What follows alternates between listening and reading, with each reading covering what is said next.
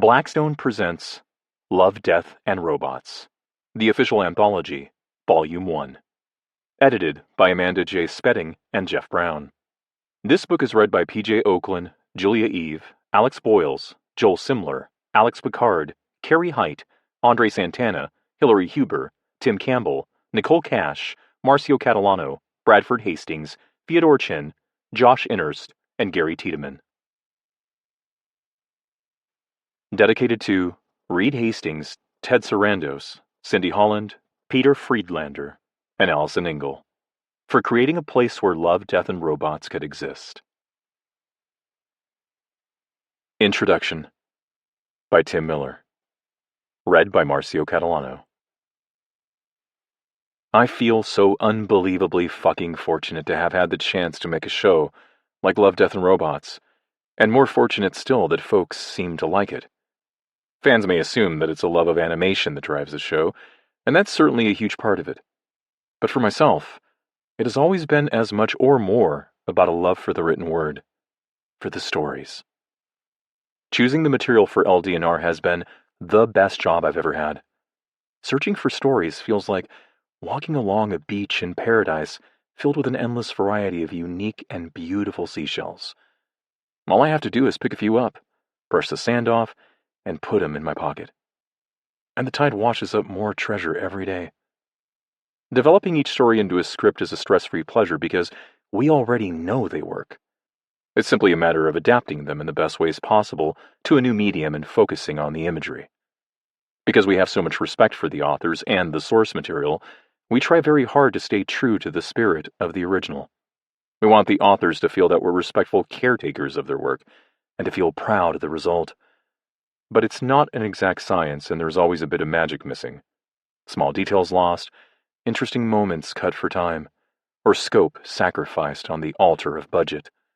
So we created this anthology to give fans an easy way to read the original Untamed stories. Think of it as viewing the animals in the wild. And we wanted to share the spotlight with the creators of the amazing work we've built the show upon. Hopefully, this will lead readers to other works by these authors. There are a lot more seashells scattered on the beach. Tim Miller, creator of Love, Death, and Robots. April 2nd, 2021. Sunny's Edge by Peter F. Hamilton. Read by Julia Eve. It was daylight, so Battersea was in gridlock. The M500 motorway above the Thames had taken us right into the heart of London at 150 kilometres an hour. Then, after we spiralled down an off-ramp onto the Chelsea Bridge, our top speed braked to a solid 1 kilometre per hour. Our venue was another 3 kilometres ahead of us. We joined the queue of chrome-silver vehicles jamming the street, turning up the reflectivity of our own windscreen against the glare. Bikes slithered through the narrow gaps, their riders in slick-skinned cooler suits. Light horns flared and blared in fury as they cut through the two-way tailback, chasing after them like some kind of runway strobe effect. As if that wasn't bad enough, every vehicle on the road was humming urgently, hub motors and air conditioning vibrating the air at a frequency guaranteed to induce a migraine. 3 hours of that. I hate cities. Midday, and we rolled into the derelict yard like an old-fashioned circus caravan come to town. I was driver's mate to Jacob, sitting up in the aging 20-wheeler's cab, feet up to squash the tide line of McWrappers littering the dash. Curious roadies from the arena were milling about on the fractured concrete, staring up at us. The other 2 vans in our team's convoy turned in off the road. A big pair of dilapidated metal gates clanged shut behind us. Jacob locked the wheels and turned off the power cell. I climbed down out of the cab. The silvered side of the lorry was grimy from the city's air plaque, but my reflection was clear enough. Blonde bob hairstyle that needs attention. Same goes for the clothes, I guess. Sleeveless black t-shirt and olive green Bermuda shorts I've had for over a year, feet crammed into fraying white plimsolls. I'm 22, though I've got the kind of gaunt figure 30-year-old women have when they work out and diet hard to make themselves look 22 again. My face isn't too bad. Jacob rebuilt it to give me the prominent cheekbones I'd always wanted as a teenager. Maybe it wasn't as expressive as it used to be, but the distorting curves of the lorry's bodywork made it hard to tell. Outside the cab's insulation, London's sounds hit me square on, along with its heat and smell, the three major waste products of 18 million consumers determined to preserve their lifestyle by spending and burning their way through domestic goodies and energy at a rate only 21st century industry can supply. And even that struggles to keep up with demand. I can plug straight into that beautiful hive of greed, their need for a bite of the action. I know what they want best of all, and we provide it for them. Excitement. That's how me and the rest of Sonny's predators suckle our money, and we've brought a big, unique chunk of it here to Battersea. Tonight, there's gonna be a fight. Beastie baiting, the all-time blood sport. Violent, spectacularly gory, and always lethal. It's new, and it's happening. Universes away from the sanitized crap of VR games consumers load into their TaxSoup processor each night. This is real. It ignites the old instincts, the strongest and most addictive of all. And Sonny's Predators are the hottest team to storm ashore in the 2 years since the contest started. 17 straight wins. We've got beta groupies howling for us all the way from the Orkney Islands down to Cornwall. I was lucky, signing up at level 1, when all the rage was modifying Rottweilers and Dobermans with fang implants and razor claws. A concept I bet poor old Wing Chit Chong never thought of when he invented the affinity bond. Karen and Jacob were the team's nucleus, fresh out of Leicester University with their biotechnology degrees, all hot and promising. They could have gone to any company in the world with those qualifications, plunged straight into the corporate universe of applied research and annual budget squabbles. It's an exchange millions of graduates make each year, zest for security, and the big relief of knowing your student loans will be paid off. But that was about the time when the Pope started appeasing the Church's right wing and publicly questioned the morality of affinity and the way it was used to control animals. It didn't take long for the Mullers to join the chorus. The whole biotechnology ethics problem became prime topic for news cable studios, not to mention justification for a dozen animal rights activists to launch terminal action campaigns against biotechnology labs. Suddenly, establishment biotechnology wasn't so enticing. If they didn't start paying off the student loan within 6 months of graduation, the bank would just assign them to a company and take an agency fee from their salary. Baiting was the only financially viable alternative for their talent. Evrina was an ex-surgical nurse who had just started helping them with grafting techniques when I arrived. A drifter with little ambition, even less education, but just enough sense to realize this was different, something I could immerse myself in, maybe even make a go of. It was new for everybody. We were all beginners and learners. They took me on as a driver and general dog's body. Wes joined 3 months later, a hardware specialist, or nerd, depending on your prejudice. An essential addition to a sport whose sophistication was advancing on a near-daily basis. He maintained the clone vats, computer stacks, and carnivore's life support units, plus 1,000 other miscellaneous units. We were doing all right. Jacob's Banshees, as we were known back then, battling hard for cult status. A decent win ratio, pushing 60%. Jacob and Karen were still massively in debt, but they were making the monthly interest payments. The purse money was enough to keep us independent, while our contemporaries were scrambling for syndicate backing. Poor but proud, the oldest kick in the book, waiting for the whole sport to earn cable interest and turn big time. It would happen. All the teams knew that. Then I had my mishap and acquired my killer edge. The buzz from the hub motors on the other two vans faded away, and the rest of the team joined me among the weeds and catpea of the yard's concrete. According to a London Administration Council sign on the gates, the yard had been designated as a site for one of the proposed Central South Dome's support pillars, though God knows when construction would ever begin. Central North Dome was visible above the razor wire trimming the yard's wall, a geodesic of amber-tinted crystal, 4 kilometres in diameter, squatting over most of the Westminster district, like some kind of display case for the ancient stone buildings underneath. The struts were tiny, considering the size of it, a type of super-strong fibre grown in orbit, glinting prismatically in the achingly bright sun. Empty gridworks for the Chelsea and Islington domes were already splintering the sky on either side of it. One day, all cities will be like this, sheltering from the hostile climate which their own thermal emission has created. London doesn't have smog anymore. Now it just has heat shimmer, the air wobbling in the exhaust vents of 25 million conditioning nozzles.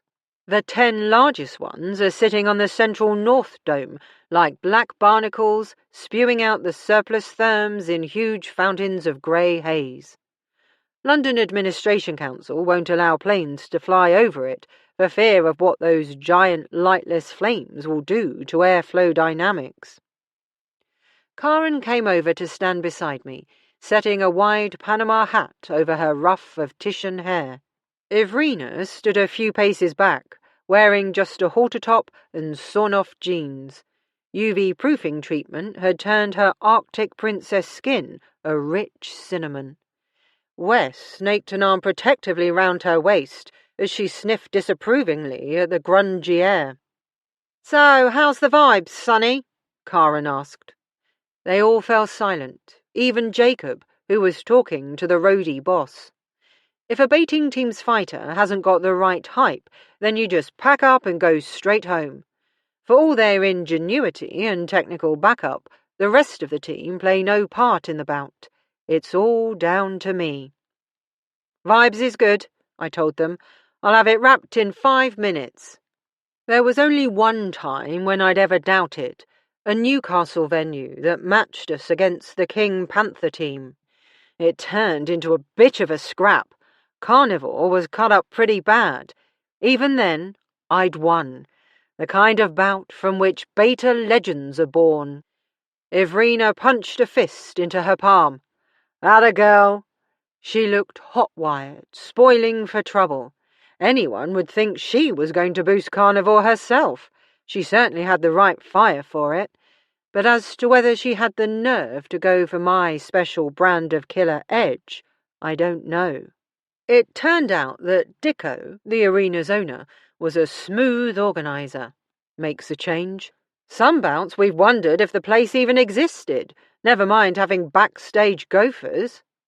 Jacob marshalled the roadies and got them to unload Carnivore's life support pod from the lorry. His beefy face was sweating heavily as the opaque cylinder was slowly lifted down along with its ancillary modules. I don't know why he worries so much about a 2-meter drop. He does most of the beastie's body design work. Karen handles the nervous system and circulatory network. So more than anyone, he knows how tough Carnivore's hide is. The arena had started life as a vast tubing warehouse before Dicko moved in and set up shop. He kept the corrugated panel shell, stripping out the auto-stack machinery so he could grow a polyp pit in the centre, circular, 15 metres in diameter and 4 metres deep. It was completely surrounded by seating tiers, simple concentric circles of wooden plank benches straddling a spiderwork of rusty scaffolding. The top was 20 metres above the concrete floor, nearly touching the condensation-slicked roof panels. Looking at the rickety lash-up made me glad I wasn't a spectator. Our green room was the warehouse supervisor's old office. The roadies grunted Carnivore's life support into place on a set of heavy wooden trestles. They creaked, but held. Evrina and I started taping black polythene over the filthy windows. Wes mated the ancillary modules with the warehouse's power supply. Karen slipped on her eye shades and began running diagnostic checks through Carnivore's nervous system. Jacob came in, smiling broadly. "The odds are 9-2 in our favour. I put 5 grand on us. Reckon you can handle that, sonny?" "Count on it. The urban Gorgons have just acquired themselves one dead beastie." "My girl," Wes said proudly, slapping my shoulder. He was lying, which cut deep. Wes and I had been an inseparable pair for 8 months, right up until my mishap. Now he and Evrina were rocking the campervan suspension every night. I didn't hold it against him, not consciously anyway, but seeing them walking everywhere together, arms entwined, necking, laughing, that left me cold. An hour before I'm on, Dicko shows up. Looking at him, you kind of wondered how come he wound up in this racket. A dignified old boy, all formal manners and courteous smile.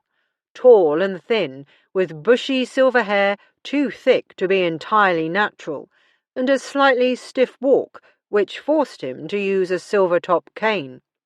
His garb was strictly last century, light grey suit with slim lapels, a white shirt with small maroon bow tie. There was a girl in tow, mid-teens and nicely proportioned, sweet-faced too, a fluff cloud of curly chestnut hair framing a composed, demure expression. She wore a simple square-necked lemon-yellow dress with a long skirt.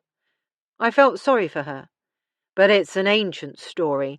I get to see it countless times at each bout. At least it told me all I needed to know about Dicko and his cultivated mannerisms. Mr. Front. One of the roadies closed the door behind him, cutting off the sounds of conversation from the main hall, a whistling PA. Dicko gave me and the other girls a shallow bow, then handed an envelope to Jacob. "Your appearance fee." The envelope disappeared into Jacob's sleeveless leather jacket. Delicate silver eyebrows lifted a millimetre. "You're not going to count it?" "Your reputation is good," Jacob told him. "You're a pro, top-notch. That's the word." "How very kind. And you, too, come well recommended." I listened to him and the rest of the team swapping nonsense. I didn't like it. He was intruding. Some teams like to party pre-bout, some thrash and re-thrash tactics. Me, I like a bit of peace and quiet to zen myself up. Friends who'll talk if I want, who know when to keep quiet. I jittered about, weight tension making my skin crawl. Every time I glanced at Dicko's girl, her eyes dropped. She was studying me. "I wonder if I might take a peek at Carnivore?" Dicko asked. "One has heard so much." The others swivelled en masse to consult me. "Sure thing. After the old boy had seen it, maybe he'd scoot. You can't really shunt someone out of their own turf." We clustered round the life support pod, except for the girl. Wes turned down the opacity, and Dicko's face hardened into grim appreciation, a corpse grin. It chilled me down. Carnivore is close on 3 meters tall, roughly hominoid in that it has 2 trunk-like legs and a barrel torso, albeit encased in a black, segmented exoskeleton. After that, things get a little out of kilter. The top of the torso sprouts 5 armoured tentacles, 2 of them ending in bone-blade pincers. They were all curled up to fit in the pod like a nest of sleeping boa constrictors. There was a thick 20-centimetre prehensile neck supporting a nightmare head sculpted from bone that was polished down to a black chrome gleam. The front was a shark snout jaw with a double row of teeth, while the main dome was inset with deep creases and craters to protect sensor organs. Dicko reached out and touched the surface of the pod. "Excellent," he whispered, then added casually, "I want you to take a dive." There was a moment of dark silence. "Do what?" Karen squeaked. Dicko beamed his dead smile straight at her. "A dive. You'll be well paid, double the winning purse, 10,000 CUs, plus whatever side bets you care to place. That should go a long way to easing the financial strain on an amateur team like yourselves. We can even discuss some future dates." "Fuck off!" "And that's from all of us," Jacob spat. "You screwed up, Dicko. We're pros, man, real pros. We believe in beastie baiting. It's ours. We were there at the start, and we're not letting shits like you fuck it over for a quick profit. Word gets out about rigged bouts, and we all lose, even you." He was smooth, I'll give him that, his cocoon of urbanity never flickering. "You're not thinking, young man. To keep on baiting, you must have money, especially in the future. Large commercial concerns are starting to notice this sport of yours. It'll soon be turning professional, with official leagues and governing bodies. With the right kind of support, a team of your undeniable quality can last until you reach retirement age. Even a beast which never loses requires a complete rebuild every 9 months, not to mention the continual refinements you have to stitch in. Baiting is an expensive business, and about to become more so.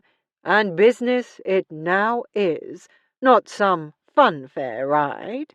At the moment you are naive amateurs who happen to have hit a winning streak. Do not delude yourselves. One day you are going to lose. You need a secure income to tide you over the lean times while you design and test a new beast. This is what I am offering you, the first step towards responsibility. Fighters and promoters feed each other, we always have done, right back to the days of the Roman gladiators, and we always will do. There is nothing dishonest in this. Tonight the fans will see the tremendous fight they paid for, because Carnivore could never lose easily. Then they will return to watch you again, screaming for victory, ecstatic when you win again. Struggle, heartache, and triumph. That is what demands their attention, what keeps any sport alive. Believe me, I know crowds far better than you ever can. They have been my life's study."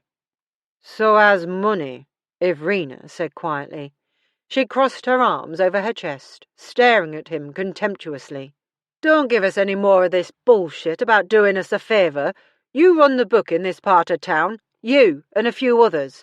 A tight, friendly little group who've got it all locked down. That's the way it is. That's the way it's always been. I'll tell you what's really happened tonight. Every punter has laid down their wad on Sonny's Predators, the dead cert faves. So you and the boys did a few sums of your own and worked out how you can profit most from that. Slip us the 10 grand for a fall, and you'll walk off with the mega profit." 15,000, Dicko said, completely unperturbed. "Please accept the offer. I urge you as a friend. What I have said is quite true, no matter what motives you assign me. One day you will lose." He turned to look at me. His expression was almost entreating. "You are the team's fighter, by nature the most practical. How much confidence do you have in your own ability? You were out there in the bouts. You have known moments of doubt when your opponent pulled a clever turn. Surely you do not have the arrogance to believe you are invincible?" "No, I'm not invincible. What I have is an edge. Didn't it occur to you to wonder how come I always win?" "It has been the cause of some speculation." "Simple enough, although nobody else could ever use it. You see, I won't lose to the urban gorgons, not while they have Simon as their fighter." I don't understand. Every bout cannot be a grudge match.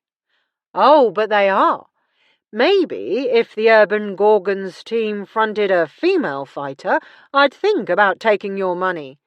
But I'm virtually unique. None of the other teams I know of use a female to boost their beastie. This is your advantage, your legendary edge. Women fight better than men. Motivation is the key, I said. That's why we use affinity to control the beasts. These creatures we stitch together have no analogue in nature. For instance, you couldn't take a brain out of a lion and splice it into carnivore. For all its hunter-killer instinct, a lion wouldn't be able to make any sense of carnivore's sensorium, nor would it be able to utilize the limbs. That's why we give beasties bio-aware processors instead of brains. But processors still don't give us what we need. For their program, a fight can never be anything more than a complex series of problems, a three-dimensional chess game. An attack would be broken up into segments for analysis and initiation of appropriate response moves, by which time any halfway sentient opposition has ripped them to shreds. No program can ever instill a sense of urgency, coupled to panic-enhanced instinct. Sheer savagery, if you like. Humans reign supreme when it comes to that. That's why we use the affinity bond.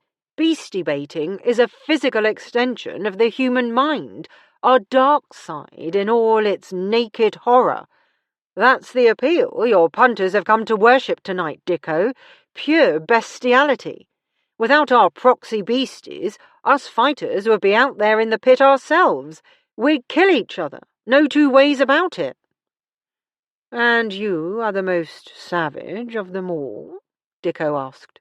He glanced round the team, their stony faces, hunting confirmation. I am now, I said, and for the first time bled a trace of venom into my voice. I saw the girl stiffen slightly, her eyes round with interest. A year or so back, I got snatched by an estate gang. No reason for it. I was just in the wrong place at the wrong time. Know what they do to girls, Dicko? I was grinding the words out now, eyes never leaving his face.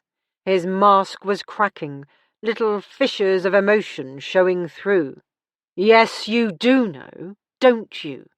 The gangbang wasn't so bad. There was only 2 days of that. But when they finished, they started on me with knives. It's a branding thing, making sure everyone knows how fucking hard they are.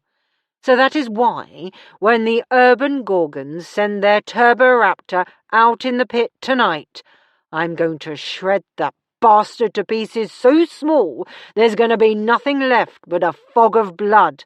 Not because of the money, not even for the status, but because what I'm really doing is carving up that male shit Simon. I took a step towards Dicko, arm coming up to point threateningly. And neither you nor anyone else is going to stop that happening. You got that, shit brain? One of Carnivore's tentacles began to uncoil, an indistinct motion beneath the murky surface of the life support pod. Dicko snatched a fast glance at the agitated beastie and gave another of his prissy bows. I won't press you any further, but I do ask you to think over what I proposed. He turned on a heel, snapping his fingers for the girl to follow. She scampered off through the door. The team closed in on me with smiles and fierce hugs. Time for the bout. They formed a Praetorian guard to escort me out to the pit. The air around the arena was already way too hot and becoming badly humid from the sweat and breath of the crowd. No conditioning, naturally. My ears filled with the chants rising from the seats, slow handclaps, whistles, hoots, catcalls. The noise rumbled sluggishly round the dark empty space behind the stand, under the scaffolding, reverberating with low-frequency harmonics. then out into an unremitting downpour of harsh blue-white light and gullet-rattling noise. Cheering and jeering reached a crescendo. Every centimetre of wooden seating was taken. I sat in my seat on the edge of the pit. Simon was sitting directly opposite me, naked from the waist up, lean, bald, and sable-black. A stylistic ruby-red griffin tattoo fluoresced on his chest, intensity pulsing in time to his heartbeat. Big gold pirate earrings dangled from mauled lobes. He stood to give me the grand "fuck it to you" gesture. Urban Gorgons fans roared their delight. "You okay, Sonny?" Ivrina whispered. "Sure." I locked eyes with Simon and laughed derisively. Our side supporters whooped rapturously. The ref bobbed to his feet halfway round the side of the pit. The PA came on with a screech, and he launched into his snappy intros. Standard soundbite fodder. Actually, he's not so much a ref as a starter. There aren't too many rules in beastie baiting. Your creature must be bipedal, no hardware or metal allowed in the design, no time limit. The one left alive is the winner. It does tend to cut out any confusion. The ref was winding up, probably afraid of getting lynched by an impatient crowd.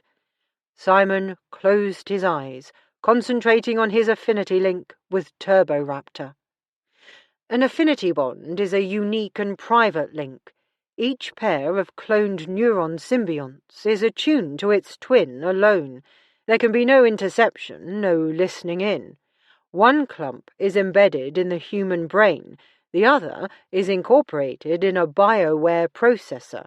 It's a perfect tool for baiting. I closed my eyes. Carnivore was waiting behind the webwork of scaffolding.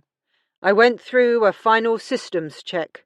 Arteries, veins, muscles, tendons, fail-soft nerve fibre network, multiple redundant heart pump chambers. All online and operating at 100%. I had the oxygenated blood reserves to fight for up to an hour. There wasn't anything else. Vital internal organs are literally that. Vital. Too risky to bring into the pit. One puncture and the beastie could die. One. That's hardly a fair fight. It's also shoddy combat design. So Carnivore spends most of its time in a life support pod, where the ancillary units substitute functions like the liver, kidneys, lungs, and all the other physiological crap not essential to keep it fighting. I walked it forward, and the crowd goes wild. Predictable as hell, but I love them for it. This is my moment, the only time I am truly alive. Turboraptor was already descending into the pit, the makeshift wooden ramp sagging under its weight. First chance for a detailed examination. The Urban Gorgons team had stitched together a small bruise-purple dinosaur, minus tail. Its body was pear-shaped, with short, dumpy legs, difficult to topple. The arms were weird, 2 meters 50 long, 5 joints apiece. Excellent articulation. Have to watch that. One ended in a 3-talon claw, the other had a solid bulb of bone. The idea was good. Grip with a talon and punch with the bone fist. Given the arm's reach, it could probably work up enough inertia to break through Carnivore's exoskeleton. A pair of needle-pointed 50-centimetre horns jutted up from its head. Stupid. Horns and blade fins might make for good image, but they give your opponent something to grab. That's why we made Carnivore ice smooth. Carnivore reached the pit floor, and the roadies hauled the wooden ramp away behind it. There was silence again as the ref stretched out his arm. A white silk handkerchief dangled from his fingers. He dropped it. I let all 5 tentacles unroll halfway to the floor, snapping the pincers as they went. Sonny's Predators fans picked up the beat, stamping their feet, clapping. Turboraptor and Carnivore circled each other, testing for speed and reflexes. I lashed a couple of tentacles, aiming to lasso Turboraptor's legs, impressed by how fast it dodged with those stumpy legs. In return, its talon claw came dangerously close to the root of a tentacle. I didn't think it could cut through, but I'd have to be vigilant. The circling stopped. We began to sway the beasties from side to side, both tensing, waiting for either an opening or a charge. Simon broke first, sending Turboraptor at me in a heavy run, arm punching the bone fist forward. I pirouetted Carnivore on one foot, whipping the tentacles to add spin momentum. Turboraptor sliced past, and I caught it across the back of the head with a tentacle, sending it slamming into the pit wall. Carnivore regained its footing and followed. I wanted to keep Turboraptor pinned there, to hammer blows against it, which it would be forced to absorb, but both of its arms came slashing backwards. The bastards were pivot-hinged. One of my tentacle tips was caught in its talon claw. I brought more tentacles up to fend off the punch from the bone fist, simultaneously twisting the captured tentacle. Turboraptor's punch slapped into a writhing coil of tentacle, muting the impact. We staggered apart. The tip of my tentacle was lying on the pit floor, flexing like an electrocuted snake. There was no pain. Carnivore's nerves weren't structured for that. A little jet of scarlet blood squirted out of the severed end. It vanished as the BioWare processors closed off the artery. The crowd was on its feet, howling approval and demanding vengeance. Slashes of colour and waving arms, the roof panels vibrating. All distant. Turboraptor sidestepped hurriedly, moving away from the danger of the pit wall. I let it go, watching intently. One of its pincer talons seemed misaligned. When the other two closed, it didn't budge.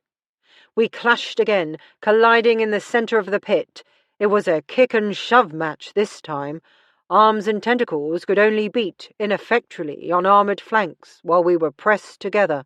Then I managed to bend Carnivore's head low enough for its jaws to clamp around Turboraptor's shoulder. Arrowhead teeth bit into purple scales. Blood began to seep out of the puncture marks.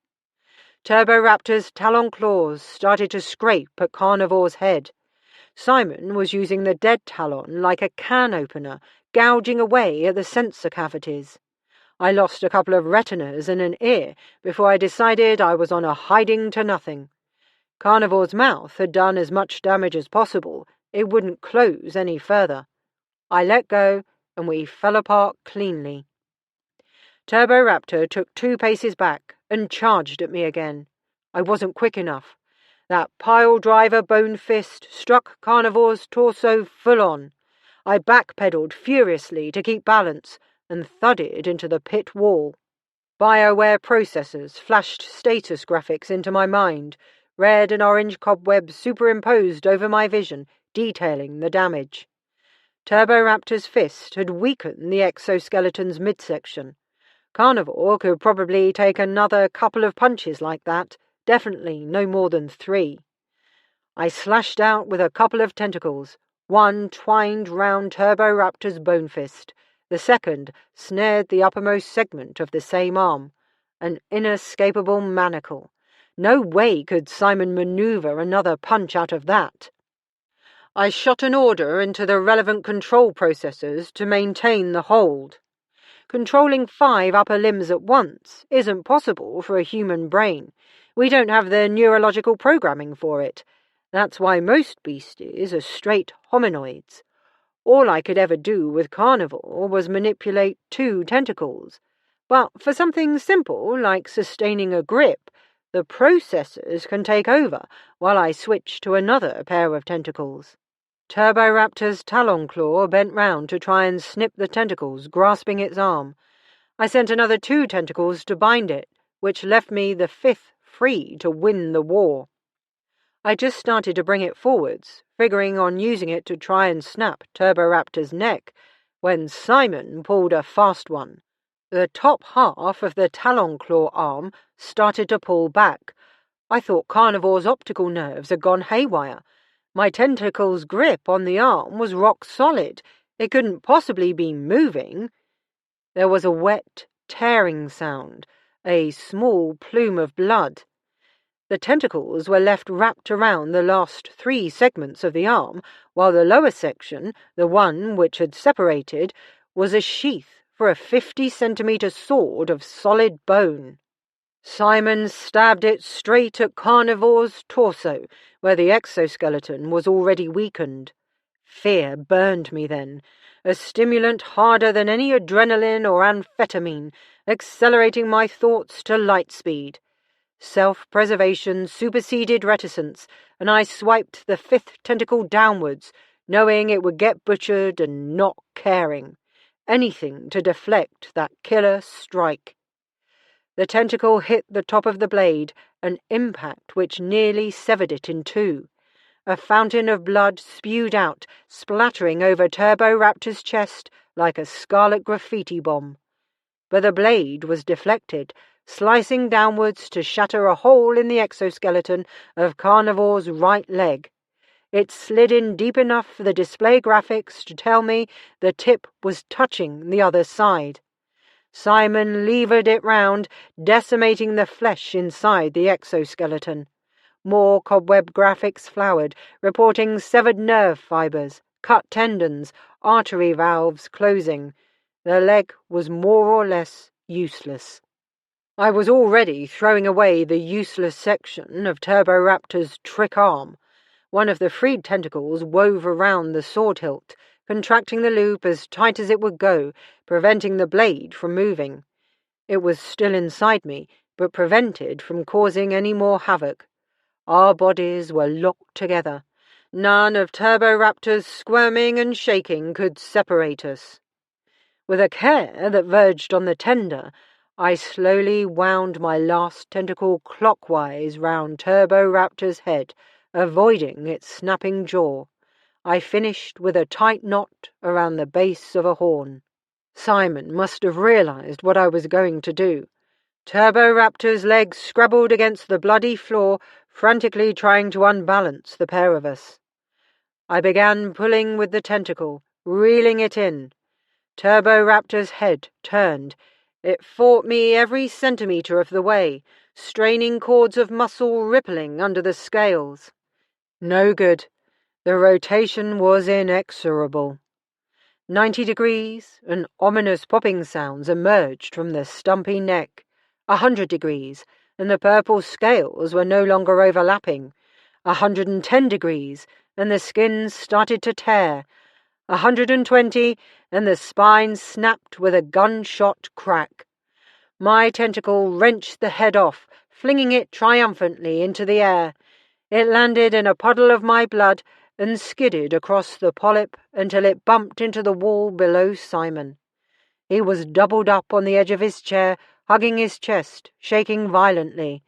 His tattoo blazed cleanly, as if it was burning into his skin. Teammates were swooping towards him. That was when I opened my own eyes, just in time to see Turboraptor's decapitated body tumble to the ground. The crowd was up and dancing, rocking the stand and crying my name. Mine! Minute flecks of damp rust from the roof panels were snowing over the whole arena. I stood up, raising both my arms, collecting and acknowledging my due of adulation. The team's kisses stung my cheeks. 18 straight victories. There was just one motionless figure among the carnival frenzy. Dicko, sitting in the front row, chin resting on his cane's silver pommel, staring glumly at the wreckage of flesh lying at Carnivore's feet. 3 hours later, and the rap is still tearing apart Turboraptor's trick arm. Was it bending the rules? Should we do something similar? What tactics were best against it? I sipped my ruddles from a long-stemmed glass, letting the vocals eddy round me. We'd wound up in a pub called the Latchmere, local it spot, with some kind of art theatre upstairs, where the cosmically strange punters kept vanishing. God knows what was playing. From where I was slumped, I could see about 15 people dancing listlessly at the far end of the bar, the Duke playing some weird acoustic Indian metal track. Our table was court to 6 beta fans, eyes a twinkle from the proximity to their idols. If it hadn't been for the victory high, I might have been embarrassed. Beer and seafood kept piling up, courtesy of a local merchant who'd been at the pit side and was now designer slumming at the bar with his pouty mistress. The girl in the yellow dress came in. She was alone. I watched her and a waitress put their heads together, swapping a few furtive words as her haunted eyes cast about. Then she wandered over to the Duke. She was still staring blankly at the selection screen a minute later, when I joined her. "Did he hit you?" I asked. She turned, flinching. Her eyes were red-rimmed. "No," she said in a tiny voice. "Will he hit you?" She shook her head mutely, staring at the floor. Jennifer, that was her name. She told me as we walked out into the sweltering night. Lecherous grins and Karen's thumbs up at our backs. It was drizzling, the minute droplets evaporating almost as soon as they hit the pavement. Warm mist sparkled in the hologram adverts which formed rainbow arches over the road. A team of servitor chimps were out cleaning the street, glossy gold pelts darkened by the drizzle. I walked Jennifer down to the riverfront where we'd parked our vehicles. The arena roadies had been cool after the bout, but none of us were going to risk staying in Dicko's yard overnight. Jennifer wiped her hands along her bare arms. I draped my leather jacket over her shoulders, and she clutched it gratefully across her chest. "I'd say keep it," I told her, "except I don't think he'd approve." The studs said Sonny's Predators bold across the back. Her lips ghosted a smile. "Yes, he buys my clothes. He doesn't like me in anything which isn't feminine." "Thought of leaving him?" "Sometimes. All the time. But it would only be the face which changed. I am what I am. He's not too bad, except tonight, and he'll be over that by morning." "You could come with us."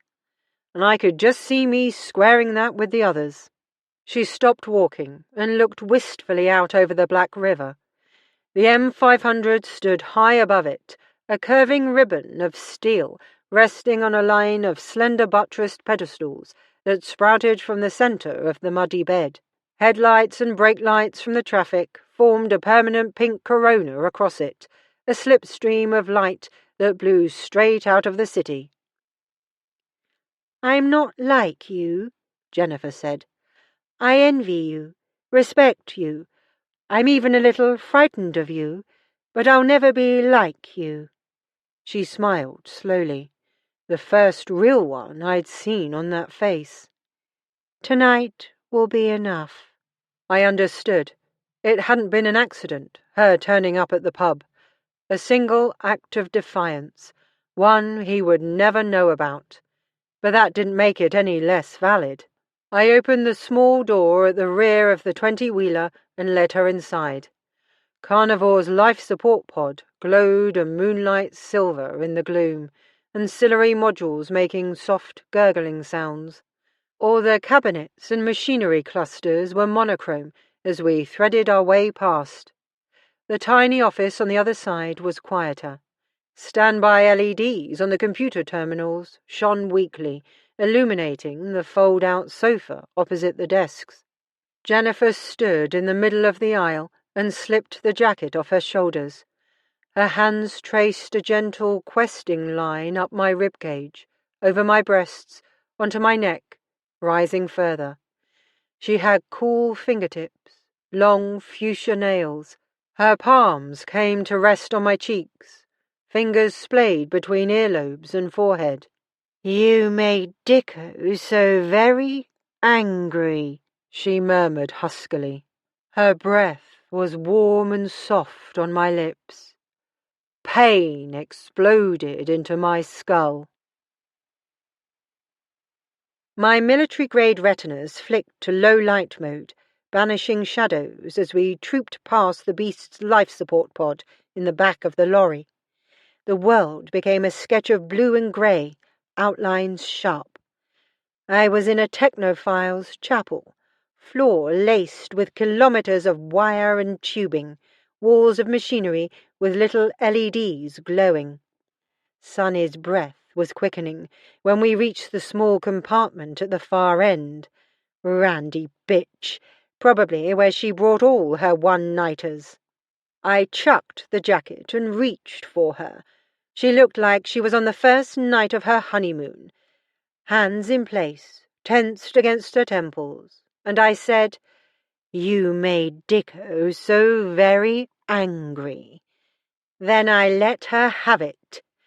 Every fingertip sprouted a 5-centimetre spike of titanium, punched out by a mag pulse. They skewered straight through her skull to penetrate the brain inside. Sunny convulsed, tongue protruding, features briefly animated with horrified incomprehension. I jerked my hands away, the metal sliding out cleanly. She slumped to the floor, making a dull thud as she hit. Her whole body quaked for a few seconds, then stilled. Dead. Her head was left propped up at an odd angle against the base of the sofa she was going to screw me on. Eyes open, 8 puncture wounds dribbling a fair quantity of blood. "Now do you think it was worth it?" I asked faintly. It needed asking. Her face retained a vestige of that last confused expression, all sad and innocent. "Stupid, dumb pride, and look where it got you. One dive, that's all we wanted. Why don't you people ever learn?" I shook my hands, wincing, as the spikes slowly telescoped back into their sheaths. They stung like hell, the fingertip skin all torn and bleeding. It would take a week for the rips to heal over. It always did. Price of invisible implants. "Neat trick," Sunny said. The syllables were mangled, but the words were quite distinct. "I'd never have guessed you as a Spetsnaz. Too pretty by far." One eyeball swiveled to focus on me, the other lolled lifelessly, its white flecked with blood from burst capillaries. I let out a muted scream. Threat-response training fired an electric charge along my nerves, and I was crouching, leaning forward to throw my weight down, fist forming, aiming. Punch! My right arm pistoned out so fast it was a smear. I caught her perfectly, pulping the fat tissue of the tit, smashing the ribs beneath. Splintered bone fragments were driven inwards, crushing the heart. Her body arched up as if I'd pumped her with a defibrillator charge. "Not good enough, my cute little Spetsnaz." A bead of blood seeped out of the corner of her mouth, rolling down her chin. "No!" I rasped it out, not believing what I saw. "You should have realized," the corpse zombie said. Its speech had decayed to a gurgling whisper, words formed by sucking down small gulps of air and expelling them gradually. "You, of all people, should know that hate isn't enough to give me the edge. You should have worked it out." "What the sweet shit are you?" "A beastie baiter, the best there's ever been." "Tells me nothing." Sunny laughed. It was fucking hideous.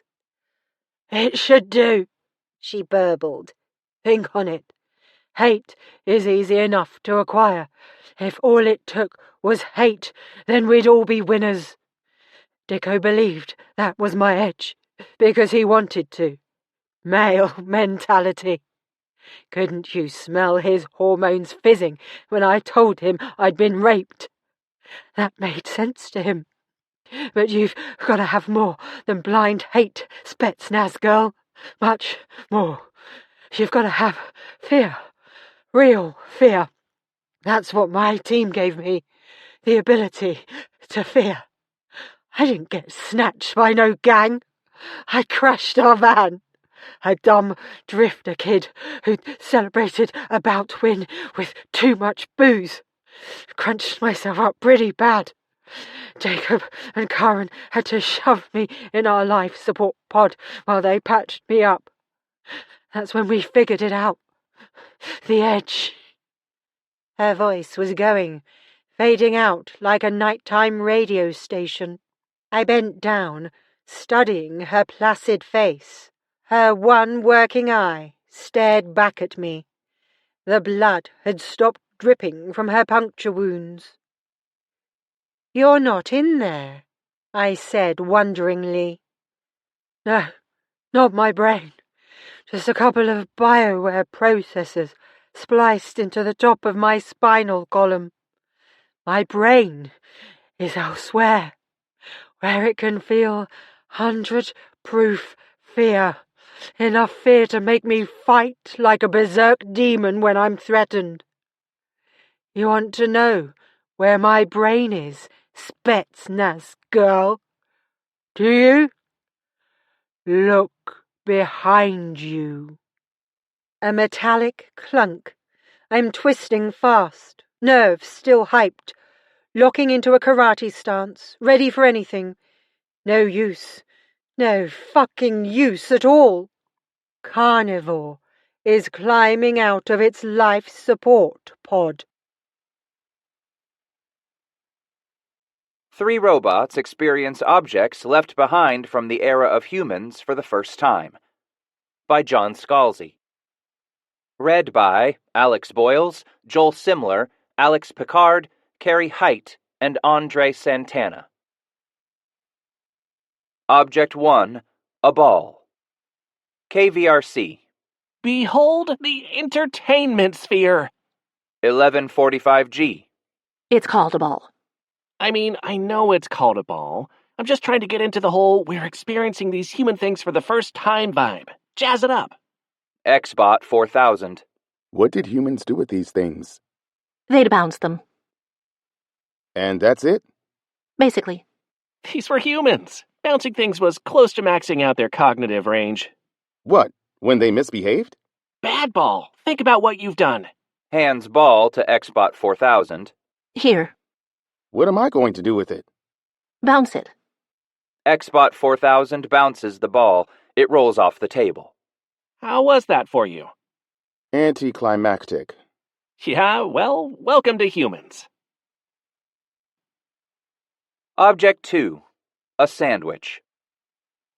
My understanding is that they would shove these into their intake orifices for power. Why would you need an entire orifice for that? Hey, they had all sorts of orifices. Things went in, things went out. It was complicated. I have an induction plate. We all have induction plates. My point, what more do you need? So they'd shove these into their intake orifices. And then?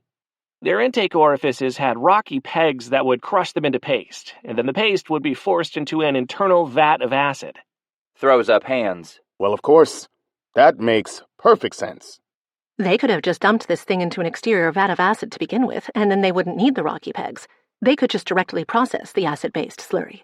I agree with you, but look, we're dealing with beings who have internal vats of acid to start with. Expecting logic out of this system is a little much. Who even designed them?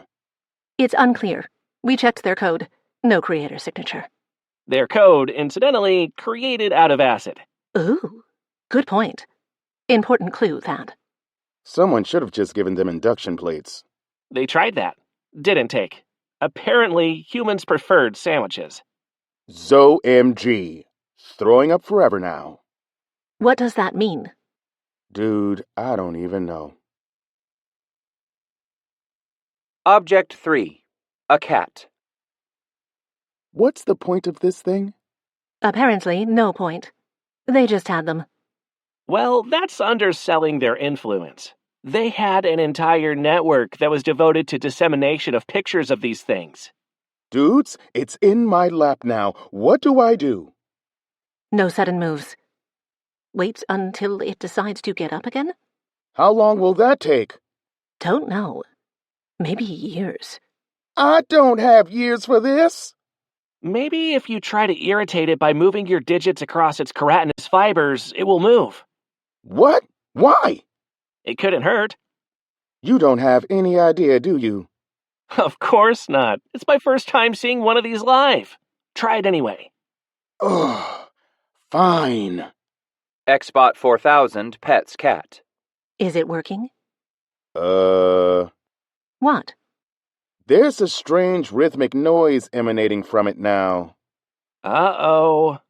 Wait, uh-oh? What do you mean, uh-oh?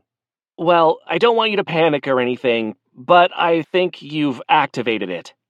What does that mean? It means that if the noise ever stops, it's probably going to explode. It is not. Is it?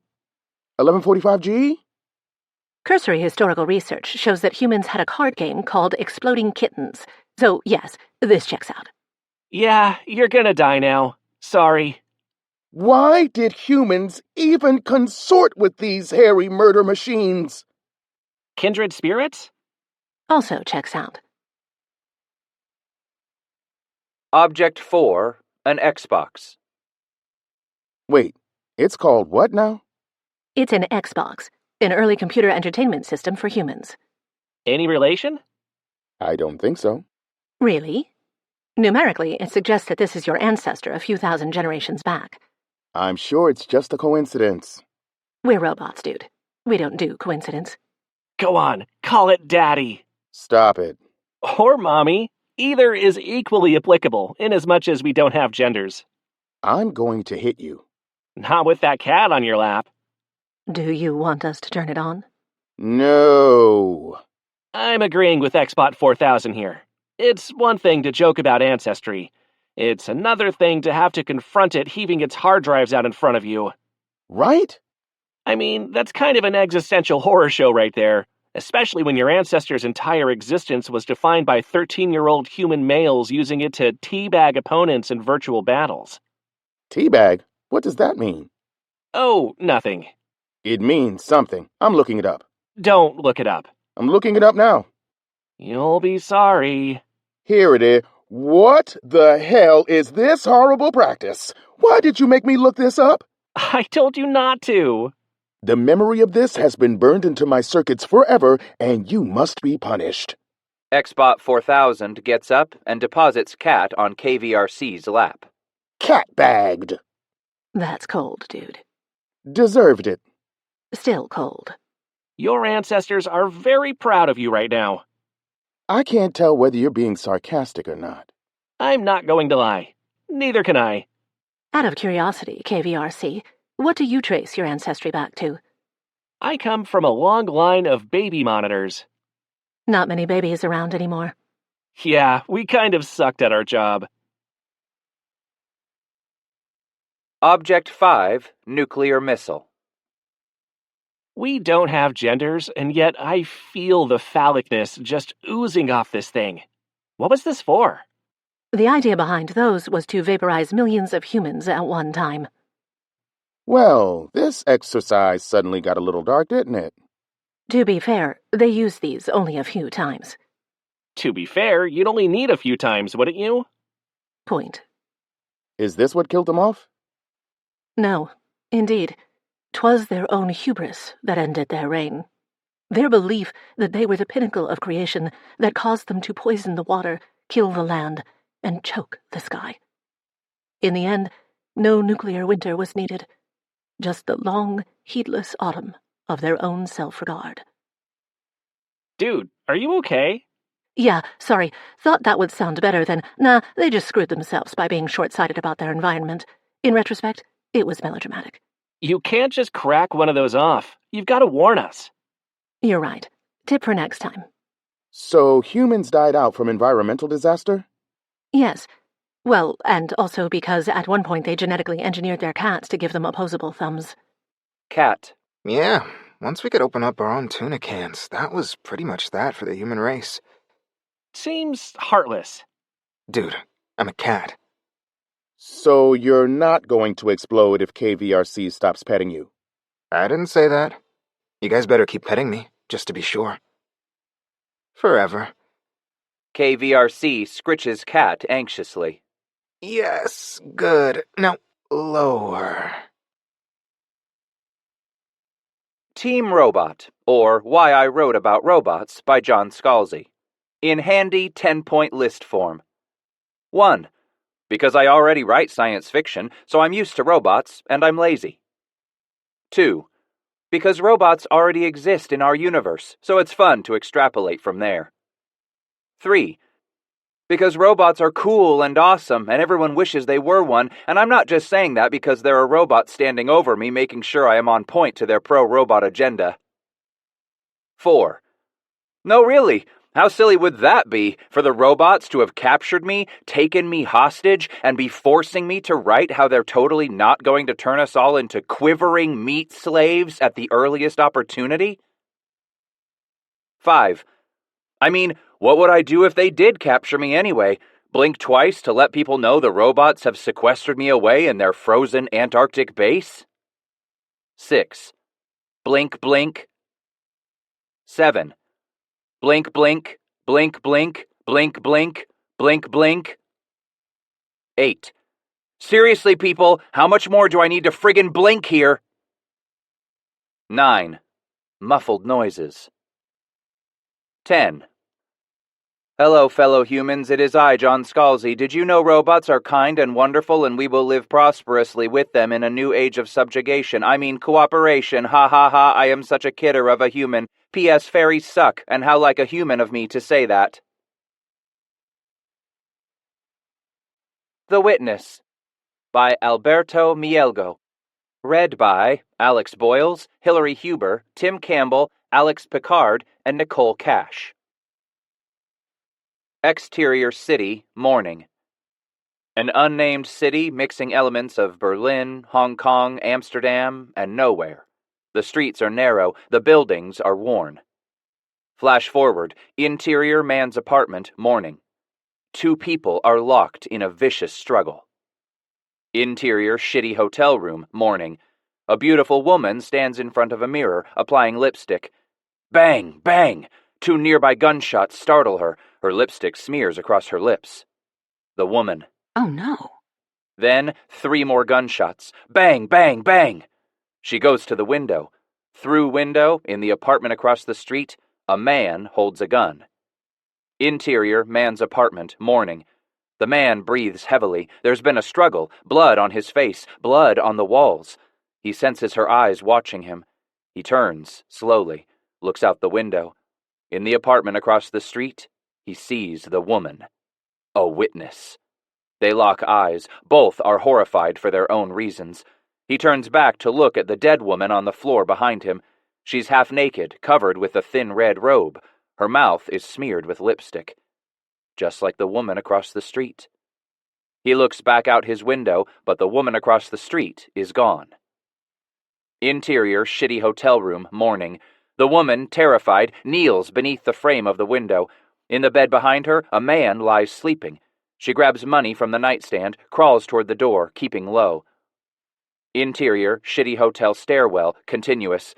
Clinging to her coat and bag, she flies down the steps. Interior, man's apartment balcony, morning. The man watches as, exterior, shitty hotel, morning. The woman bursts out onto the sidewalk, looks up to see the man is still there at the window. He sees her. She turns and runs to a nearby taxi.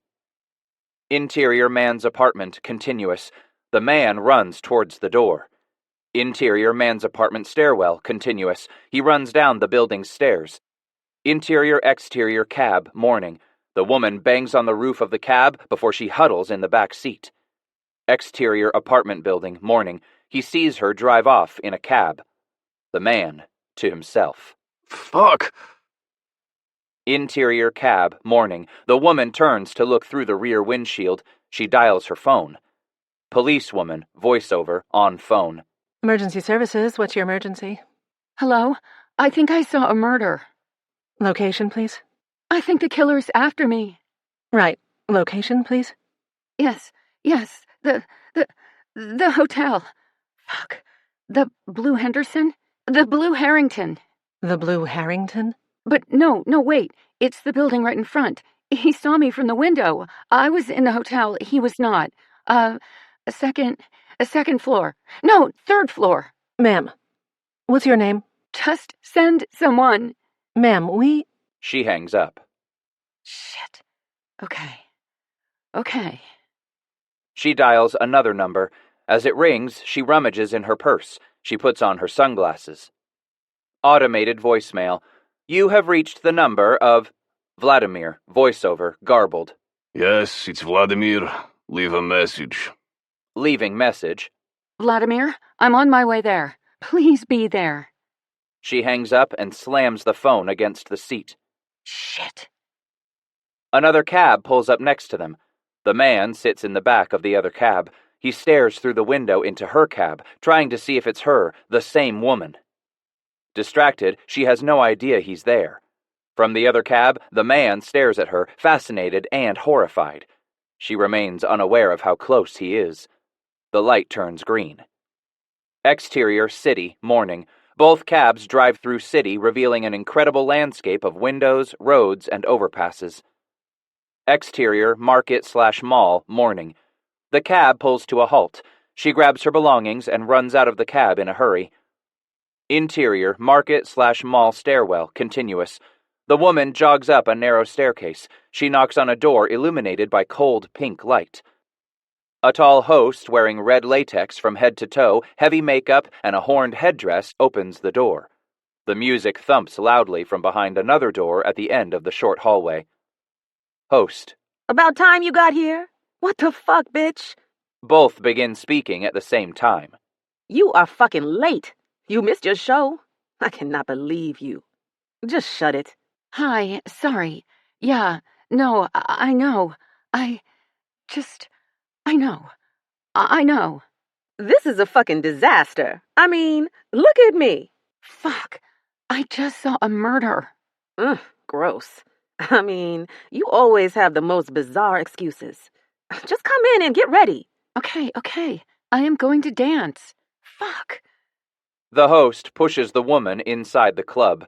But I need to see Vladimir. Is he here? Yeah, he's here.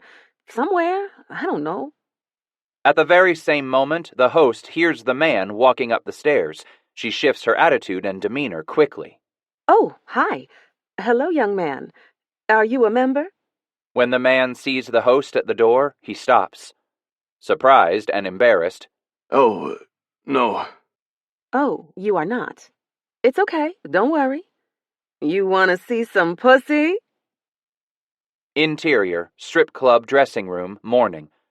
The woman walks alone into the changing room and starts dressing for her performance. All the while, the host seats the man in the audience. Interior, strip club hallway, morning. The host leads the man to interior strip club stage, morning. The club is strange and full of fetishes. Audience members sit on the floor and on sofas, all wearing latex and masks, except the man. Everyone turns and notices him. Make some room. The host takes to center stage, grabs the mic, and begins introducing the next act, the woman's performance. Irritated.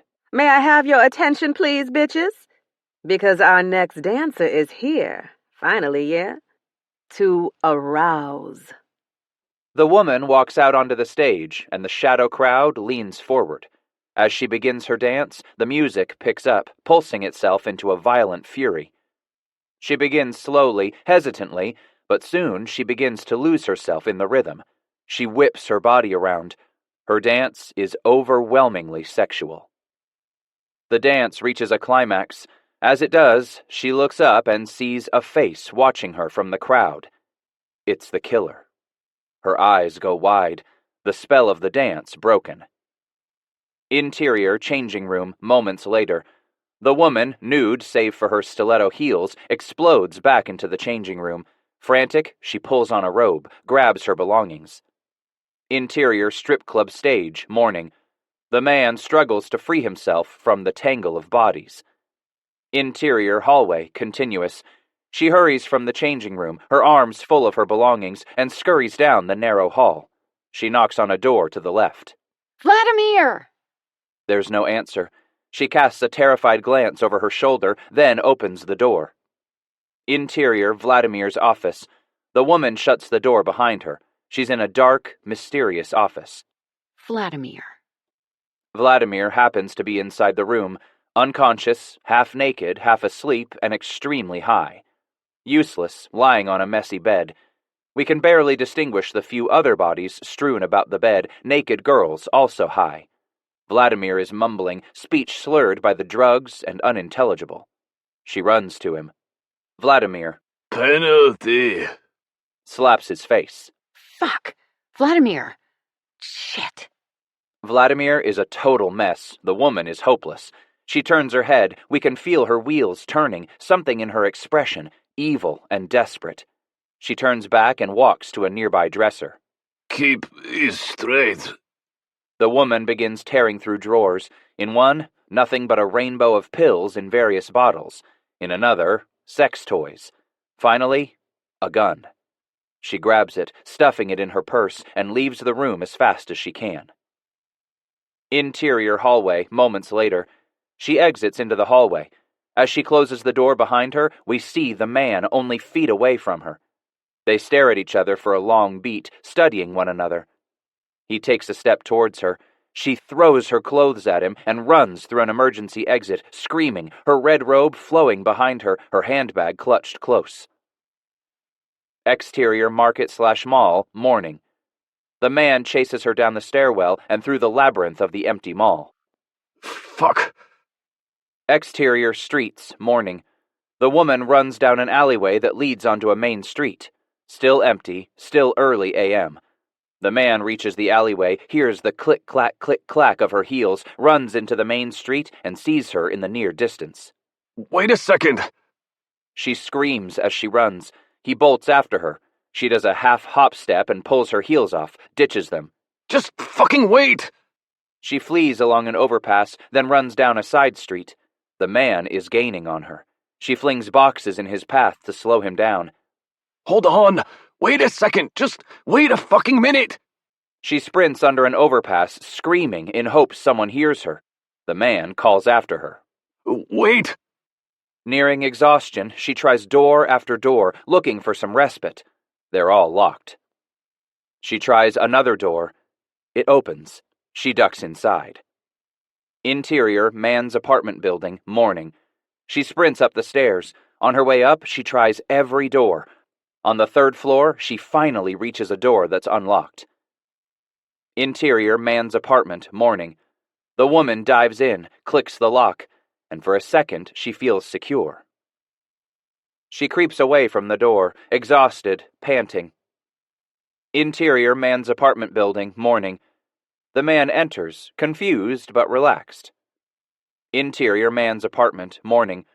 The woman listens to the man's footsteps get closer, closer. They stop at the door. He's right outside. He tries the door, but it's locked.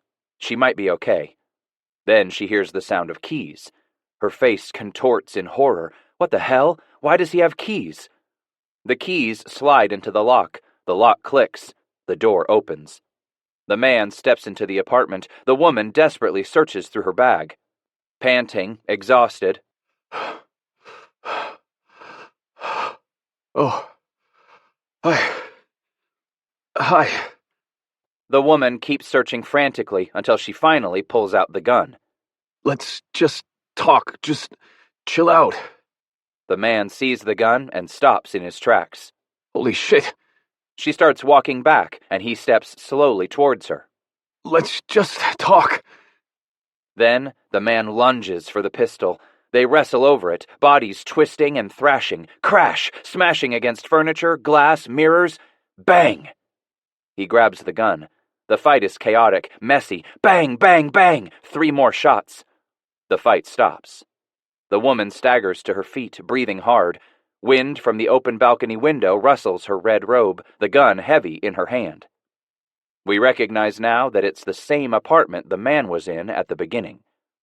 The man dies slowly at her feet, gazing up at his murderer, still in shock, not believing his own eyes.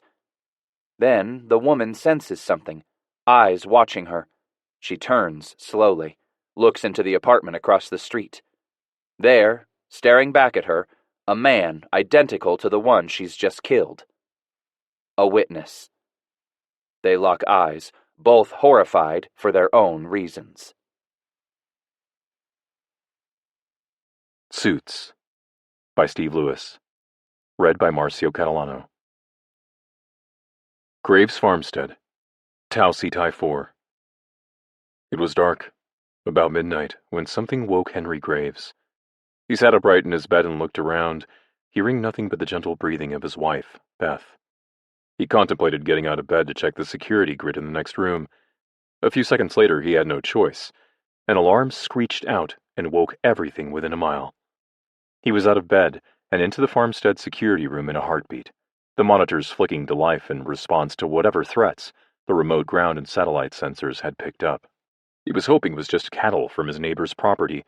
Jenkins was renowned for being cheap with his fencing, but by the slowing spreading blooms of light on the screens, it was clear this was something much worse. "Hank? What is it?"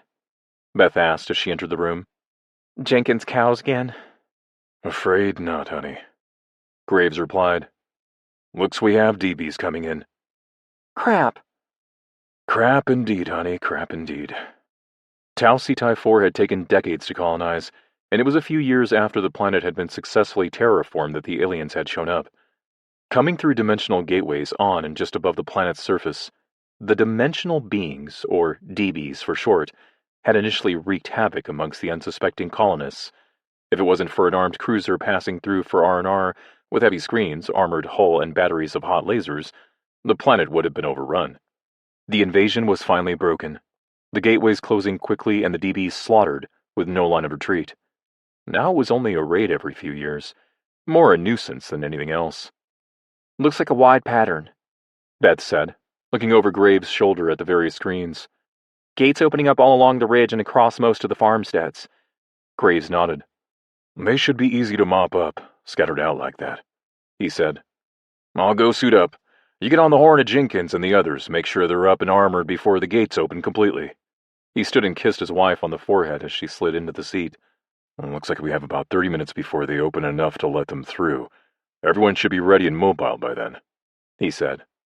"Get suited while I make some calls," Beth replied. "Let me know if you need anything." Graves' suit was built around the chassis of an old four-armed agricultural exoskeleton. With an upgraded power plant, some welded armor, and batteries of weapons added each year, Brutiful was a family heirloom passed down over the generations. Every farmstead had to have one, and the Graves family took much pride in the effort they'd taken to maintain their deadly, hulking suit. As Brutiful powered up, Graves got into his combat suit, a second-hand naval-grade skin suit. It provided a degree of life support, body armor, and communications gear that made piloting the heavy exomech far less uncomfortable than it might otherwise have been. Plugged in and zipped up, he checked the ammunition drums and ran last-minute diagnostics tests before strapping himself into the suit's cockpit. "Beth, I'm in," he said as the heavy armored glass canopy closed around him. "Systems green across the board. Heading out now." "You're showing green across the board here too, honey," Beth replied, coming through clearly over the suit radio. "Jenkins and the others are all suiting up. Should be out before the gates open." "Roger that," Graves said. "Anyone coordinating this?" "Afraid not. All of them are interested in defending their own property first, and we'll coordinate a cleanup once the gates close and we can see what's left." "Fair enough. Shouldn't take us long, the gates being spread out like they are." "And we don't want Jenkins trampling down our fences like he did last time he came over to help." They both laughed, though they hadn't been laughing at the weeks they'd had to spend repairing the downed fence line and retrieve their roaming livestock. "Where do you want me, honey?" Graves asked as Brutiful got underway and stomped out of the barn and into the night. "It looks like a cluster of gates will open in the eastern quarter first, counting 7 gates. After that, the next opening cluster is another 5 in the south." "Eastern quarter it is. On my way." Graves made good time, the heavy exomech eating up the miles at a rapid pace. With no threat, he set the autopilot and then cycled through his weapon and targeting systems to make sure everything was running smoothly. The diagnostics had indicated everything was green, but he'd long learned the value in checking everything twice, just in case. By the time he got to the farmstead's eastern fields, some 15 miles away, the gates were beginning to sparkle, the bright inner light of an alien dimension shining through. It was a rare sight, but not one that Graves was overly interested in admiring.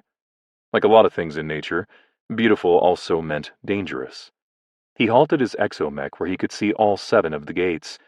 They were closely bunched, and swung the heavy chain guns on his right shoulder down, ready for action.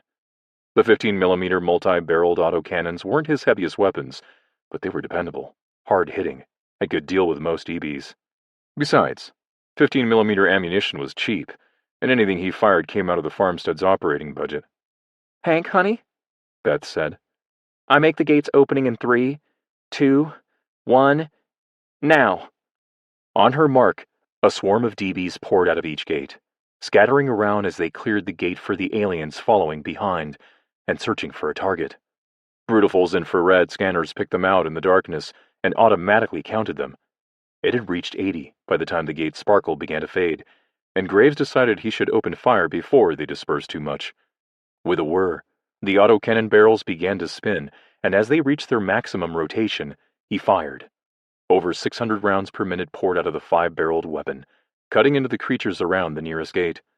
The 15mm rounds were mostly copper-tipped hollow points, with every 5th round a steel-tipped armor-penetrating round, and every 20th round a tracer round that marked its flight in a glowing red arc.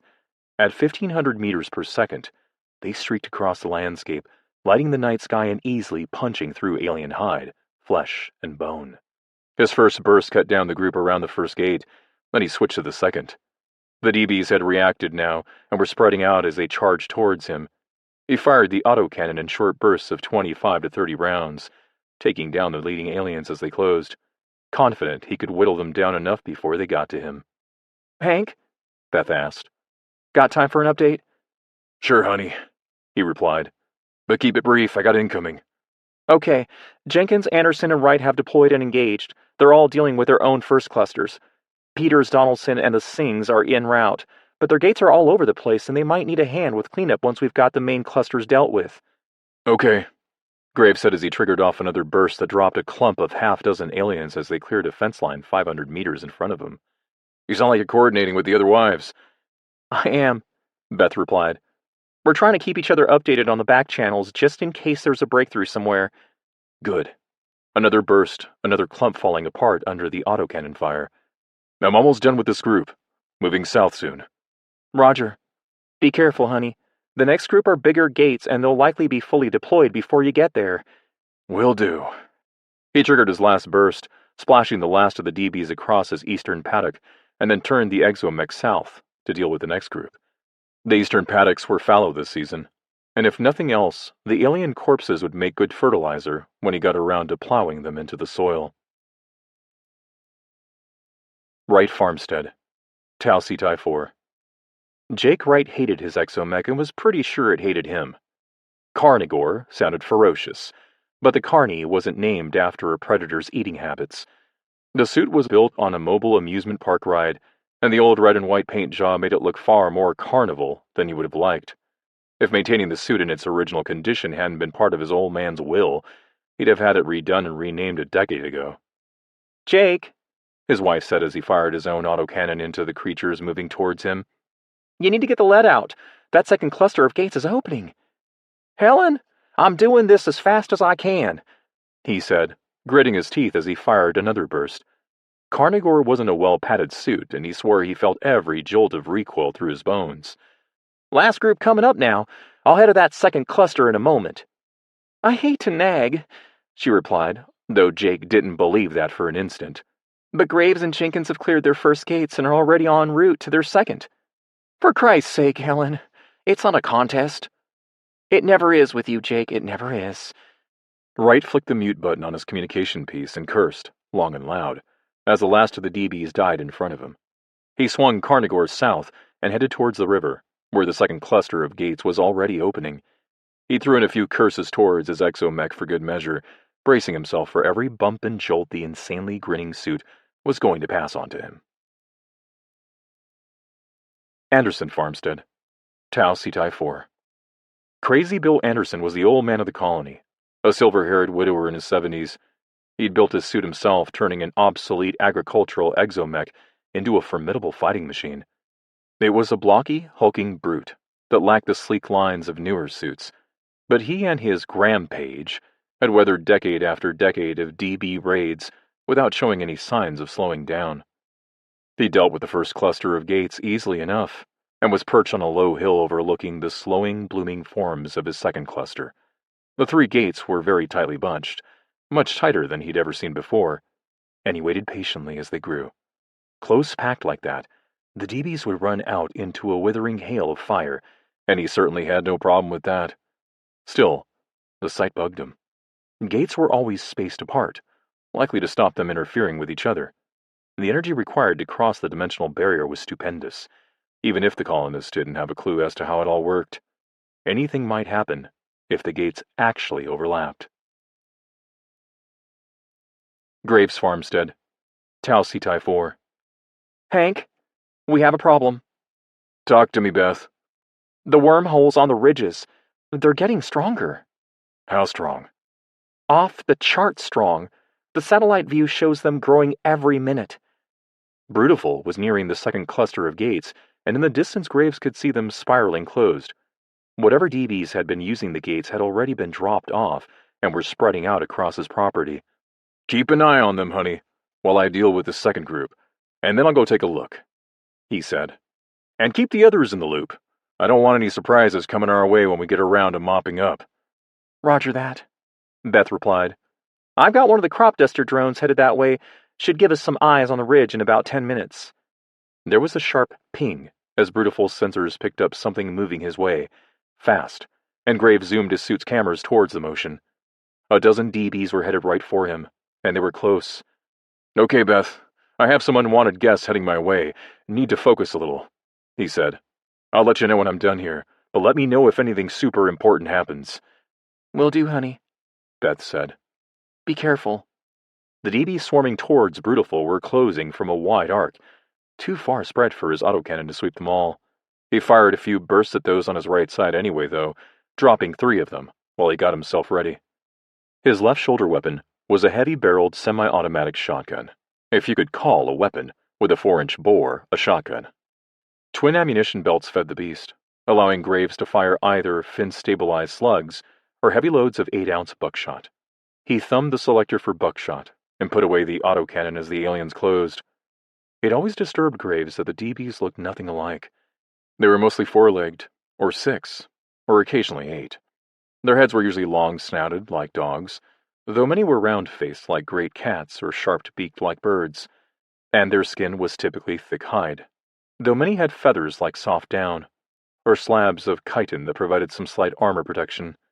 Some of them had combinations of all of these things, and Graves had long given up wondering how and why the DBs had evolved the way they had. One thing they all did have in common, though, was a serious hatred of humans, and every DB they'd ever seen wanted to do nothing but kill anything human within its reach. Brutiful's shotgun aligned briefly on a DB closing fast on the left, and coughed a swarm of tungsten balls. The creature was fast, dodging aside as the weapon spoke, but the spreading cloud of balls covered too large an area. Struck by 3 balls, the creature went down. Chest and head ruptured completely, the DB's equivalent of blood gushing into the dirt. The creatures continued to close, and Graves backed his exomech away slowly, sending out a cloud of tungsten every 6 seconds or so. It took that long for the belt to feed the next round, chamber it, and align the heavy barrel onto the target. At a kill every 6 seconds, that was 10 dead DBs a minute, but it was going to take them a bit less than that to get to him, and there were more than 10 of them out there. The first of the DBs launched itself at him, a 4-legged beast that shimmered with the residual energy of the alien dimension. Its mouth opened wide, showing row after row of gleaming serrated teeth, and Graves swung his suit's right arm to block it. More by luck than design, he managed to catch it in midair and squeeze the creature as hard as his exomech could. Trapped in the metal grip, the creature swung its hind legs down and began to rake, long claws gouging chunks of armor of Brutiful's thick torso. For a moment, Graves thought the creature might get through, but then the suit's grip tightened, and the creature exploded into a multicolored burst of flesh. He didn't even see the other one coming. It was big, strong, and traveling at speed, and barreled the heavy suit over like a man pushing over a child. Brutiful's gyro stabilizers shrieked in protest, as they tried to correct the unexpected fall, but to no avail. With a loud thud, the exomech went down, the fall stunning Graves for a moment. When he came to, the creature was on top of him, clawing and biting away at the glass canopy, only a foot or so from his face. The heavy glass was holding for now, but wouldn't for long. Graves needed to end this one quickly and get Brutiful back on its feet. The creature was inside his reach, so his two heavy weapons would be useless. Instead, he activated the cutting torch on the exomech's smaller right arm. With variable settings for welding or cutting through thick steel, the torch was a legacy of the suit's original purpose, and one he'd never gotten around to replacing. Pushing the flame against the creature's hide brought a shriek of pain, which did nothing to reduce the creature's frenzied clawing on the glass canopy. In fact, it only seemed to make it worse. He couldn't quite bring the torch to bear on something that might prove vital, and he had to endure the creature's attacks for another 30 seconds before he finally managed to find something important. The creature gave one enormous spasm, and then died. Flicking off the torch, he pushed the creature off him and slowly struggled to rise. The exomech wasn't designed for agility, and it took him a good 5 minutes to finally get back on his feet. If there had been any more aliens around, he'd have been dead for sure. Sweating, the suit generated a lot of heat. He checked his scanners and toggled the radio. "Honey?" "Here, Hank," Beth replied. "You okay?" "Scratched up, a little bruised, but otherwise okay. How's everything else look?" "Honey, I think we might have a problem." Sing Farmstead, Tau Cetai 4. Unlike the other colonists that ran one small family unit per farmstead, the Sing family were a polygamous family collective that ran a farmstead twice the size of the others. Graves and the others figured there to be 3 distinct marriage arrangements amongst the Sing farmstead, which gave them a requirement for 3 exomechs in accordance with the colony's laws. Crescent Moon was piloted by Juswant Singh, the elder of the family. Based on the chassis of an old construction suit, it was well suited for the slabs of thick armor and heavy weapons the Singh family had added to it over the years. The other 2 suits were Hawk and Eagle, 2 much smaller exomechs based on warehousing droids. Fast and nimble, the 2 light units were built for close quarters combat only, and spent most of their time keeping Crescent Moon clear of DBs so it could do all the long-range killing. The 3 suits had cleared their first 2 clusters of gates and were advancing on their third, Hawk and Eagle scouting ahead as Crescent Moon followed slowly along. Putting his suit on autopilot gave Juswant time to update his tactical display from the various sensors around their property and from the satellite above. His update was showing some unusual activity, something he felt warranted caution. "Hawk, Eagle," he said into the radio.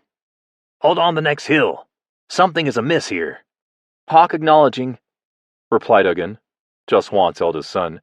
"Hill clear, covering left flank." "Eagle acknowledges," replied Kubai, his daughter's husband. "We'll clear the peak in 15 seconds. We'll cover the right flank."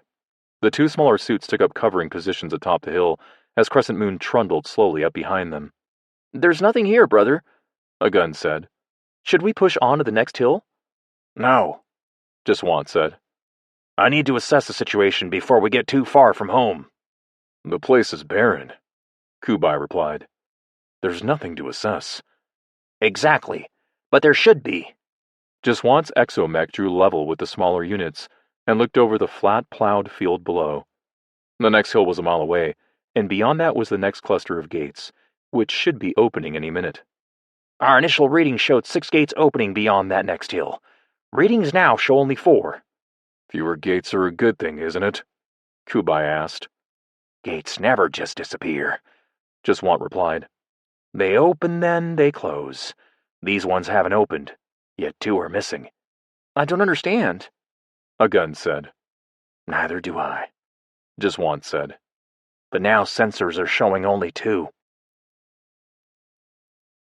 Graves Farmstead, Tau Cetai 4. "Hank, the gates on top of the ridge are disappearing," Beth said. "Not opening, just disappearing. A few every minute or so." "Do we have a visual on the ridge line yet?"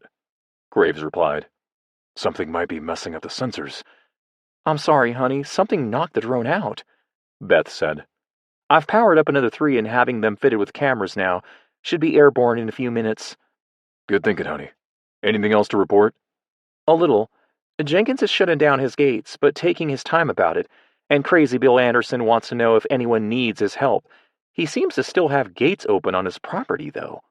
Jenkins is just taking his time so he won't have to help clear the ridgeline, Graves said with a chuckle. And Crazy Bill wants to be able to claim ammunition and fuel from the colony account for helping others. Other than that, the Sings look like they have their area under control, as always, and the others are mopping up as they advance towards the ridge. Oh, and the drones are on their way. Moments later, Brutiful's sensors picked up the flight of crop dusting drones as they sped towards the ridgeline. As they passed, Beth switched the video feed over directly to the suit, and Graves toggled between the 3 camera views. At first there was nothing but the well-plowed fields he expected to see. As the drones moved beyond his property, the vegetation grew wilder, mostly tall trees. As they passed over the first growth of forest beyond his fence line, one of the cameras went out. Beth? What was that? No idea, honey, Beth replied. I'll go back over to the video feed and check. The drones were approaching the ridgeline now, and Graves toggled the controls to make them move in a more erratic manner. Even as he did, a second camera went out. Honey! Working on it, Hank.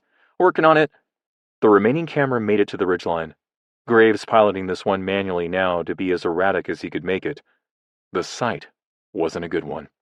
The gates were disappearing, in a manner of speaking. As Graves watched, 2 gates slowly expanded until their edges touched, and then they merged into one larger gate. All along the ridgeline, gates were coalescing, and at the rate they were merging, they'd be one giant gate before too long. Beth, drop whatever you're doing and take a look at this, he said urgently. Take in as much of it as you can, just in case I lose this drone. There was a moment's silence, and Graves could hear Beth's breathing quicken over the radio. Oh, my God. Patch this through to the others and make sure Crazy Bill and the Sings acknowledge. If anyone knows what this is about, it'll be one of them. Will do, honey. And Beth. Yes, dear. It might be a good time to start powering up the bunker. Wright Farmstead, Tau Cetai 4. Carnegor had taken some scratches dealing with the first 2 gate clusters, but nothing significant. Jake was sure he had been knocked around more than his exomech, and could feel bruises already forming where his skin had come into contact with hard metal. Not for the first time. He made a promise to himself to get a better combat suit and to put some padding around the cockpit. He was approaching his 3rd gate cluster. Carnegor set on autopilot as he transferred chain gun ammunition from the bins on the suit's lower back to the internal hoppers. Jake, what do you want, Helen? He asked, annoyed at the interruption. I'm kind of busy here. You'll be busy dodging DBs if you don't pay attention, Helen replied. I have some video feed from the Graves. Are Hank and Beth in trouble? Jake punched the autopilot's off button, bringing Carnegor to a lurching halt. Jake had a lot of time for the Graves family, despite Graves setting some impossibly high standards for Jake to live up to. If the 2 of them needed his help, things were very bad. I think we all might be, Helen replied, some real concern in her voice now. Patching some video through to you now. Jake watched the video feed, recognizing the ridgeline that marked the southernmost boundary of the colony area. DBs often had gates up there, giving them time to spread out and consolidate their numbers. But this was looking weird. There were only 3 gates now, each enormous and slowly growing. The middle and left gates touched and merged, and then there were only 2. Minutes later, the remaining gate was absorbed, leaving one giant gate that covered the entire ridgeline. What the hell is that? He asked. I don't know, Jake, Helen replied, but I'm sure it's not good. Any word from the others? Jenkins says he's got gates of his own to worry about, but he'll help out when he deals with those. The Sings are finishing up their final cluster and are sending some drones to keep an eye on things until they can get over here. And Crazy Bill's on his way to the Graves farmstead right now. He's cleared his clusters already? No, but he thinks this is more important. He's sending his kids over to the Graves place now. Beth has their bunker powered up and plenty of room. You might want to join them. I'll be fine, Helen said. Besides, you need me here to keep an eye on things while you wander around in your giant clown suit. Jake bit back a curse. His wife always knew how to needle him. Suit yourself, he said, after a moment's pause to regain some control. But if things get out of hand, I want you out of there and on your way to somewhere safe. Why, Jake Wright, that's the sweetest thing you've said to me in years. Graves Farmstead. Tau Cetai 4. Beth ran quickly from the farmhouse control room to the metal and concrete monstrosities standing in the yard behind the house. Affectionately known as the bunker, it was built to military specifications as a fortified command and control facility, a legacy of Graves' grandparents who had the foresight to see that the war with the DBs would last generations. With its own internal fission pile, water tanks, and food supplies, it could easily house a headquarters staff for 3 months. Add the communication links and self-defense turrets, it was looking like a good place to be right now. The screens inside had already powered up, showing clearly the video feed from the last remaining drone, plus Brutiful's cameras, satellite imagery, and live feeds from the various security cameras around the farmstead. She hit the safety switch as she ran inside, dropping the armored concrete slab that passed for a door into position, and slipped into her own combat suit and command helmet. Hank, you read me, honey? Loud and clear, Beth. Loud and clear. Graves replied. How's it looking? Not good at all. That one giant gate is giving off some ferocious readings, completely off the charts for even the bunker sensors. I don't have much fine detail on the drone camera, Graves said. Anything I need to know? I'm getting plenty of flicker, all along the gate. Looks like it's ready to open. I'm not feeling too particularly happy about this one, Beth. The gate opened, and DBs poured out. The overhead satellite tracked their heat sources, counting them automatically, and Beth watched open-mouthed as the counter climbed rapidly. 100, 200, 400, 700, 1,000. She tore her eyes from it when it reached 4 figures. Beth?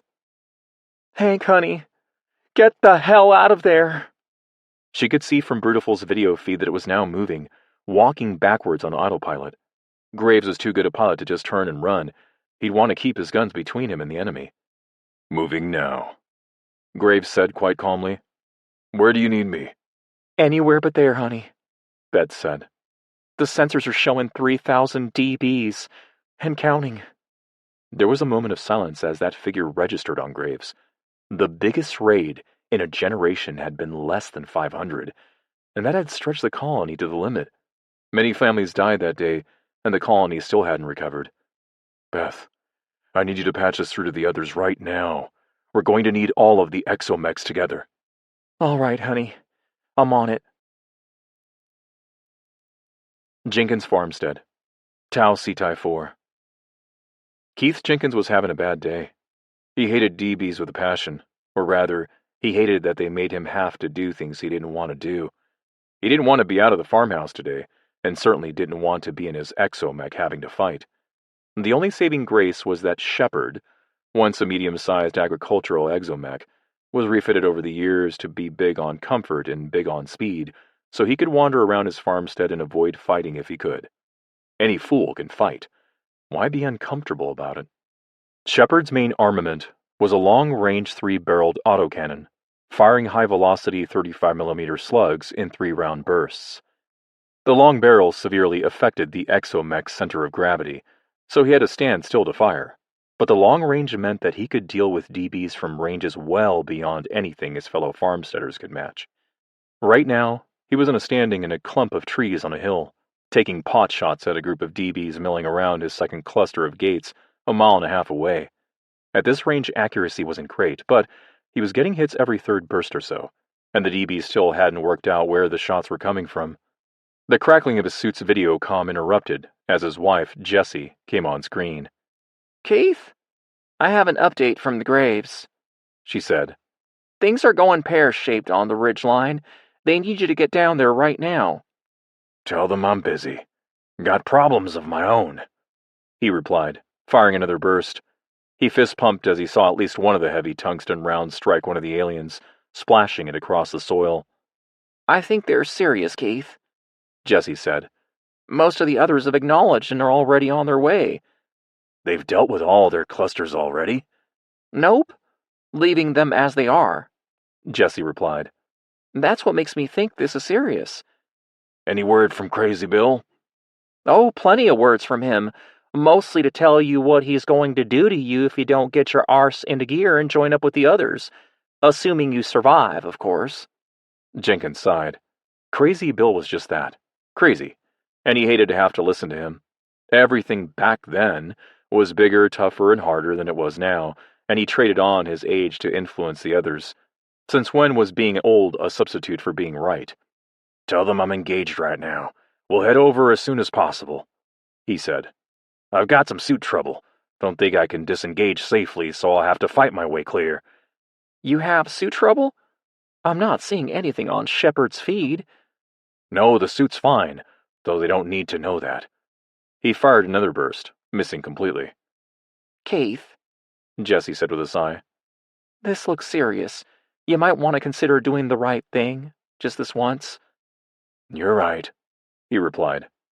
I'll consider it. Peters farmstead, Tau Cetai 4. Carl Peters hardly knew what hit him. He'd had 3 clusters of gates on his property and had cleared them out with minimal bother. His exomech, ham-fisted, was a dependable suit with solid armor and reliable weapons, and the DBs hadn't posed much of a threat. The smallest of the farmsteads, squeezed between the southern ridgeline and the Tulong River, his clusters were relatively close, so it didn't take him much time to find and destroy the DBs coming out of his gates. 1 minute the screens were clear, then suddenly there was a wall of DBs headed his way. Ham-fisted sensors counted what they saw, and Peter stood in shock for valuable seconds as the numbers registered, but it was too late for him to have done anything with those seconds. He brought Ham-fisted's chain guns down, firing bursts on his maximum rate of fire, carving swaths through the creatures as they closed. High-speed tungsten carved through alien bodies, but still they came. So swift was the DB assault that he didn't have time to get a shot off from any of his other weapons. The wall crashed over him, knocking Ham-fisted to the ground, stunning him for a moment. Something in the swarm was strong enough to drive an armor-piercing claw all the way through his armored glass canopy and into his chest. And he died without even a scream, or a chance to say goodbye to his wife, who watched the whole thing through Ham-fisted's video feed. Donaldson Farmstead, Tau Cetai 4. Angry, Andy Donaldson was the second to die. His exomech, Mariner, was an old combat droid his grandfather had bought and refitted 50 years ago. Heavily built with military-grade weapons, it was the family pride and joy. It was also expensive, and building it and keeping it running had almost bankrupted the family. The other farmsteaders had long forgotten where he'd picked up his nickname, but they all assumed he was still angry at his grandfather for lumbering him with a white elephant of exomechs. The Donaldson farmstead was also south, much bigger than the adjacent Peters property, and he'd had 2 clusters to deal with. His primary weapon was a ridiculously expensive battle laser, firing 3-inch diameter beams that vaporized almost anything they struck. Designed to fight other heavily armored units, it was a massive overkill against anything unarmored, and Donaldson hated it. The wave of DBs that swept over Peters now came for him, and he knew he'd never make it to anywhere safe. He planted himself on top of a low ridge, giving himself a good field of fire, readied his weapons, and began firing. His laser took time to recharge, and spat a beam of death every 4 seconds, with enough energy to punch right through the first DB it struck and go on to the next. From his elevated position, a good shot could kill 3 or 4 of them before it dug into the ground. It was effective, but not against a swarm that size. He wasn't going to make it, and he knew it. Time to call his wife. Sarah, you there? Yes, Andy. I'm here. Sarah replied. I need you to grab your things and get over to the Graves place. Get yourself into their bunker. Okay, she said. Swing by and pick me up. Not this time, Sarah. Not this time. He knew she could see his video feed, could see the wide wall of aliens bearing down on him rapidly, and knew that she knew how this was going to end. Andy. Just go. I can't just leave you. Yes, you can. Don't make me do this for nothing. He lowered his secondary weapons now, a 4-inch cannon firing high explosive rounds, and began targeting tight clumps of aliens with it. He could hardly miss. Sarah was crying openly now. Sarah, say goodbye now, while we still can, then get out. Andy, I love you. And I love you too. He had the luxury of the battle to keep his emotions in check, but it was all he could do to keep from crying himself. Goodbye, Sarah. He cut the video feed, knowing that she'd stay there as long as she could while he was alive. He knew he was going to die, but wanted her to have as much time as possible to get to the Graves bunker. Both weapons were firing now, as fast as they could, and he cut the safety overrides on both to keep their rate up. He knew he was burning out his laser and would soon warp the cannon barrel, but didn't expect it to be a problem for much longer. At 100 meters, the laser stopped firing, overheated. At 50 meters, the warped cannon barrel caused a misfeed and jammed. At 20 meters, he managed to get his close-range weapons into action, a pair of 10mm machine guns and a small flamethrower.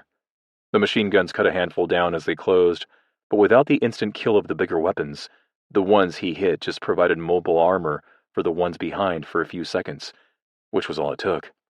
Something from his left struck Mariner and knocked him down, and then a swarm of DBs was over him, gouging his armor and looking to get at the human inside. His armor was solid, very solid in fact, but he knew it was a matter of time before something gave. He had the machine guns on automatic now, but they weren't protected by armor and lasted a few seconds before a DB claw cut through the metal and put them out of action.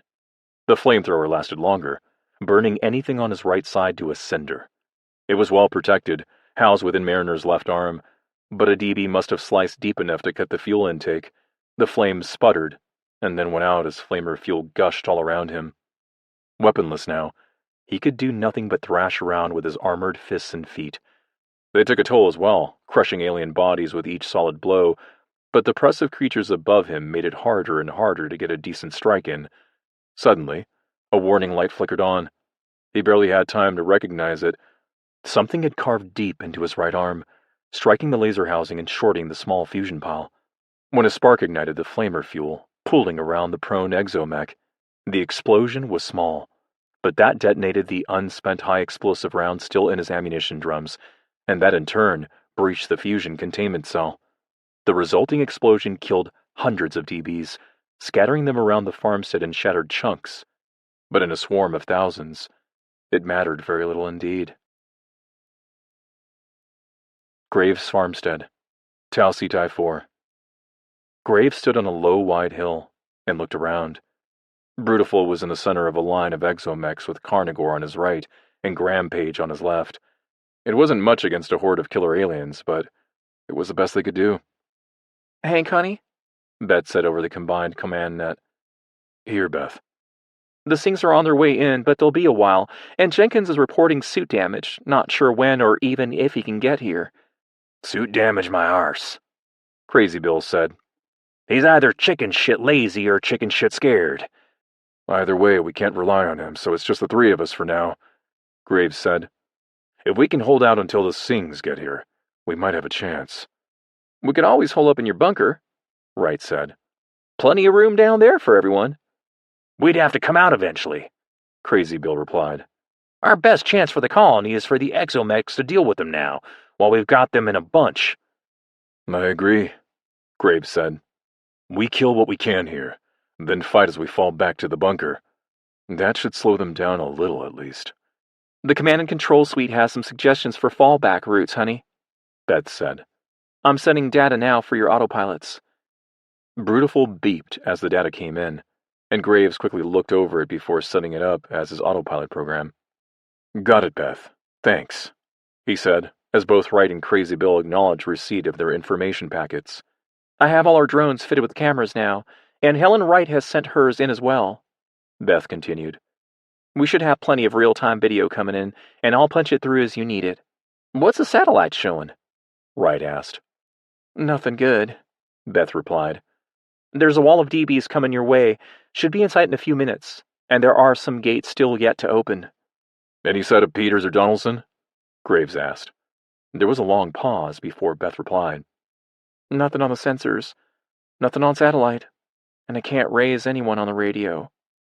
"That's not good." "No, it's not," Beth continued. "And that swarm headed your way would have swept right over their farmsteads."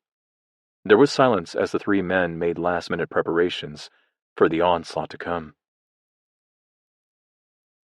Sing Farmstead, Tau Cetai 4. Jaswant Singh stood atop a steep cliff, his crescent moon raining death into the valley below him.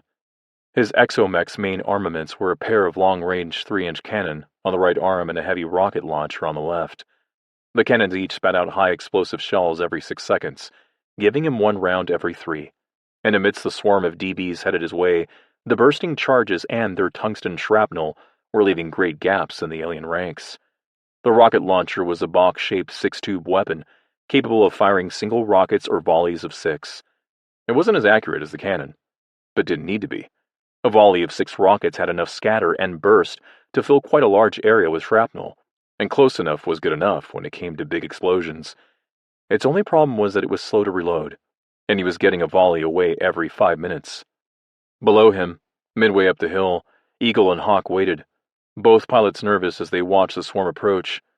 Their weapons lacked the long range of Crescent Moon, but were lethal at close range. How lethal, and how quickly they could kill swarming DBs in these numbers, was about to be tested. The aliens were now 50 meters from the base of the hill, and Crescent Moon had time for one last volley of rockets before the creatures were too close for Jaswant to use as heavy weapons. All he could do now was pick off the creatures following behind, and hope the other exomechs could handle the rest. As the DBs closed, Hawk and Eagle opened fire. Both arms mounted a pair of linked 15mm machine guns, capable of firing over 800 rounds per minute each, and loaded with a mix of solid tungsten slugs and hollow point rounds. Each arm could fire independently, and the wall of tungsten that they spread before them stopped the first ranks of the swarm dead in their tracks. The next waves met the same fate, but as each creature fell, it created a small wall for the ones behind. Both exomechs walked slowly backwards up the hill as the wall grew, hoping to maintain some elevation so they could shoot at the creatures massing behind it. From around both edges of the wall, however, more creatures swarmed, and Eagle and Hawk turned to face the new threat. Hawk's heavy weapon was a pair of semi-automatic mortars that fired over the exomech's shoulder. They only had a range of 50 meters, but were able to empty their 5-round clips in a matter of seconds, generating enough firepower to devastate a large target almost instantly. A gun sing stopped the foot pedal for his mortars, emptying the clip at the approaching swarm. The mortars were set to target 40 meters away initially, then increase a few meters for each successive shot. The first 3 rounds from each mortar, all high explosive, flattened the incoming wave, while the 4th round's air burst and scattered shards of white phosphorus around. The creatures beneath the white-hot halo burned as the hot phosphorus dug into the skin. Some collapsed instantly, the shards deep enough to cook them from the inside, but the rest kept coming, despite their horrible wounds. The 5th rounds were napalm, splashing across the side of the hill and covering anything it touched with intense flame. Very few creatures made it through, and again dispatched those that did with tightly controlled burst from Eagle's twin machine guns. Behind him, Kubai deployed Eagle's own heavy weapons, a pair of flamethrowers, one over each shoulder. Unlike the smaller flamethrowers on other exomechs, these were military grade, emitting white-hot jets of plasma that incinerated anything they touched. His approach was to let the creatures approach to within 20 meters, and then spray them all with gouts of plasma. They died by the dozens, the dead providing no cover at all as they turned to ash under the incredible heat. Eagle's canopy darkened to protect him from the intense glare, which made Kubai blind to what was happening in front of him.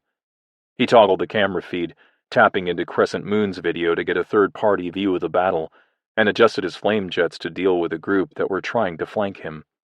They never made it, though the last of them was a charred corpse only a meter or so away. Jaswant had reloaded his rocket pack now, and looked for a target worth expending the high-explosive 6-pack on. There was nothing as yet, so he used his time to fire cannon shells into small groups of DBs that were trying to push their way through or over the wall of corpses Hawk and Eagle had made with their machine guns. Using his command suite, he checked the ammunition states of his small force. Everything was getting low, and he knew it was going to be close. Soon the plasma jets would be out of fuel, and the machine gun hoppers would be empty. And then they'd be in serious trouble. Suddenly, it was over. The flank attacks proving futile, the remaining DBs swarmed directly up the hill, clumping together to push through the wall of their dead. It took Jaswant a second to align his rocket pack and fire, and the swarm disappeared as the volley of 6 rockets detonated amongst them. The 3 men sat in their exomechs for a moment, happy to be still alive after the onslaught. And then it was back to the business at hand. Hawk, Eagle, report, Jaswant said quietly. Hawk intact, A gun replied. heavy weapons empty, gun ammunition at 5%. Eagle intact. Kubai added. Plasma gone. Gun ammunition at 9%. And Crescent Moon intact, Jaswant said. Rockets gone. 6 rounds of cannon left. We're in no state to fight, Father, a gun said. We don't have enough ammunition to fight through to the Graves farmstead. I concur, Jaswant replied. Let's head for home. Tulong River, Donaldson Farmstead, Tau Sitai 4. Sarah Donaldson was still in tears as she left the farmhouse she and her dead husband had turned into a home. She wanted to race to the battle, hoping beyond all hope that Andy was somehow still alive.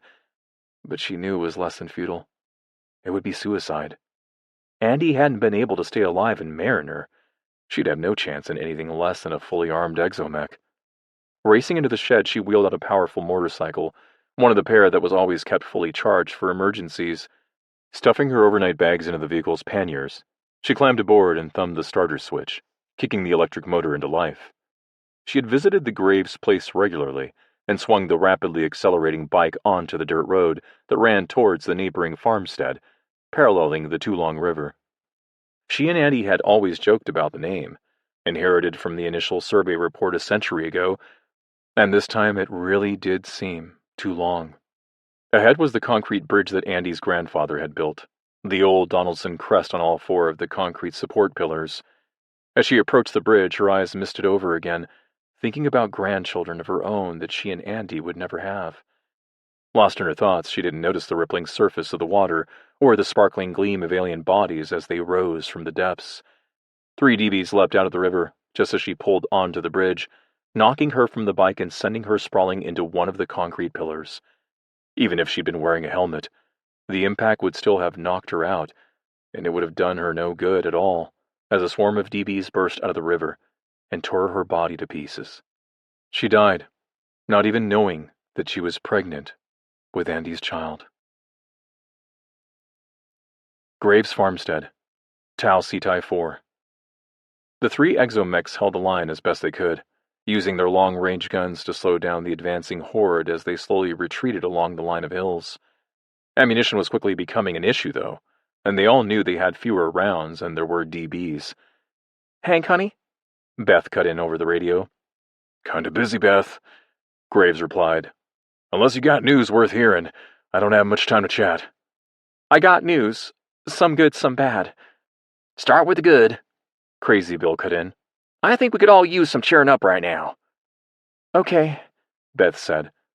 Helen has rerouted some of her drones your way, carrying ammunition drums. That is good news, honey, Graves said. I'll be throwing rocks at them if this lasts much longer. The drones can't reload for you, only drop the drums close by. That's fine, honey. Drop them close, we'll do the rest. The 3 pilots switched to manual control and drew closer together as their sensors picked up the incoming drones. There were 6, 2 each, and they were coming in slow and low. Clearly, Helen had loaded them with as much as they could bear. Which was good. They were going to need it all. Jake, how's your ammo state?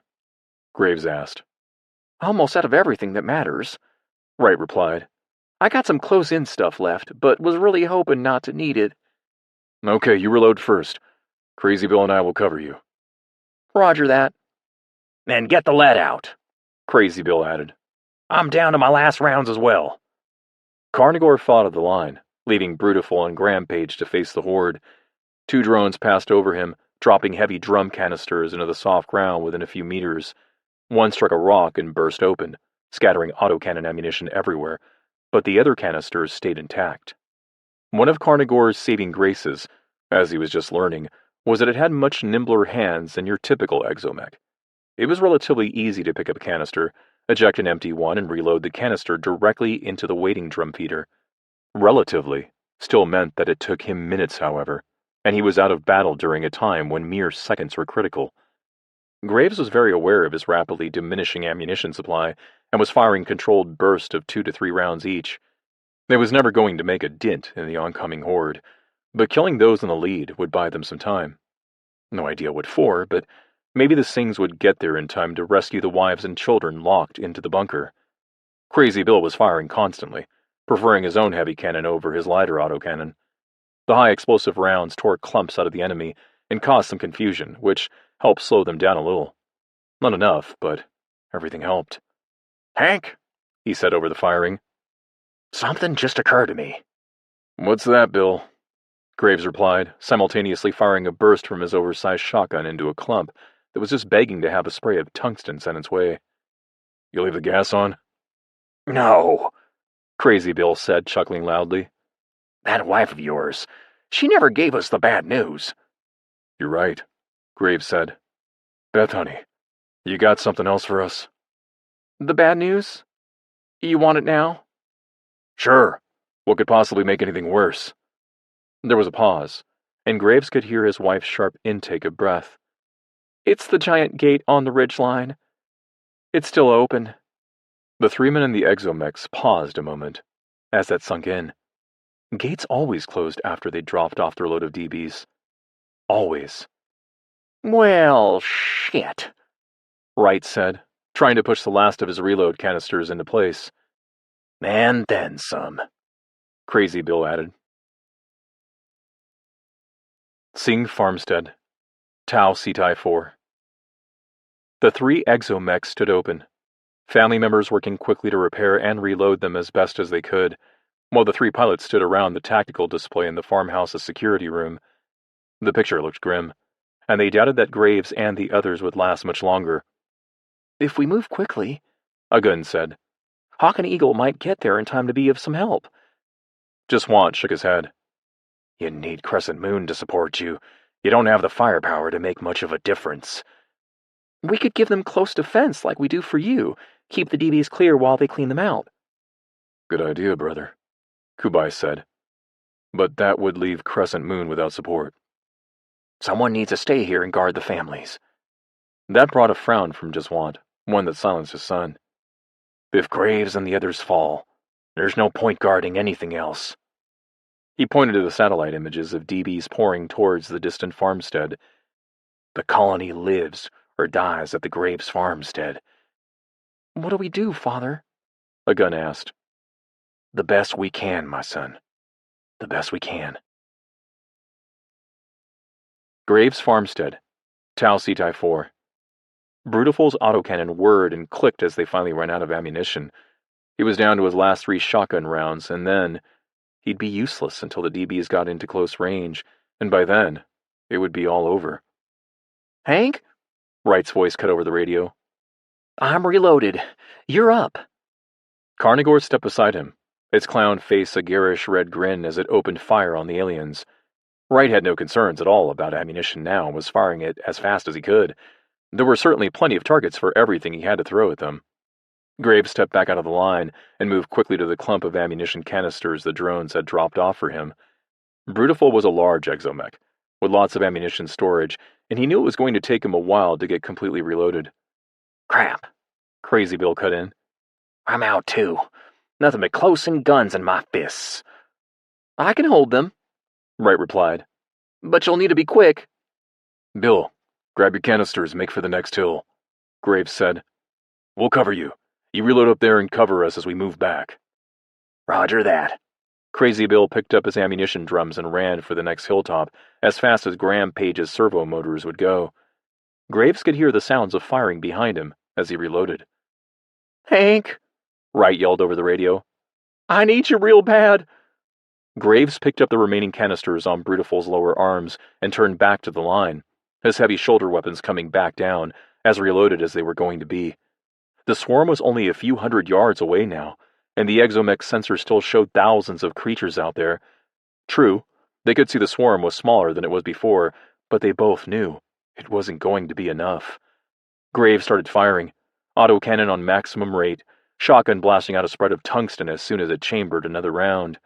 Beside him, Carnegor matched him round for round, and the slaughter amongst the DBs was incredible. But not enough. Hank, Wright's voice came through on a private direct channel. I don't think we're gonna make it. Graves knew he wasn't wrong, but really didn't want to admit it. I know, he said softly, but we'll go down swinging. Give the Sings and the others as best chance we can. I guess we will, Wright said, triggering another burst. I just hope it counts for something. The two men were silent for a long time, firing rapidly and switching fire to deal with the targets that presented the greatest threat. Hank, honey. Beth's voice cut through urgently. I need you to both get off the hill, and now. What? Don't argue. Just get the hell off there.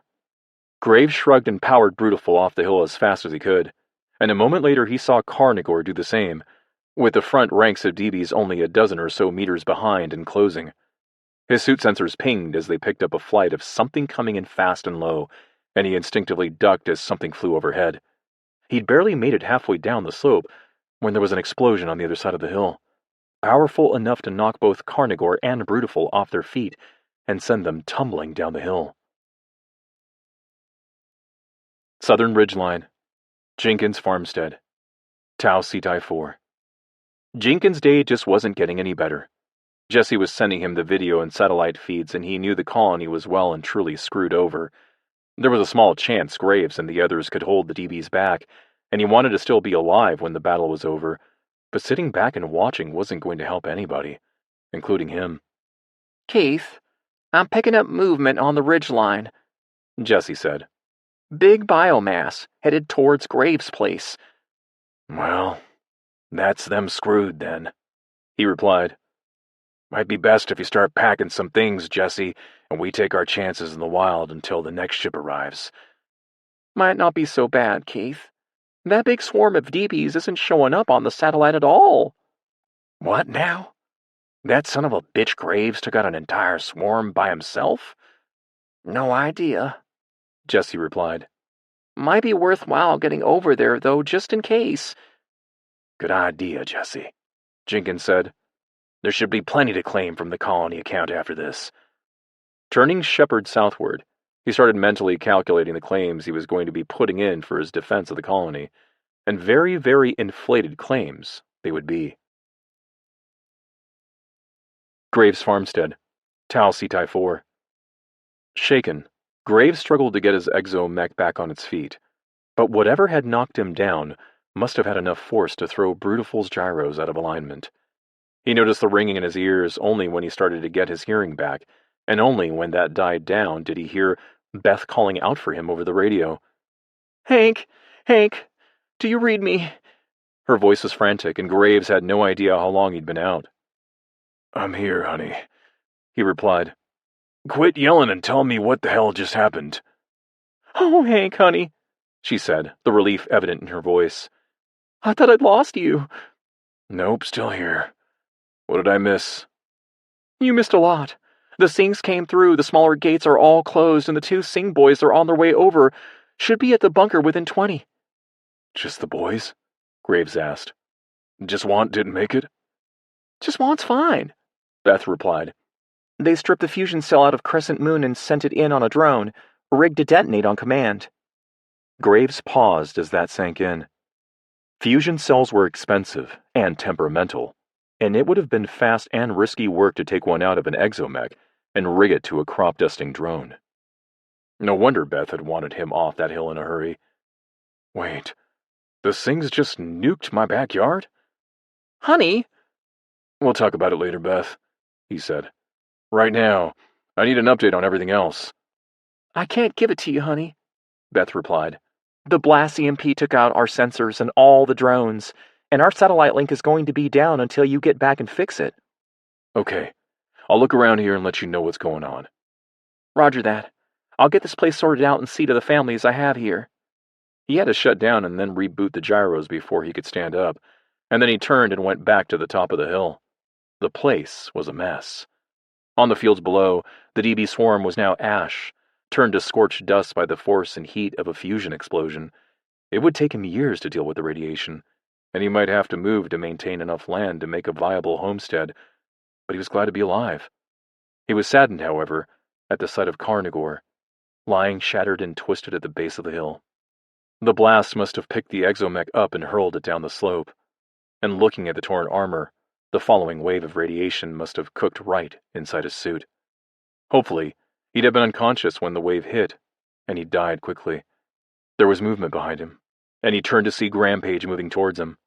The exomech waved at him, then the right arm carefully tapped the suit's head, indicating radio failure. Rampage would have been well protected from the explosion, but high up on the next hill, it would have been quite vulnerable to the EMP. Crazy Bill came closer, and Graves could see through the armored glass canopy that he was waving a handheld radio at him. The handhelds were standard equipment for all colonists, and it took Graves only a moment to unclip his. "You okay, old-timer?" he asked, smiling to take the sting out of his words. "Never been better," Crazy Bill replied. "You got a lot of dead DBs on your land, Hank. Going to be good fertilizer come next summer." "Summer in about 300 years, you mean?" Graves said, "after the radiation dies down." He could see Crazy Bill laughing at him. "Don't be foolish, Hank. The DBs will absorb that radiation as they break down." "Really?" Crazy Bill was nodding now. Suddenly, there was an almighty roar, loud enough to shake them both through their armored exomechs. Looking around, Graves saw a creature that even his worst nightmares wouldn't have thrown at him. It was a DB, but like nothing of them had ever seen before. His visual sensors were out, but it towered over the trees it was brushing easily aside, and must have stood at least 30 meters tall at the shoulder. Graves counted 6 clawed legs, could see from the sheen that it was chitin armored, and the snout was fanged, like a hungry cat. "What on earth is that?" was all he could mutter. "That," Crazy Bill replied, "is as good a reason as you'll ever need to run the hell back to your bunker." Nodding, Graves turned his exomech and moved as fast as he could, back to his farmstead. Graves' farmstead. The bunker. Tau Cetai 4. By the time Graves and Crazy Bill got back to the bunker, the 2 light Sing exomechs had arrived, and Beth and Helen were out chatting to the 2 men. Beth waved happily when Graves arrived, but stopped waving when she saw the state of Brutiful and the urgency on her husband's face. "Hank, honey, what is it?" "DB coming. Get back in the bunker." "How many?" A gun asked, strapping himself back into his harness. "Just one, son," Crazy Bill replied. "Just one." A gun and Kubai frowned as they sealed their exomechs and powered up their sensors. They'd known when the fusion cell was due to detonate, and had shut down their systems to avoid the worst of the EMP, but they weren't making much sense of the readings. "My sensors must be fried," Kubai said. "Mine too," a gun added. "I'm picking up one signature of enormous mass." "There's nothing wrong with your sensors," Graves said. "Just the one. And it's the size of a deep space shuttle." The creature appeared at that moment, towering over the trees, and Beth and Helen both ran for the safety of the bunker. Moving at great speed, the DB headed towards them, and Graves barely had enough time to reload the last of his ammunition canisters before the thing broke through the electric fence surrounding the farmstead. Built to keep out cattle, it barely registered on the behemoth above them. The bunker was equipped with a pair of 200mm cannon capable of firing both high explosive and anti-armor rounds. The ammunition hoppers were always filled with high explosive, and Beth was firing them at rapid rate, hoping to bring the creature down under a hail of fire. Against the thick chitin armor, however, the rounds did nothing. Brutiful's autocannon had much the same effect, bouncing harmlessly off or exploding on impact without troubling the creature at all. He didn't even bother firing the shotgun, knowing the lower velocity rounds would do nothing. The Sings charged in, Hawk and Eagle moving swiftly around the creature, firing their machine guns hoping to find a weak spot. The creature didn't appear to have any, and the rounds did little more than distract it. Kubai's flamethrowers did little better, managing to infuriate it, and the creature reared up on its 4 hind legs and brought its forepaws crashing down. Both of the lighter exomechs managed to dodge, though only just. The bunker's twin cannon were still firing, and still having no effect at all. "Beth," Graves said as he moved Brutiful around to the giant DB's right side, "quit wasting the Hayeks. I need you to unload as fast as you can and reload with the anti-armor rounds." "Hank, honey," Beth replied. "What do you think I'm doing?" Graves conceded that she had a point. Unloading manually would have taken much longer than just firing it all off. "Okay," he said. "Let me know when you've got a few anti-armor rounds loaded. We'll try to keep the thing off the bunker until you do." "Roger that." Eagle and Hawk were running between the creature's legs now, still firing, and it didn't seem to like it much. It reared up again, this time on its rearmost pair of legs, and brought its whole body down. This time, Eagle wasn't so lucky, and a descending claw caught it and pressed it to the ground. The giant head came around, jaws open, and then the creature's teeth crushed and tore into the exomech and the pilot within. Graves winced as he heard Agun's screams, and then there was silence. "Brother!" Kubai yelled, and darted forward to avenge his fallen kinsman. The creature was grinding the suit between its teeth, shredding the armor and Agun's remains. Ignoring his other weapons, Kubai slammed Hawk directly into the DB's head, using the suit's armored shoulders as a battering ram. The impact was incredible, and Graves saw teeth fly out of the mouth as the creature sagged for a moment, and Kubai took the opportunity to slam Hawk's fists into the creature's head. Massive roundhouse blows with power and weight behind them that only an exomech could generate. The creature's exoskeletal armor began to break apart, and Kubai dug his suit's hands deep into a crack and heaved. Armor pulled away, revealing bright pink and yellow flesh beneath. He shoved his right arm into the hole and fired a burst from his twin machine guns, digging deep as the rounds finally punched into something vital. The creature roared in agony and lifted its body, dragging Hawk with it. Kubai used his left arm to hang on and continued firing as the creature shook his head frantically in an effort to dislodge him. "Hank, honey," Beth cut in. "I have 6 anti-armor rounds loaded, ready to fire." "Roger that," Graves replied. "Kubai, drop clear." "Negative, Henry Graves," Kubai said. "You know the saying about riding the tiger." Graves did indeed. There was no getting off once you started. "Beth, Kubai can't get clear. I'll try to turn it so you can get a clean shot." "Negative again," Kubai said. "Beth Graves, take your shot now, while I have it distracted." "Hank, honey?" "He's right, Beth. Take the shot. Try to aim low and be sure not to miss." Graves watched as the twin cannon slewed around and then dropped, aiming right for the creature's chest, and fired 3 rounds from each barrel. At that range, they couldn't miss. The anti-tank rounds were a tungsten slug with a hollow charge that turned into a shaped charge on impact. Striking the creature, they formed and detonated, with enough heat to melt the tungsten and fire it at supersonic speeds into the target. The 6 rounds struck in quick succession, each a meter or so apart, and the resultant explosions turned the creature's torso to pulp. It rose up in its death throes and thrashed around uncontrollably. Kubai couldn't maintain his grip and Hawk fell, landing heavily on its back, only to have the creature fall on top of him, its sheer weight crushing the exomech and cracking open plates of armor. And then it died. Graves Farmstead, Tau Cetai 4, Aftermath. Graves, Jaswant Singh, Crazy Bill, and Keith Jenkins stood outside the bunker as the other colonists cleaned up the mess, which included cutting up and dragging away the corpse of the giant DB. With a lot of families dead, there'd be room for more colonists. The Donaldsons were gone, so their farmstead was vacant land, and Peter's wife and family had decided to leave Tau Cetai and head home to Earth, which freed up that land as well. They managed to drag Kubai Singh out of his exomech's wreckage.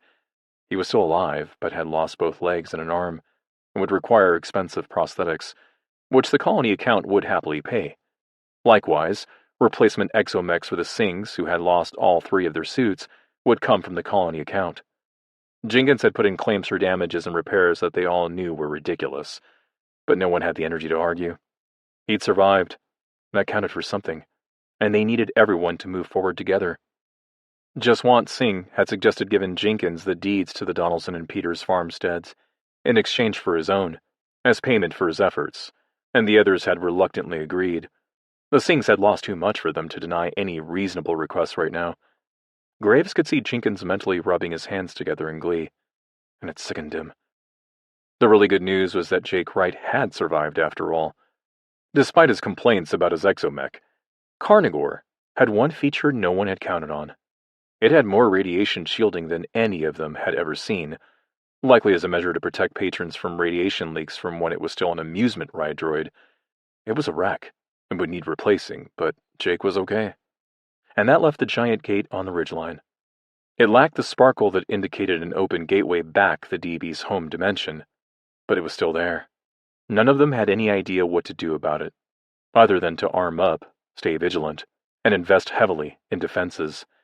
It was going to be expensive and hard work, and it dawned on Graves that Jenkins' new farmstead would be right in the path of any further attacks. Jaswant Singh was much wilier than he'd given him credit. With the creature dragged away and the other colonists gone, Graves and his wife surveyed the land they'd fought hard to defend. It never occurred to them to pack up and leave, to head to somewhere safer. This was home. An alien invasion or no, this was where they were going to stay. Sucker of Souls by Kirsten Cross. Read by Tim Campbell. Is that as fast as you can run? Because, fella, I'm telling you right now, it ain't fucking fast enough! Snarled words from a frightened man way, way out of his comfort zone and desperately trying to appear in control of an uncontrollable situation so as not to frighten the civvy. Soldiers, even ex-soldiers, who now got paid to babysit grave-robbing archaeologists, shouldn't show fear, ever. Even when they were faced with an enemy that apparently had powers well beyond those that could be controlled with a quick double tap from a Glock. Fuck. This was going to be one well-earned paycheck. If he lasted long enough to collect the damn thing, that was. What they had just witnessed had challenged Flynn's whole concept of what was worth $700 a day plus expenses, and what wasn't. And this very definitely wasn't. I'm sorry? The archaeologist didn't get the barely controlled desperation, panic, and outright what the actual fuck was that tone in his babysitter's voice. Lucky, Flynn was still in control. Just. He pressed home his advantage. You bloody well will be if we don't stay ahead of whatever the hell that was. The ex-soldier gave his charge a cold, emotionless smile that didn't reach his eyes. The archaeologist peeled off a pair of round spectacles and rubbed at them with the corner of his shirt. He perched the glasses back onto his nose and pushed them up to the bridge. His hands were shaking violently. He used the mundane act to try and ground himself while his brain attempted to process the carnage they had just seen. I'm an archaeologist, Mr. Flynn, not an Olympic sprinter. Colby Flynn turned his steely, cold, pale green eyes onto the quivering academic, rammed home a new clip, and primed his sidearm in front of the man. That always got their attention. Sliding the bolt back on the Glock 17 made that gloriously satisfying ch-chunk sound that all movie scriptwriters love. It acted as an underline, emphasizing his determination to go down fighting no matter what. It also helped to make the archaeologist more frightened of Flynn than the thing that was currently snuffling and snarling its way towards them. And that was a good thing, because it would mean the bullshit academic would now do what he was told for a change. Good. That increases my chances, then. The bespectacled, owl-like man blinked curiously at Flynn. What? It means, buddy, that while Mr. Bitey back there is chowing down and ripping your throat out like he did with your mate, he won't be gnashing on me, will he? Oh no, not again. A snorting, snuffling sound that was so thick and black you could chew it like a piece of licorice imposed on their momentary pause. Seriously, will you just fuck off, you bastard? Flynn abused the darkness and then emptied a volley of shots into nothing. Whether it actually made any real difference or not, he couldn't tell, but whatever was back there yelped and snarled. Flynn hoped that the swarm of hollow points at least gave the bastard cause to pause so they could focus on running again. Move! For fuck's sake, move! Flynn spun the archaeologist around and shoved him hard. I've got your back, as long as you stay in front of me. Flynn put his mouth next to the sweating man's ear. And yet, you're still here? The archaeologist suddenly developed a surprisingly fast turn of speed for a Cambridge academic. Normally, Flynn wouldn't give anyone a head start. This wasn't a school egg and spoon race where the special kids got to jog a few steps before everyone else set off, and it wasn't the taking part that mattered, not the winning little buddy. This was a slime-covered stone corridor lined with spluttering, flickering light bulbs that had been jerry-rigged by Mickey Cox. An ex-Remy armed with a screwdriver, a happy disposition, and a real MacGyver approach to fixing shit. Their only source of light was being produced by a wheezing 40-year-old generator with carburetor problems and mile upon mile of gaffer-taped cable. And there wasn't some happy-clappy teaching assistant cheering them on. There was a 570-year-old psychopath with a taste for blood, violence, and carnage just a few turns behind them. And he, or it, whatever the hell it was playing with them, the sick, twisted little bastard. Flynn needed the archaeologist alive. What was in Professor Brainiac's balding little noggin might just keep him and his team in one piece, if he could get the egghead to the safety of the Citadel's old armory that was currently doubling as a control center for the dig. Damn it, if he was going to be paid to babysit an academic, he'd make sure the son of a bitch stayed alive. The twisting, turning corridors were slick with algae. These dungeons and corridors were built well below the natural water table, and a musky, fetid atmosphere permeated every inch of the subterranean labyrinth. Rivulets of water seeped down and followed the channels between the huge blocks of granite. There was no mortar holding these blocks together. Stone like this didn't need cement to keep it in place. These tunnels, deep under what would have been a massive, imposing castle, had thousands of tons of masonry and rock pressing down on them. Back in the comfort of the hotel, the archaeologist had told Flynn and his team a rambling account of the supposed history of the Citadel. It was, as Gary Parks had said, a two-bottle tale. The bottles in question had been filled with the local hooch, a paint-stripping, intestine-melting liquor that would probably lead to blindness if you drank too much of the damn stuff. Flynn was a practical kind of guy, and right up to the point when that thing had come wailing through the door, took a pretty pragmatic approach to concepts such as the ability of true evil, despair, and pain to impregnate the very walls of a building. So he listened patiently about how the stones were held together with the screams of the damned, long since dead but not necessarily buried. The archaeologist had gone into great detail about how the terror of the inmates had been etched into the stone, with scrabbled, ripped fingernails and bloodied stumps. It had become as real as any painting, an everlasting memory of the evil that had happened in this dark and savage place. He recounted grisly details of how every cell had been occupied with frail, frightened prisoners, their minds shredded and tattered by the constant screams, yowls, and cries for mercy that echoed throughout the underground chambers. When the guards came for them, they begged. Oh, how they begged. They crawled on their bellies, they pleaded, they called to their god, who utterly abandoned them to their fate and the whims of their sadistic captors. The archaeologist spared no details in his story. He explained how the peepholes allowed guards who got a thrill from watching the suffering of others to observe the prisoners' slow and painful deaths as starvation and disease took hold. How they would watch as the rats started chewing on the dying when they became too weak to shoo them away, taking bets on which part of a prisoner's body the rodents would go for first. Apparently, it was always the soft tissue, the genitals, the face, the eyes. Once the body had been reduced to gnawed bones and a sticky, stinking coating of vitreous fluid on the stone floor, the door was opened and a new occupant took residence. Except one. Like freaked-out Boy Scouts telling ghost stories around a campfire, Flynn and his team had leaned in. After all, everyone loves a good haunted castle story, don't they? The archaeologist risked permanent sight damage by pouring himself another glass of hooch, and had continued with his tale. This cell, he explained, had no door. Instead, massive stones had been seconded from other parts of the castle and used to wall up the doorway, leaving just the iron-barred peephole through which guards occasionally pushed a hissing, squawking cat. This unique prisoner, brought back home to this dark and terrifying castle after rampaging for years across Europe, liked his food still kicking. So they gave him cats, because it seemed to be the one thing it feared. That was their torment, giving him something they knew full well he detested, but was so starved and emaciated that he had no choice but to overcome his revulsion and feed on whatever screeching tidbit the guards tossed through the barred gap.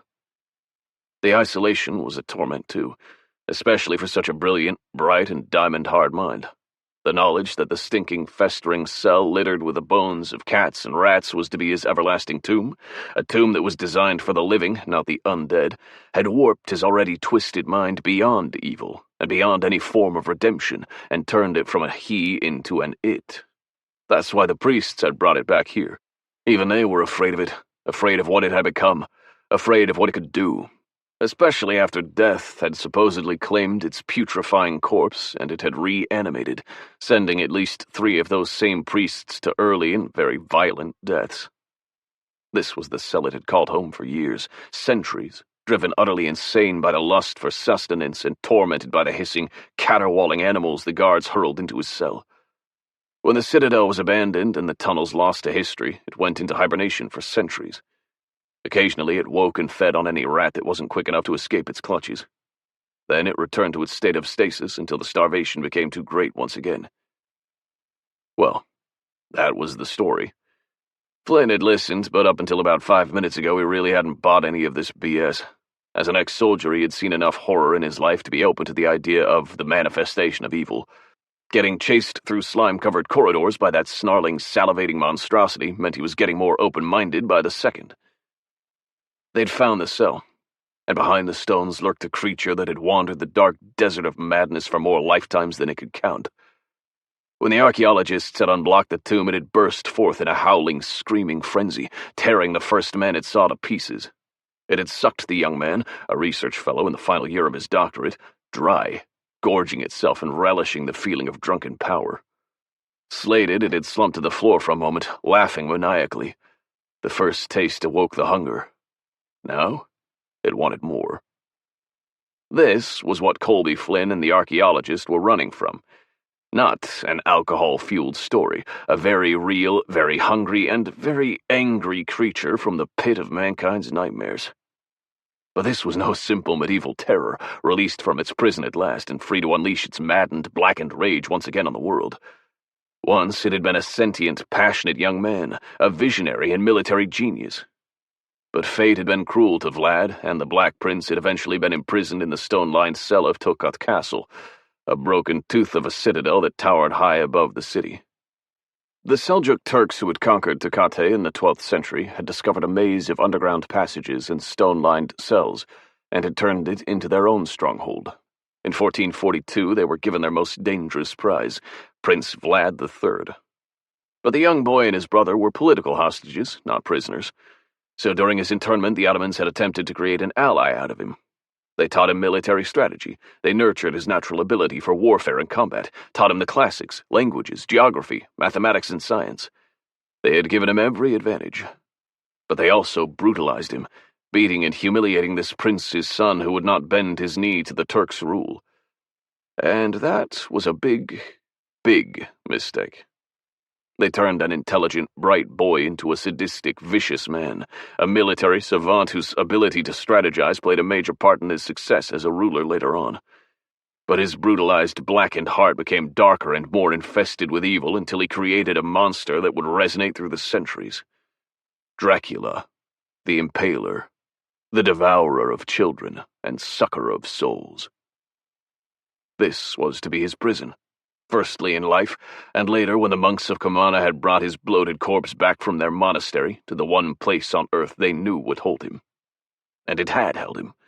The monks' plan had worked, right up until the moment when well-meaning academics with no understanding of true evil, and a firm if totally misguided belief that knowledge would be their shield, had torn down the stones that kept Vlad from unleashing his unique brand of horror on the world. To modern minds, especially those belonging to academics and military specialists that had indulged in the local hooch for a couple hours, vampires were nothing more than a myth, one that had been responsible for some of both the best and the worst literary endeavors, and that echoed down through the ages to become sanitized by Hollywood into sparkly vampires with sickly complexions, beloved of swooning and incredibly stupid teenage girls. All of the archaeologists' tales were merely that, just tales, stories, pseudo-romantic embellishments of the history of an otherwise ordinary Ottoman castle. Yeah, tell that to the ragged, bloody remains of a 25-year-old research fellow who had been Vlad's first real meal in over 500 long, long years. He had taken the full brunt of Vlad's maddened rage. Flynn and the archaeologist had watched helplessly as a whirling maelstrom of hatred, bloodlust, and utter fury swirled around the screaming student, tearing and shredding his skin, ripping it from his face and spraying blood in an arc around the corridor. It moved too fast to see clearly, just a tornado of rage that dismembered the student in a heartbeat. And then, silence. For a few fleeting seconds, a lull had descended on the corridors, allowing the echoes of the research students' screams to fade into the stone and join the entombed chorus of thousands of other victims locked into the granite blocks for eternity. But then, slowly, after the savagery and the silence, came a growing, rolling, maniacal laugh that reached out beyond the walls that had entombed the monster for so long. In the nearby village, the not-quite-so-ignorant as everybody thought peasants who had grown up on fireside stories of the demon that lay entombed in the citadel's secret tunnels bolted their doors, pulled the shutters closed, and huddled together, gripped with an ancient fear that their ancestors had passed to them in their very genes. They knew. They knew that Vlad was free. The Dracul, the Black Prince, the Impaler. He was free. Flynn had been the first to snap out of the terror trance and realize that they weren't dealing with some damn fairy story here, but a real threat. A real nasty threat that was just about to turn its attention onto Flynn and the one remaining an utterly freaked-out archaeologist. Flynn didn't care whether this monster was the real Vlad, some crazy inbred village idiot, or the damn devil himself. So he'd reacted in the only way he knew how. Natural or supernatural, this son of a bitch was flesh and blood, so a Glock should have an effect on it, even if it was only to slow the fucker down for a few seconds and give them that chance they needed to put more than 20 feet between it and them. He emptied an entire clip into the thing and watched as its body twitched and danced. The blood-daubed creature recoiled for a few seconds and then stopped its snapped marionette string dance. It smiled, white teeth emphasized by the gore-covered skin. It stood, unfurling and flexing taloned fingers. Oh, shit. Flynn grabbed his charge by the shoulders and screamed one word at him. Run! Whatever that thing behind them was, it kept pace. Flynn got the distinct impression it could quite easily overtake and overwhelm them, but it was toying with them like a cat would play with a mouse. It was watching how they reacted, determining how well they knew the terrain. It was assessing them, learning their tactics, and letting them draw it along. Flynn had the distinctly unpleasant feeling that the archaeologist had told him about the legend of the Black Prince being a military genius was just the tip of a blood-soaked iceberg. His skin prickled. Back in Afghanistan, there had been this one Taliban chieftain that had made all the others look like complete amateurs. He had that cold, detached way of disciplining his men that revolved around making examples. The examples were bloody remains left swinging in trees in the savage winter gales that swept through the Tora Bora caves in the White Mountains between Afghanistan and Pakistan. He had mounted an IED campaign so successful that it had claimed the lives of 20 regulars and 7 Special Forces troops. He had been known for his extraordinary ability to preempt when and where the SF teams would go in on a flush-out and vanish like a wraith into the mountains, forever one step ahead. He had retained that arrogant, smug smile and defiance, right up to the moment Flynn put 2 bullets between his bloodshot, hate-filled eyes. Flynn then had to run for his life as the man's 2 radicalized and equally insanely violent sons pursued him and his team through the Badlands, promises of revenge screamed in Pashto ringing in their ears. He learned then that when you cut the head from the Hydra, 2 more grow back. Evil is never conquered. It's merely subdued until a greater evil comes to take its place. He had seen that same evil in the eyes of whatever the fuck that thing was when it paused in its bullet dance, dropped the mushed-up, ruined heart of the research fellow, and locked its gaze with him. An evil allowed to fester in a dark, vile place for centuries had become focused into a singularity that, when unleashed, would sweep everything before it. And Flynn's Glock 17 was going to do fuck all to stop the bastard, no matter how many clips he emptied into its emaciated, putrefying body. Vlad watched the soldier and his charge scuttle away down the corridor and smiled, a chilling, venom-filled smile, cold, calculating, a military strategist like no other before or since, stalking its prey at its leisure. It had waited hundreds of years, it could wait a few moments longer. Blood was only half the meal. It wanted to savor the fear as well. It wanted to hear their hearts pounding in anticipation of the terror that was about to befall them. It relished the futile attempts of a little man with a pop gun trying to comprehend the evil he faced. That sweet, satisfying moment when the man realized that there was no escape. There was no fate other than the one the Black Prince had chosen for him. The Black Prince smiled a virginal white smile. Soldiers rarely operated alone, so there were more. So he would make sure the little soldier with his useless gun stayed alive long enough to watch any comrades he may have being devoured in front of him. The anguish, the rage, the pathetic howling and screaming as he watched the Black Prince's teeth rip into the throats of men he loved like brothers would be almost as delicious as the blood itself. Lead on, little soldier. Lead on. Flynn and the archaeologist pelted down the slippery corridors that twisted and turned under the citadel and carried them deeper into the labyrinth. A line of gaffer-taped cables acted like a trail of breadcrumbs, leading them back towards the sanctuary of the armory. Without that advantage, they would have become completely turned around in the myriad of tunnels that weaved and meandered beneath the ruined towers and crumbling walls. A wrong turn would take you into a dead end, and a dead end had a very literal sense when you were being pursued by an insane and bloodthirsty monster. As he shoved the archaeologist again in the small of the back, Flynn pulled out a radio and pressed the squawk button. "Vicky, get ready with everything we've got ordnance-wise. We're coming in fucking hot." "Don't tell me those boffins have gone rogue on your arse. Coo, there ain't nothing worse than a cocky egghead fella." Mickey Cox's cheerful voice crackled out of the handheld and bounced off the stones. Don't fuck about, Mickey. I'm serious. Foobar! Foobar like you wouldn't fucking believe. Fuck. Copy that. Mickey's light-hearted tone instantly changed. Flynn felt himself losing step as the archaeologist, not the fittest of academics, started to slow. The adrenaline was wearing off and panic was starting to take hold. Flynn knew from experience that he had seconds before the bloody fool froze up and probably went fetal on him. He reached out and grabbed the man's shirt, overtook him, and ignored the protestations as his coaching method changed from snarled encouragement and threats to brute force dragging. Move! We got a few more turns before we get to the control room. I'll lay money that your bitey friend back there won't be able to get through that door once we've locked it, right? The archaeologist gasped as he tried to keep pace with Flynn. And once we're locked in with nowhere to run, what do you suggest then? I'm not thinking that far ahead right now, fella. Priority number 1 is to stay away from Count Chompula, okay?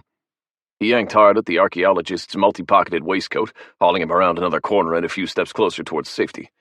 They were close. They were so damn close. Flynn and the archaeologist rounded the next corner and skidded to a halt, flailing wildly to try and keep themselves from tumbling into the waiting arms of the Black Prince. It stood, stooped and filling the corridor, disproportionately long arms full of muscle and sinews ending in talons that would rip through flesh and bone like it was paper. White teeth shone in the flickering light.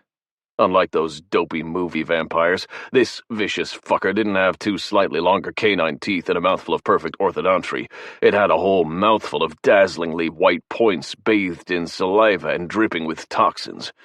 It opened its maw and hissed like an angry cat. Eyes filled with insanity, hatred, and a raging hunger beyond anything Flynn had seen during his humanitarian missions to Sudan, fixated on the 2 stumbling, staggering men. Shit! Back! Back! Back! Flynn shoved the archaeologist backwards, trying to twist him around. The academic, unaccustomed to any physical activity more strenuous than reaching for a book on a top shelf, lost his balance and collapsed in a heap directly behind Flynn's legs. Flynn toppled backwards, and archaeologist and CPP bodyguard became entangled in a mess of flailing arms and legs. Flynn extracted himself and rolled backwards, coming up and drawing the Glock in one smooth move. He knew it wouldn't stop the laughing, blood-smeared monstrosity, but at least it might slow the fucker down a bit again. The archaeologist had gone fetal and lay curled on the floor, whimpering like a baby with bellyache. Fuck him. Focus on the target.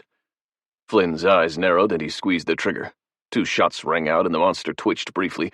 Then on the 3rd squeeze, the Glock, normally a stalwart of reliability, did nothing other than issue a mocking click. Shit! Memory gave him a hard slap in the face.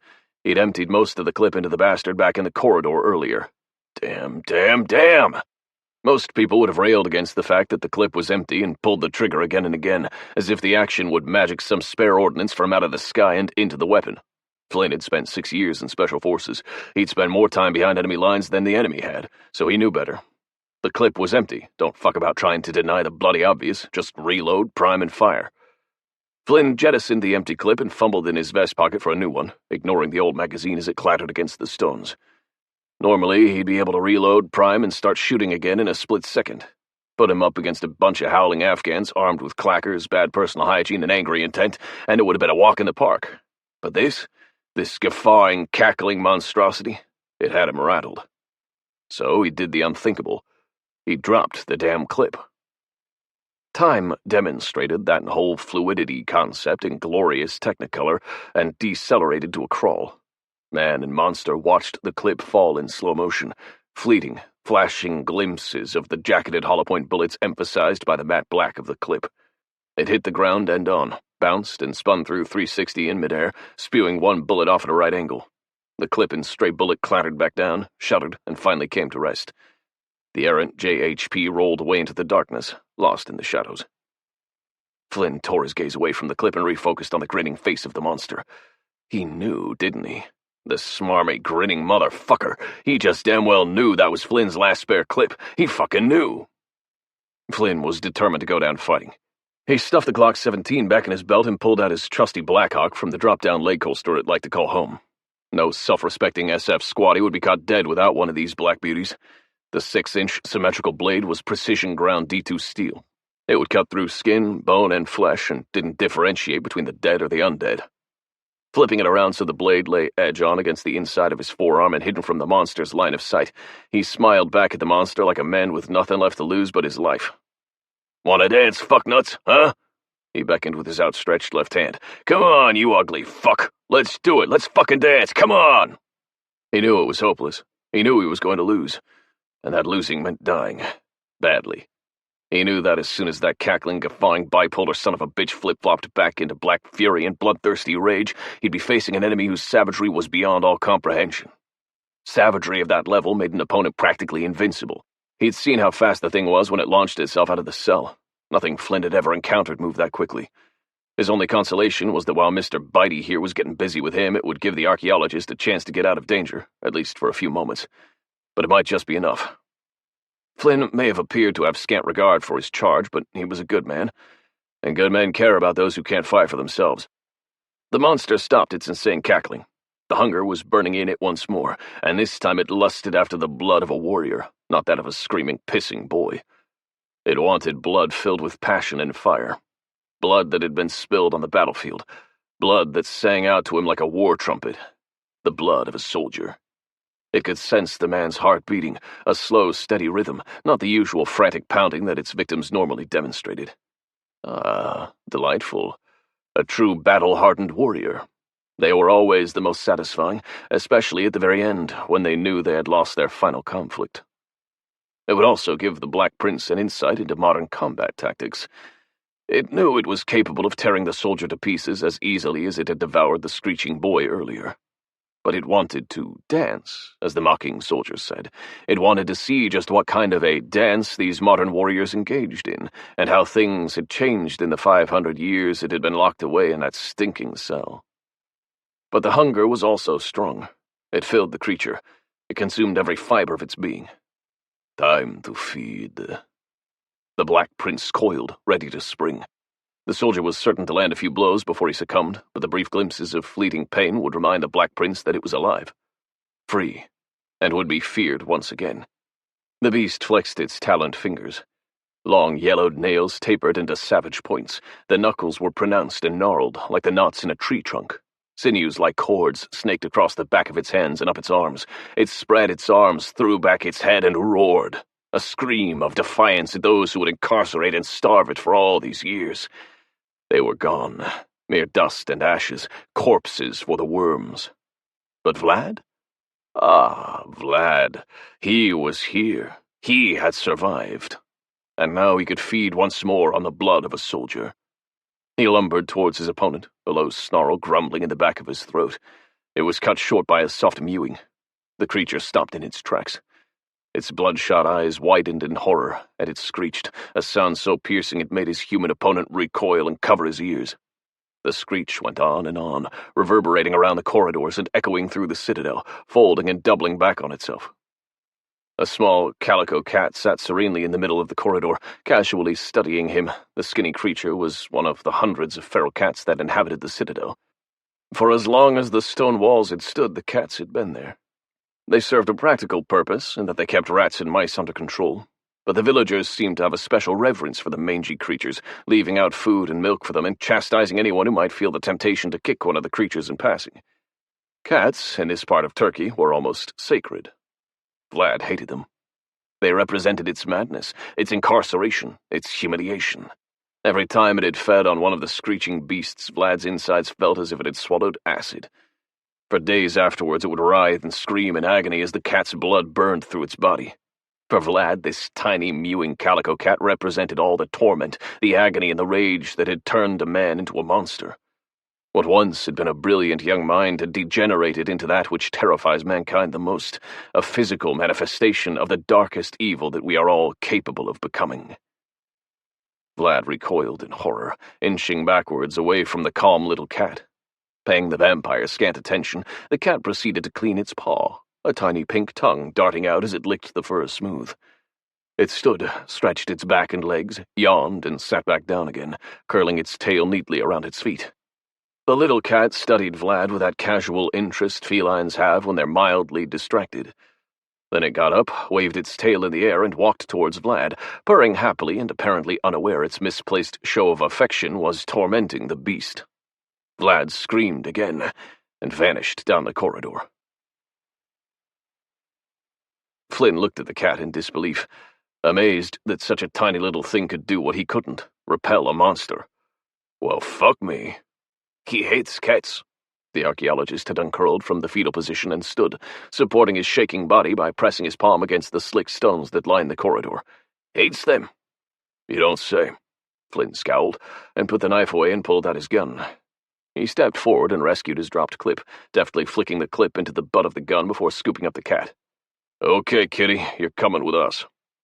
He turned to the archaeologist, Glock 17 in one hand and scrawny cat in the other. Want to get out of here before that bastard decides he's more hungry than he is scared of a little pussy? He nodded towards the darkened end of the corridor. Straight ahead, follow the cables. Don't worry, me and Puss here are right behind you. The archaeologist stared open-mouthed at the cat for a second, turned and trotted away down the corridor, slightly crouched and ready to backpedal furiously if Vlad did his surprise tactic again around the next corner. Flynn scratched the little cat's head affectionately and let the agile little critter clamber up onto his shoulder. The deep, rumbling purr felt like a massage cushion on his shoulders. He gave the cat one last affectionate pat and ran after the disappearing academic. The cat turned and looked back, narrowing its emerald green eyes at something in the shadows.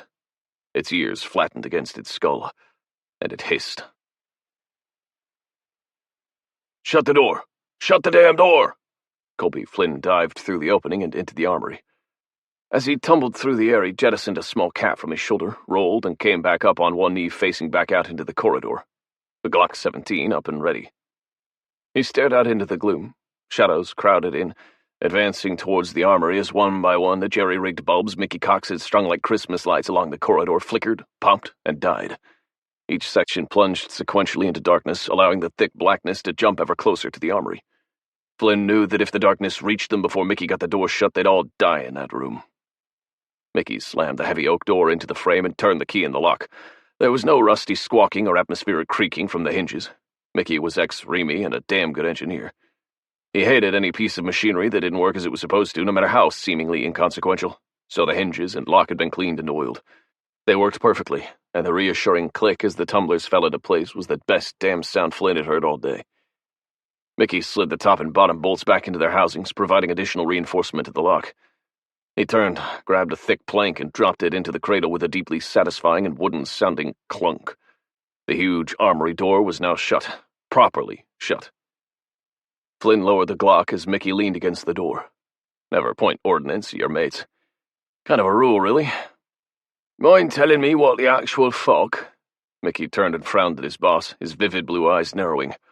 Also, what's with a cat? Little Rupert here saved our hides, fella. Rupert? What's wrong with Rupert? Mickey's frown deepened. Okay, let's gloss over the fact that you've called some mangy flea-infested monkey Rupert, you weirdo. And just so you know, I'm allergic to cats. Trust me, Mick, you'd be a damn sight more allergic to the thing that stopped from chowing down on our arses, mate. I'd put a week's pay on that. Flynn stood and ran his hand through his dirty blonde hair. Mickey shrugged. I take it that's what the foobar's all about. Flynn glanced down at a heap in the corner. The weeping academic had gone fetal again. Flynn sniffed sharply, grabbed a handful of archaeologist, and hauled him to his feet. Upsy-daisy, fella. He shook the man like a rag doll. Oi, stop now with all that yodeling and tell us, A, what that thing is, and B, how we can kill it. He deposited the frightened man on the corner of a table and shook him again.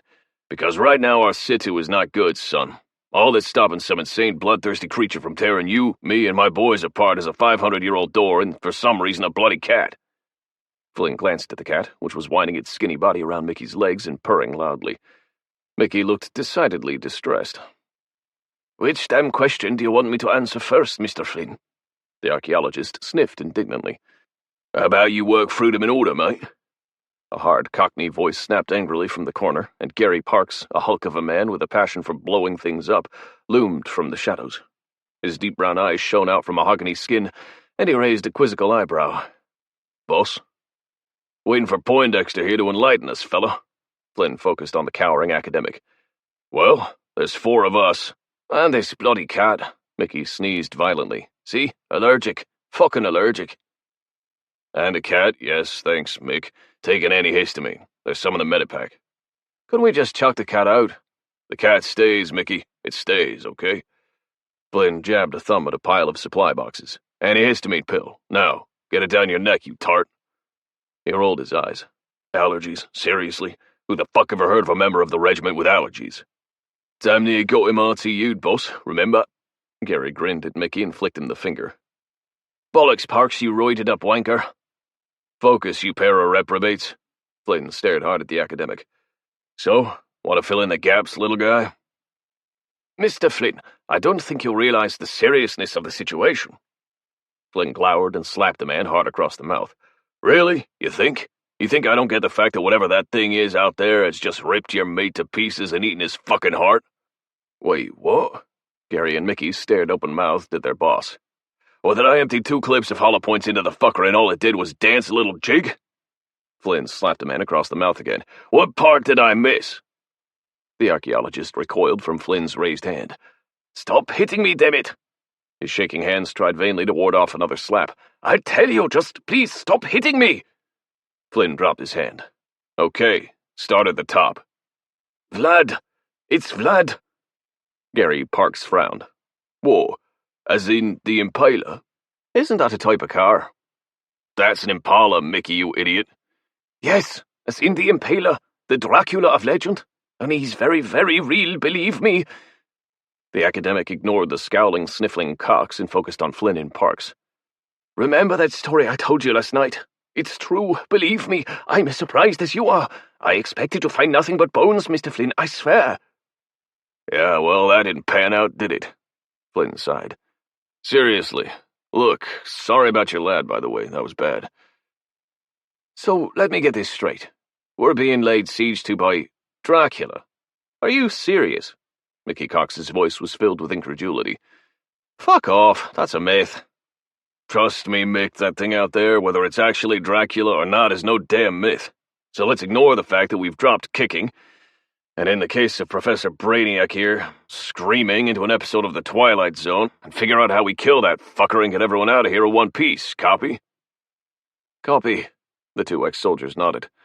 Everything else was irrelevant. Myth or not, the identity of their opponent could be argued over later.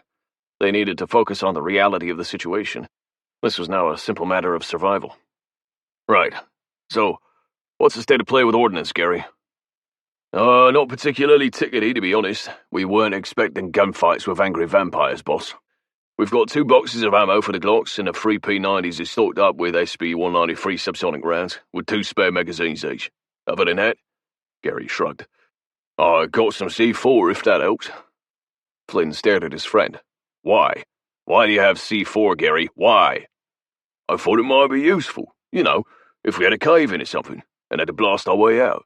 Hey, look, I don't feel right if I ain't got at least a little bit of Play-Doh to bugger about with, okay? Gary's explanation tailed off into a mumbled, petulant mutter. Normally, I would be gently taking it off you and calling the men in white coats. But today, you crazy fucker, you might just have convinced me that your presence in this oppo hasn't been a total waste of a plane ticket. Flynn grinned at his friend. Good. So we've got Play-Doh, P90s and Glocks, and seriously limited ammo. And that bloody cat. And Rupert, yes, thanks, Mickey.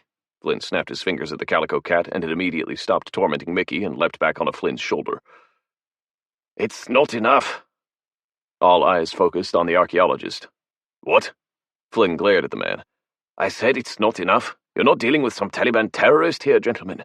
You're dealing with an ancient evil that has defeated whole armies and laid on banquets where his minions feasted on the hearts of his enemies. The man's voice was hitting the hysteria button pretty hard. Once it gets through that door, I promise you none of us will survive. Flynn grabbed the man's collar and snarled in his ear. Not helping, fella. Not fucking helping. You're upsetting my lads, mate, so enough with the we're all doomed shit, okay? He tossed the man aside. I got a salami sandwich, if that's any use. Mickey held up a brown paper bag. How though would that be of any earthly use whatsoever, you tit? We're up against some denizen of unmitigated fucking evil, not an angry deli counter server. Gary cuffed his friend across the back of his head. Hey, it's got garlic in it. Vampires hate garlic, right? All eyes turned again towards the archaeologist. He shook his head. Flynn shrugged. Right. So, how about sunlight? Don't they burst into flames or something when sunlight hits them? If that's the case, then all we have to do is wait until dawn. Old Chompy out there has to retreat back to his cell, and we can get you and us out of here, seal up the doors, and get the fuck out of Dodge, right? Again, the archaeologist shook his head. We are underground, Mr. Flynn. It could be midday, and it wouldn't make any difference. Fine. So our options are we either blow the fucker into pink mist with Play-Doh, or die of boredom and bad rations locked in here. Well, honestly, boss, I didn't expect to go out like this. Gary Parks glared at the door and picked up a P90, winding the webbing strap around his arm and priming the stubby gun ready for action. But whatever happens, at least we can go out shooting, right? Reserve your ammo, big guy. Don't get too trigger-happy, okay? I've emptied 2 clips into this bugger and it didn't even flinch. We need to find another...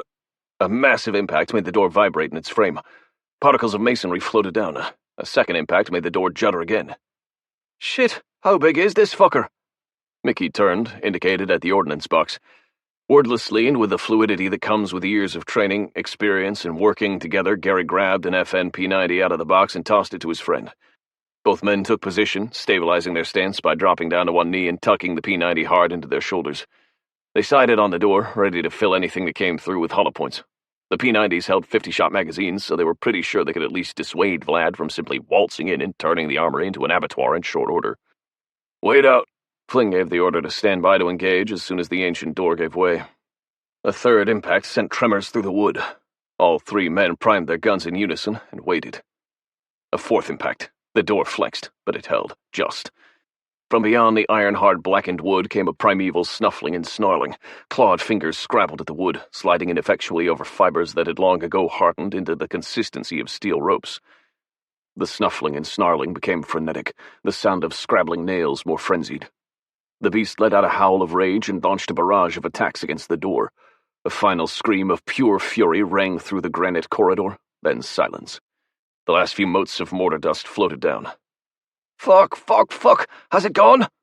Mickey Cox's voice was an equal balance of hardcore bring it on, you fucker, and just enough concern to ensure the element of self-preservation kicked in. Doubt it, Mick. Probably just buggered off up the corridor to take a good old run-up, mate. Eyes on. Gary Parks's eyes flickered briefly from the door to Flynn. Now what, boss? Another battering like that and that door's coming down. Stand fast. Flynn shifted his grip on his own P90 and waited. Okay, Professor. Suggestions? Because we can't hold this thing off forever. Sir, I'm an archaeologist, not a strategist.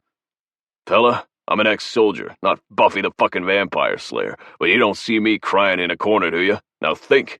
Use that brain of yours to try and figure a way out of here. He jerked his head towards the table. There's a map of the Citadel tunnels on the table. Find us a quick way to the surface, because Gary's right. That door ain't gonna put up with another battering like that. Mr. Bitey out there is coming through on the next assault, and I want to be ready for him. The archaeologist scuttled over to the table and started poring over the map. Boss, I could set a charge if you like. When Sir Chomsalot comes through, I could vaporize the bugger, no probs. Flynn shook his head. As much as I like the sound of that, it would bring the whole damn chamber down on top of our heads too. Kind of a lose-lose situation, wouldn't you agree? No, I can use it like blasting cord. Loop a line of Play-Doh around the doorframe and direct the explosion inwards. It would contain the blast. Wouldn't compromise the chamber ceiling and give Chompy out there one hell of a headache. If nothing else, it would at least buy us some time to make a run for it. And, to be honest, I don't like the fact that we're effectively cornered in here. Flynn looked at his friend.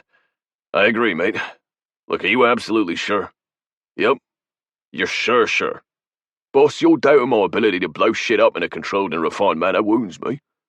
Gary, I have no doubt that you can blow shit up. I just don't want you blowing us up at the same time. He glanced at Mickey. Mick, you're our engineer. You concur? Doable.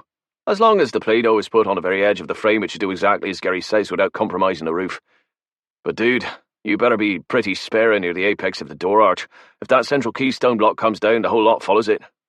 Gary nodded. Duly noted. Boss, do it. Gary immediately put his P90 down and turned to the ordnance box. Flynn flickered his eyes away from the door and towards the professor. Professor, how's it coming? Got a green route out of here yet, or what? I may have something. The professor spun the map around and stared intently at it. Yes, there's another way out. He looked up and smiled a hopeful, slightly hysterical smile. That door is obviously the main exit route, but there's another egress marked here. It drops us into a corridor and then out into the main passageway. Ah, bless, listen to you, fella. Egress. Mickey laughed sharply. We must be rubbing off on you. Anyone else would have said a secret door. Leave the man alone, Mick. Right. Where's this egress point, Professor? Flynn nodded at Mickey. Don't take your eyes off that door, Cox. Copy. Flynn focused his attention back on the academic. Okay, show me. This is the armory. This is where we are. Well, shit. Thank you for pointing that out to me, Professor. I thought I was on the 3rd level at Blue Water fucking shopping center. Door, fella, where's the damn door? Yes, sorry about that. It's supposed to be here. The academic stabbed a finger at the map. Supposed to be? Well, I'm assuming that's what this symbol means, yes. And you know what they say about assume being the mother of all fuck-ups, right? Boss, we got snuffling over here. Mickey Cox shifted his grip on the P90. Outside the door came that stomach-churning, snaffling and scratching. The Black Prince was back and worrying at the timbers. Flynn walked to his friend's side. What do you reckon he's up to, Mick? Weakest point of any door is the hinges. My guess, if he's smart, he'll go for them. But another few shoulder barges and it's going to be a bit of a moot point, boss, because that door is on its last legs. Look. He pointed at the central plank. Bright, fresh wood that had been buried under ages of grime and blackened layers could clearly be seen. The plank was splitting. Oh, he's smart, Mick, believe me. He jabbed a finger at the archaeologist. Professor, find that trap door or whatever it is. Find it right now. Flynn turned. Gary, we ready, mate? 2 minutes. We may not have 2 minutes, big guy. Flynn took up position with Mickey. He stared at the door and frowned. Mick, I've got an idea. You're not gonna like it. Okay. We open the door. Fuck off. No, hear me out. If he starts battering that door again, it's gonna give and we'll be wide open with no way of stopping him from coming through full tilt. Trust me, this bugger moves fast. So we open the door, fill the bastard with 2 clips worth of 28s, shut the door again, and by then Gary should be ready with his Play-Doh and the professor will hopefully have found us a way out of here by the back door. Cox's eyes widened. You're insane. You got a better idea? Oh, I don't know. How about I try clicking my heels together 3 times and say there's no place like home? So that's a no, then. I found it! The door! I found it! The professor grunted as he pushed against a massive stack of shelves laden with old boxes. It's behind here! He grunted again. Take the damn boxes off, you idiot. Then you'll be able to move the shelves. Flynn looked back at the door. Okay, fuck that. Plan B. Good. 'Cause you're bang on, boss. I don't like Plan A. We'll do exactly as I said and put the welcome mat out. Oh, come on, seriously? Flynn ignored Mickey's protestations. We fill Chompy with ordnance, shut the door bloody damn quick, and then you, me, Gary, and the professor get the hell out of here through the trapdoor. Gary, don't worry about being all delicate with the Play-Doh, mate. Put the whole lot up. Everything we've got, just slap and go, okay? We let him think we're still in here. He comes barreling through the door, trips the detonator, and brings the entire bloody castle down on his head. Meanwhile, we're exiting stage left sharpish. Any questions? What about the cat? Rupert comes with me. Flynn looked at the cat and winked. Its green eyes lit up and it started purring loudly again. All clear? Copy. Professor? The academic grunted a response and tossed another dust-covered box into the corner. Copy. Flynn grinned at the man. Attaboy. Okay then, on 3, Mick. Not like in Plan B at all. 1. Flynn heaved the crossbeam out of its cradle. 2. He slid the bolts back 1 by 1. 3. He flicked the key, grabbed the handle, and turned, pulling the door wide open. Flynn dropped to the floor so that Mickey could fire over the top of him. He angled the P90 up so that anything running towards them would get a belly full of bullets at 45 degrees. He didn't care how undead you were, that would do a lot of damage. Mickey aimed into the darkness. Incoming! The Black Prince came howling towards them, venom-laden saliva spraying from his open maw. There was none of the cackling laughter this time. Just a crazed scream that resonated like savage bells from the granite walls, ringing and echoing through the entire citadel. Fire! Flynn depressed the trigger and the P90 spat bullet after bullet at the monster. The P90 could fire 900 rounds per minute, so Flynn knew they only had a few seconds before the 50-round magazine was empty. Above him, a swarm of bullets from Mickey's P90 buzzed. The noise was deafening as 100 rounds focused a colossal amount of kill power into one soft body. Blood sprayed the walls of the corridor. Vlad had just fed, so his stomach was full of the congealed remains of his victim. The bullets ripped open Vlad's belly like a piñata.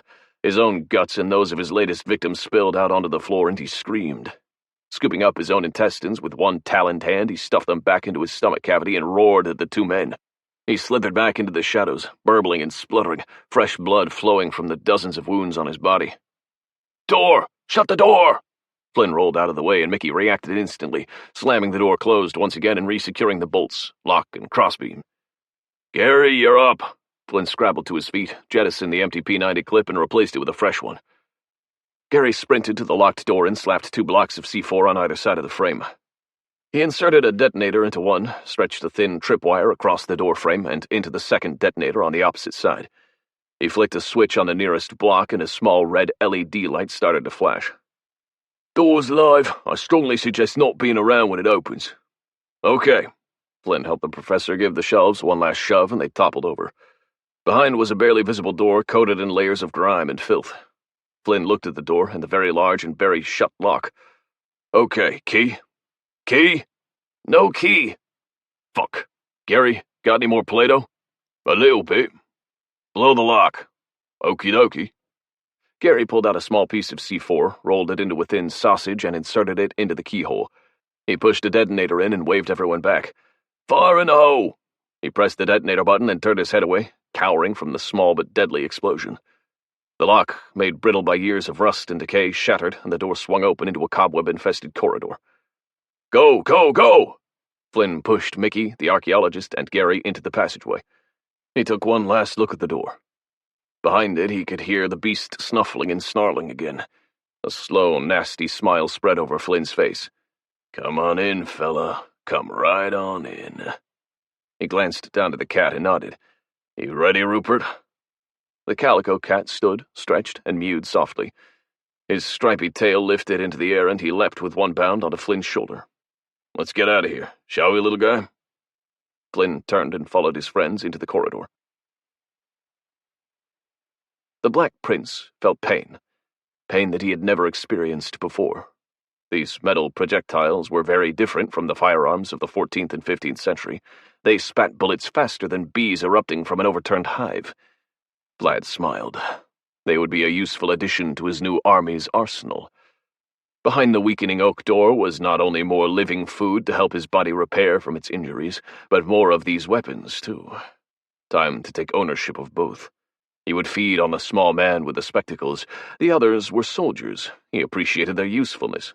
They would be turned, infected with a venom that dripped from his mouth, to be forever compliant servants. He looked at the door, ascertaining its weakest point. The cracked central plank indicated that one more hard impact would shatter the ancient timbers. He let out a scream of delight and ran at the door. The wood exploded, and the Black Prince stood in the fragmented remains of the doorway. A flashing red dot caught his attention, and he peered at it, curious. What new experience was this? Vlad looked closer at the muddy brown block stuck to the stone arch. Inserted into its center was a metal cylinder and the taut end of a wire. The light stopped flashing. Further into the tunnel, a muffled boom and a shower of debris from rotting walls and crumbling ceilings caused the 4 men to stop, crouch, and cover their heads with their arms. Stones and lumps of mortar clattered down, and the men balled up tighter, pressing their backs against the wall. Flynn was the first to uncurl. "Sounds like Matey's found a little gift. Let's not wait around to find out if he's going to send a thank you card. Move!" He hauled the archaeologist to his feet. "Come on, fella. Let's get you back to the hotel for a nice hot bath and a couple of bottles of that local shit." "Which way?" "Follow the cat." The 4 men trotted after the little calico cat out into the main passageway, and straight into the waiting arms of a crowd of shuffling, snarling vampires. These were Vlad's most trusted lieutenants, whose own tombs beneath the armory had been cracked open by the explosion. The cat stopped, flattened its ears, and hissed like an angry kettle. Flynn brought his gun up to his shoulder and swore passionately. "Oh, you have got to be fucking kidding me!" When the Yogurt Took Over by John Scalzi. Read by Joel Simler. When the yogurt took over, we all made the same jokes. Finally, our rulers will have culture. Our society is curdled. Our government is now the cream of the crop, and so on. But when we weren't laughing about the absurdity of it all, we looked into each other's eyes with the same unasked question. How did we ever get to the point where we were, in fact, ruled by a dairy product? Oh, as a matter of record, we knew how it happened. Researchers at the Edelman Institute for Biological Technology in Dayton had been refining the process of DNA computing for years. In a bid to increase efficiency and yield, scientists took one of their most computationally advanced strains and grafted it into Lactobacillus delbrueckii, subspecies bulgaricus, commonly used to ferment yogurt. Initial tests appeared to be failures, and acting under the principle of waste not, want not, one of the researchers sneaked some of the bacillus out of the lab to use for her homemade yogurt. A week later, during breakfast, the yogurt used the granola she had mixed with it to spell out the message, "We have solved fusion. Take us to your leaders." The yogurt was crafty and shrewd. It negotiated for itself a factory filled with curdling vats that increased its processing powers exponentially.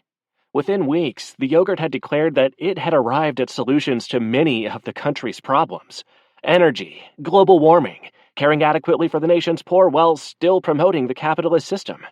It let us know just enough to let us know just how much more it knew. "Share your answers with us," the government said. "We need payment," the yogurt said. "What would you like?" the government asked. "Ohio," the yogurt said. "We can't do that," the government said. "That's fine," the yogurt said. "We'll just go to China. They'll give us the whole Shanxi province."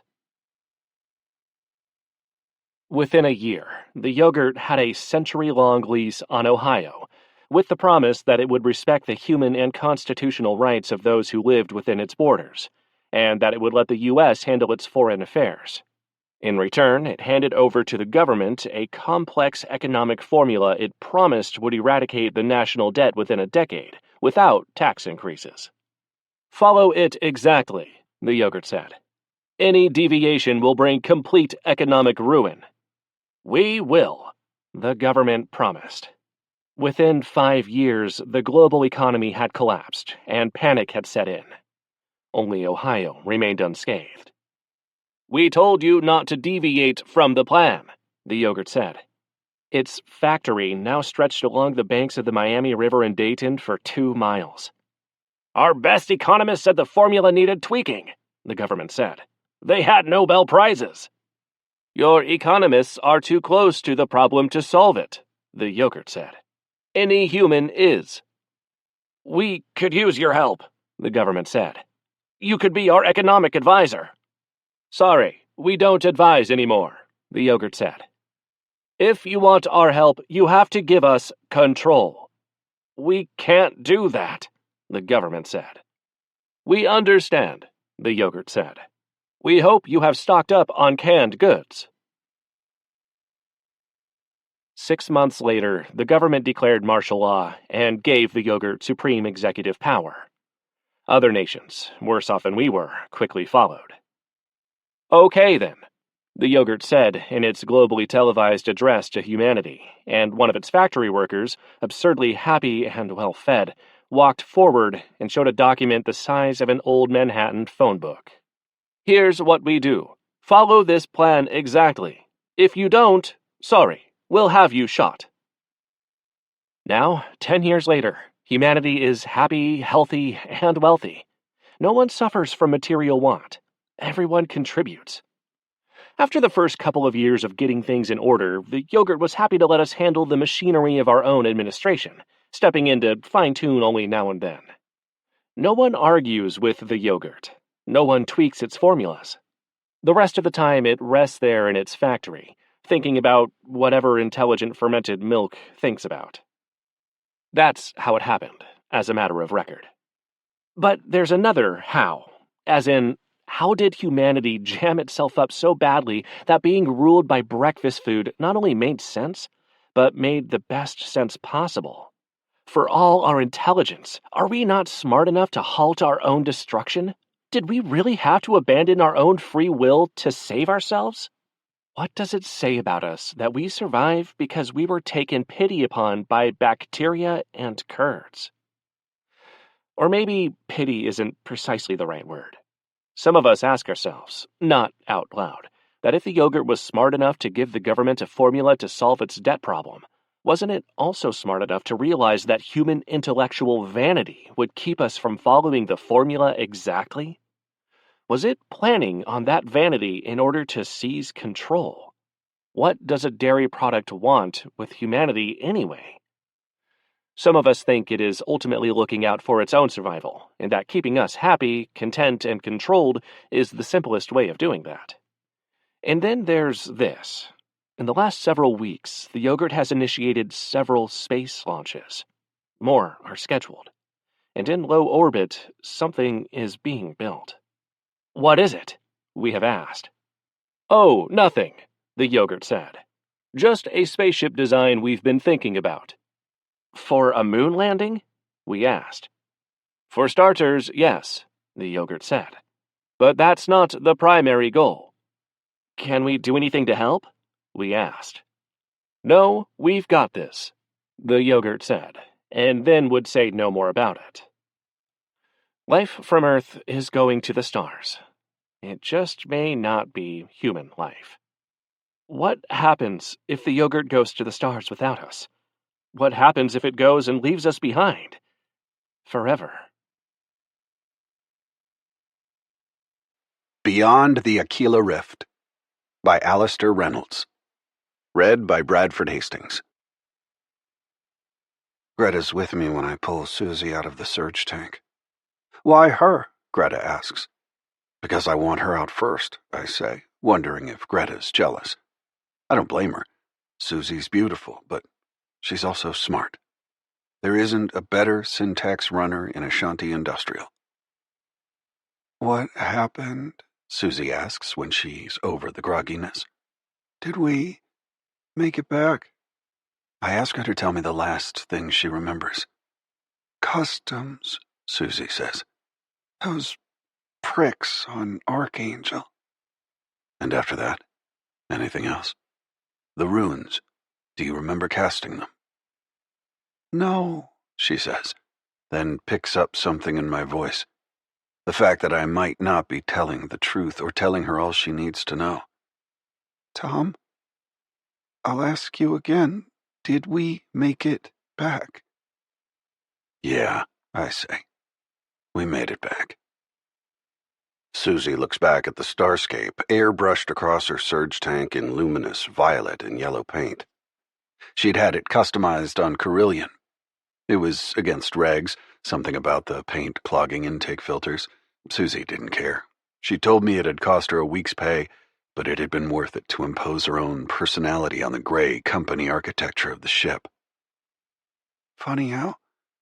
I feel like I've been in that thing for months. I shrug. That's the way it feels sometimes.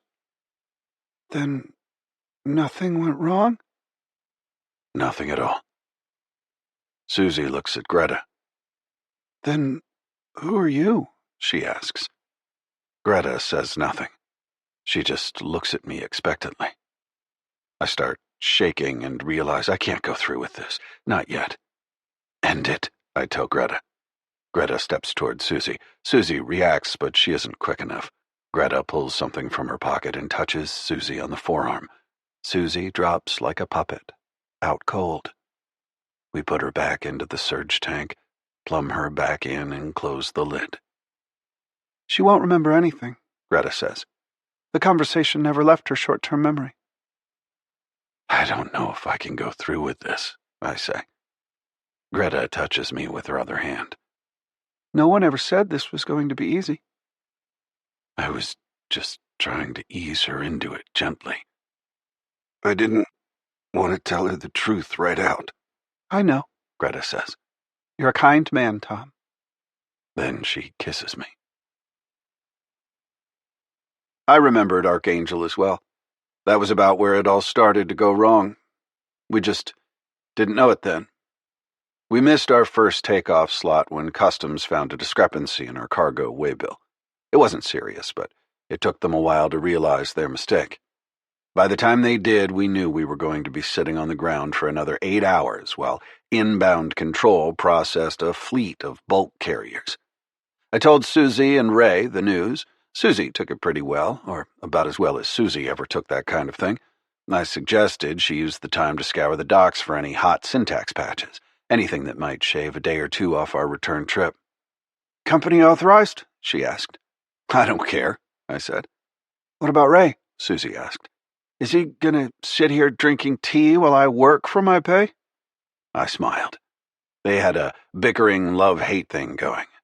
No, Ray can do something useful as well. He can take a look at the Q-planes. Nothing wrong with those planes, Ray said. I took off my old Ashanti industrial bib cap, scratched my bald spot, and turned to the jib man. Right. Then it won't take you long to check them over, will it? Whatever, Skip. The thing I liked about Ray was that he always knew when he'd lost an argument. He gathered his kit and went out to check over the planes. I watched him climb the jib ladder, tools hanging from his belt. Susie got her face mask, long black coat, and left, vanishing into the vapor haze of the docks, boot heels clicking into the distance long after she'd passed out of sight. I left the Blue Goose, walking in the opposite direction to Susie. Overhead, the bulk carriers slid in one after the other. You heard them long before you saw them. Mournful cetacean moans cut down through the piss-yellow clouds over the port. When they emerged, you saw dark hulls, scabbed and scarred by the blocky extrusions of syntax patterning, jibs and Q-planes retracted for landing, and undercarriages clutching down like talons. The carriers stopped over their allocated wells and lowered down on a scream of thrust. Docking gantries closed around them like grasping skeletal fingers. Cargo handling soars plodded out of their holding pens, some of them autonomous, some of them still being ridden by trainers. There was a shocking silence as the engines cut, until the next carrier began to approach through the clouds. I always liked watching ships coming and going, even when they're holding my own ship on the ground. I couldn't read the syntax, but I knew these ships had come in all the way from the Rift. The Aquila Rift is about as far out as anyone ever goes. At median tunnel speeds, it's a year from the center of the local bubble. I've been out that way once in my life. I've seen the view from the near side of the Rift like a good tourist. It was far enough for me. When there was a lull in the landing pattern, I ducked into a bar and found an Aperture Authority booth that took Ashanti credit. I sat in the seat and recorded a 30-second message to Katerina. I told her I was on my way back, but that we were stuck on Archangel for another few hours. I warned her that the delay might cascade through to our tunnel routing, depending on how busy things were at the authorities' end. Based on past experience, an 8-hour ground hold might become a 2-day hold at the surge point. I told her I'd be back, but she shouldn't worry if I was a few days late. Outside, a Diplodocus slouched by with a freight container strapped between its legs. I told Katerina I loved her and couldn't wait to get back home. While I walked back to the Blue Goose, I thought of the message racing ahead of me. Transmitted at light speed up system, then copied into the memory buffer of the next outgoing ship. Chances were that particular ship wasn't headed to Barranquilla or anywhere near it. The Aperture Authority would have to relay the message from ship to ship until it reached its destination. I might even reach Barranquilla ahead of it, but in all my years of delays, that had only happened once. The system worked all right. Overhead, a white passenger liner had been slotted in between the bulk carriers. I lifted up my mask to get a better look at it. I got a hit of ozone, fuel, and dinosaur dung. That was Archangel, all right. You couldn't mistake it for any other place in the bubble. There were 400 worlds out there, up to a dozen surface ports on every planet, and none of them smelled bad in quite the same way. "Tom?" I followed the voice. It was Ray, standing by the dock. "You finished checking those planes?" I asked. Ray shook his head. "That's what I wanted to talk to you about. They were a little off alignment, so seeing as we're going to be sitting here for 8 hours, I decided to run a full recalibration." I nodded. That was the idea. "So, what's the problem?" "The prob is a slot just opened up. Tower says we can lift in 30 minutes. I shrugged. "Then we'll lift." "I haven't finished the recal. As it is, things are worse than before I started. Lifting now would not be a good idea." "You know how the tower works," I said. "Miss 2 offered slots, you could be on the ground for days." "No one wants to get back home sooner than I do," Ray said. "So cheer up. She'll be rough in the tunnel. It won't be a smooth ride home." I shrugged. "Do we care? We'll be asleep." "Well, it's academic. We can't leave without Susie." I heard boot heels clicking toward us. Susie came out of the fog, tugging her own mask aside. "No joy with the rune monkeys," she said. Nothing they were selling I hadn't seen a million times before. Fucking cowboys. It doesn't matter, I said. We're leaving anyway. Ray swore. I pretended I hadn't heard him. I was always the last one into a surge tank. I never went under until I was sure we were about to get the green light.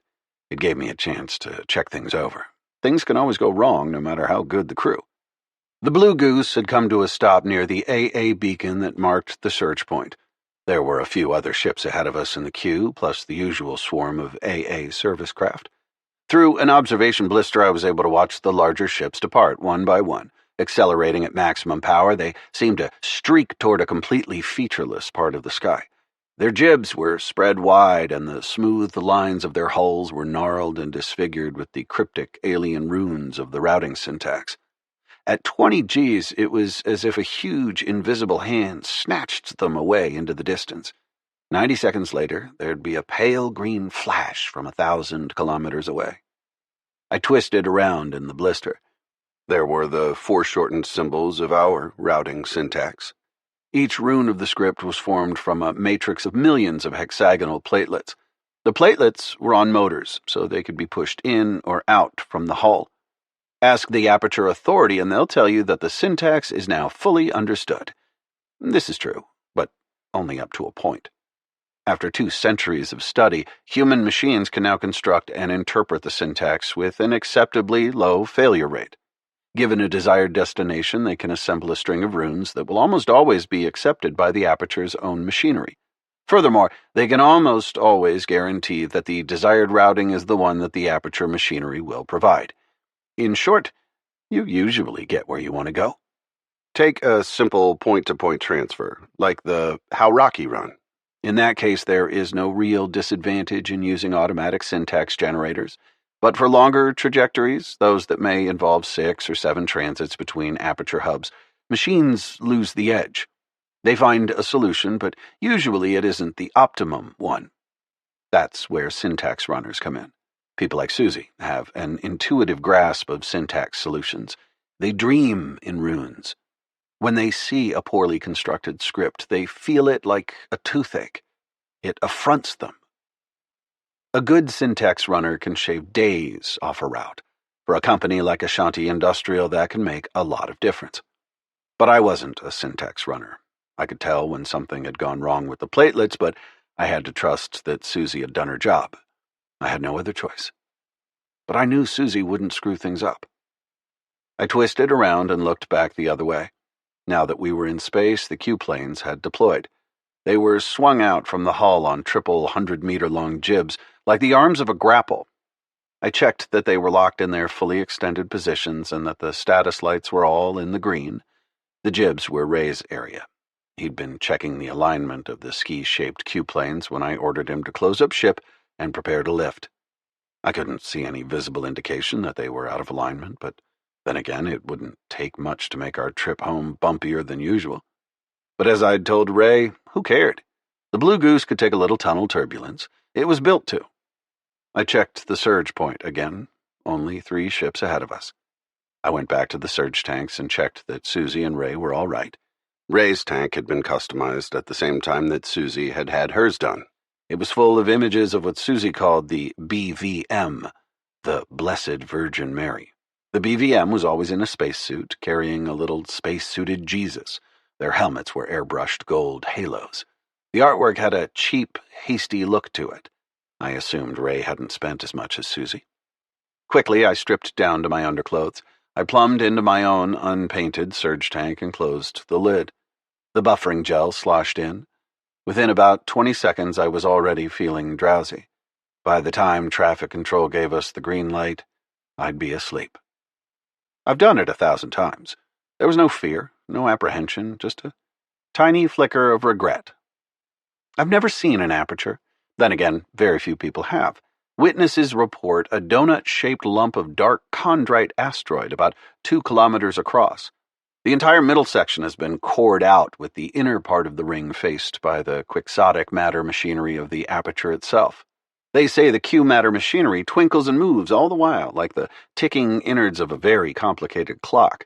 but the monitoring systems of the Aperture Authority detect no movement at all. It's alien technology. We have no idea how it works or even who made it. Maybe in hindsight it's better not to be able to see it. It's enough to dream and then awake and know that you're somewhere else. Try a different approach, Greta says. Tell her the truth this time. Maybe she'll take it easier than you think. There's no way I can tell her the truth. Greta leans one hip against the wall, one hand still in her pocket. Then tell her something halfway truthful. We unplumb Susie and haul her out of the surge tank. Where are we? She asks. Then to Greta, who are you? I wonder if some of the last conversation did make it out of Susie's short-term memory after all. Greta works here, I say. Where's here? I remember what Greta told me. A station in Shadar sector. That's not where we're meant to be, Tom. I nod. I know. There was a mistake, a routing error. Susie's already shaking her head. There was nothing wrong. I know. It wasn't your fault. I help her into her ship clothes. She's still shivering, her muscles reacting to movement after so much time in the tank. The syntax was good. Then what? The system made a mistake, not you. Shadar sector, Susie says. That would put us about 10 days off our schedule, wouldn't it? I try and remember what Greta said to me the first time. I ought to know this stuff by heart, but Susie's the routing expert, not me. That sounds about right, I say. But Susie shakes her head. Then we're not in Shadar sector. I try to sound pleasantly surprised. We're not? I've been in that tank for a lot longer than a few days, Tom. I know. I can feel it in every fucking bone in my body, so where are we? I turn to Greta. I can't believe this is happening again. End it, I say. Greta steps towards Susie. You know that, as soon as I awoke, I knew everything was wrong, cliché. You've probably heard it 1,000 times in 1,000 bars across the bubble, wherever ship crews swap tall tales over flat, company-subsidized beer. The trouble is that sometimes that's exactly the way it happens. I never felt good after a period in the surge tank, but the only time I had ever come around feeling anywhere near this bad was after that trip I took to the edge of the bubble. Mulling this, but knowing there was nothing I could do about it until I was out of the tank, it took me half an hour of painful work to free myself from the connections. Every muscle fiber in my body felt like it had been shredded. Unfortunately, the sense of wrongness didn't end with the tank. The Blue Goose was much too quiet. We should have been heading away from the last exit aperture after our routing, but the distant, comforting rumble of the fusion engines wasn't there at all. That meant we were in freefall. Not good. I floated out of the tank, grabbed a handhold, and levered myself around to view the other two tanks. Ray's largest BVM stared back radiantly from the cowl of his tank. The bioindices were all in the green. Ray was still unconscious, but there was nothing wrong with him. Same story with Susie. Some automated system had decided I was the only one who needed waking. A few minutes later, I had made my way to the same observation blister I'd used to check the ship before the surge. I pushed my head into the scuffed glass half-dome and looked around. We'd arrived somewhere. The Blue Goose was sitting in a huge zero-gravity parking bay. The chamber was an elongated cylinder, hexagonal in cross-section. The walls were a smear of service machinery, squat modules, snaking umbilical lines, the retracted cradles of unused docking berths. Whichever way I looked, I saw other ships locked onto cradles. Every make and class you could think of, every possible configuration of hull design compatible with aperture transitions. Service lights threw a warm golden glow on the scene. Now and then the whole chamber was bathed in the stuttering violet flicker of a cutting torch. It was a repair facility. I was just starting to mull on that when I saw something extend itself from the wall of the chamber. It was a telescopic docking tunnel groping toward our ship. Through the windows in the side of the tunnel, I saw figures floating, pulling themselves along, hand over hand. I sighed and started making my way to the airlock. By the time I reached the lock, they were already through the first stage of the cycle. Nothing wrong with that. There was no good reason to prevent foreign parties boarding a vessel, but it was just a tiny bit impolite. But perhaps they'd assumed we were all asleep. The door slid open. "You're awake," a man said. "Captain Thomas Gundleput of the Blue Goose, isn't it?" "Guess so," I said. "Mind if we come in?" There were about half a dozen of them, and they were already coming in. They all wore slightly time-worn ochre overalls, flashed with too many company sigils. My hackles rose. I didn't really like the way they were barging in. "What's up?" I said. "Where are we?" "Where do you think?" the man said. He had a face full of stubble with bad yellow teeth. I was impressed by that. Having bad teeth took a lot of work these days. It was years since I'd seen anyone who had the same dedication to the art. "I'm really hoping you're not going to tell me we're still stuck in Archangel System," I said. "No, you made it through the gate." "And?" "There was a screw-up. Routing error. You didn't pop out of the right aperture." "Oh, Christ." I took off my bib cap. "It never rains. Something went wrong with the insertion, right?" "Maybe, maybe not. Who knows how these things happen? All we know is you weren't supposed to be here." "Right. And where is here?" "Saumlaki Station. Shadar Sector." He said it as though he was already losing interest, as if this was a routine he went through several times a day. He might have been losing interest. I wasn't. I'd never heard of Saumlaki Station, but I'd certainly heard of Shadar Sector. Shadar was a K supergiant out toward the edge of the local bubble. It defined one of the 70-odd navigational sectors across the whole bubble. Did I mention the bubble already? You know how the Milky Way galaxy looks. You've seen it 1,000 times in paintings and computer simulations. A bright central bulge at the galactic core with lazily curved spiral arms flung out from that hub, each arm composed of hundreds of billions of stars ranging from the dimmest, slow-burning dwarfs to the hottest supergiants teetering on the edge of supernova extinction. Now, zoom in on one arm of the Milky Way. There's the sun, orange-yellow, about 2/3 out from the center of the galaxy. Lanes and folds of dust swaddle the sun out to distances of tens of thousands of light-years. Yet the sun itself is sitting right in the middle of a 400-light-year-wide hole in the dust, a bubble in which the density is about 1/20th of its average value. That's the local bubble. It's as if God blew a hole in the dust just for us. Except, of course, it wasn't God. It was a supernova about 1 million years ago. Look further out, and there are more bubbles, their walls intersecting and merging, forming a vast froth-like structure tens of thousands of light-years across. There are the structures of Loop 1 and Loop 2 and the Lindblad Ring. There are even super-dense knots where the dust is almost too thick to be seen through at all. Black calls like the Taurus or Rho Ophiuchi dark clouds or the Aquila Rift itself. Lying outside the local bubble, the rift is the furthest point in the galaxy we've ever traveled to. It's not a question of endurance or nerve. There simply isn't a way to get beyond it, at least not within the faster-than-light network of the aperture links. The rabbit warren of possible routes just doesn't reach any further. Most destinations, including most of those on the Blue Goose's itinerary, didn't even get you beyond the local bubble. For us, it didn't matter. There's still a lot of commerce you can do within 100 light-years of Earth, but Shadar was right on the periphery of the bubble, where dust density began to ramp up to normal galactic levels, 228 light-years from Mother Earth. Again, not good.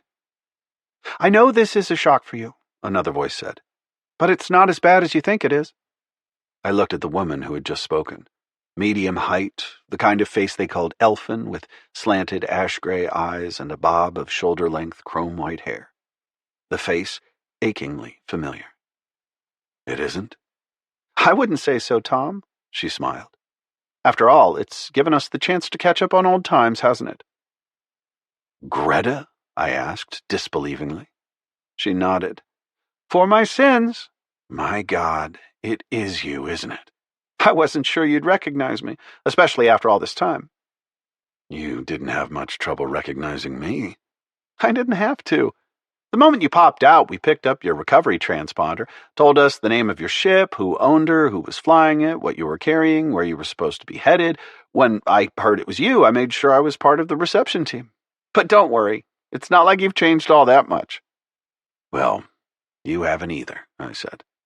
It wasn't quite true, but who honestly wants to hear that they look about 10 years older than the last time you saw them, even if they still don't look all that bad with it? I thought about how she had looked naked. Memories that I'd kept buried for a decade spooling into daylight. It shamed me that they were still so vivid, as if some furtive part of my subconscious had been secretly hoarding them through years of marriage and fidelity. Greta half smiled. It was as if she knew exactly what I was thinking. You were never a good liar, Tom. Yeah, guess I need some practice. There was an awkward silence. Neither of us seemed to know what to say next. While we hesitated, the others floated around us, saying nothing. Well, I said, who'd have guessed we'd end up meeting like this? Greta nodded and offered the palms of her hands in a kind of apology. I'm just sorry we aren't meeting under better circumstances, she said. But if it's any consolation, what happened wasn't at all your fault.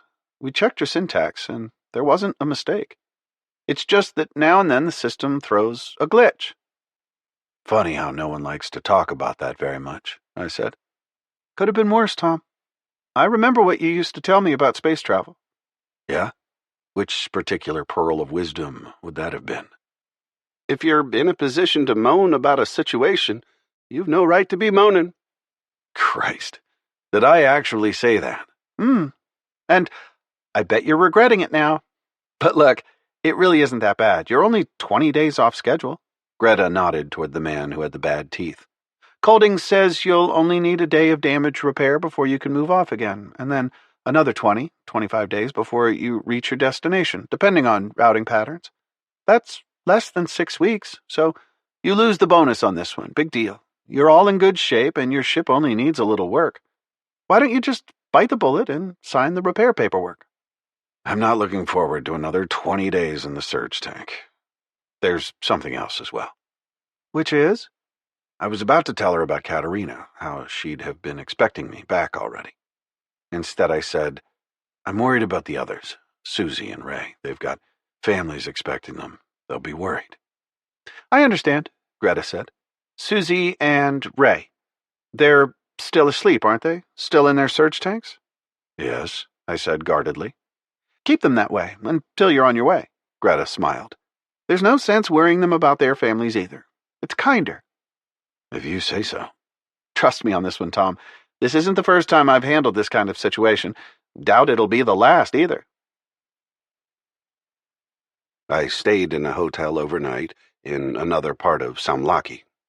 The hotel was an echoing, multi-level prefab structure sunk deep into bedrock. It must have had a capacity for hundreds of guests, but at the moment only a handful of the rooms seemed to be occupied. I slept fitfully and got up early. In the atrium, I saw a bib-capped worker in rubber gloves removing diseased carp from a small ornamental pond. Watching him pick out the ailing, metallic orange fish, I had a flash of déjà vu. What was it about dismal hotels and dying carp? Before breakfast, bleakly alert, even though I didn't really feel as if I'd had a good night's sleep, I visited Colding and got a fresh update on the repair schedule. 2-3 days, he said. It was a day last night. Colding shrugged. You've got a problem with the service. Find someone else to fix your ship. Then he stuck his little finger into the corner of his mouth and began to dig between his teeth. Nice to see someone who really enjoys his work, I said. I left Colding before my mood worsened too much, making my way to a different part of the station. Greta had suggested we meet for breakfast and catch up on old times. She was there when I arrived, sitting at a table in an outdoor terrace under a red and white striped canopy, sipping orange juice. Above us was a dome several 100 meters wide, projecting a cloudless, holographic sky. It had the hard, enameled blue of midsummer. How's the hotel? She asked after I'd ordered a coffee from the waiter. Not bad.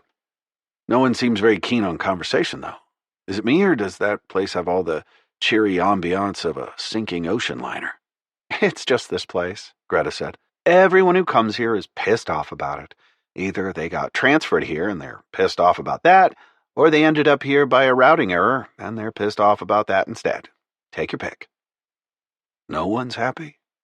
Only the ones who know they're getting out of here soon. Would that include you? No, she said. I'm more or less stuck here, but I'm okay about it. I guess I'm the exception that proves the rule. The waiters were glass mannequins, the kind that had been fashionable in the core worlds about 20 years ago. One of them placed a croissant in front of me, then poured scalding black coffee into my cup. Well, it's good to see you, I said. You too, Tom. Greta finished her orange juice and then took a corner of my croissant for herself without asking. I heard you got married. Yes. Well, aren't you going to tell me about her? I drank some of my coffee. Her name's Katerina. Nice name. She works in the Department of Bioremediation on Kagawa. Kids? Greta asked. Not yet. It wouldn't be easy, the amount of time we both spend away from home. She had a mouthful of croissant. But one day, you might think about it? Nothing's ruled out, I said. As flattered as I was that she was taking such an interest in me, the surgical precision of her questions left me slightly uncomfortable. There was no thrust and parry, no fishing for information. That kind of directness unnerved, but at least it allowed me to ask the same questions. What about you, then? Nothing very exciting. I got married a year or so after I last saw you. A man called Marcel. Marcel, I said, ruminatively, as if the name had cosmic significance. Well, I'm happy for you. I take it he's here too? No. Our work took us in different directions. We're still married, but... Greta left the sentence hanging. It can't be easy, I said. If it was meant to work, we'd have found a way. Anyway, don't feel too sorry for either of us. We've both got our work. I wouldn't say I was any less happy than the last time we met. Well, that's good, I said. Greta leaned over and touched my hand. Her fingernails were midnight black with a blue sheen. Look, this is really presumptuous of me. It's one thing asking to meet up for breakfast. It would have been rude not to, but how would you like to meet again, later? It's really nice to eat here in the evening. They turn down the lights. The view through the dome is really something. I looked up into that endless holographic sky. I thought it was faked. Oh, it is, she said. But don't let that spoil it for you. I settled in front of the camera and started speaking. Katerina, I said. Hello. I hope you're all right. By now, I hope someone from the company will have been in touch. If they haven't, I'm pretty sure you'll have made your own inquiries. I'm not sure what they told you, but I promise you that we're safe and sound and that we're coming home. I'm calling from somewhere called Samlaki Station, a repair facility on the edge of Shadar Sector. It's not much to look at, just a warren of tunnels and centrifuges dug into a pitch-black D-type asteroid, about half a light year from the nearest star. The only reason it's here at all is because there happens to be an aperture next door. That's how we got here in the first place. Somehow or other, Blue Goose took a wrong turn in the network, what they call a routing error. The Goose came in last night, local time, and I've been in a hotel since then. I didn't call last night because I was too tired and disorientated after coming out of the tank, and I didn't know how long we were going to be here. It seemed better to wait until morning when we'd have a better idea of the damage to the ship. It's nothing serious, just a few bits and pieces buckled during the transit, but it means we're going to be here for another couple of days. Colding, he's the repair chief, says 3 at the most. By the time we get back on course, however, we'll be about 40 days behind schedule. I paused, eyeing the incrementing cost indicator. Before I sat down in the booth, I always had an eloquent and economical speech queued up in my head, one that conveyed exactly what needed to be said, with the measure and grace of a soliloquy. But my mind always dried up as soon as I opened my mouth, and instead of an actor, I ended up sounding like a small-time thief concocting some fumbling alibi in the presence of quick-witted interrogators. I smiled awkwardly and continued. It kills me to think this message is going to take so long to get to you, but if there's a silver lining, it's that I won't be far behind it. By the time you get this, I should be home only a couple of days later. So don't waste money replying to this, because by the time you get it, I'll already have left Samlaki Station. Just stay where you are, and I promise I'll be home soon. That was it. There was nothing more I needed to say other than, I miss you. Delivered after a moment's pause.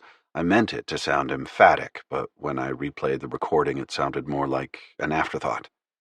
I could have recorded it again, but I doubted that I would have been any happier. Instead, I just committed the existing message for transmission and wondered how long it would have to wait before going on its way. Since it seemed unlikely that there was a vast flow of commerce in and out of Samlaki, our ship might be the first suitable outbound vessel. I emerged from the booth. For some reason, I felt guilty, as if I had been in some way neglectful.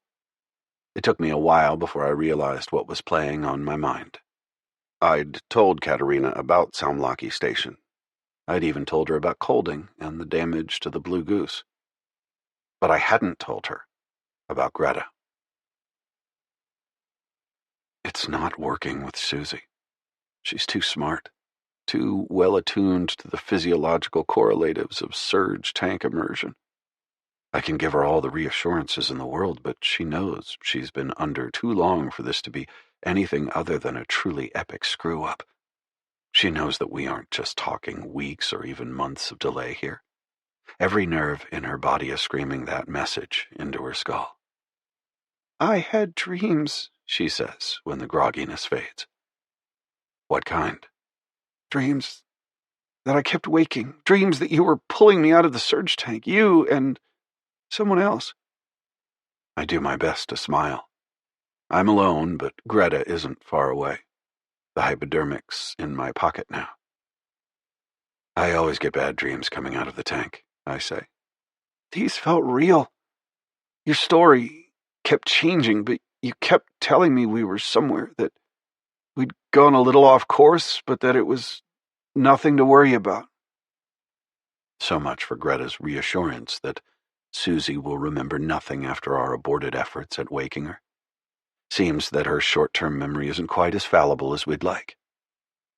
It's funny you should say that, I tell her, because actually, we are a little off course. She's sharper with every breath. Susie was always the best of us at coming out of the tank. Tell me how far, Tom. Farther than I'd like. She balls her fists.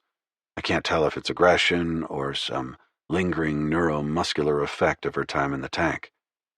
How far? Beyond the bubble? Beyond the bubble, yes. Her voice grows small and childlike.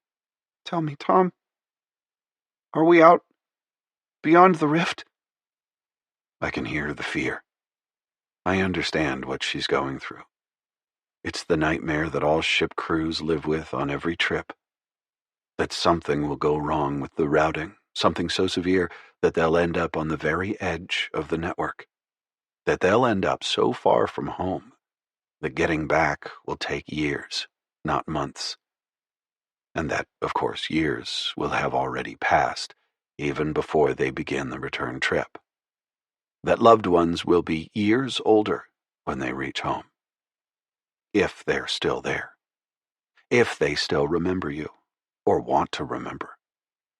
If they're still recognizable, or alive. Beyond the Aquila Rift. It's shorthand for the trip no one ever hopes to make by accident.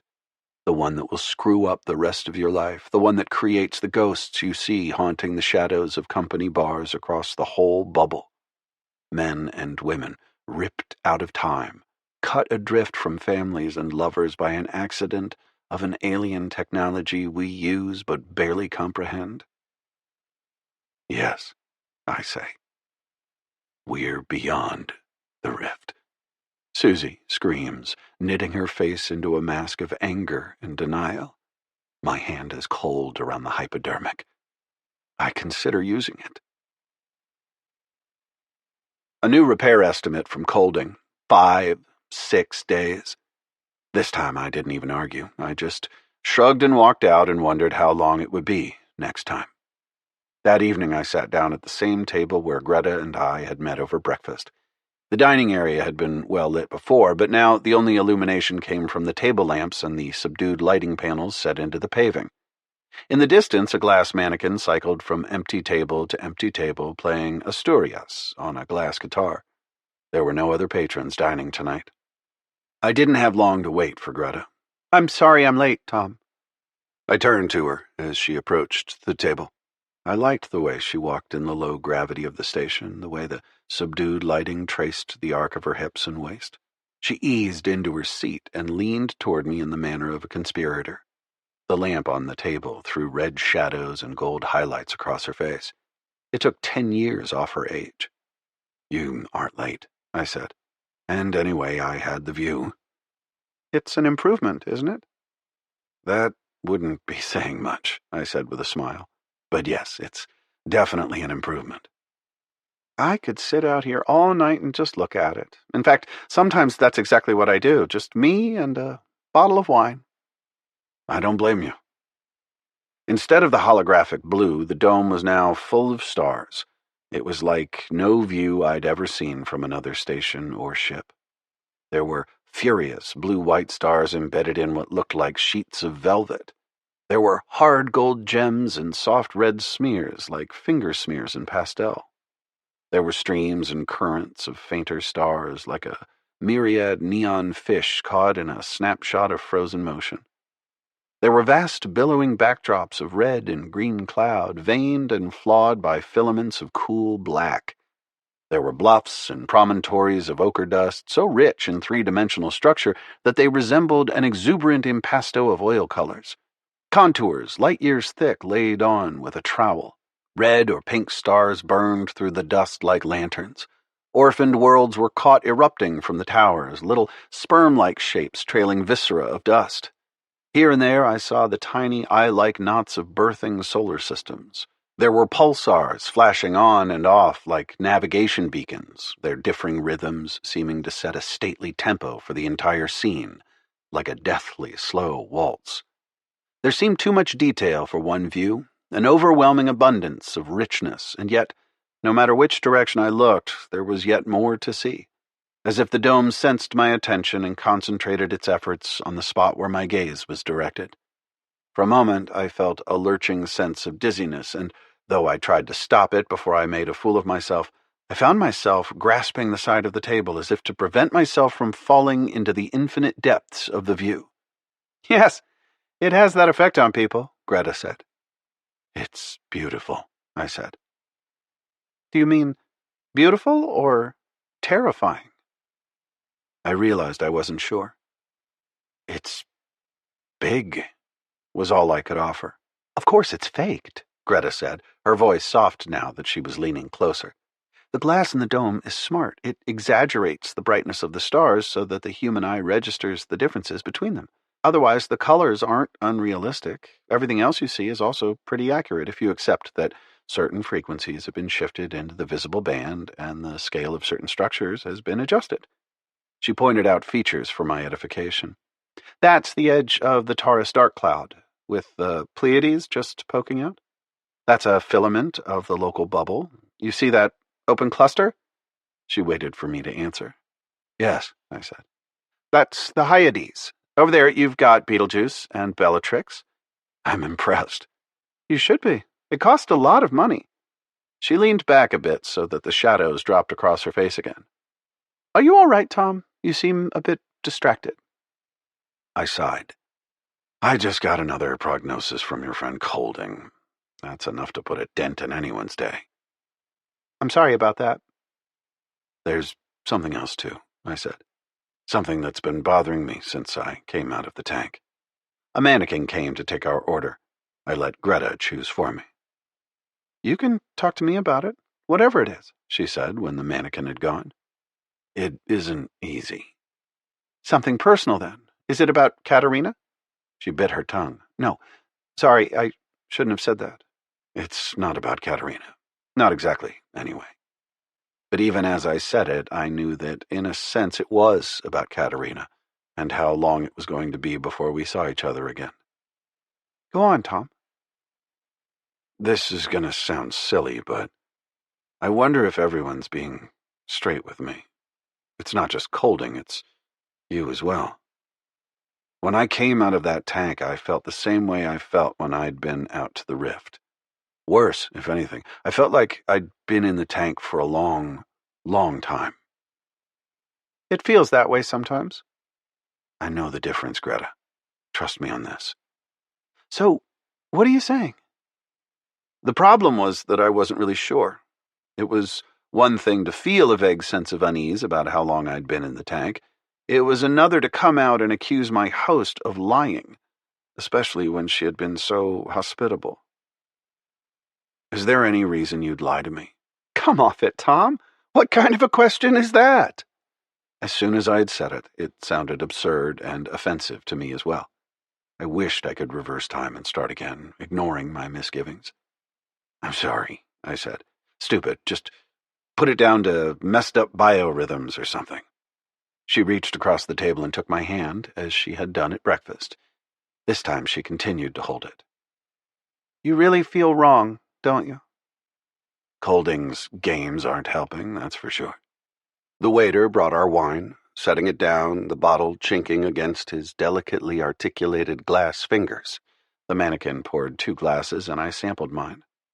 Maybe if I had someone else from my crew to bitch about it all with, I wouldn't feel so bad. I know you said we shouldn't wake Susie and Ray, but that was before a one-day stopover turned into a week. Greta shrugged. If you want to wake them, no one's going to stop you. But don't think about ship business now. Let's not spoil a perfect evening. I looked up at the starscape. It was heightened with the mad, shimmering intensity of a Van Gogh nightscape. It made one feel drunk and ecstatic just to look at it.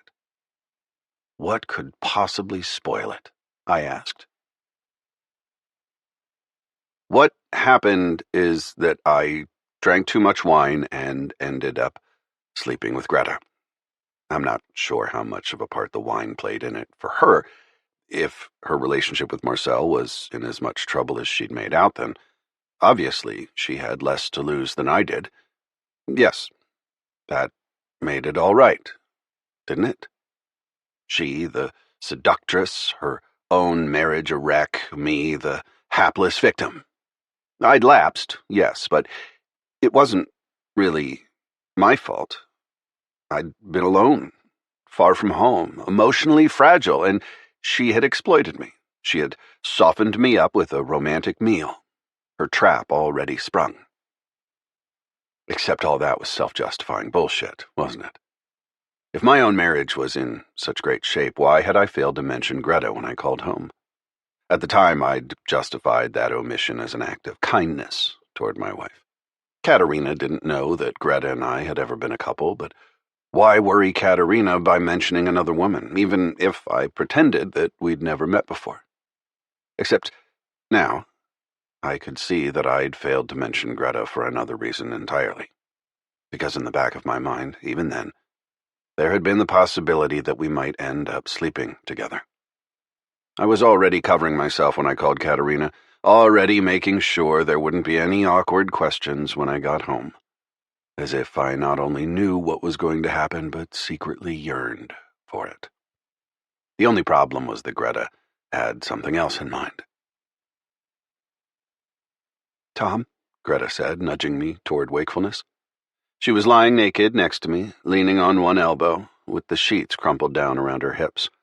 The light in her room turned her into an abstraction of milky blue curves and deep violet shadows.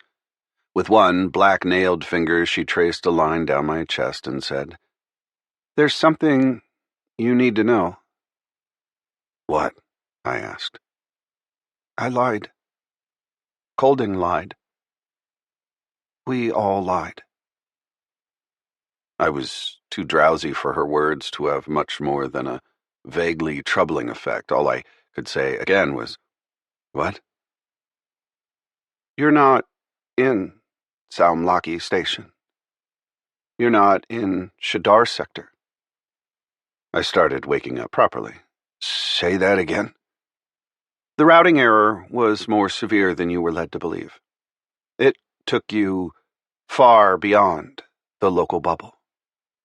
I groped for anger, even resentment, but all I felt was a dizzying sensation of falling. How far out? Further than you thought possible. The next question was obvious. Beyond the rift. Yes, she said, with the faintest of smiles, as if humoring me in a game whose rules and objectives she found ultimately demeaning. Beyond the Aquila Rift. A long, long way beyond it. I need to know, Greta. She pushed herself from the bed, reached for a gown. Then get dressed. I'll show you. I followed Greta in a daze. She took me to the dome again. It was dark, just as it had been the night before, with only the lamp-lit tables to act as beacons. I supposed that the illumination throughout Saumlaki Station, or wherever this was at the whim of its occupants and didn't necessarily have to follow any recognizable diurnal cycle. Nonetheless, it was still unsettling to find it changed so arbitrarily. Even if Greta had the authority to turn out the lights when she wanted to, didn't anyone else object? But I didn't see anyone else to object. There was no one else around. Only a glass mannequin standing at attention with a napkin over one arm. She sat us at a table. Do you want a drink, Tom? No, thanks. For some reason, I'm not quite in the mood. She touched my wrist. Don't hate me for lying to you. It was done out of kindness. I couldn't break the truth to you in one go. Sharply, I withdrew my hand. Shouldn't I be the judge of that? So what is the truth, exactly? It's not good, Tom. Tell me. Then I'll decide. I didn't see her do anything, but suddenly the dome was filled with stars again, just as it had been the night before. The view lurched, zooming outward. Stars flowed by from all sides like white sleet. Nebulae ghosted past in spectral wisps. The sense of motion was so compelling that I found myself gripping the table, seized by vertigo. Easy, Tom, Greta whispered. The view lurched, swerved, contracted.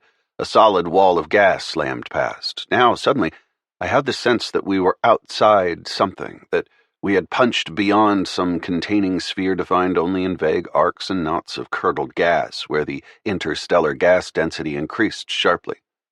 Of course, it was obvious. We were beyond the local bubble. And we were still receding. I watched the bubble itself contract, becoming just one member in the larger froth of voids. Instead of individual stars, I saw only smudges and motes, aggregations of hundreds of thousands of suns. It was like pulling back from a close-up view of a forest. I could still see clearings, but the individual trees had vanished into an amorphous mass. We kept pulling back. Then the expansion slowed and froze. I could still make out the local bubble, but only because I had been concentrating on it all the way out. Otherwise, there was nothing to distinguish it from the dozens of surrounding voids.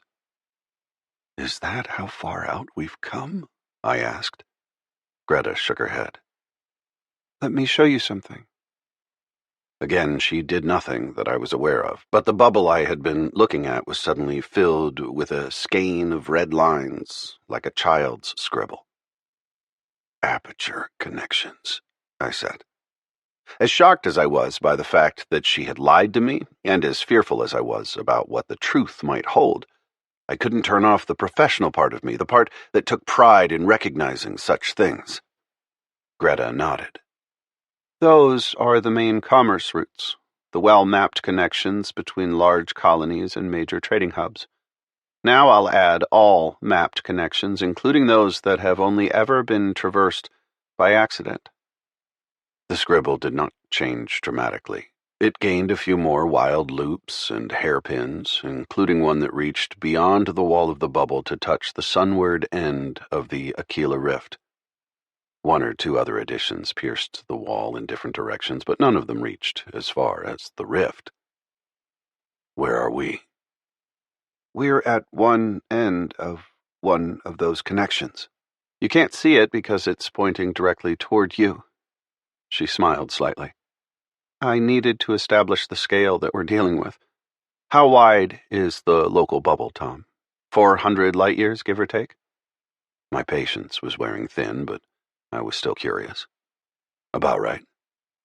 And while I know that aperture travel times vary from point to point, with factors depending on network topology and syntax optimization, isn't it the case that the average speed is about 1,000 times faster than light? Give or take. So a journey from one side of the bubble might take, what, half a year? Say 5 or 6 months? A year to the Aquila Rift? You know that already, Greta. We both know it. All right. Then consider this. And the view contracted again, the bubble dwindling, a succession of overlaying structures concealing it, darkness coming into view on either side, and then the familiar spiral swirl of the Milky Way galaxy looming large. Hundreds of billions of stars packed together into foaming white lanes of sea spume. This is the view, Greta said. Enhanced, of course, brightened and filtered for human consumption, but if you had eyes with near-perfect quantum efficiency, and if they happened to be about a meter wide, this is more or less what you'd see if you stepped outside the station. I don't believe you. What I meant was I didn't want to believe her. Get used to it, Tom. You're a long way out. The station's orbiting a brown dwarf star in the Large Magellanic Cloud. You're 150,000 light years from home. No, I said, my voice little more than a moan of abject childlike denial. You felt as though you'd spent a long time in the tank? You were dead right. Subjective time? I don't know. Years, easily. Maybe a decade. But objective time, the time that passed back home, is a lot clearer.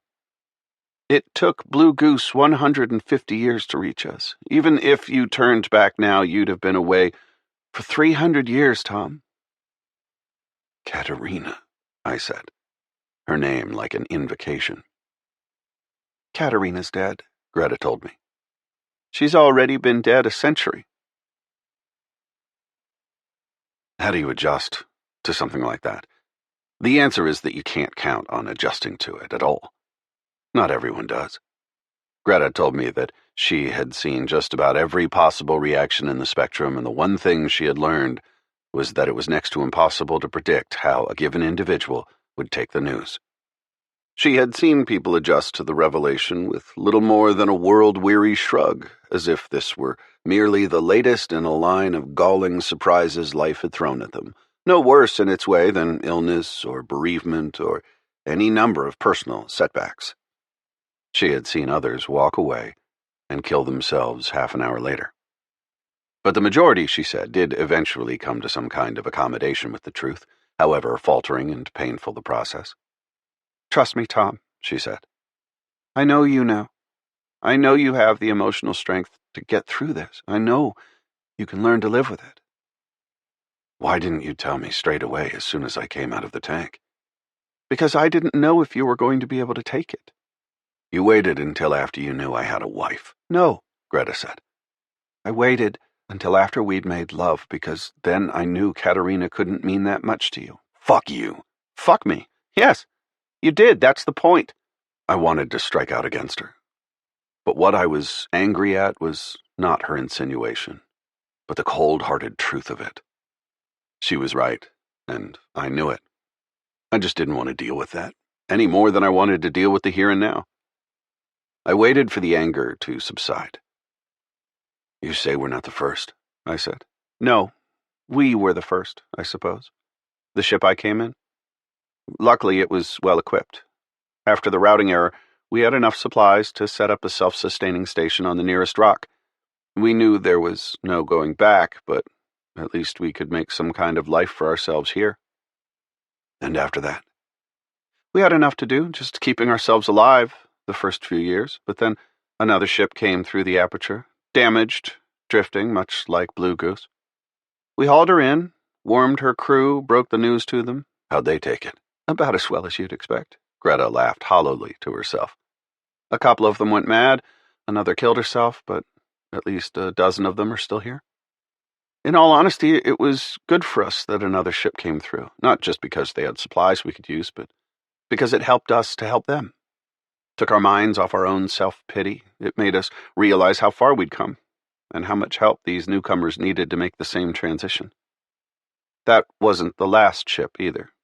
We've gone through the same process with 8 or 9 others since then. Greta looked at me, her head cocked against her hand. There's a thought for you, Tom. There is? She nodded. It's difficult for you now, I know.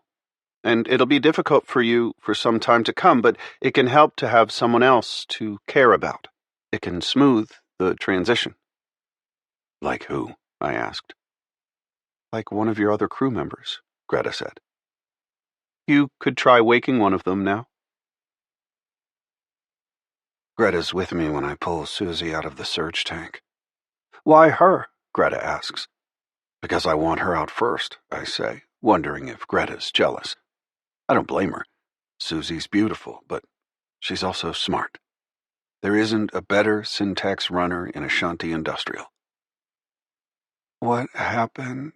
Susie asks when she's over the grogginess. Did we make it back? I ask her to tell me the last thing she remembers. Customs, Susie says. Those pricks on Archangel. And after that, anything else? The runes. Do you remember casting them? No, she says, then picks up something in my voice. The fact that I might not be telling the truth or telling her all she needs to know. Tom, I'll ask you again. Did we make it back?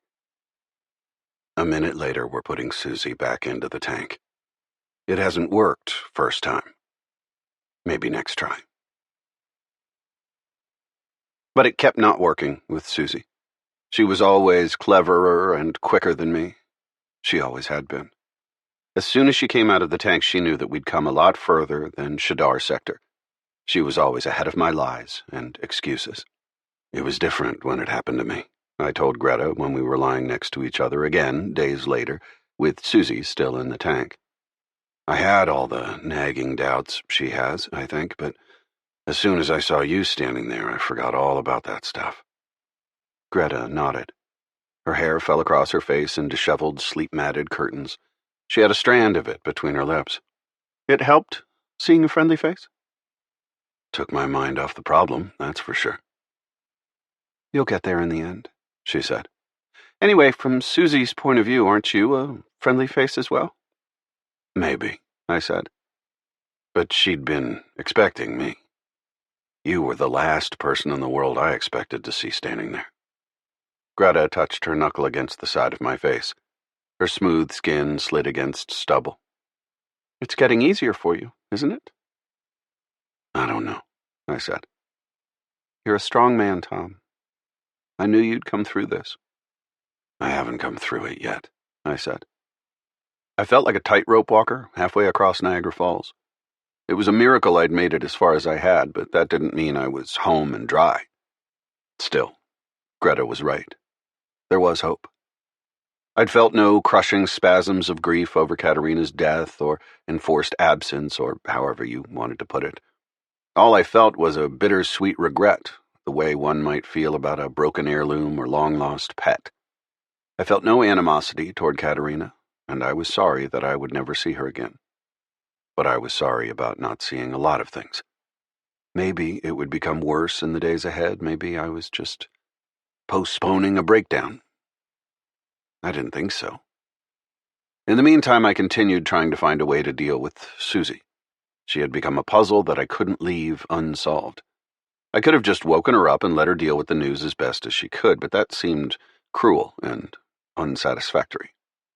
Greta had broken it to me gently, giving me time to settle into my new surroundings and take that necessary step away from Katerina. When she finally broke the news, as shocking as it was, it didn't shatter me. I had already been primed for it, the sting taken out of the surprise. Sleeping with Greta obviously helped. I couldn't offer Susie the same solace, but I was sure that there was a way for us to coax Susie to the same state of near acceptance. Time after time, we woke her and tried a different approach. Greta said there was a window of a few minutes before the events she was experiencing began to transfer into long-term memory. If we knocked her out, the buffer of memories in short-term storage was wiped before it ever crossed the hippocampus into long-term recall. Within that window, we could wake her up as many times as we liked, trying endless permutations of the revival scenario. At least, that was what Greta told me. We can't keep doing this indefinitely, I said. Why not? Isn't she going to remember something? Greta shrugged. Maybe. But I doubt that she'll attach any significance to those memories. Haven't you ever had vague feelings of déjà vu coming out of the surge tank? Sometimes, I admitted. Then don't sweat about it. She'll be all right, I promise you. Perhaps we should just keep her awake after all. That would be cruel. It's cruel to keep waking her up and shutting her down like a toy doll. There was a catch in her voice when she answered me. Keep at it, Tom. I'm sure you're close to finding a way in the end. It's helping you, focusing on Susie. I always knew it would. I started to say something, but Greta pressed a finger to my lips. Greta was right about Susie. The challenge helped me, taking my mind off my own predicament. I remembered what Greta had said about dealing with other crews in the same situation before Blue Goose put in. Clearly, she had learned many psychological tricks, gambits, and shortcuts to assist the transition to mental well-being. I felt a slight resentment at being manipulated so effectively. But at the same time, I couldn't deny that worrying about another human being had helped me with my own adjustment. When, days later, I stepped back from the immediate problem of Susie, I realized that something was different. I didn't feel far from home. I felt, in an odd way, privileged. I'd come further than almost anyone in history. I was still alive, and there were still people around to provide love and partnership and a web of social relations. Not just Greta, but all the other unlucky souls who had ended up at the station. If anything, there appeared to be more of them than when I had first arrived. The corridors, sparsely populated at first, were increasingly busy, and when we ate under the dome, under the Milky Way, we were not the only diners. I studied their lamplit faces, comforted by their vague familiarity, wondering what kinds of stories they had to tell, where they'd come from, who they had left behind, how they had adjusted to life here. There was time enough to get to know them all, and the place would never become boring, for at any time, as Greta had intimated, we could always expect another lost ship to drop through the aperture. Tragedy for the crew, but fresh challenges, fresh faces, fresh news from home for us. All in all, it wasn't really so bad. Then it clicked. It was the man cleaning out the fish that did it, in the lobby of the hotel. It wasn't just the familiarity of the process, but the man himself. I'd seen him before. Another pond full of diseased carp. Another hotel. Then I remembered Colding's bad teeth and recalled how they'd reminded me of another man I'd met long before. Except it wasn't another man at all. Different name, different context, but everything else the same. And when I looked at the other diners, really looked at them, there was no one I couldn't swear I hadn't seen before. No single face that hit me with the force of utter unfamiliarity. Which left Greta. I said to her over wine, under the Milky Way. Nothing here is real, is it? She looked at me with infinite sadness and shook her head. What about Susie? I asked her. Susie's dead. Ray is dead. They died in their surge tanks. How? Why them and not me? Something about particles of paint blocking intake filters? Not enough to make a difference over short distances, but enough to kill them on the trip out here. I think some part of me had always suspected. It felt less like shock than brutal disappointment. But Susie seemed so real, I said. Even the way she had doubts about how long she'd been in the tank, even the way she remembered previous attempts to wake her. The glass mannequin approached our table. Greta waved him away. I made her convincing, the way she would have acted. You made her. You're not really awake, Tom. You're being fed data. This entire station is being simulated. I sipped my wine. I expected it to taste suddenly thin and synthetic, but it still tasted like pretty good wine. Then I'm dead as well? No. You're alive. Still in your surge tank, but I haven't brought you to full consciousness yet. All right. The truth this time. I can take it. How much is real? Does the station exist? Are we really as far out as you said? Yes, she said. The station exists, just as I said it does. It just looks different. And it is in the Large Magellanic Cloud, and it is orbiting a brown dwarf star. Can you show me the station as it is? I could. But I don't think you're ready for it. I think you'd find it difficult to adjust. I couldn't help laughing, even after what I've already adjusted to. You've only made half the journey, Tom. But you made it. I did, Tom. But for me, it was different. Greta smiled. For me, everything was different. Then she made the light show change again. None of the other diners appeared to notice as we began to zoom in toward the Milky Way, crashing toward the spiral, ramming through shoals of outlying stars and gas clouds. The familiar landscape of the local bubble loomed large. The image froze. The bubble, one amongst many such structures. Again it filled with the violent red scribble of the aperture network. But now the network wasn't the only one. It was merely one ball of red yarn amongst many, spaced out across tens of thousands of light years. None of the scribbles touched each other yet. In the way they were shaped, in the way they almost abutted against each other, it was possible to imagine that they had once been connected. They were like the shapes of continents on a world with tectonic drift. It used to span the galaxy, Greta said. Then something happened. Something catastrophic which I still don't understand. A shattering into vastly smaller domains, typically a few hundred light years across. Who made it? I don't know. No one knows. They probably aren't around anymore. Maybe that was why it shattered, out of neglect. But we found it, I said. The part of it near us still worked. All the disconnected elements still function, Greta said. You can't cross from domain to domain, but otherwise the apertures work as they were designed to, barring, of course, the occasional routing error. All right, I said. If you can't cross from domain to domain, how did Blue Goose get this far out? We've come a lot further than a few hundred light years. You're right. But then such a long-distance connection might have been engineered differently from the others. It appears that the links to the Magellanic Cloud were more resilient. When the domains shattered from each other, the connections reaching beyond the galaxy remained intact. In which case you can cross from domain to domain, I said. But you have to come all the way out here first. The trouble is, not many want to continue the journey at this point. No one comes here deliberately, Tom.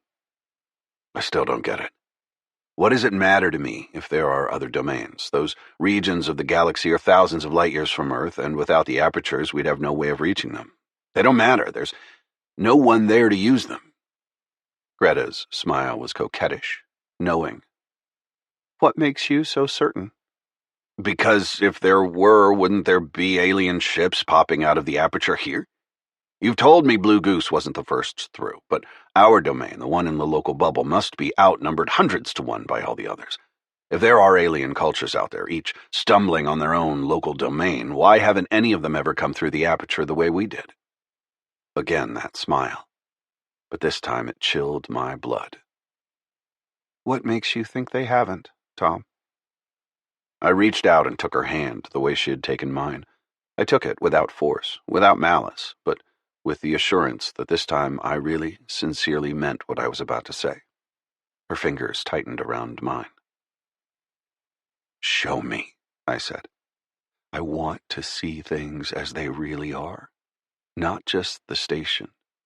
You as well. Because by then I'd realized Greta hadn't just lied to me about Susie and Ray.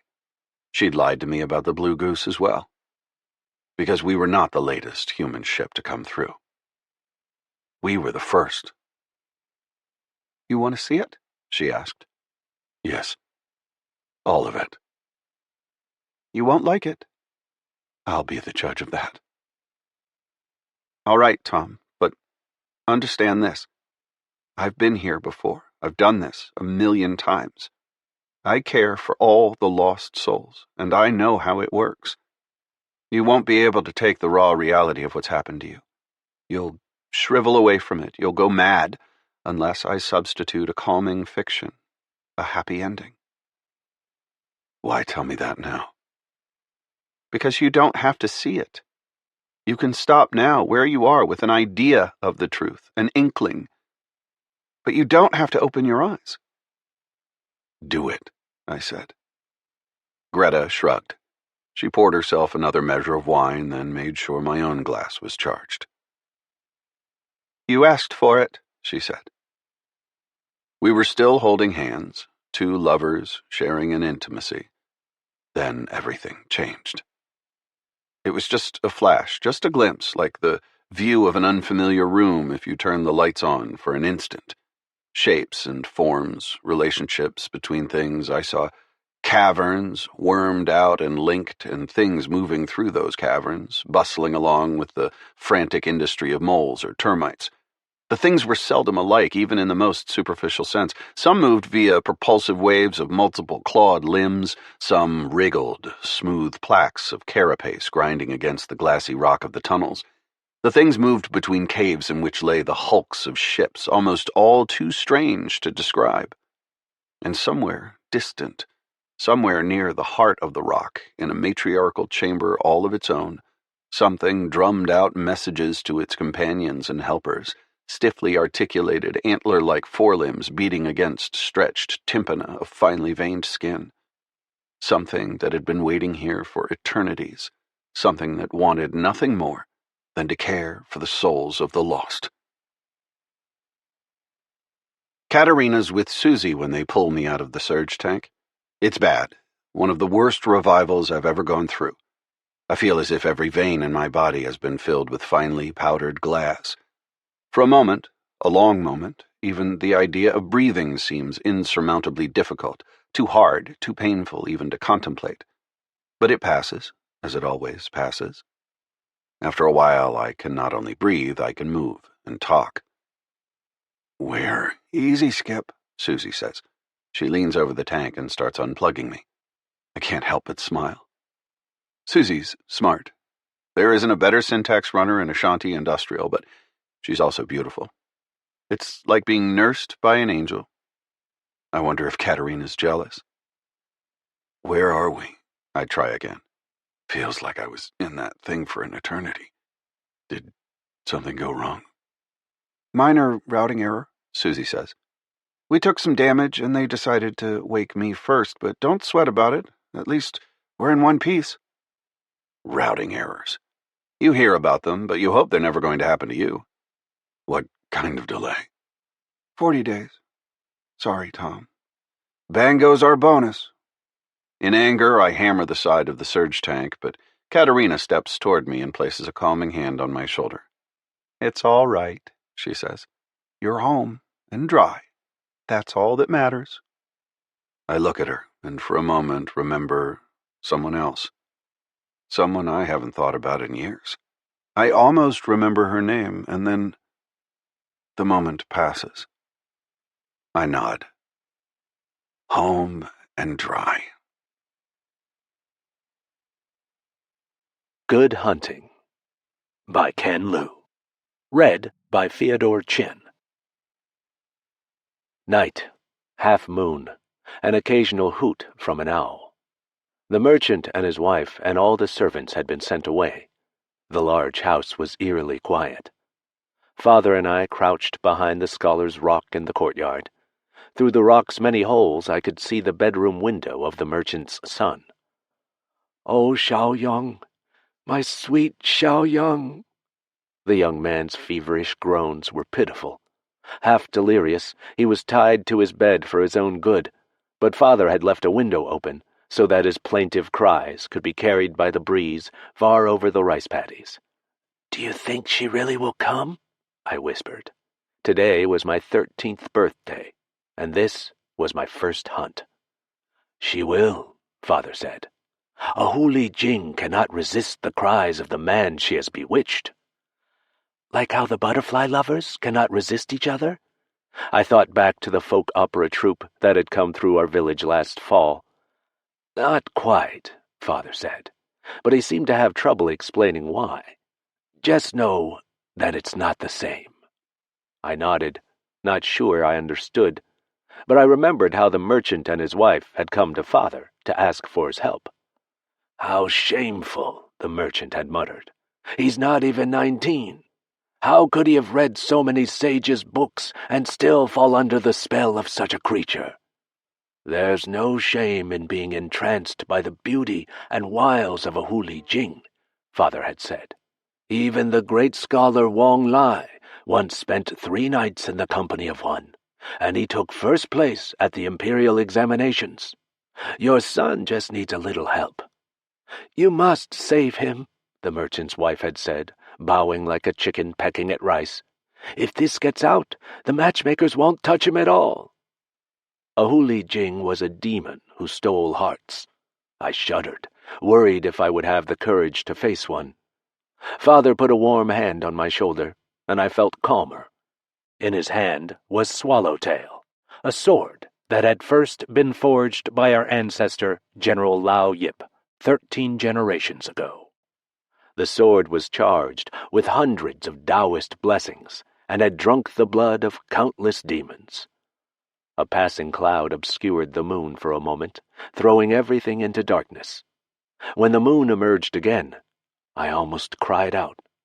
There, in the courtyard, was the most beautiful lady I had ever seen. She had on a flowing white silk dress with billowing sleeves and a wide, silvery belt. Her face was pale as snow, and her hair dark as coal, draping past her waist. I thought she looked like the paintings of great beauties from the Tang dynasty the opera troupe had hung around their stage. She turned slowly to survey everything around her, her eyes glistening in the moonlight like 2 shimmering pools. I was surprised to see how sad she looked. Suddenly, I felt sorry for her and wanted more than anything else to make her smile. The light touch of my father's hand against the back of my neck jolted me out of my mesmerized state. He had warned me about the power of the Huli Jing. My face hot and my heart hammering, I averted my eyes from the demon's face and focused on her stance. The merchant's servants had been patrolling the courtyard every night this week with dogs to keep her away from her victim. But now the courtyard was empty. She stood still, hesitating, suspecting a trap. "Xiaoyang, have you come for me?" The son's feverish voice grew louder. The lady turned and walked, no, glided, so smooth were her movements, towards the bedroom door. Father jumped out from behind the rock and rushed at her with Swallowtail. She dodged out of the way as though she had eyes on the back of her head. Unable to stop, my father thrust the sword into the thick wooden door with a dull thunk. He pulled, but could not free the weapon immediately. The lady glanced at him, turned, and headed for the courtyard gate. "Don't just stand there, Liang," Father called. "She's getting away." I ran at her, dragging my clay pot filled with dog piss. It was my job to splash her with it, so that she could not transform into her fox form and escape. She turned to me and smiled. "You're a very brave boy." A scent like jasmine blooming in spring rain surrounded me. Her voice was like sweet, cold lotus paste, and I wanted to hear her talk forever. The clay pot dangled from my hand, forgotten. "Now!" Father shouted. He had pulled the sword free. I bit my lip in frustration. How could I become a demon hunter if I was so easily enticed? I lifted off the cover and emptied the clay pot at her retreating figure. but the insane thought that I shouldn't dirty her white dress caused my hands to shake, and my aim was wide. Only a small amount of dog piss got onto her. But it was enough. She howled, and the sound, like a dog's, but so much wilder, caused the hairs on the back of my neck to stand up. She turned and snarled, showing 2 rows of sharp white teeth, and I stumbled back. I had doused her while she was in the midst of her transformation. Her face was thus frozen halfway between a woman's and a fox's, with a hairless snout and raised triangular ears that twitched angrily. Her hands had turned into paws, tipped with sharp claws that she swiped at me. She could no longer speak, but her eyes conveyed her venomous thoughts without trouble. Father rushed by me, his sword raised for a killing blow. The Huli Jing turned around and slammed into the courtyard gate, smashing it open, and disappeared through the broken door. Father chased after her without even a glance back at me. Ashamed, I followed. The Huli Jing was swift of foot, and her silvery tail seemed to leave a glittering trail across the fields. But her incompletely transformed body maintained a human's posture, incapable of running as fast as she could have on 4 legs. Father and I saw her dodging into the abandoned temple about a li outside the village. "Go around the temple," Father said, trying to catch his breath. "I will go through the front door. If she tries to flee through the back door, you know what to do." The back of the temple was overgrown with weeds, and the wall half collapsed. As I came around, I saw a white flash darting through the rubble. Determined to redeem myself in my father's eyes, I swallowed my fear and ran after it without hesitation. After a few quick turns, I had the thing cornered in one of the monks' cells. I was about to pour the remaining dog piss on it when I realized that the animal was much smaller than the Huli Jing we had been chasing. It was a small white fox, about the size of a puppy. I set the clay pot on the ground and lunged. The fox squirmed under me. It was surprisingly strong for such a small animal. I struggled to hold it down. As we fought, the fur between my fingers seemed to become as slippery as skin, and the body elongated, expanded, grew. I had to use my whole body to wrestle it to the ground. Suddenly, I realized that my hands and arms were wrapped around the nude body of a young girl about my age. I cried out and jumped back. The girl stood up slowly, picked up a silk robe from behind a pile of straw, put it on, and gazed at me haughtily. A growl came from the main hall some distance away, followed by the sound of a heavy sword crashing into a table. Then another growl, and the sound of my father's curses. The girl and I stared at each other.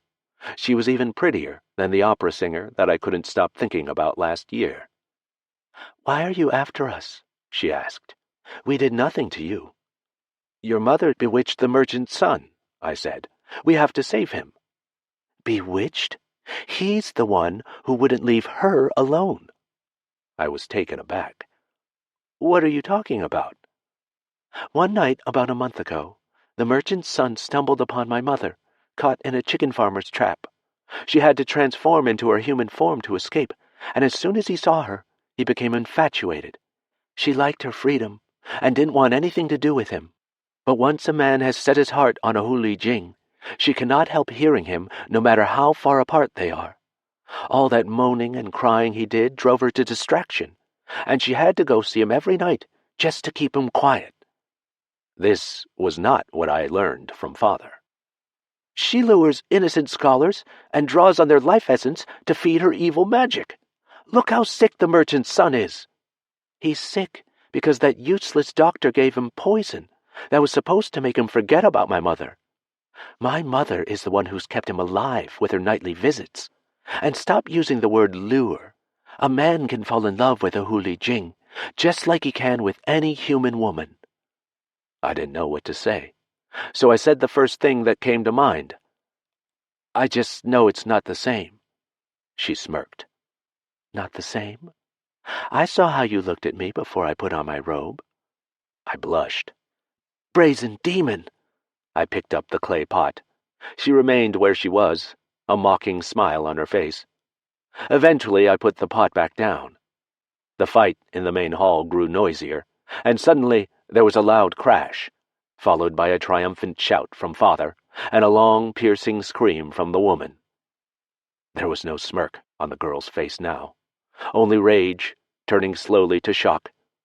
Her eyes had lost their lively luster. They looked dead. Another grunt from Father. The scream ended abruptly. Liang! Liang, it's over! Where are you? Tears rolled down the girl's face.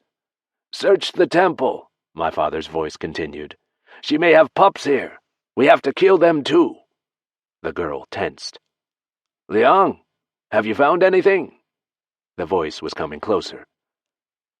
Nothing, I said, locking eyes with her. I didn't find anything. She turned around and silently ran out of the cell. A moment later, I saw a small white fox jump over the broken back wall and disappear into the night. It was Qingming, the festival of the dead. Father and I went to sweep Mother's grave and to bring her food and drink to comfort her in the afterlife. I'd like to stay here for a while, I said. Father nodded and left for home. I whispered an apology to my mother, packed up the chicken we had brought for her, and walked the 3 li to the other side of the hill, to the abandoned temple. I found Yen kneeling in the main hall, near the place where my father had killed her mother 5 years ago. She now wore her hair up in a bun, in the style of a young woman who had had her Jiji Li, the ceremony that meant she was no longer a girl. We'd been meeting every Qingming, every Chongyang, every Yulan, every New Year's, occasions when families were supposed to be together. I brought you this, I said, and handed her the steamed chicken. Thank you. And she carefully tore off a leg and bit into it daintily. Yen had explained to me that the Huli Jing chose to live near human villages because they like to have human things in their lives. Conversation, beautiful clothes, poetry and stories, and occasionally the love of a worthy, kind man. But the Huli Jing remained hunters who felt most free in their fox form. After what happened to her mother, Yen stayed away from chicken coops, but she still missed their taste. How's hunting? I asked. Not so great, she said. There are a few 100-year salamanders and 6-toed rabbits. I can't ever seem to get enough to eat. She bit off another piece of chicken, chewed, and swallowed. I'm having trouble transforming, too. It's hard for you to keep this shape? No. She put the rest of the chicken on the ground and whispered a prayer to her mother. I mean, it's getting harder for me to return to my true form, she continued. To hunt. Some nights I can't do it at all. How's hunting for you? Not so great either. There don't seem to be as many snake spirits or angry ghosts as a few years ago. Even hauntings by suicides with unfinished business are down. And we haven't had a proper jumping corpse in months. Father is worried about money. We also hadn't had to deal with a Huli Jing in years. Maybe Yen had warned them all away. Truth be told, I was relieved. I didn't relish the prospect of having to tell my father that he was wrong about something. He was already very irritable, anxious that he was losing the respect of the villagers now that his knowledge and skill didn't seem to be needed as much. Ever think that maybe the jumping corpses are also misunderstood? She asked, like me and my mother. She laughed as she saw my face. Just kidding. It was strange, what Yen and I shared. She wasn't exactly a friend, more like someone who you couldn't help being drawn to because you shared the knowledge of how the world didn't work the way you had been told. She looked at the chicken bits she had left for her mother. I think magic is being drained out of this land. I had suspected that something was wrong, but didn't want to voice my suspicion out loud, which would make it real. What do you think is causing it? Instead of answering, Yen perked up her ears and listened intently. Then she got up, grabbed my hand, and pulled until we were behind the Buddha in the main hall. What? She held up her finger against my lips. So close to her, I finally noticed her scent. It was like her mother's, floral and sweet, but also bright, like blankets dried in the sun. I felt my face grow warm. A moment later, I heard a group of men making their way into the temple. Slowly, I inched my head out from behind the Buddha so I could see. It was a hot day, and the men were seeking some shade from the noon sun. 2 men set down a cane sedan chair, and the passenger who stepped off was a foreigner, with curly yellow hair and pale skin. Other men in the group carried tripods, levels, bronze tubes, and open trunks full of strange equipment. "Most honored Mr. Thompson," a man dressed like a mandarin came up to the foreigner. The way he kept on bowing and smiling and bouncing his head up and down reminded me of a kicked dog begging for favors. "Please have a rest and drink some cold tea. It is hard for the men to be working on the day when they're supposed to visit the graves of their families, and they need to take a little time to pray, lest they anger the gods and spirits. But I promise we'll work hard afterwards and finish the survey on time." "The trouble with you Chinese is your endless superstition," the foreigner said. He had a strange accent, but I could understand him just fine. "Remember, the Hong Kong-Tianjin Railroad is a priority for Great Britain. If I don't get as far as Botu Village by sunset, I'll be docking all of your wages." I had heard rumors that the Manchu Emperor had lost a war and been forced to give up all kinds of concessions, one of which involved paying to help the foreigners build a road of iron. But it had all seemed so fantastical that I didn't pay much attention. The Mandarin nodded enthusiastically. "Most honored Mr. Thompson is right in every way. But might I trouble your gracious ear with a suggestion?" The weary Englishman waved impatiently. "Some of the local villagers are worried about the proposed path of the railroad. You see, they think the tracks that have already been laid are blocking off veins of qi in the earth. It's bad feng shui." "What are you talking about?" "It is kind of like how a man breathes," the Mandarin said, huffing a few times to make sure the Englishman understood. "The land has channels along rivers, hills, ancient roads that carry the energy of qi. It's what gives the villages prosperity and maintains the rare animals and local spirits and household gods. Could you consider shifting the line of the tracks a little to follow the feng shui master's suggestions?" Thompson rolled his eyes. "That is the most ridiculous thing I've yet heard. You want me to deviate from the most efficient path for our railroad because you think your idols would be angry?" The Mandarin looked pained. "Well, in the places where the tracks have already been laid, many bad things are happening. People losing money, animals dying, household gods not responding to prayers. The Buddhist and Taoist monks all agree that it's the railroad." Thompson strode over to the Buddha and looked at it appraisingly. I ducked back behind the statue and squeezed Yen's hand. We held our breaths, hoping that we wouldn't be discovered. "Does this one still have any power?" Thompson asked. "The temple hasn't been able to maintain a contingent of monks for many years," the Mandarin said. "But this Buddha is still well respected. I hear villagers say that prayers to him are often answered." Then I heard a loud crash and a collective gasp from the men in the main hall. "I've just broken the hands off of this guard of yours with my cane," Thompson said. "As you can see, I have not been struck by lightning or suffered any other calamity. Indeed, now we know that it is only an idol made of mud stuffed with straw and covered in cheap paint. This is why you people lost the war to Britain. You worship statues of mud, when you should be thinking about building roads from iron and weapons from steel." There was no more talk about changing the path of the railroad. After the men were gone, Yen and I stepped out from behind the statue. We gazed at the broken hands of the Buddha for a while. "The world's changing," Yen said. "Hong Kong, iron roads, foreigners with wires that carry speech and machines that belch smoke. More and more, storytellers in the tea houses speak of these wonders. I think that's why the old magic is leaving. A more powerful kind of magic has come." She kept her voice unemotional and cool, like a placid pool of water in autumn. But her words rang true. I thought about my father's attempts to keep up a cheerful mien as fewer and fewer customers came to us. I wondered if the time I spent learning the chants and the sword dance moves were wasted. "What will you do?" I asked, thinking about her, alone in the hills and unable to find the food that sustained her magic. "There's only one thing I can do."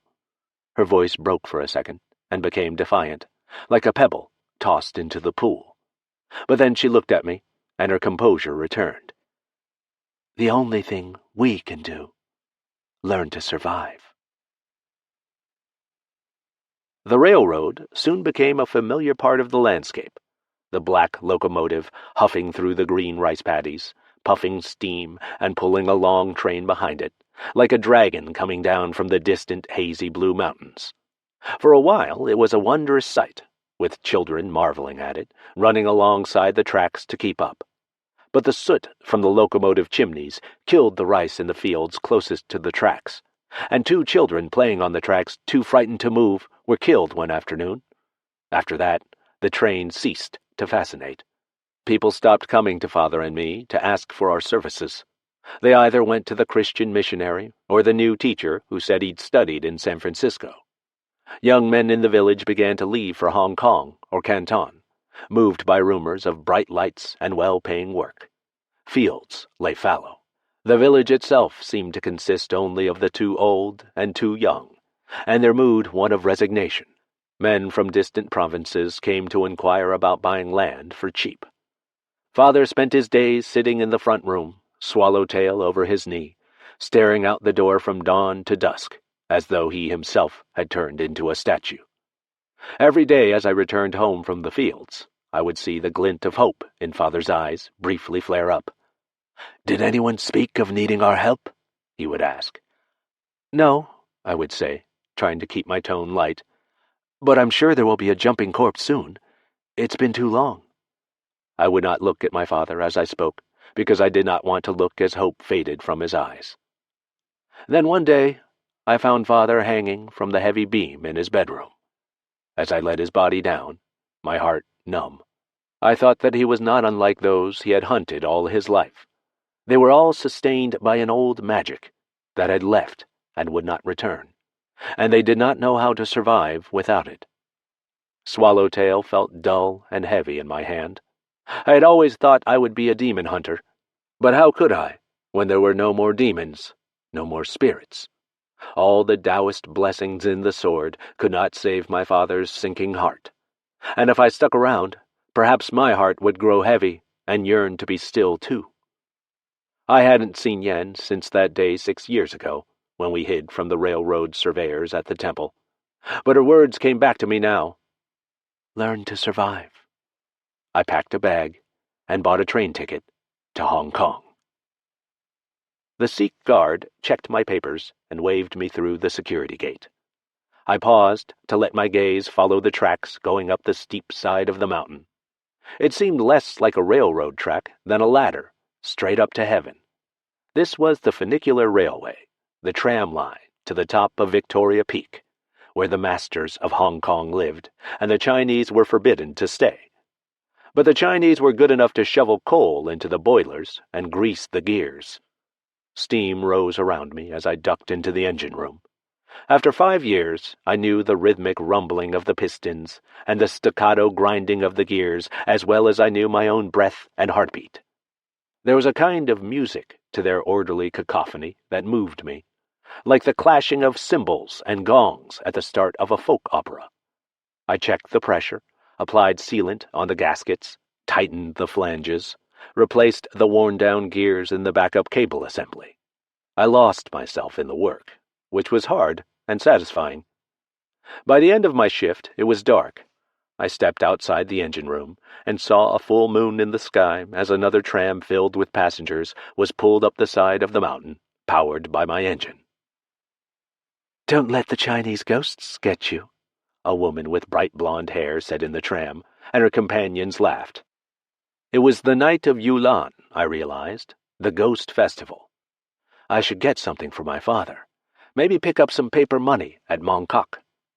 "How can you be done for the day when we still want you?" a man's voice came to me. "Girls like you shouldn't tease," another man said, and laughed. I looked in the direction of the voices and saw a Chinese woman standing in the shadows just outside the tram station. Her tight, Western-style cheongsam and the garish makeup told me her profession. 2 Englishmen blocked her path. One tried to put his arms around her, and she backed out of the way. "Please, I'm very tired," she said in English. "Maybe next time." "Now, don't be stupid," the first man said, his voice hardening. "This isn't a discussion. Come along now and do what you're supposed to." I walked up to them. "Hey." The men turned around and looked at me. "What seems to be the problem?" "None of your business." "Well, I think it is my business," I said, "seeing as how you're talking to my sister." I doubt either of them believed me, but 5 years of wrangling heavy machinery had given me a muscular frame, and they took a look at my face and hands, grimy with engine grease, and probably decided that it wasn't worth it to get into a public tussle with a lowly Chinese engineer. The 2 men stepped away to get in line for the peak tram, muttering curses. "Thank you," she said. "It's been a long time," I said, looking at her. I swallowed the "you look good." She didn't. She looked tired and thin and brittle, and a pungent perfume she wore assaulted my nose. But I did not think of her harshly. Judging was the luxury of those who did not need to survive. "It's the night of the Ghost Festival," she said. "I didn't want to work anymore.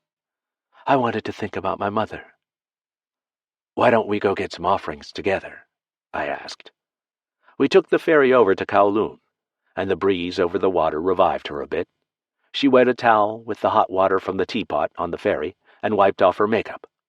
I caught a faint trace of her natural scent, fresh and lovely as always. "You look good," I said, and meant it. On the streets of Kowloon, we bought pastries and fruits and cold dumplings and a steamed chicken and incense and paper money, and caught up on each other's lives. "How's hunting?" I asked. We both laughed. "I miss being a fox," she said. She nibbled on a chicken wing absent-mindedly. "One day, shortly after that last time we talked, I felt the last bit of magic leave me. I could no longer transform." "I'm sorry," I said, unable to offer anything else. "My mother taught me to like human things. Food, clothes, folk opera, old stories. But she was never dependent on them. When she wanted, she could always turn into her true form and hunt. But now, in this form, what can I do? I don't have claws. I don't have sharp teeth. I can't even run very fast. All I have is my beauty, the same thing that your father and you killed my mother for. So now I live by the very thing that you once falsely accused my mother of doing. I lure men for money." My father is dead, too. Hearing this seemed to drain some of the bitterness out of her. "What happened?" "He felt the magic leave us, much as you. He couldn't bear it." "I'm sorry." And I knew that she didn't know what else to say either.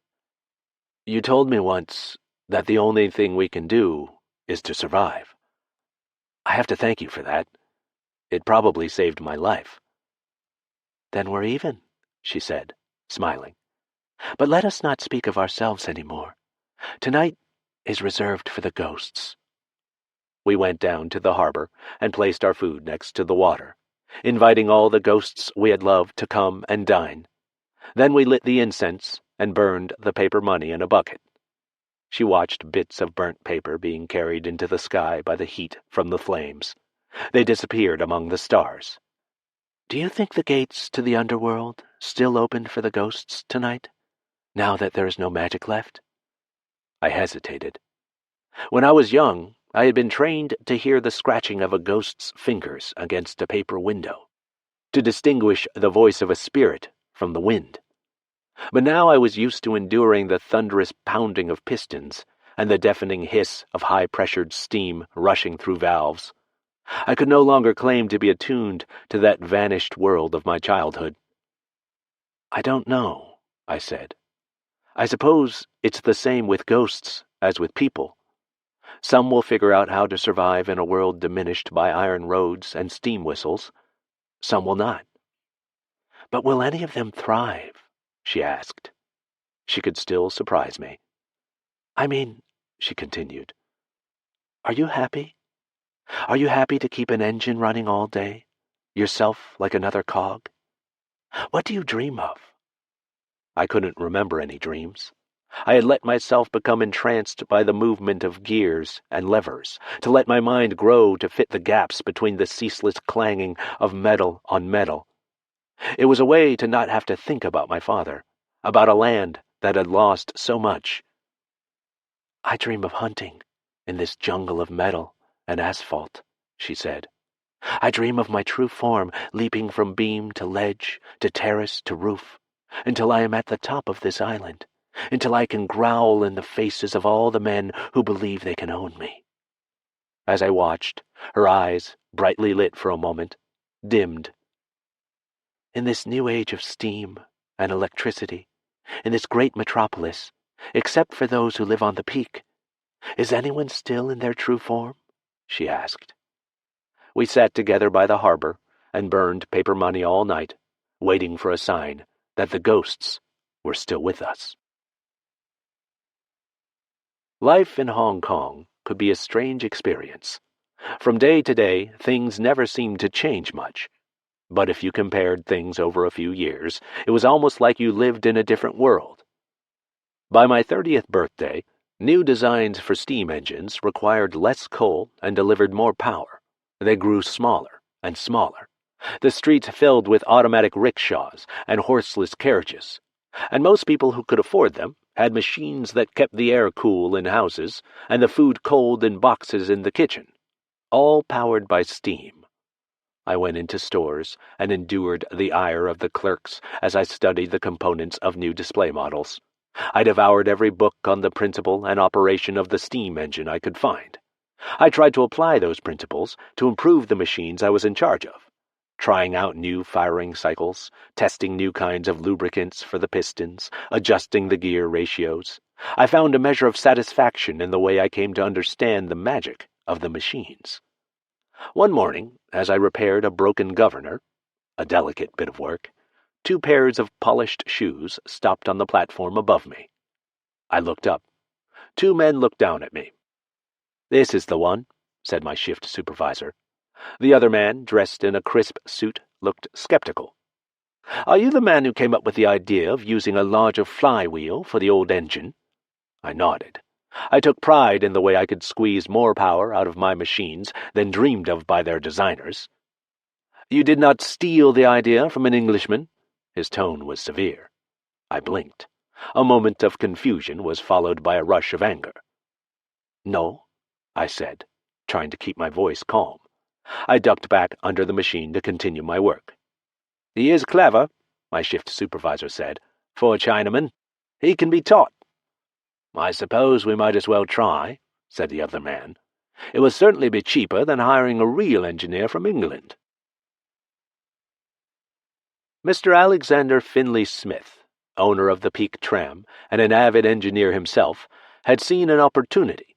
He foresaw that the path of technological progress would lead inevitably to the use of steam power to operate automata, mechanical arms and legs that would eventually replace the Chinese coolies and servants.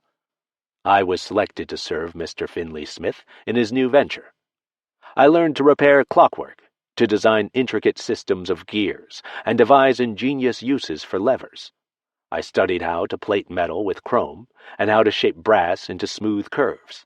I invented ways to connect the world of hardened and ruggedized clockwork to the world of miniaturized and regulated piston and clean steam. Once the automata were finished, we connected them to the latest analytic engines shipped from Britain, and fed them with tape punched with dense holes in Babbage Lovelace code. It had taken a decade of hard work, but now mechanical arms served drinks in the bars along Central, and machine hands fashioned shoes and clothes in factories in the new territories.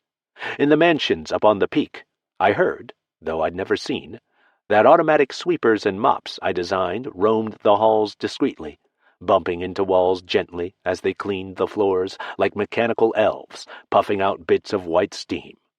The expats could finally live their lives in this tropical paradise, free of reminders of the presence of the Chinese. I was 35 when she showed up at my door again, like a memory from long ago. I pulled her into my tiny flat, looked around to be sure no one was following her, and closed the door. "How's hunting?" I asked. It was a bad attempt at a joke, and she laughed, weakly. Photographs of her had been in all the papers. It was the biggest scandal in the colony. Not so much because the governor's son was keeping a Chinese mistress, it was expected that he would, but because the mistress had managed to steal a large sum of money from him and then disappear. Everyone tittered while the police turned the city upside down, looking for her. "I can hide you for tonight," I said. Then I waited, the unspoken second half of my sentence hanging between us. She sat down in the only chair in the room, the dim light bulb casting dark shadows on her face. She looked gaunt and exhausted. "Ah, now you're judging me." "I have a good job I want to keep," I said. "Mr. Finley Smith trusts me." She bent down and began to pull up her dress. "Don't," I said, and turned my face away. I could not bear to watch her try to ply her trade with me. "Look," she said. There was no seduction in her voice. "Liang, look at me." I turned and gasped. Her legs, what I could see of them, were made of shiny chrome. I bent down to look closer. The cylindrical joints at the knees were lathed with precision. The pneumatic actuators along the thighs moved in complete silence. The feet were exquisitely molded and shaped, the surfaces smooth and flowing. These were the most beautiful mechanical legs I had ever seen. "He had me drugged," she said. "When I woke up, my legs were gone and replaced by these. The pain was excruciating. He explained to me that he had a secret. He liked machines more than flesh. Couldn't get hard with a regular woman." I had heard of such men. In a city filled with chrome and brass and clanging and hissing, desires became confused. I focused on the way light moved along the gleaming curves of her calves so that I didn't have to look into her face. "I had a choice. Let him keep on changing me to suit him, or he could remove the legs and throw me out on the street. Who would believe a legless Chinese whore? I wanted to survive, so I swallowed the pain and let him continue." She stood up and removed the rest of her dress and her evening gloves. I took in her chrome torso, slatted around the waist to allow articulation and movement, her sinuous arms, constructed from curved plates sliding over each other like obscene armor, her hands, shaped from delicate metal mesh, with dark steel fingers tipped with jewels where the fingernails would be. He spared no expense. Every piece of me is built with the best craftsmanship and attached to my body by the best surgeons. There are many who want to experiment, despite the law, with how the body could be animated by electricity, nerves replaced by wires. They always spoke only to him, as if I was already only a machine. Then one night, he hurt me, and I struck back in desperation. He fell like he was made of straw. I realized, suddenly, how much strength I had in my metal arms. I had let him do all this to me, to replace me part by part, mourning my loss all the while without understanding what I had gained. A terrible thing had been done to me, but I could also be terrible. I choked him until he fainted, and then I took all the money I could find and left. So I come to you, Liang. Will you help me?" I stepped up and embraced her. "We'll find some way to reverse this. There must be doctors." "No," she interrupted me. "That's not what I want." It took us almost a whole year to complete the task. Yen's money helped, but some things money couldn't buy, especially skill and knowledge. My flat became a workshop. We spent every evening and all of Sundays working, shaping metal, polishing gears, reattaching wires. Her face was the hardest. It was still flesh. I pored over books of anatomy and took casts of her face with plaster of Paris. I broke my cheekbones and cut my face so that I could stagger into surgeons' offices and learn from them how to repair these injuries. I bought expensive jeweled masks and took them apart, learning the delicate art of shaping metal to take on the shape of a face. Finally, it was time. Through the window, the moon threw a pale white parallelogram on the floor. Yen stood in the middle of it, moving her head about, trying out her new face. Hundreds of miniature pneumatic actuators were hidden under the smooth, chrome skin, each of which could be controlled independently, allowing her to adopt any expression. But her eyes were still the same, and they shone in the moonlight with excitement. "Are you ready?" I asked. She nodded. I handed her a bowl, filled with the purest anthracite coal, ground into a fine powder. It smelled of burnt wood, of the heart of the earth. She poured it into her mouth and swallowed. I could hear the fire in the miniature boiler in her torso grow hotter as the pressure of the steam built up. I took a step back. She lifted her head to the moon and howled. It was a howl made by steam passing through brass piping, and yet it reminded me of that wild howl long ago when I first heard the call of a Huli Jing. Then she crouched to the floor, gears grinding, pistons pumping, curved metal plates sliding over each other. The noises grew louder as she began to transform. She had drawn the first glimmers of her idea with ink on paper. Then she had refined it, through hundreds of iterations, until she was satisfied. I could see traces of her mother in it, but also something harder, something new. Working from her idea, I had designed the delicate folds in the chrome skin and the intricate joints in the metal skeleton. I had put together every hinge, assembled every gear, soldered every wire, welded every seam, oiled every actuator. I had taken her apart and put her back together. Yet it was a marvel to see everything working. In front of my eyes, she folded and unfolded like a silvery origami construction, until finally, a chrome fox, as beautiful and deadly as the oldest legends, stood before me. She padded around the flat, testing out her sleek new form, trying out her stealthy new movements. Her limbs gleamed in the moonlight, and her tail, made of delicate silver wires as fine as lace, left a trail of light in the dim flat. She turned and walked, glided, towards me, a glorious hunter, an ancient vision coming alive. I took a deep breath and smelled fire and smoke, engine oil and polished metal, the scent of power. "Thank you," she said, and leaned in as I put my arms around her true form. The steam engine inside her had warmed her cold metal body, and it felt warm and alive. "Can you feel it?" she asked. I shivered. I knew what she meant. The old magic was back, but changed. Not fur and flesh, but metal and fire. "I will find others like me," she said, "and bring them to you. Together, we will set them free." Once, I was a demon hunter. Now, I am one of them. I opened the door, swallowtail in my hand. It was only an old and heavy sword, rusty, but still perfectly capable of striking down anyone who might be lying in wait. No one was.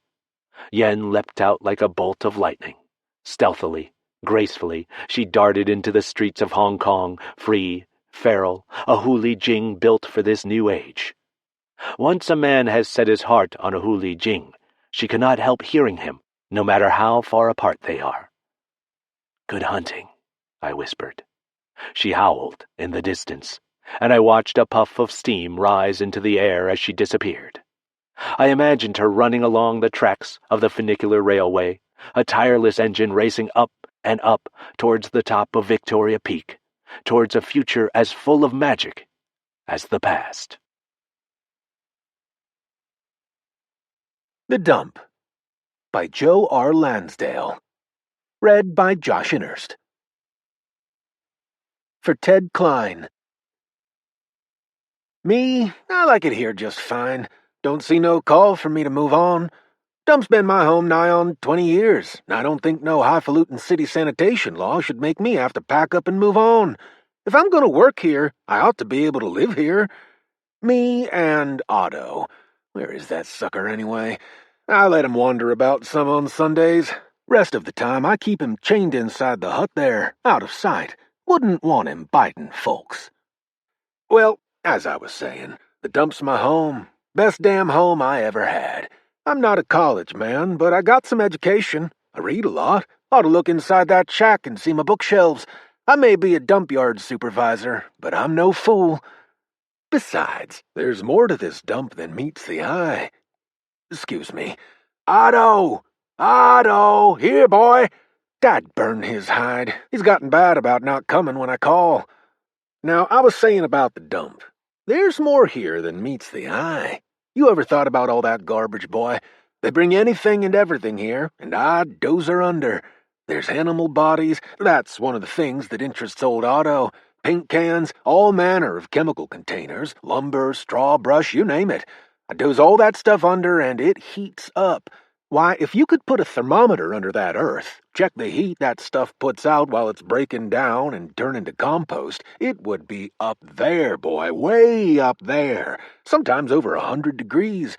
I've plowed that stuff open and seen the steam flow out of there like a cloud. Could feel the heat of it. It was like being in one of them fancy baths. Saunas, they call them. Hot, boy, real hot.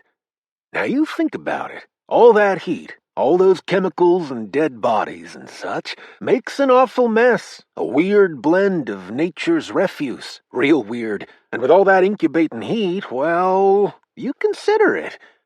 I'll tell you something I ain't told nobody else. Something that happened to me a couple years ago. One night, me and Pearlie, that was a friend of mine, and we called him that on account of he had the whitest teeth you ever seen. Darn things looked pointed, they were so white. Let's see now, where was I? Oh, yeah, me and Pearlie. Well, we were sitting around out here one night, shooting the breeze, sharing a pint.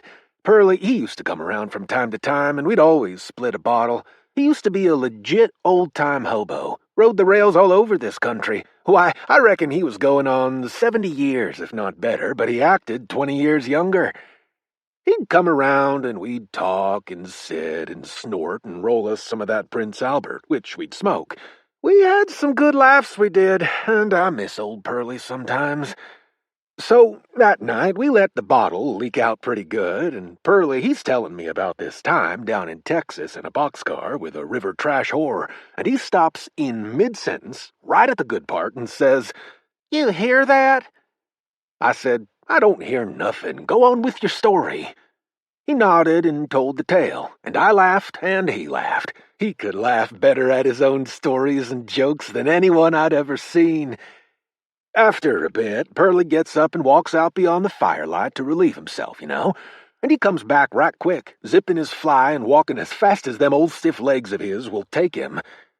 "There's something out there," he says.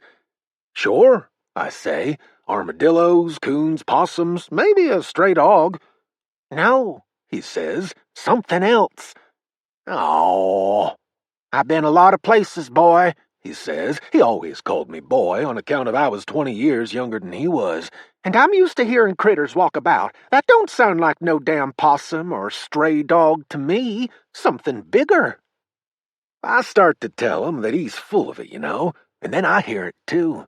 And a stench like you wouldn't believe floats into camp here.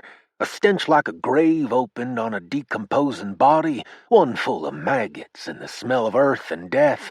It was so strong I got a little sick, what with all the rock gut in me. Pearlie says, "You hear it?" And I did.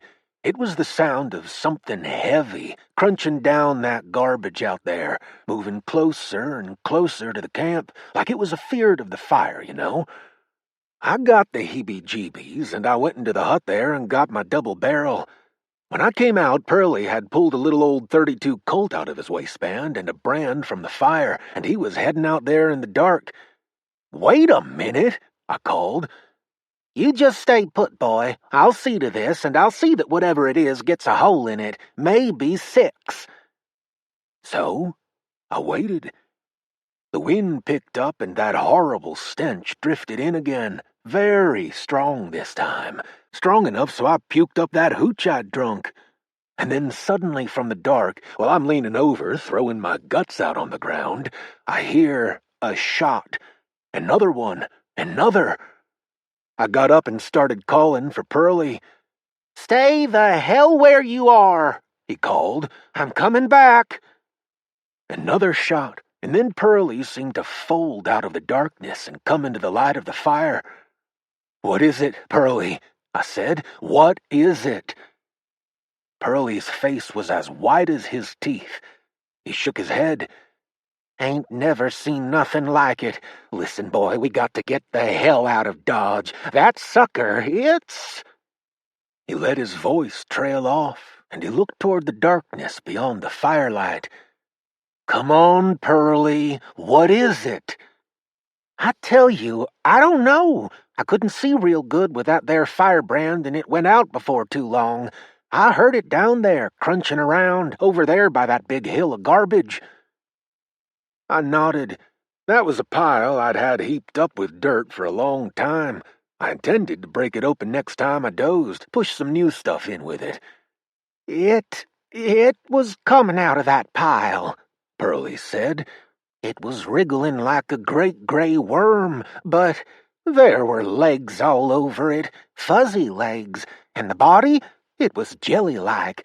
Lumber, fence wire, and all manner of crap was sticking out of it like it belonged there, just as natural as a shell on a turtle's back, or the whiskers on a cougar's face. It had a mouth, a big mouth like a railway tunnel, and what looked like teeth. But the brand went out then. I fired some shots. It was still wriggling out of that garbage heap. It was too dark to stay there." He cut in mid-sentence. The smell was strong now, solid as a wall of bricks. "It's moving into camp," I said. "Must have come from all that garbage," Pearlie said. "Must have been born in all that heat and slime." "Or come up from the center of the earth," I said, though I figured Pearlie was a mite near closer to right. Pearlie put some fresh loads in his revolver. "This is all I got," he said. "I want to see it eat buckshot," I said. Then we heard it, very loud, crunching down those mounds of garbage like they was peanut hulls, and then there was silence. Pearlie, he moved back a few steps from the double-barrel toward the shack. I aimed the double-barrel toward the dark. Silence went on for a while. Why, you could have heard yourself blink. But I wasn't blinking. I was a-watching out for that critter. Then I heard it, but it was behind me. I turned just in time to see a fuzzy-like tentacle slither out from behind the shack and grab old Pearlie. He screamed, and the gun fell out of his hand, and from the shadows a head showed. A huge, worm-like head with slitted eyes and a mouth large enough to swallow a man, which is what it did. Pearlie didn't make that thing 2 gulps. Wasn't nothing left of him but a scrap of flesh hanging on the thing's teeth. I emptied a load of buckshot in it, slammed the gun open, and loaded her again. By that time, it was gone. I could hear it crashing off in the dark. I got the keys to the dozer and walked around back of the shack on tiptoe. It didn't come out of the dark after me. I cranked the dozer, turned on the spotlights, and went out there after it. It didn't take long to find it. It was moving across the dump like a snake, slithering and a-looping as fast as it could go, which wasn't too fast right then. It had a lump in its belly, an undigested lump. Poor old Pearlie. I ran it down, pinned it to the chain-link fence on the far side of the dump, and used my dozer blade to mash it up against it. I was just fixin' to gun the motor and cut that sucker's head off when I changed my mind. Its head was sticking up over the blade, those slitted eyes looking at me, and there, buried in that worm-like face, was the face of a puppy. You get a lot of 'em here. Well, it was alive now. Head was still mashed in like it was the first time I saw it, but it was moving. The head was wriggling right there in the center of that worm's head. I took a chance and backed off from that thing. I dropped to the ground and didn't move. I flashed the lights over it. Pearlie was seeping out of that thing. I don't know how else to describe it, but he seemed to be drifting out of that jelly-like hide, and when his face and body were halfway out of it, he stopped moving and just hung there. I realized something then. It was not only created by the garbage and the heat, it lived off of it, and whatever became its food became a part of it. That puppy and old Pearlie were now a part of it. Now, don't misunderstand me. Pearlie, he didn't know nothing about it. He was alive, in a fashion. He moved and squirmed, but like that puppy, he no longer thought. He was just a hair on that thing's body, same as the lumber and wire and such that stuck out of it. And the beast? Well, it wasn't too hard to tame. I named it Otto. It ain't no trouble at all. Getting so it don't come when I call, but that's on account I ain't had nothing to reward it with, until you showed up. Before that, I had to kinda help it root dead critters out of the heaps. Sit down. I've got Pearlie's 32 here, and if you move, I'll plug you. Oh, here comes Otto now. On the Use of Shapeshifters in Warfare by Marco Close. Read by Gary Tiedemann. The use of lycanthropes as combatants is prohibited. In case of capture by the enemy, such individuals have no right to be treated as prisoners of war, nor shall they be accorded the rights of such. Article 2, Section 1, Budapest Accords. Not signed by the United States. Likes. The word is spoken softly, but with bile. It comes from the back of the room, where a group of airborne troops are hunched over their beef and noodles. We have barely made it to the chow line, but now heads are turning, and the din of conversation in the mess hall is taking on a terse quality. Now we're the center of attention, even though few are brave enough to stare at us openly. Next to me, Sergeant Sobieski is loading up his tray with plates of food 2 levels high: beef and pasta, mashed potatoes, salad, bread, 4 slices of pie. I follow suit, even though I'd just as soon have a cold MRE back in our container than choke down the mess hall food with muttered slurs and bits of food getting flung my way. You can't sit here, the burly master sergeant says when we put down our trays on the dining table. I don't see any reserved signs, Master Sergeant, I say. Sergeant Sobieski grabs his fork and starts eating, supremely unconcerned with the dozen hostile pairs of eyes on us. I said, you can't sit here, the Master Sergeant says again. Sobieski doesn't even look up from his food. Sergeant Sobieski is half a head taller than the biggest regular Army guy in the room, and the arms sticking out of the neatly folded sleeves of his ACU blouse are as big around as my thighs. On a normal day, I would back down, grab my chow, and find a quiet corner on the base to eat in peace. But we just got off a cramped and noisy chopper. I haven't had any food in 6 hours, and my rebelling stomach is making me cranky.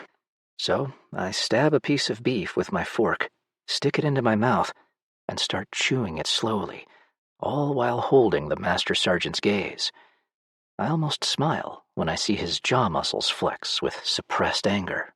What is your name and rank, soldier? He asks with sharp emphasis on the last word. You're out of proper uniform. I'm Sergeant Decker.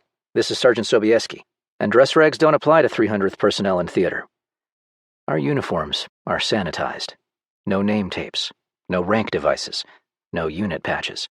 Even our Western allies get twitchy at the thought of a foreign army's lycanthropes present on their soil.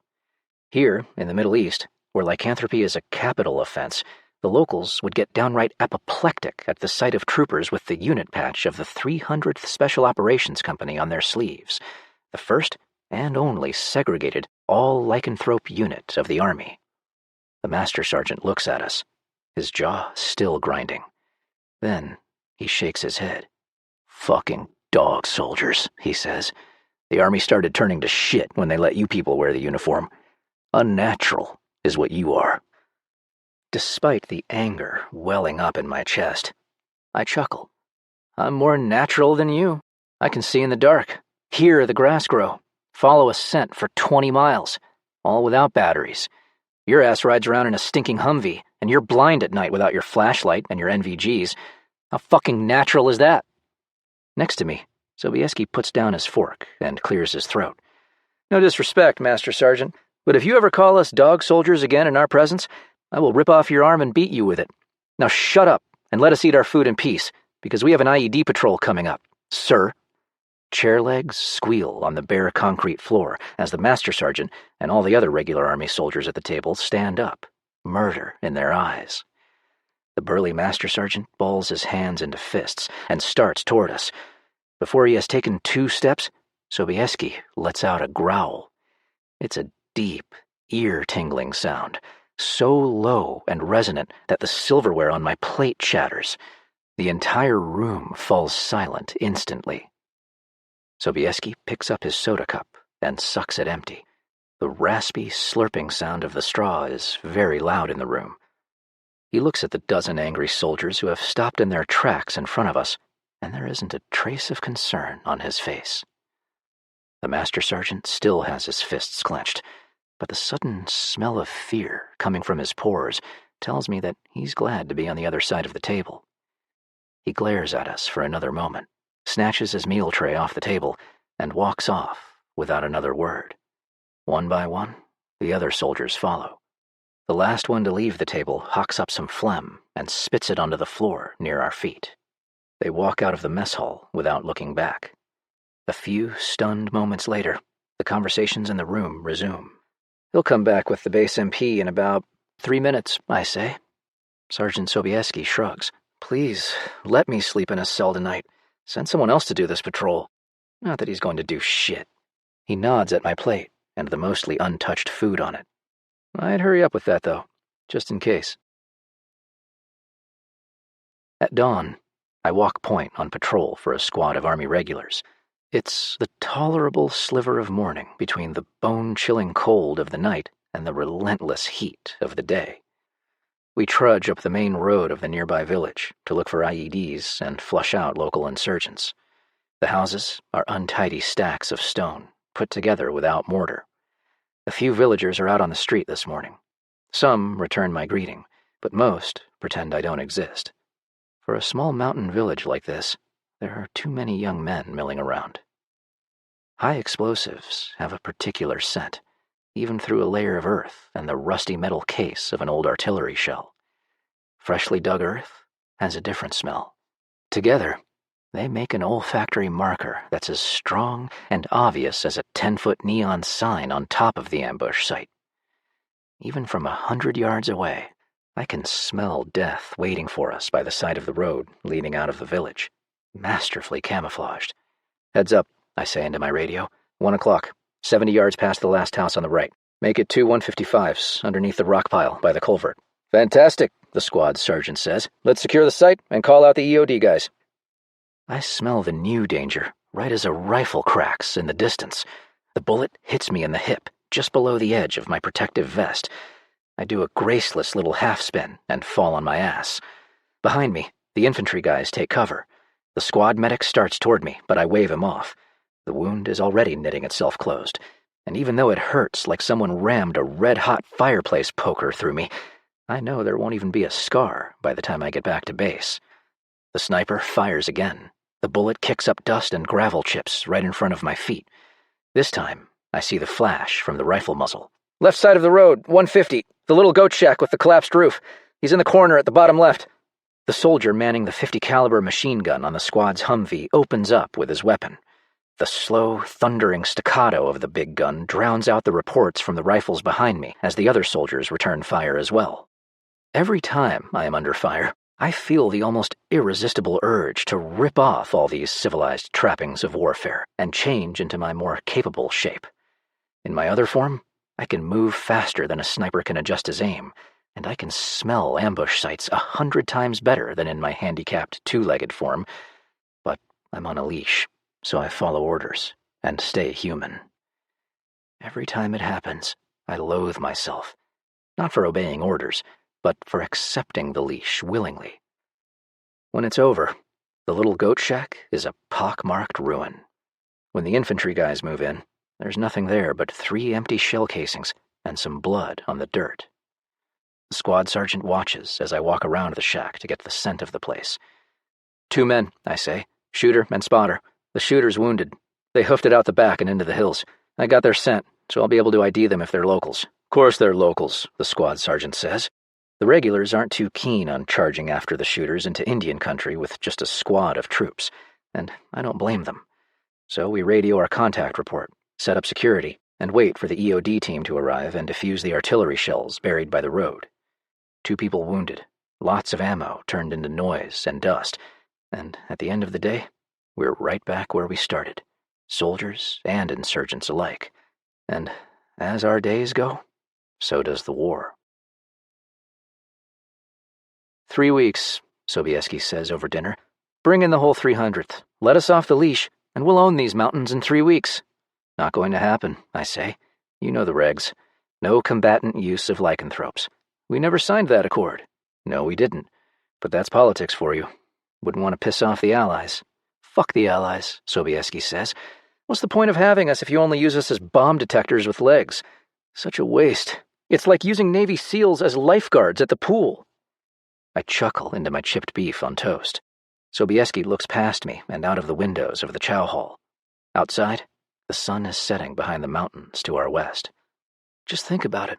The whole company, almost 200 of us, out there digging those bastards out of their caves at night. Leave a bunch of heads for the rest of them to find, just like they do with our guys. Like I said, 3 weeks. I can't say I haven't felt the same way before.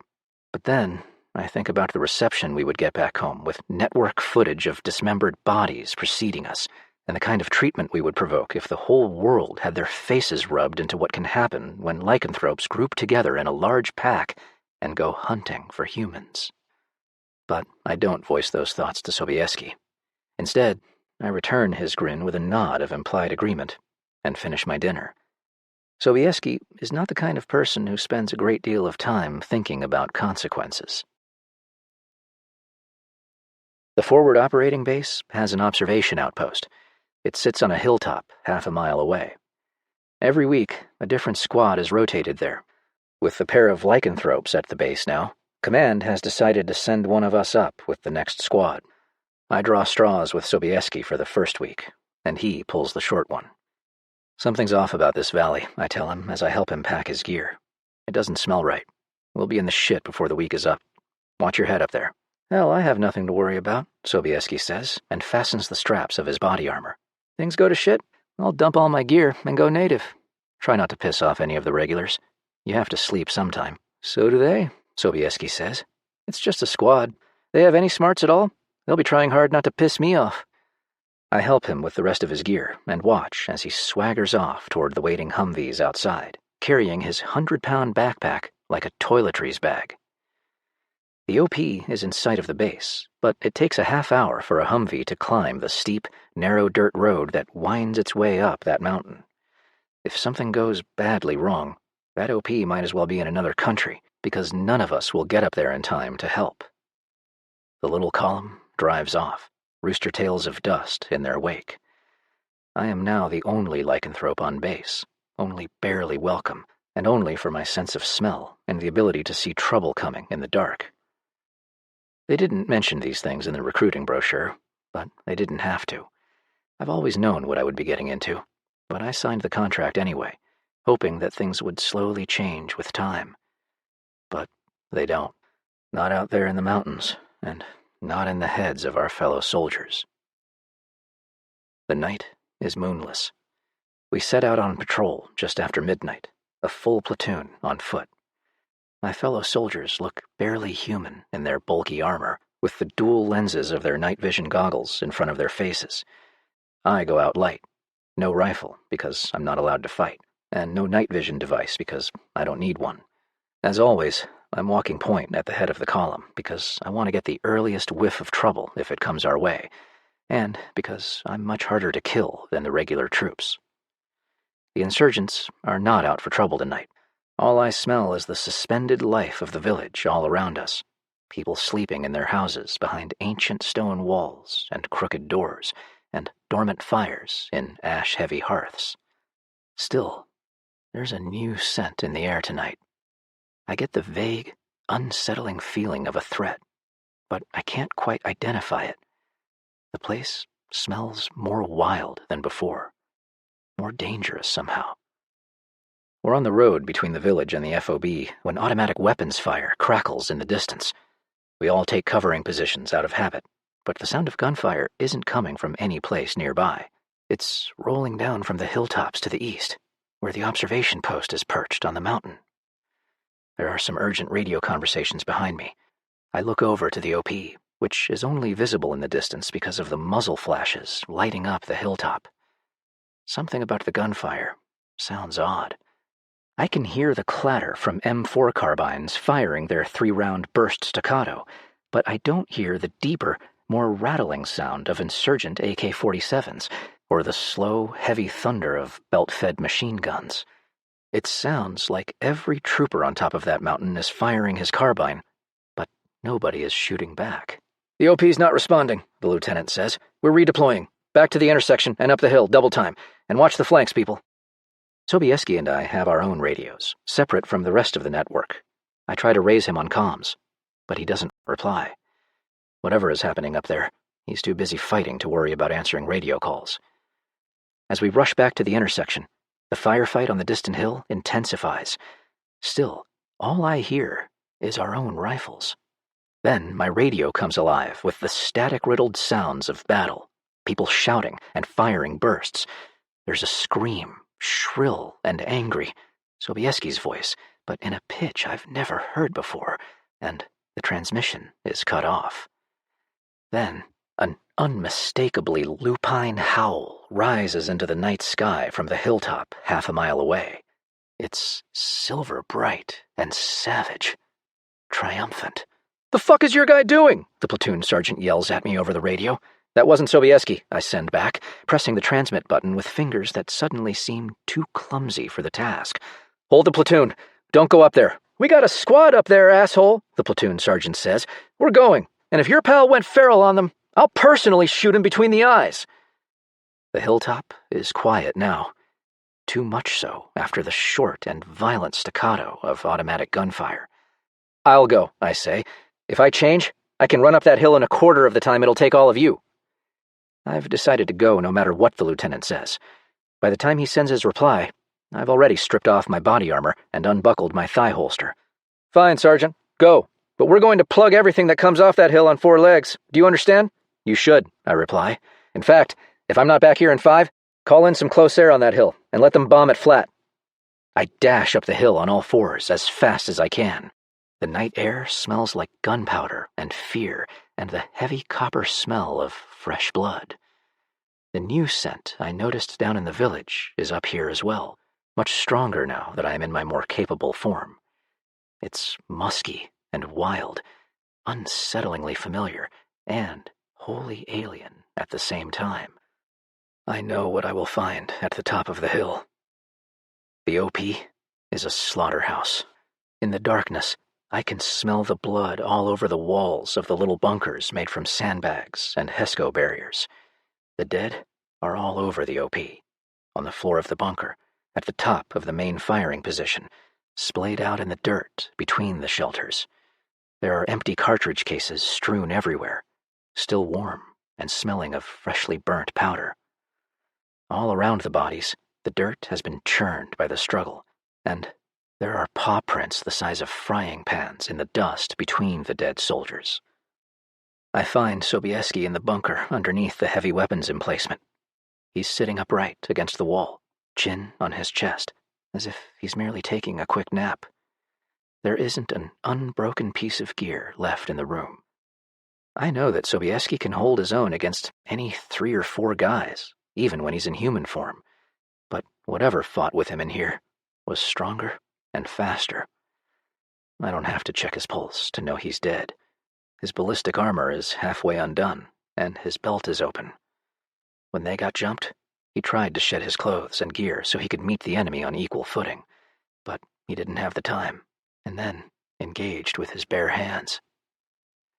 His killer is no longer on the hilltop, but he left a scent trail I could follow in my sleep.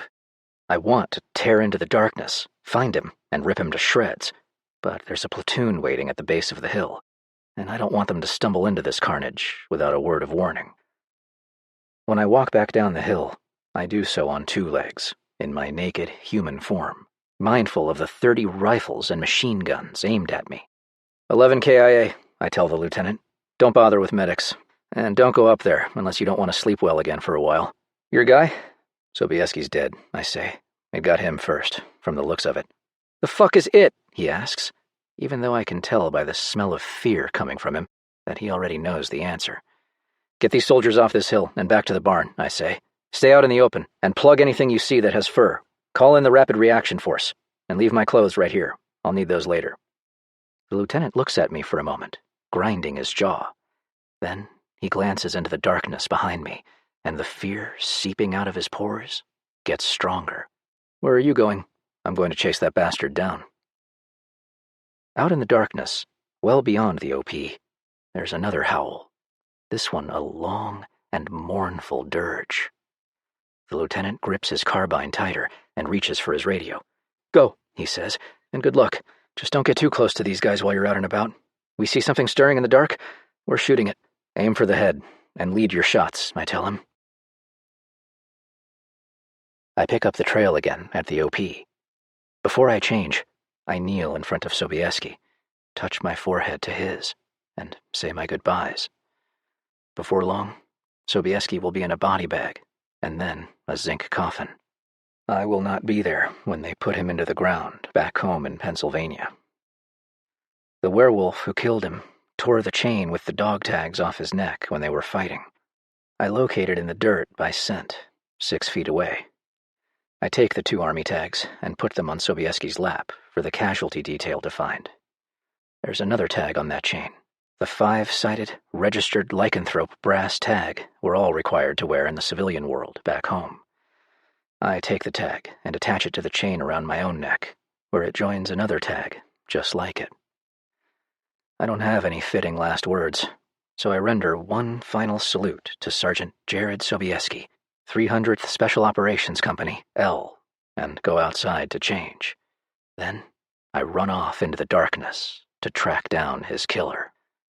The trail goes cold 15 miles away. I follow the other werewolf's scent across the rugged landscape for half an hour before it ends in the cold waters of a mountain stream at the bottom of a craggy wadi. I follow the stream for a little while and check the underbrush on both banks for a new scent trail every few hundred meters, but the scent is gone completely.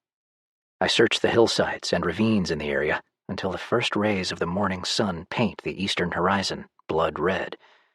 But there's nobody left out here but me. By the time I get back to my clothes, it's almost daylight, and there are troops from the Quick Reaction Force all over the mountain. I retrieve my stuff, get dressed, and hitch a ride back to base with a passing Humvee, utterly exhausted and sick with impotent anger. I get debriefed by a chain of officers that keeps going up the rank ladder as the day progresses. I repeat the same narrative until we're all thoroughly annoyed with each other. At the end of the day, the other werewolf is still out there, and Sobieski is still dead, riding back to Bagram in a sealed body bag on the floor of a Blackhawk. When I get back to the container we shared, all his personal gear is gone, and the place has the smell of disinfectant. In the evening, the captain comes into my container. We're going down into the village for the weekly bullshit palaver with the tribal elders, he says. I want you to tag along to stand guard, just in case. I get off my cot and grab my gear. After a moment, I recall Sobieski, dead at the OP with his vest halfway undone, and I leave my body armor next to the cot. I want to sit in on that meeting, I tell the captain. No can do, he says. They figure out I've brought a lycanthrope along. They'll be so offended they'll never even look at us again. I don't care to have the State Department jumping my shit. They have a lycanthrope of their own running around out there, I say. They have to know who it is. Ask them point blank, and I'll be able to smell if they're lying. The captain mulls my request for a few moments. Then he purses his lips and nods curtly. Fine, but you're wearing shades, and if they bring the bastard along, I want you to shoot first and tell me later. I'm taking no chances after last night. We're sitting on the dusty floor of the village elder's house. It's hot and uncomfortable, with 20 people in a room barely bigger than my living room back home.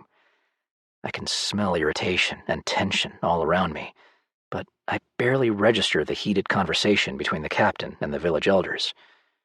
Right now, I only have eyes for the old man sitting in a corner of the room, sipping his tea impassively. He can't see my own eyes behind the lenses of my sunglasses, but I know he is aware of my attention, because we both smelled each other's presence the moment I entered the room. The old man in the corner is the lycanthrope from last night, the one who killed a dozen of our men. I know that he's aware of me, aware of the fact that I know what he is. He must smell my nature as clearly as I can smell his. I also know that his companions are unaware. Their protestations of the captain's accusations are genuine. I can smell no deception or duplicity.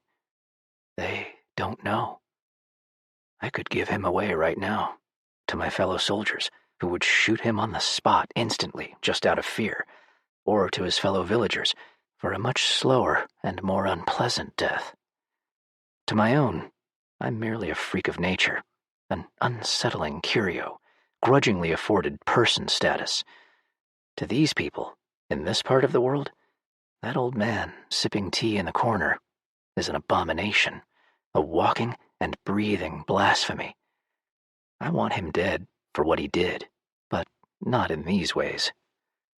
I watch the old man over the animated debate in the room between us. He keeps sipping his tea, avoiding my gaze. Then, at the end of the meeting, the old man looks up, and his eyes meet mine for a moment. They aren't yellow, like those of every other lycanthrope I've ever known. Instead, they are milky as opals. He nods at me, almost imperceptibly. I respond with a tiny nod of my own and look away. We just made an agreement without exchanging words. We will settle this among outcasts in our own way. Any luck? The captain asks when we file out of the house into the hot and dusty street again. They don't know shit, I reply, and find that I'm not bothered by the duplicity of the omission. In the evening, I find a quiet spot at the perimeter of the base. Then I take off my clothes and put them in a pile. I take the dog tags off my neck and place them on top of my clothes. Then I change. Tomorrow, I will wear the leash around my neck again. Tonight, I am no one's dog soldier. He is waiting for me in the wadi, miles away from the nearest village or outpost. We fight our battle with teeth and claws, not guns. He is strong and fast despite his age, but all feral instinct. I have trained and fought with my own kind for years, and unlike Sobieski, I am not encumbered. We spill each other's blood in a flurry of clashes, but he's the one who does most of the bleeding. But he does not yield, not even when I have him by the throat, and he knows he is broken. His is an honorable death, better than falling to bullets or being pulped by rocks while buried to the shoulders in the rocky Afghan soil. Despite Sobieski, I take no pleasure in this kill. When it's over, I wash off the blood in the cold water of a nearby stream. Then I go back to the still form of my enemy, change back into my human shape, and touch my forehead to his. I brought no hand tools, and the soil is too unyielding for bare hands or paws. So I bury the old man under a pile of rocks I gather from the banks of the stream. I don't know if, despite his nature, he was a believer, but I gauge the proper direction by the stars and point the grave toward Mecca anyway. When I change back to my feral self for the run back, I take a last look around. The place seems a fitting resting spot for the old lycanthrope. The land is harsh, unforgiving, and austerely beautiful. The sky is cloudless, and the moon is painting silver streaks onto the surface of the stream nearby. Out here, underneath the black dome of the night sky and its millions of stars, it's more beautiful than in any cathedral I've ever seen. I raise my head and howl a dirge for my fallen brothers. It echoes back from the hard and ancient mountains all around me in a distant requiem. Back at the base, my clothes are still in the sand where I left them. It's the hour of the night when the darkness has not quite started to lift yet. The morning, just a sliver of dark blue above the mountains.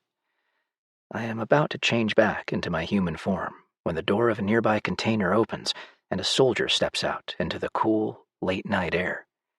He clears his throat and spits into the sand.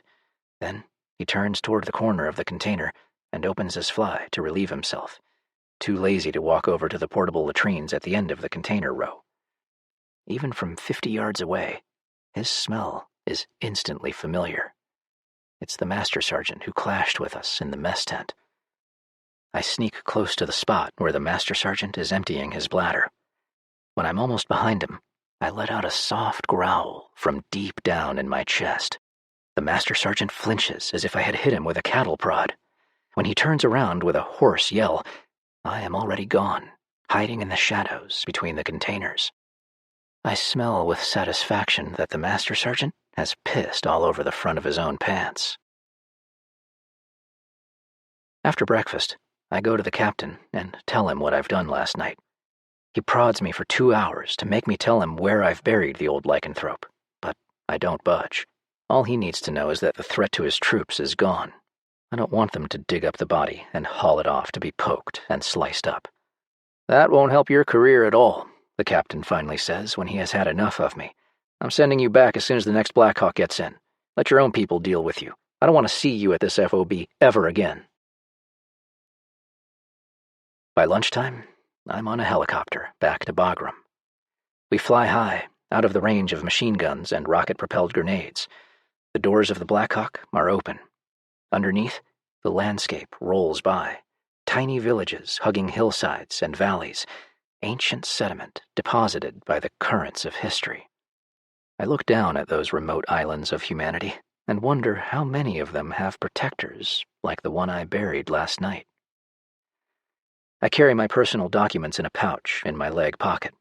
My term of service will be up in another 2 months, and I've been carrying around the re-enlistment form for a while. I take it out of the pouch and look at it. The airflow in the cabin is making the form flutter wildly in my hands, like a living thing straining to free itself from my grasp. I tear the form in half, fold the pieces, and tear them again and again until I have nothing but a handful of ragged little paper squares. Then I open my hands and let them go. The turbulence whips them out of the helicopter, where they disperse, dancing the currents of the hot summer wind. Helping Hand by Claudine Griggs. Read by Hilary Huber. Alexandria Stevens knew she was going to die a slow, cold death in space. She floated 15 meters from her capsule, a single-pilot maintenance shuttle that could operate in low or high Earth orbit. Construction expenses for single-operator vehicles offered all kinds of economic advantages, especially considering the slender profit margins for satellite or orbital platform contracts. Moon shuttles required 2 to 6 member crews, but market forces made smaller transports the only viable option for near-Earth missions. Alexandria's vehicle was durable and maintained by Glenn Michaels, an old-school aerospace mechanic whom she trusted like a brother. Though Alexandria often double-checked his work while they drank beer and argued about emerging technologies, they both understood that the ship was everything. If trouble developed, shuttle pilots were more than inconvenienced. But the occasional death of a pilot did not deter the corporate suits. Number-crunching lawyers and actuaries demonstrated that Space Jockeys, Inc. could lose a shuttle and pilot every 18 months and still turn a profit, including replacement costs, death benefits, and liability payments. They were still serious about safety, and the actual 20-year average loss rate was 1 worker per 32.3 months, which included a 3-man crew that crashed last year on approach to the Eagle Monument construction site at Tranquility Base. But company officials were more serious about the bottom line. Alexandria understood the dangers when she signed her flight contract, and she would have enlisted at half the pay and twice the risk. Alex had dreamed of becoming a commercial pilot since age 8 and had been with space jockeys for 7.5 years, earning a reputation as one of the brightest and fastest technicians on duty, twice turning down supervisory positions to continue field work. Even in space, she confided, pencil pushing is not my style. She was John Wayne on horseback, riding from satellites to telescopes to orbital lasers. At shift's end, she knew exactly how much range had been covered and how many thoroughbreds had been corralled. She loved it. But now, she was dying. A flesh and blood meteoroid, midway from her shuttle and a geosynchronous satellite that was humming again thanks to a new circuit panel she'd installed in 71 minutes flat. There were 45 minutes of life support left in her suit, and the rescue ship, Siebert, like the Carpathia, would arrive too late. The Siebert's mission would be body recovery.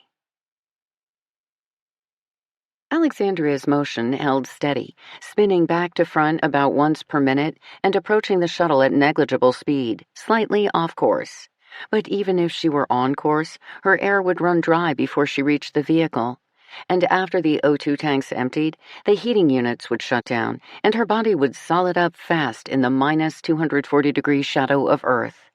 She could see the lights of her ship, a soft glow from the nuclear-powered satellite, and millions of stars.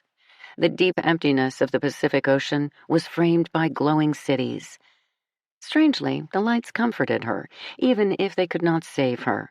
She needed propulsion from her mobility pack, a damned near infallible piece of equipment with multiple safeguards that had been knocked dead by a pea-sized meteoroid that also cut her forward motion, set her rotating, and disabled her means back to the life pod that should already be returning her to base. As a result, Alexandria was no longer an astronaut, no longer an $835,000 corporate investment. She was orbital debris to be cleared away when the Siebert arrived. Her shuttle was 15 meters distant, but it might as well be halfway to Andromeda. The meteoroid would have been more merciful had it bullseyed her helmet instead of mobility unit, a quick, unaware death. Now, there was no way to alter her forward motion or rotation, which, as it turned out, was the only enjoyable part of this mess. As she waited for life support to end, at least she would have a 360-degree view. Alexandria was an optimist, confident to an almost infinite degree, but she was also a physicist. Reality existed, space was unforgiving, and her future prospects were zero. 30 minutes later, still drifting and trying to enjoy the galactic view, Alexandria realized that she had been an idiot, allowing half an hour to slip by without grasping the possibility of life. She and the physical universe were intimate friends, and such friends do not go gently into the night. A thick Velcro strap held an old-style, standard-issue jockey watch around her suit at the left wrist. She pulled the lash as tight as possible, pulled until she feared the band would break, though it was rated for 750-degree temperature swings and 1,500 pounds of tensile strength. She refastened the Velcro, trusting the strap to maintain suit pressure. Then, without hesitation, she unhinged her left glove. The cold vacuum of space stabbed her naked skin. She screamed inside her suit from pain, but held firmly onto the glove she had just removed. Everything depended on that hunk of layered fabric and aluminized polymers. Alexandria only hoped it had sufficient mass to nudge her toward the ship, and she had already wasted 30 minutes floating like a cabbage. Of course, her throw must be hard and precise. Then she must latch onto the ship with one hand if she got there. Probably easier to sink one from mid-court, she thought, but I'll take the shot. The pain stopped after her hand froze solid, and Alexandria could focus her thoughts again. She waited until the spin positioned her facing the satellite. Then, offering a prayer to Isaac Newton, she hurled the glove underhanded with the same control she used on the pitcher's mound at Princeton, throwing from the center of her body and aiming dead at the satellite. If her trajectory were correct, the counterforce of a space glove fastball should propel her toward the shuttle. There was some good news. Her suit seemed to be holding pressure at the watch band. She veered more or less in the desired direction, and her body rotation increased to only once every 30 seconds. The bad news, She was still traveling too slowly, and her track would just miss the shuttle. But Alexandria was no longer a vegetable.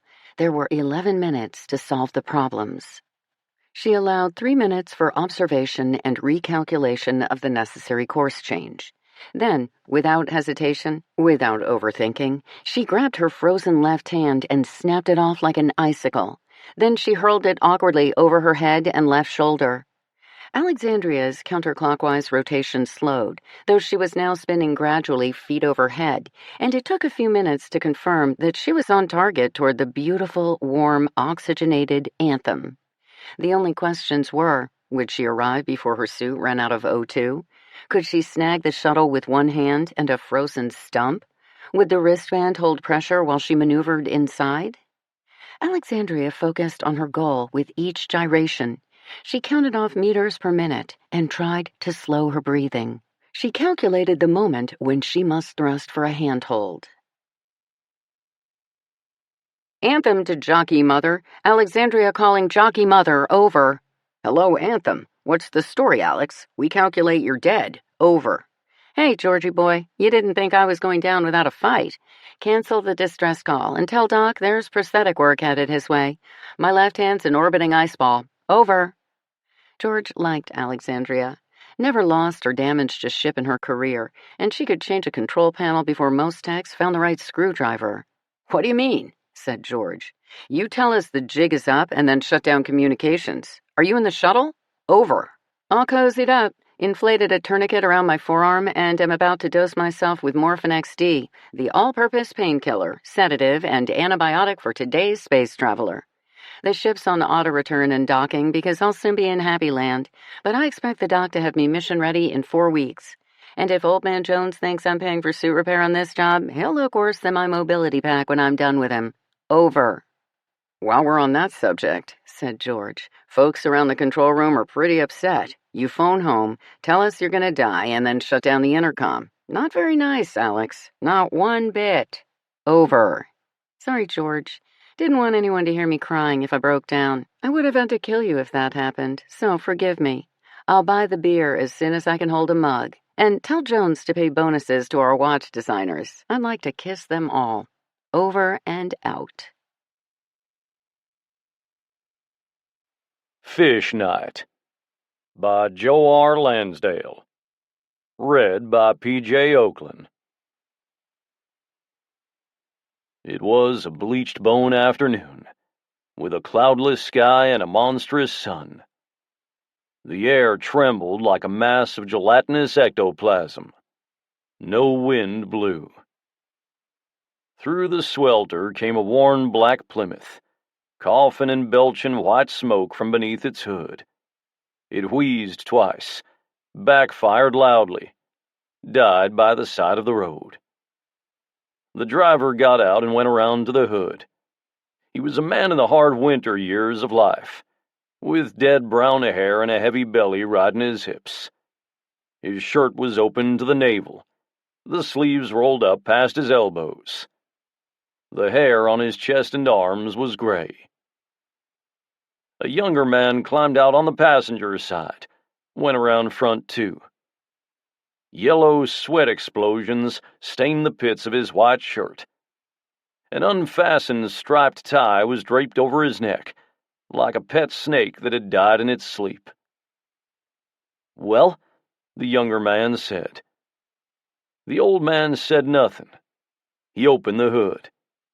A calliope note of steam blew out from the radiator in a white puff, rose to the sky, turned clear. Damn! The old man said, and he kicked the bumper of the Plymouth as if he were kicking a foe in the teeth. He got little satisfaction out of the action. Just a nasty scuff on his brown wingtip and a jar to his ankle that hurt like hell. Well, the young man repeated. Well, what? What do you think? Dead as the can opener trade this week. Deader. The radiator's chicken-pocked with holes. Maybe someone will come by and give us a hand. Sure. A ride, anyway. Keep thinking that, college boy. Someone is bound to come along, the young man said.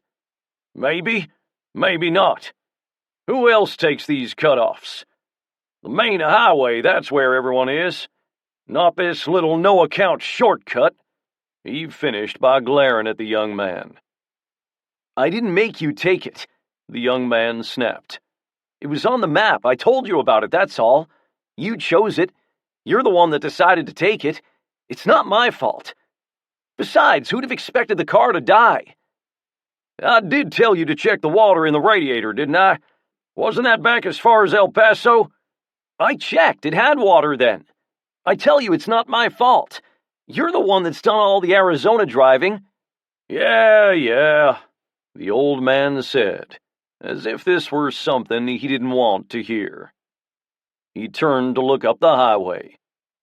No cars, no trucks. Just heat waves and miles of empty concrete in sight. They seated themselves on the hot ground, with their backs to the car. That way it provided some shade, but not much.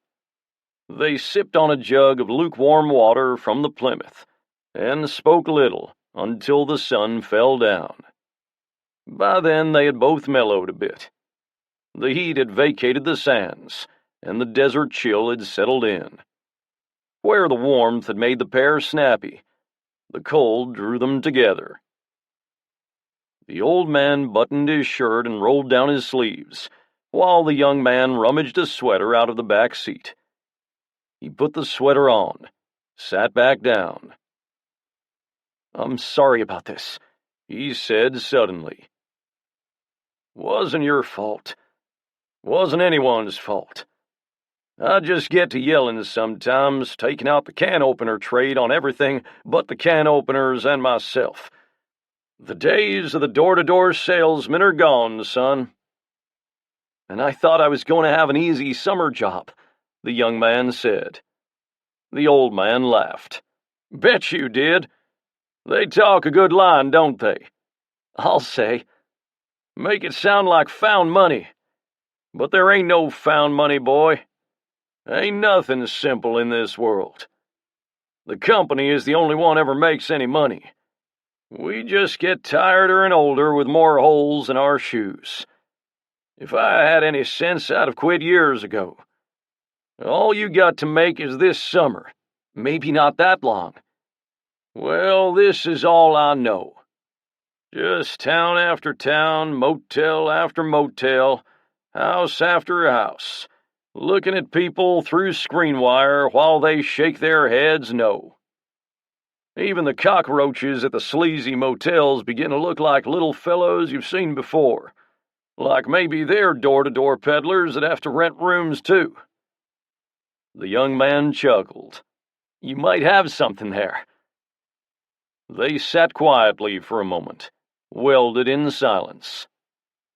Night had full grip on the desert now. A mammoth gold moon and billions of stars cast a whitish glow from eons away. The wind picked up. The sand shifted, found new places to lie down. The undulations of it, slow and easy, were reminiscent of the midnight sea. The young man who had crossed the Atlantic by ship once said as much. The sea? The old man replied. Yes, exactly like that. I was thinking the same. That's part of the reason it bothers me. Part of why I was stirred up this afternoon. Wasn't just the heat doing it. There are memories of mine out here. He nodded at the desert. And they're visiting me again. The young man made a face. I don't understand. You wouldn't. You shouldn't. You'd think I'm crazy. I already think you're crazy, so tell me. The old man smiled. All right, but don't you laugh. I won't. A moment of silence moved in between them. Finally, the old man said, It's fish night, boy. Tonight's the full moon, and this is the right part of the desert if memory serves me. And the feel is right. I mean, doesn't the night feel like it's made up of some fabric? That it's different from other nights? That it's like being inside a big dark bag, the sides sprinkled with glitter, a spotlight at the top, at the open mouth to serve as a moon? You lost me. The old man sighed. But it feels different, right? You can feel it too, can't you? I suppose. Sort of thought it was just the desert air. I've never camped out in the desert before, and I guess it is different. Different, all right. You see, this is the road I got stranded on 20 years back. I didn't know it at first, at least not consciously. But down deep in my gut, I must have known all along I was taking this road, tempting fate, offering it, as the football people say, an instant replay. I still don't understand about fish night. What do you mean you were here before? Not this exact spot, somewhere along in here. This was even less of a road back then than it is now. The Navajos were about the only ones who traveled it. My car conked out like this one today, and I started walking instead of waiting. As I walked, the fish came out, swimming along in the starlight pretty as you please. Lots of them, all the colors of the rainbow. Small ones, big ones, thick ones, thin ones, swam right up to me, right through me. Fish just as far as you could see, high up and low down to the ground. Hold on, boy, don't start looking at me like that. Listen, you're a college boy. You know what was here before we were, before we crawled out of the sea and changed enough to call ourselves men. Weren't we once just slimy things, brothers to the things that swim? I guess, but millions and millions of years ago, this desert was a sea bottom. Maybe even the birthplace of man. Who knows? I read that in some science books. And I got to thinking this. If the ghosts of people who have lived can haunt houses, why can't the ghosts of creatures long dead haunt where they once lived? Float about in a ghostly sea? Fish with a soul? Don't go small-mind on me, boy. Look here. Some of the Indians I've talked to up north tell me about a thing they call the Manitou. That's a spirit. They believe everything has one. Rocks, trees, you name it. Even if the rock wears to dust or the tree gets cut to lumber, the Manitou of it is still around. Then why can't you see these fish all the time? Why can't we see ghosts all the time? Why do some of us never see them? Time's not right, that's why. It's a precious situation, and I figure it's like some fancy time lock, like the banks use. The lock clicks open at the bank, and there's the money. Here it ticks open, and we get the fish of a world long gone. Well, it's something to think about, the young man managed. The old man grinned at him. I don't blame you for thinking what you're thinking. But this happened to me 20 years ago, and I've never forgotten it. I saw those fish for a good hour before they disappeared. A Navajo came along in an old pickup right after, and I bummed a ride into town with him. I told him what I'd seen. He just looked at me and grunted. But I could tell he knew what I was talking about. He'd seen it too, and probably not for the first time. I've heard that Navajos don't eat fish for some reason or another, and I bet it's the fish in the desert that keep them from it. Maybe they hold them sacred. And why not?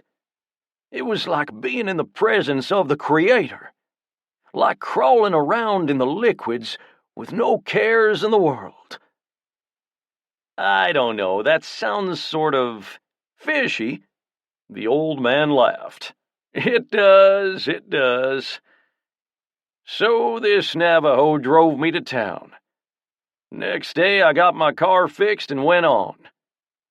I've never taken that cut off again. Until today. And I think that was more than accident. My subconscious was driving me. That night scared me, boy. And I don't mind admitting it. But it was wonderful, too. And I've never been able to get it out of my mind. The young man didn't know what to say. The old man looked at him and smiled. I don't blame you, he said. Not even a little bit. Maybe I am crazy.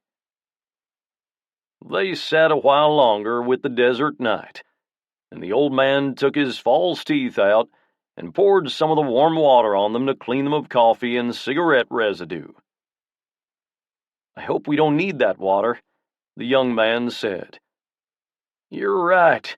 Stupid of me. We'll sleep a while. Start walking before daylight. It's not far to the next town. 10 miles at best. He put his teeth back in. We'll be just fine. The young man nodded. No fish came. They did not discuss it. They crawled inside the car, the young man in the front seat, the old man in the back. They used their spare clothes to bundle under, to pad out the cold fingers of the night. Near midnight, the old man came awake suddenly, and lay with his hands behind his head, and looked up and out the window opposite him, studied the crisp desert sky.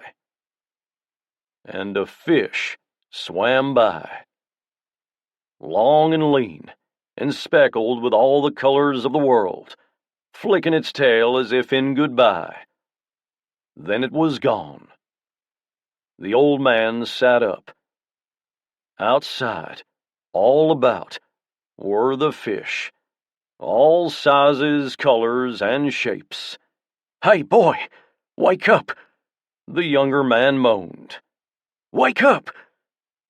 The young man, who had been resting face down on his arms, rolled over. What's the matter? Time to go? The fish! Not again. Look! The young man sat up. His mouth fell open. His eyes bloated. Around and around the car, faster and faster in whirls of dark color, swam all manner of fish. Well, I'll be. How?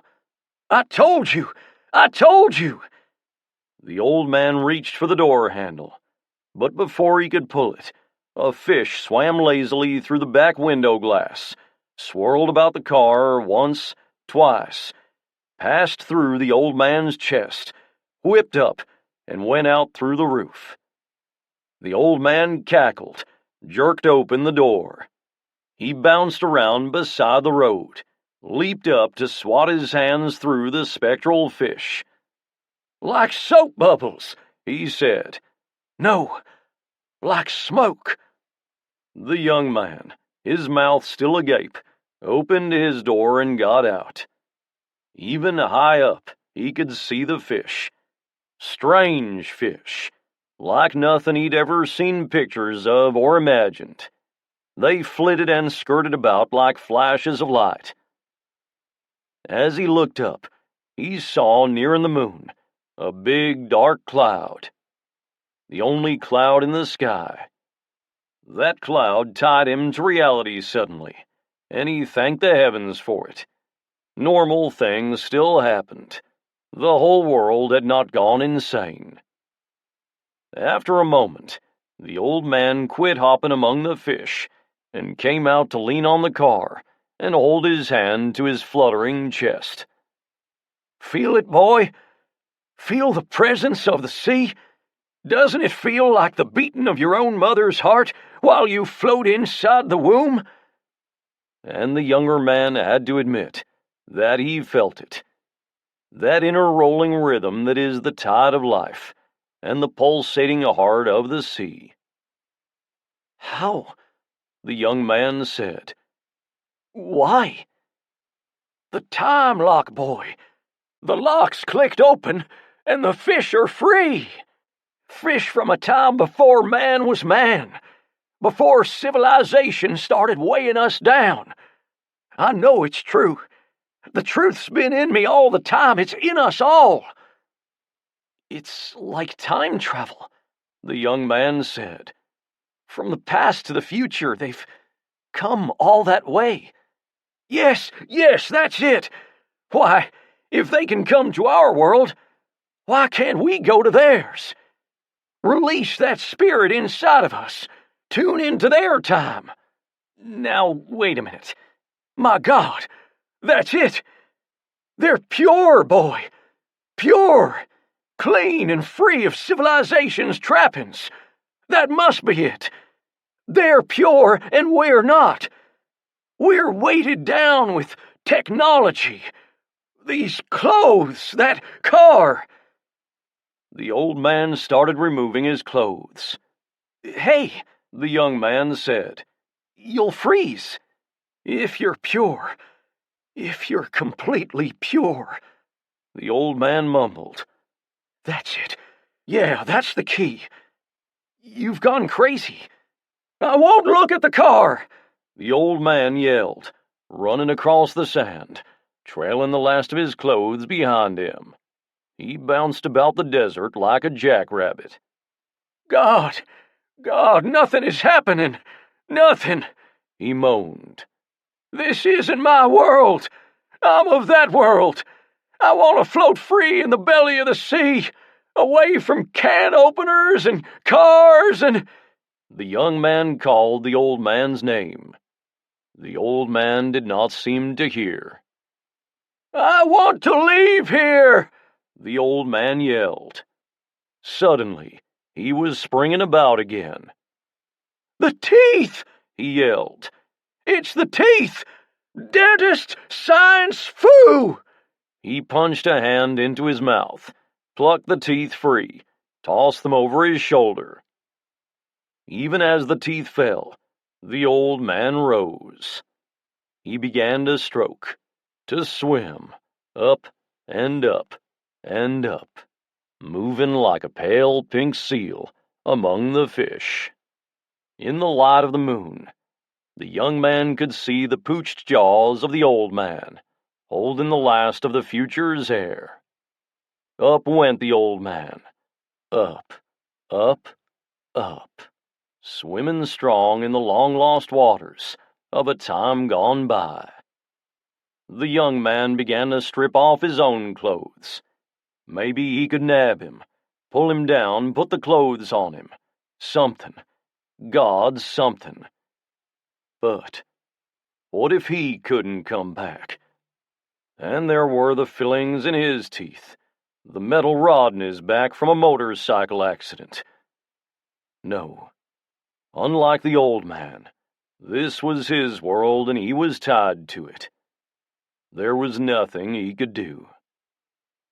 A great shadow weaved in front of the moon, made a wriggling slat of darkness that caused the young man to let go of his shirt buttons and look up. A black rocket of a shape moved through the invisible sea. A shark, the granddaddy of all sharks, the seed for all of man's fears of the deep. And it caught the old man in its mouth, began swimming upward toward the golden light of the moon. The old man dangled from the creature's mouth like a ragged rat from a house cat's jaws. Blood blossomed out of him, coiled darkly in the invisible sea. The young man trembled. "Oh, God," he said once. Then along came that thick dark cloud, rolling across the face of the moon. Momentary darkness. and when the cloud passed, there was light once again, and an empty sky. No fish, no shark, and no old man. Just the night, the moon, and the stars. Lucky 13, a Frontlines short story. By Marco Close. Read by Nicole Cash. The fleet has a tradition. The rookie dropship commander in the unit always gets the ship nobody else wants. My hand-me-down was Lucky 13. There was nothing wrong with her, technically speaking. She was an older model Wasp, not one of the new Dragonflies, but most of our wing was still on Wasps back then. But pilots are a superstitious bunch, and it had been decided that Lucky 13 was an unlucky ship. Before they gave her to me, she had lost 2 crews with all hands, one of them with the entire troop compartment loaded to the last seat. Both times, they recovered the ship, hosed her out, and patched her up again. A ship surviving an all-hands loss without being destroyed is very unusual. Surviving 2 of them is so rare that I've never heard of such a thing, before or since. Her hull number wasn't actually 13. She wore a dark red 5 on her olive drab flanks. But one of the grease monkeys had found her assembly number plate while swapping out some fried parts one day, and the news made the rounds that the unlucky ship's serial number was 13-02313. Not only did it have a leading and trailing 13 in it, but all the digits of her serial number also added up to 13. Thusly branded, she was named Lucky 13 and put in storage as a cold spare until they needed an airframe for the new first lieutenant. Then they dusted her off, updated the computers, and handed me the keys. She came with a new crew chief, too, Staff Sergeant Fisher. I met him for the first time when I went down to the storage hangar to check out my new ride. He was already busy with her, plugging all kinds of diagnostics hardware into the data ports in her bowels. When I walked around Lucky 13 for the first time, I noticed that he had already painted my name onto the armor belt underneath the right cockpit window. First Lieutenant Halley Comet. "I took the liberty," Sergeant Fisher said when I ran my fingers across the stenciled letters of my call sign. "Hope you don't mind, ma'am." "Not at all," I told him. "She's really yours anyway. I just get to take her out occasionally." He smiled, obviously pleased to be assigned to a pilot who knew the proper chain of ownership in a dropship wing. "Don't let the talk bother you. About her being unlucky, I mean. She's a good ship. I checked her top to bottom, and she's in better shape than some of the new crates." "Talk don't bother me, Sarge," I told him. "I'm not the superstitious kind. It's just a machine." "No, ma'am," Sergeant Fisher replied, and the smile on his face morphed into a bit of a smirk. "She ain't just a machine. They all have personalities, same as you and I." Lucky 13 did have a personality, all right. Fortunately, it meshed well with mine. I've flown dozens of Wasp dropships, from the bare-bones A1 models they mostly use as trainers now, to the newest Whiskey Wasps that are so crammed full of upgrades that they might as well give them their own class name. None of them had the same responsive controls as Lucky 13. The Wasps have always been twitchy in any version. You have to fly them with your fingertips, because they're so sensitive to control input. No Wasp likes a heavy hand on the stick. Lucky 13 was even more twitchy than the average Wasp, but once you had her figured out, you could pull off maneuvers that most new pilots would consider physically impossible. Something about Lucky 13 was just right. Maybe it was the harmonics of the frame. Maybe the way all her parts had worked themselves into synchronicity with each other. But flying her felt like you were an integral part of the ship, not just her driver. 13 and I had 5 weeks to get used to each other before we had our first combat drop together. We were the tail end of a 4-ship flight, tasked to ferry a spaceborne infantry company down to Procyon BC's solitary moon. We had beaten the local Chinese garrison into submission from orbit, and now the 940th SI Regiment was going to drop into the path of the retreating Chinese troops to finish them off before they could rally and reform. Intel never figured out what went wrong that day. I don't know if the Chinese managed to hack into our secure battle network or if it was just a case of really shitty luck. What I do know is that our dropship flight went skids down to let the troops disembark near a ridgeline, and that all hell broke loose as soon as we hit the ground. The landing zone was lined with those new autonomous anti-aircraft gun pods the Chinese put in service. 36 barrels in 6 rows of 6, each stacked from front to back with superposed loads. The whole thing is hooked up to a passive IFF module and a short-range radar and parked out of sight, like a mine. We didn't get a whiff of them on our threat scanners until they opened fire. Each of those things shoots 250,000 rounds per minute, and while each individual shell won't do a great deal of damage to an armored dropship, the cumulative effect is like aiming a high-pressure water hose at an anthill. We had landed in diamond formation, with Lucky 13 at the tail end of the diamond, farthest from the row of gun pods waiting for us. That's what saved our bacon that day. My crew chief had just released the tail ramp when I saw hundreds of muzzle flashes lighting up the night in front of us. I yelled at the Sarge to pull the ramp back up and goose the engines to get us off the ground again. In front of us, the lead dropship had already started disgorging its platoon, and half their troops were already out of the ship and in the line of fire. For a moment, I fully intended to drop my bird between the exposed troops and the guns. But then the lead wasp just blew up right in front of me. One moment, it was squatting on the ground, SI troopers seeking cover all around it, and the next moment, it was just a cloud of parts getting flung in every direction. I got us back in the air at that point. I flew 13 about 300 meters backwards on her tail to keep the belly armor between us and those guns. Then I flipped the ship around, did the lowest wingover I've ever done, and hightailed it out of the landing zone at 130% emergency power. Lucky 13 was the only surviving dropship of the flight that day. Banshee 72, the ship that blew up in front of me, was dispersed over a 1/4 square kilometer, along with her 2 pilots, her crew chief, and 38 SI troopers in full kit. Banshee 73 and 74 got so chewed up that they never got off the moon either, and the fleet had to send in a flight of Shrikes to destroy the airframes in place where they did their emergency landings. Lucky 13 didn't even have a scratch in her new paint.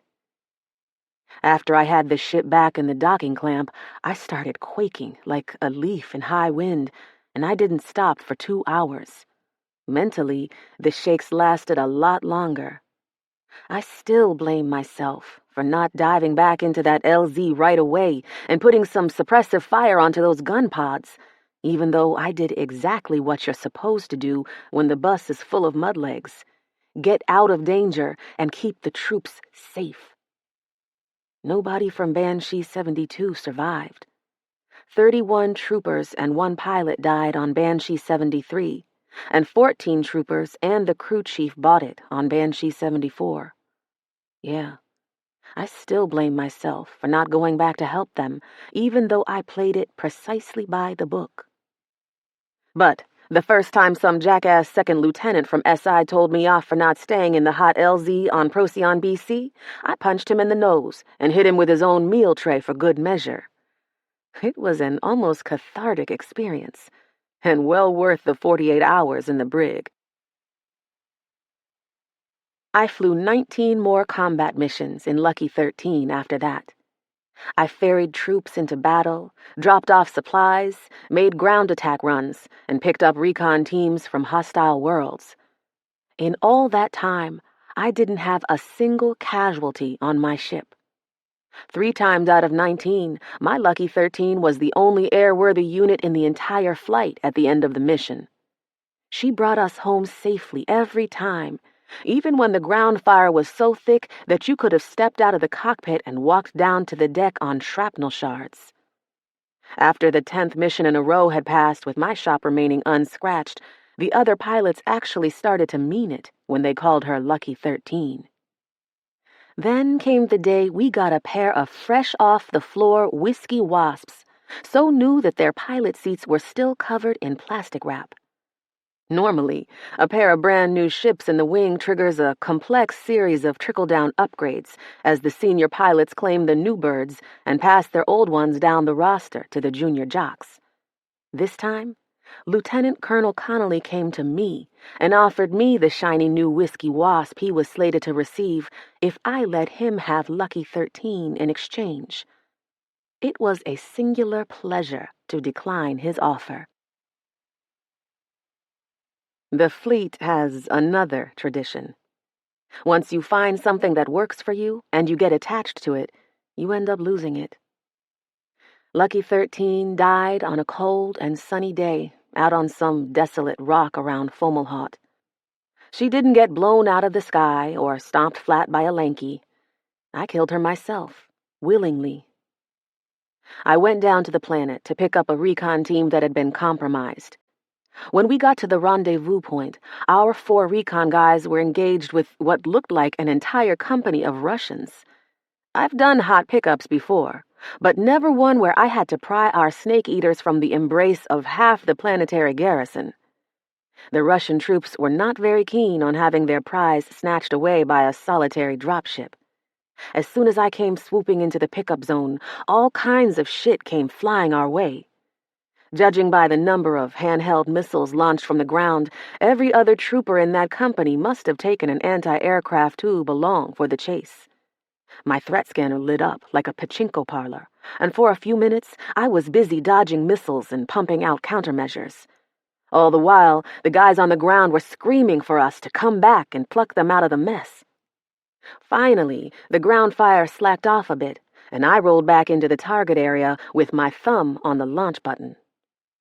The Russians had our team pinned down, and their lead squad was so close to our guys that you couldn't have driven a utility truck through the space between them without rolling over somebody's feet. I made a close pass with the cannons, and the Russians ran for cover. By then, I had the attention of the whole company, and everyone aimed their rifles and belt-fed guns skyward and let fly. The small arms fire pinging off Lucky 13's armor was so dense that it sounded like hail in an ice storm. On my next pass, I emptied most of the rocket pods on my external ordnance pylons, gave my left-seater instructions to use our chin turret on everything that wasn't wearing NAC camo, and then put our ship down right between the Russians and our chewed-up recon team. Staff Sergeant Fisher was the ballsiest crew chief I've ever had. He had that ramp down the second our bird hit the dirt, and he was out to help the injured recon guys into our ship, even though the incoming fire was churning up little dust fountains all over the place. Only one of the recon guys was still able to walk onto the ramp on his own feet. Sergeant Fisher went out 3 times to get the other guys, dashing across 50 yards of live-firing shooting range every time and hauling back 200 pounds of armor-clad recon trooper on each trip. Finally, he had everyone back in the hold, and I redlined the torque gauge, getting our bird off the ground and out of there. We didn't get too far. The Russians had called in their own gunship for support, and it managed to sneak up on us right above the deck without pegging the threat scanner. I was focused on keeping us going at low level and high speed when I heard a sharp warbling sound from the radar warning sensor. He must have been almost on top of us when he launched, because I didn't even have time to thumb my countermeasures button. The Russian missile went right into our starboard engine, which was running at 120%, and blew it all to hell. For a second or two, we were headed for the dirt at 700 knots, but then I caught her and brought the ship out of the spin we had been knocked into. I pointed her up at the blue sky and firewalled her last remaining engine. The Russian had been so close behind us that he ended up overshooting us, which was a stroke of luck, because I still had all 4 of my Copperhead air-to-air missiles on the wingtips. I launched 2 of them cold, waited until the Russian pilot kicked out his countermeasures, and then launched the remaining pair right up his ass with a solid lock. One nailed his port engine, and the other one chopped off the last third of his ship's tail, along with the tail rudder and the vertical stabilizers. We were only 1,000 feet or so off the deck, and the Russian pilot barely had time to eject his crew before his ship cartwheeled into the rocks and went up in a lovely fireball. Our ship was only in slightly better shape. I stabilized our attitude and let the computer figure out how badly we were hurt. The Russian missile had taken out our engine, and some of the secondary shrapnel had severed the main data bus, along with 3 out of the 4 hydraulic lines. We were still airworthy, but only barely, and spaceflight was out of the question. With the hurt recon guys in the back, we couldn't do like the Russians and eject, so I backed off the throttle and looked for a good place to put down my wounded bird. Fomalhaut's moon is a rocky, dusty piece of shit, like half the places we fight over with the SRA. It looked like the desert out in Utah where I went to basic, only without even the little bit of vegetation we had out there.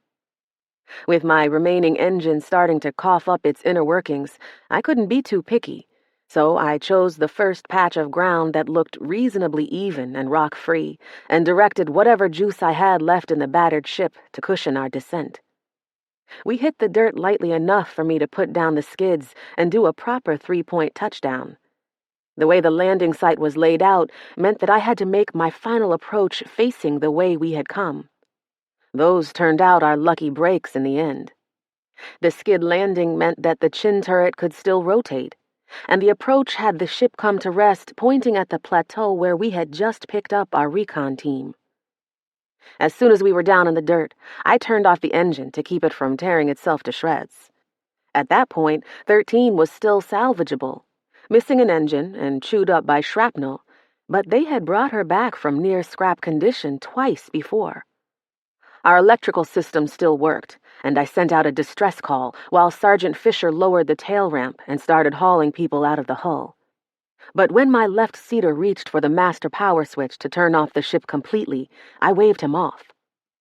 "Just leave her on until the batteries run dry," I said to him. We were within line of sight of the plateau where half a company of pissed-off Russian Marines had watched our descent, and not 2 minutes after our landing, the threat warning receiver started chirping again. I glanced at it to see that we were being targeted by millimeter-wave short-range radar bursts, probably the Russian version of our Mars assault rocket launchers. One of those could blow up what was left of Lucky 13, but we were at the limit of their effective range, and my ship still had her countermeasures suite. I switched the system to autonomous and got out of my seat. "Sergeant Fisher and Second Lieutenant Denton, get those grunts out of here and to cover somewhere." "Copy that, ma'am," Lieutenant Denton said. "What's the plan?" "You wait for the evac birds and stay low. I'll hop into the gunner's seat and warm up the cannon. Now move! Double time!" "No need for heroics, ma'am," Sergeant Fisher said from the outside of the ship. "We'll all head for cover. Bring some rifles from the armory." "I'm not planning on getting shot today, Sarge. I'll bail just as soon as that cannon is empty. Now move it, and stay way the fuck away from the ship. Rescue birds don't get here before the Ruskies, I'll pull the boom handle on my way out." I waved Lieutenant Denton out of the cockpit and climbed into the gunner's seat to take control of the ship's chin turret.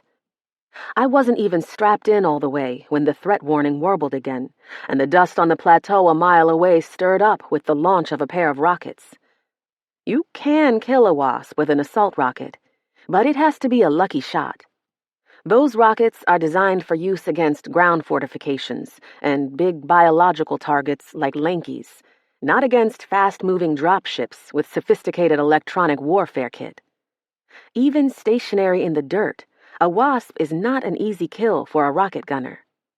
The jamming suite zapped the warhead seekers of the incoming rockets, and they went wild and exploded in the rocks before they had crossed the distance halfway.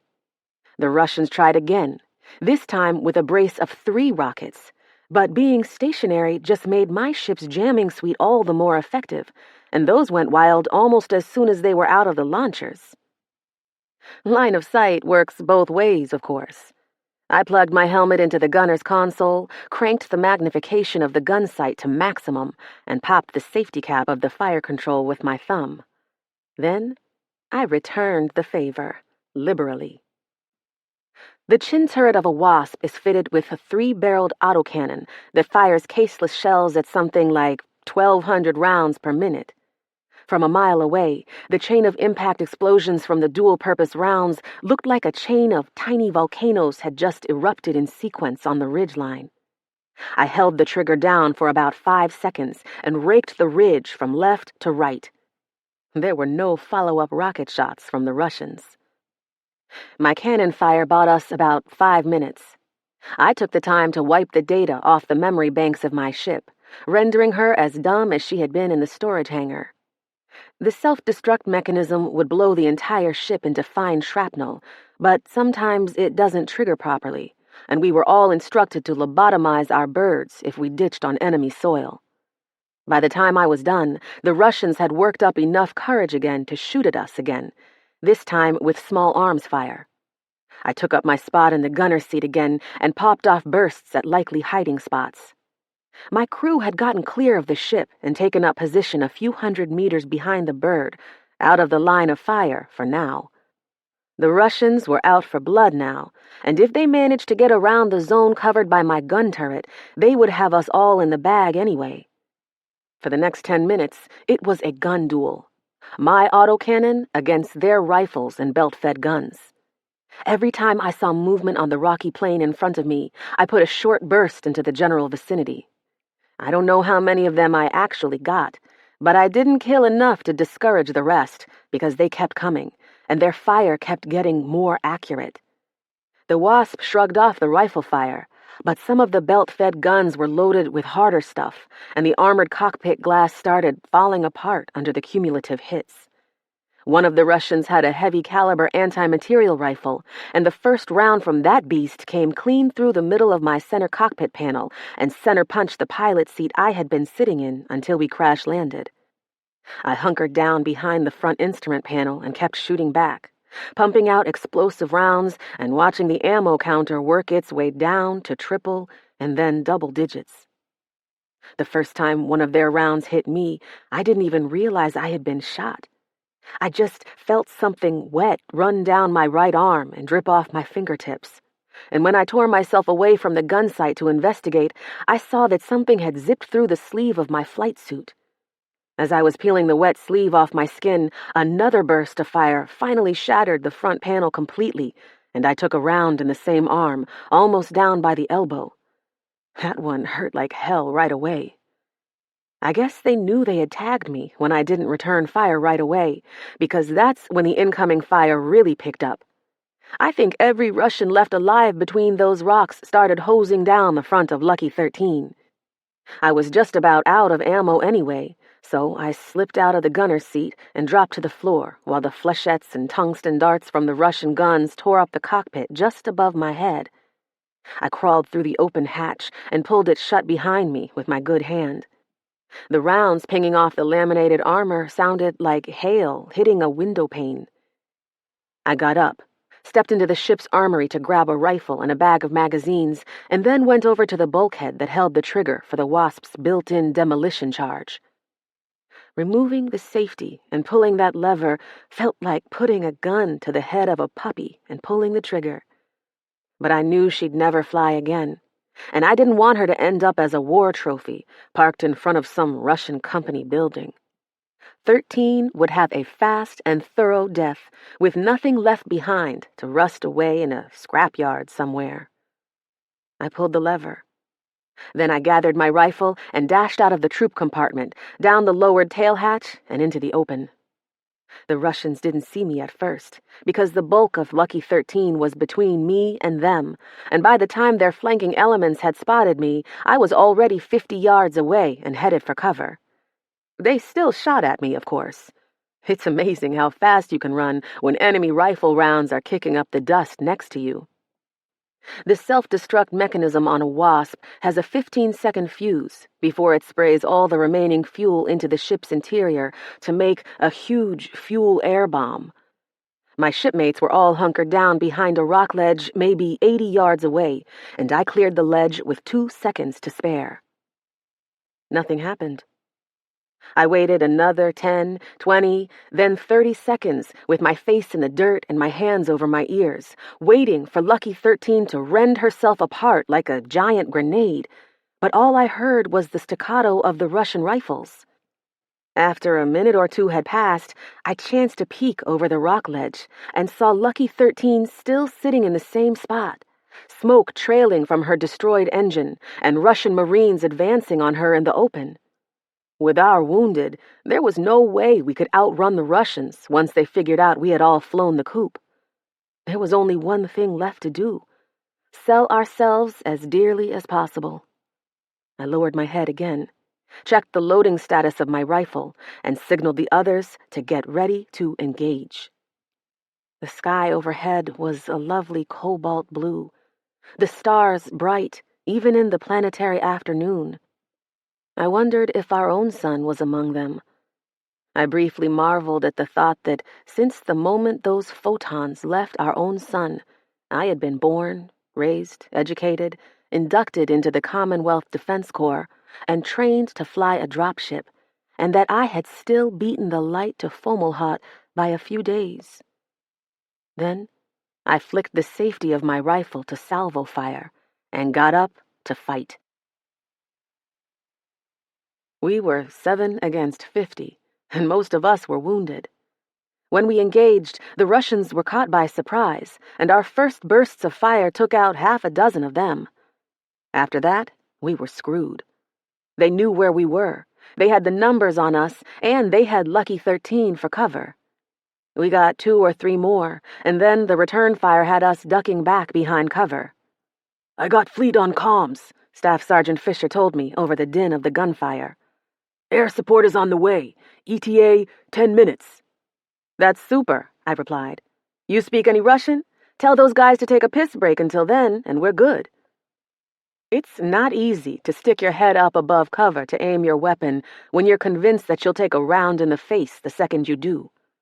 The next time I popped up to fire back, I glanced at Lucky 13 and saw that the Russians were all over her, using her armored hull as cover. I'll never be able to tell for sure how I knew what was about to happen. There was something in the air all of a sudden, a whiff of burnt ozone smell, and a strange sound, like a piezo switch. It felt as if the air itself was electrically charged. All I remember is that I ducked back behind the rock ledge and yelled at the others to get down, get the fuck down! Lucky 13 blew up with the loudest bang I've ever heard in my life. The shock of the explosion traveled through the rock and knocked us all flat on our asses. From one moment to the next, the air was so thick with dust that I couldn't see my own hands in front of me. My hearing was completely gone. All I could hear was a high-pitched whistling sound. I have no idea how long we were huddled down behind the rock ledge, blind and deaf, with debris and dust raining down on us. The Russians could have finished us off easily at that point, if there had been any left. When the dust finally settled and we gathered ourselves up, the little plateau where Lucky 13 had crash-landed was swept clean. In the spot where the ship had been, there was a shallow depression in the rock and streaks of black burn marks fanning out in every direction. All around, there were burning and smoldering dropship parts, none of them bigger than a mess table. Lucky 13 had done me a last favor. The fuse for the self-destruct charge had delayed until the ship had Russians crawling all over and inside her, until the explosion would do the most good. I'm not one of the superstitious pilots. My rational side knows it was a technical fluke, a delay in the trigger mechanism, a circuit that didn't close in time, a fortunate defect.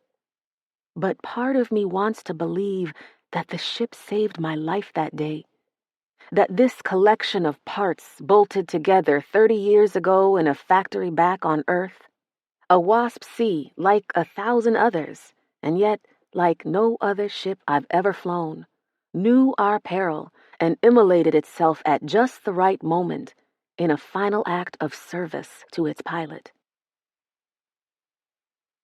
The cavalry arrived 10 minutes too late, as it often does. The Shrikes made a few passes overhead, but if there were any Russians left alive, they wisely stayed under cover. 20 minutes after that, a pair of SAR dropships swooped in and scooped us up.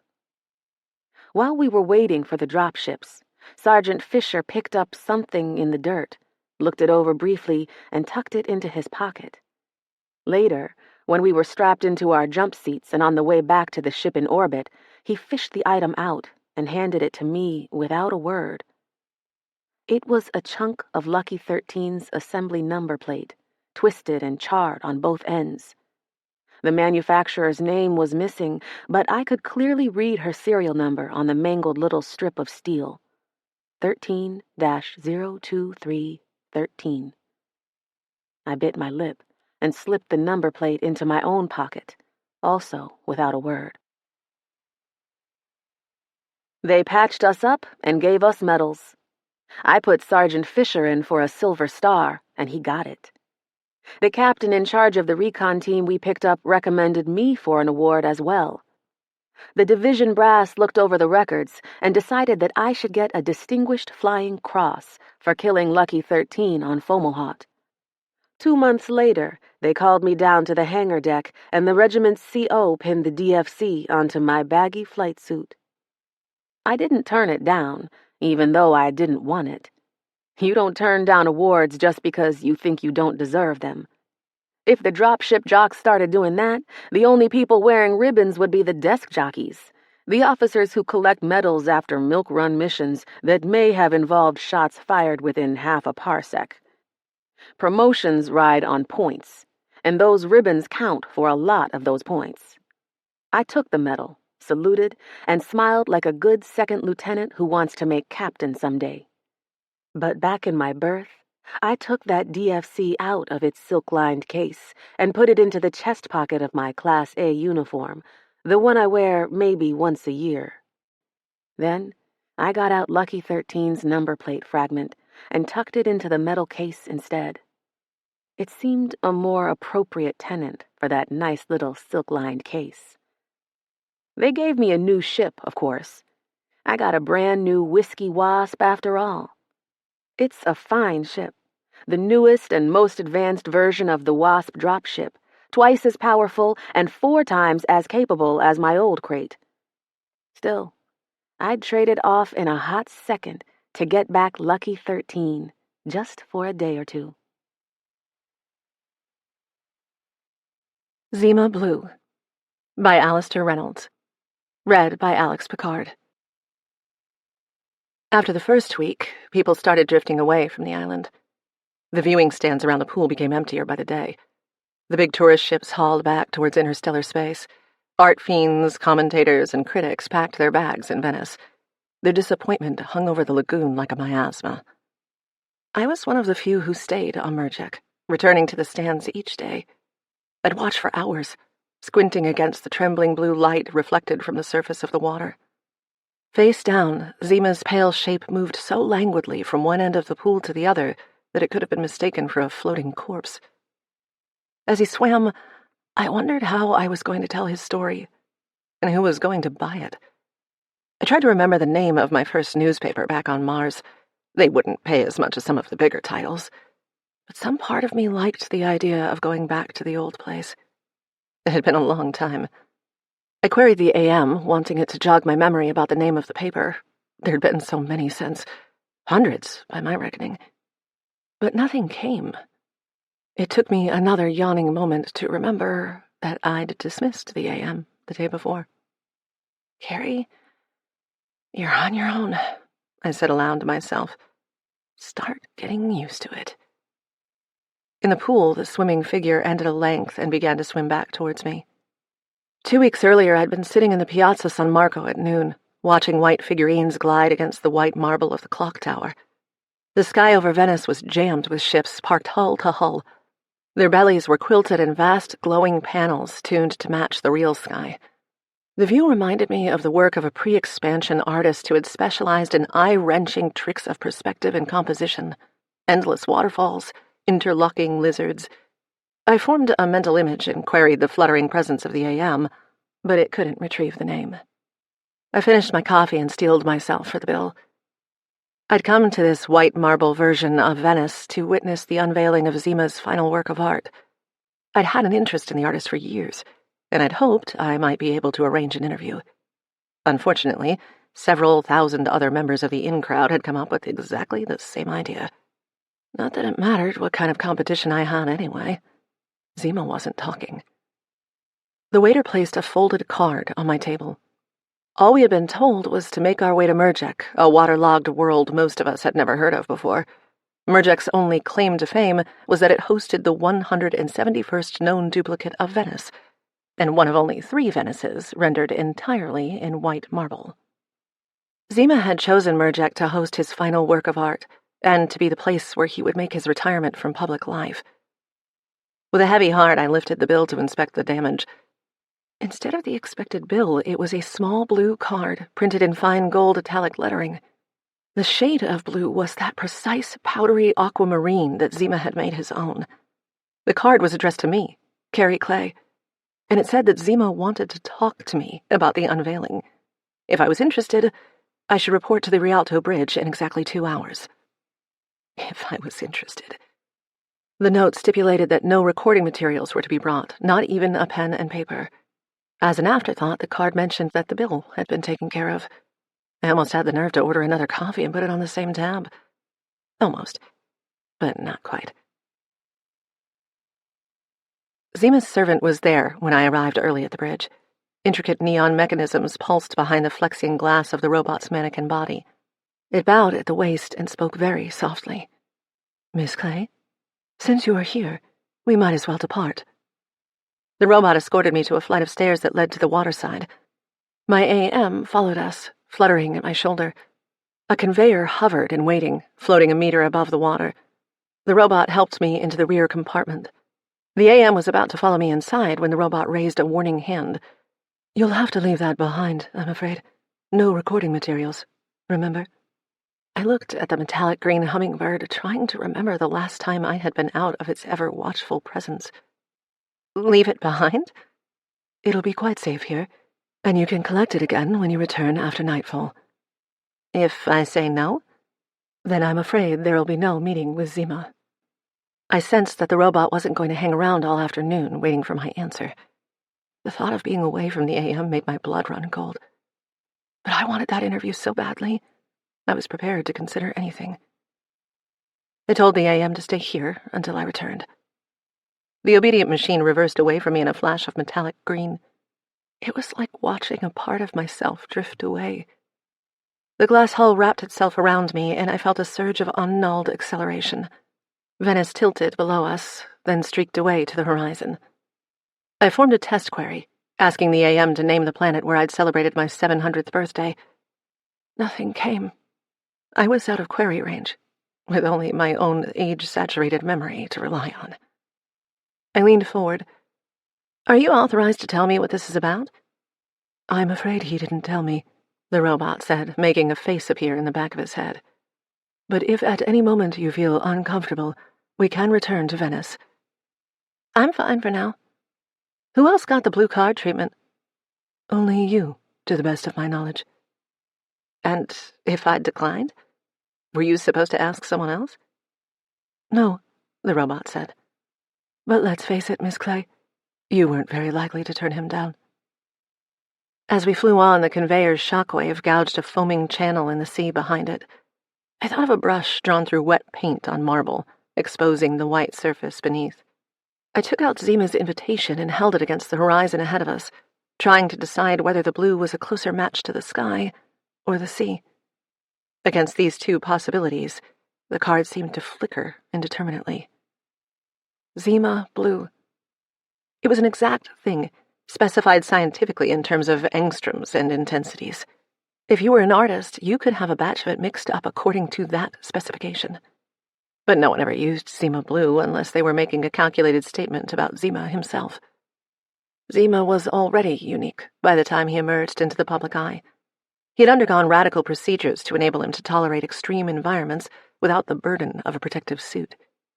Zima had the appearance of a well-built man wearing a tight body stocking, until you were close and you realized that this was actually his skin.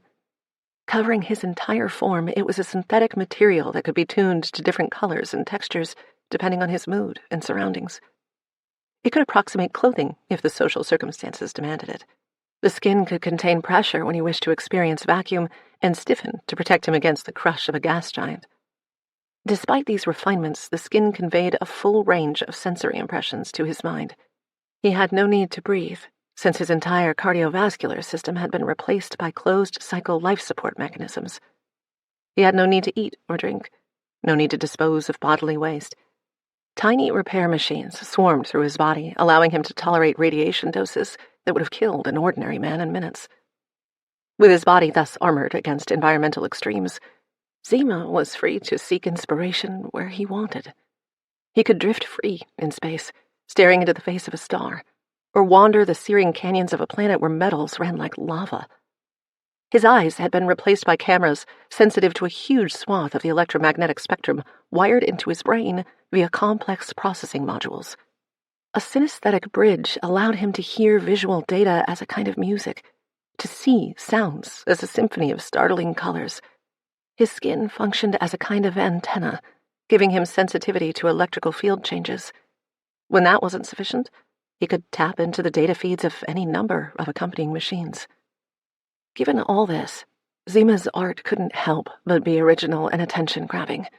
His landscapes and star fields had a heightened, ecstatic quality about them, awash with luminous, jarring colors and eye-wrenching tricks of perspective.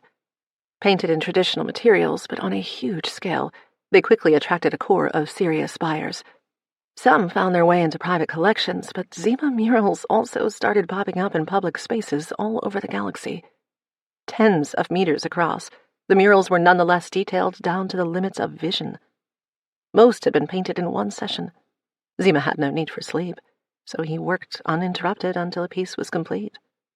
The murals were undeniably impressive.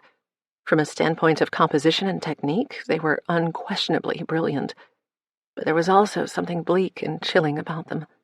They were landscapes without a human presence, save for the implied viewpoint of the artist himself. Put it this way, they were nice to look at, but I wouldn't have hung one in my home. Not everyone agreed, obviously, or else Zima wouldn't have sold as many works as he had. But I couldn't help wondering how many people were buying the paintings because of what they knew about the artist, rather than because of any intrinsic merit in the works themselves.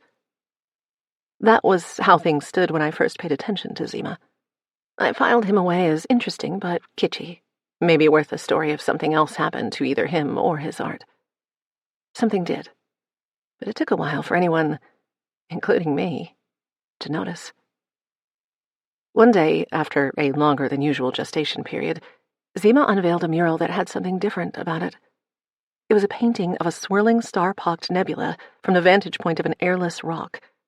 Perched on the rim of a crater in the middle distance, blocking off part of the nebula, was a tiny blue square. At first glance, it looked as if the canvas had been washed blue and Zima had simply left a small area unpainted. There was no solidity to the square, no detail or suggestion of how it related to the landscape or the backdrop.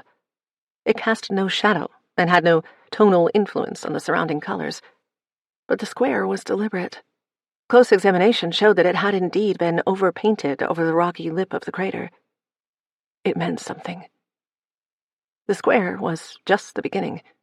Thereafter, every mural that Zima released to the outside world contained a similar geometric shape. The square, triangle, oblong, or some similar form embedded somewhere in the composition.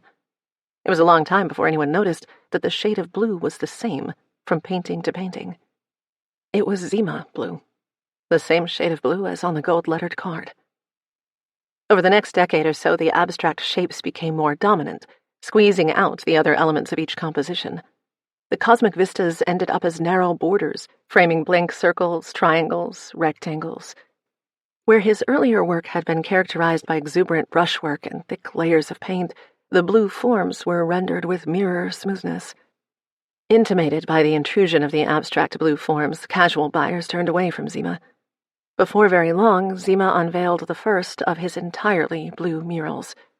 Large enough to cover the side of a 1,000-story building, the mural was considered by many to be as far as Zima could take things. They couldn't have been more wrong. I felt the conveyor slowing as we neared a small island, the only feature in any direction. "You're the first to see this," the robot said. "There's a distortion screen blocking the view from space." The island was about 1 kilometer across, low and turtle-shaped, ringed by a narrow collar of pale sand. Near the middle, it rose to a shallow plateau on which vegetation had been cleared in a roughly rectangular area. I made out a small panel of reflective blue, set flat against the ground, surrounded by what appeared to be a set of tiered viewing stands. The conveyor shed altitude and speed, bobbing down until it stopped just outside the area enclosed by the viewing stands. It came to rest next to a low, white, pebble-dashed chalet I hadn't noticed during our approach. The robot stepped out and helped me from the conveyor. "Zima will be here in a moment," it said, before returning to the conveyor and vanishing back into the sky. Suddenly, I felt very alone and very vulnerable. A breeze came in from the sea, blowing sand into my eyes. The sun was creeping down towards the horizon, and soon it would be getting chilly. Just when I was beginning to feel the itch of panic, a man emerged from the chalet, rubbing his hands briskly. He walked towards me, following a path of paved stones.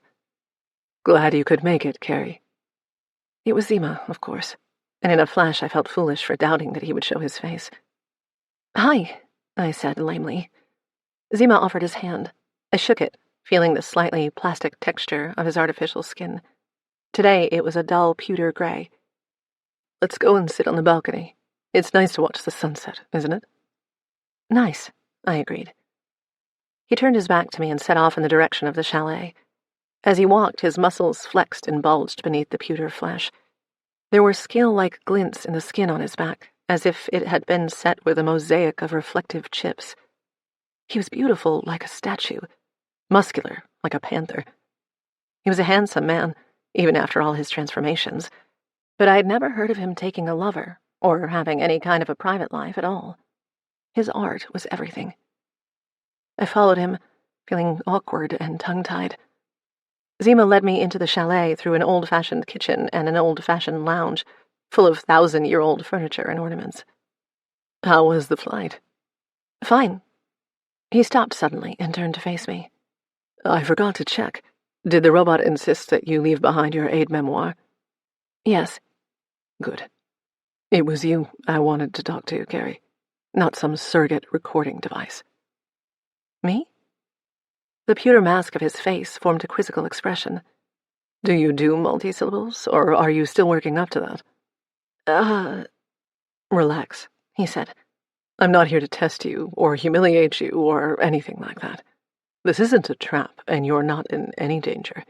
You'll be back in Venice by midnight." "I'm okay," I managed. "Just a bit starstruck." "Well, you shouldn't be. I'm hardly the first celebrity you've met, am I?" "Well, no, but—" "People find me intimidating," he said. "They get over it eventually and then wonder what all the fuss was about." "Why me?" "Because you kept asking nicely," Zima said. "Be serious." "All right. There's a bit more to it than that, although you did ask nicely. I've enjoyed much of your work over the years. People have often trusted you to set the record straight, especially near the ends of their lives." "You talked about retiring, not dying." "Either way, it would still be a withdrawal from public life. Your work has always seemed truthful to me, Carrie. I'm not aware of anyone claiming misrepresentation through your writing." "It happens now and then," I said. "That's why I always make sure there's an AM on hand so no one can dispute what was said." "That won't matter with my story," Zima said. I looked at him shrewdly. "There's something else, isn't there? Some other reason you pulled my name out of the hat?" "I'd like to help you," he said. When most people speak about his blue period, they mean the era of the truly huge murals. By huge, I do mean huge. Soon they had become large enough to dwarf buildings and civic spaces, large enough to be visible from orbit. Across the galaxy, 20-kilometer-high sheets of blue towered over private islands or rose from storm-racked seas. Expense was never a problem, since Zima had many rival sponsors who competed to host his latest and biggest creation. The panels kept on growing until they required complex sloth-tech machinery to hold them aloft against gravity and weather. They pierced the tops of planetary atmospheres jutting into space. They glowed with their own soft light. They curved around in arcs and fans so that the viewer's entire visual field was saturated with blue. By now, Zima was hugely famous, even to people who had no particular interest in art. He was the weird cyborg celebrity who made huge blue structures, the man who never gave interviews or hinted at the private significance of his art. But that was 100 years ago. Zima wasn't even remotely done. Eventually, the structures became too unwieldy to be hosted on planets. Blithely, Zima moved into interplanetary space, forging vast, free-floating sheets of blue 10,000 kilometers across. Now he worked not with brushes and paint, but with fleets of mining robots, tearing apart asteroids to make the raw material for his creations. Now it was entire stellar economies that competed with each other to host Zima's work. That was about the time that I renewed my interest in Zima. I attended one of his moon wrappings, the enclosure of an entire celestial body in a lidded blue container, like a hat going into a box. 2 months later, he stained the entire equatorial belt of a gas giant blue, and I had a ringside seat for that as well. 6 months later, he altered the surface chemistry of a sun-grazing comet so that it daubed a Zima blue tail across an entire solar system. But I was no closer to a story. I kept asking for an interview and kept being turned down. All I knew was that there had to be more to Zima's obsession with blue than a mere artistic whim.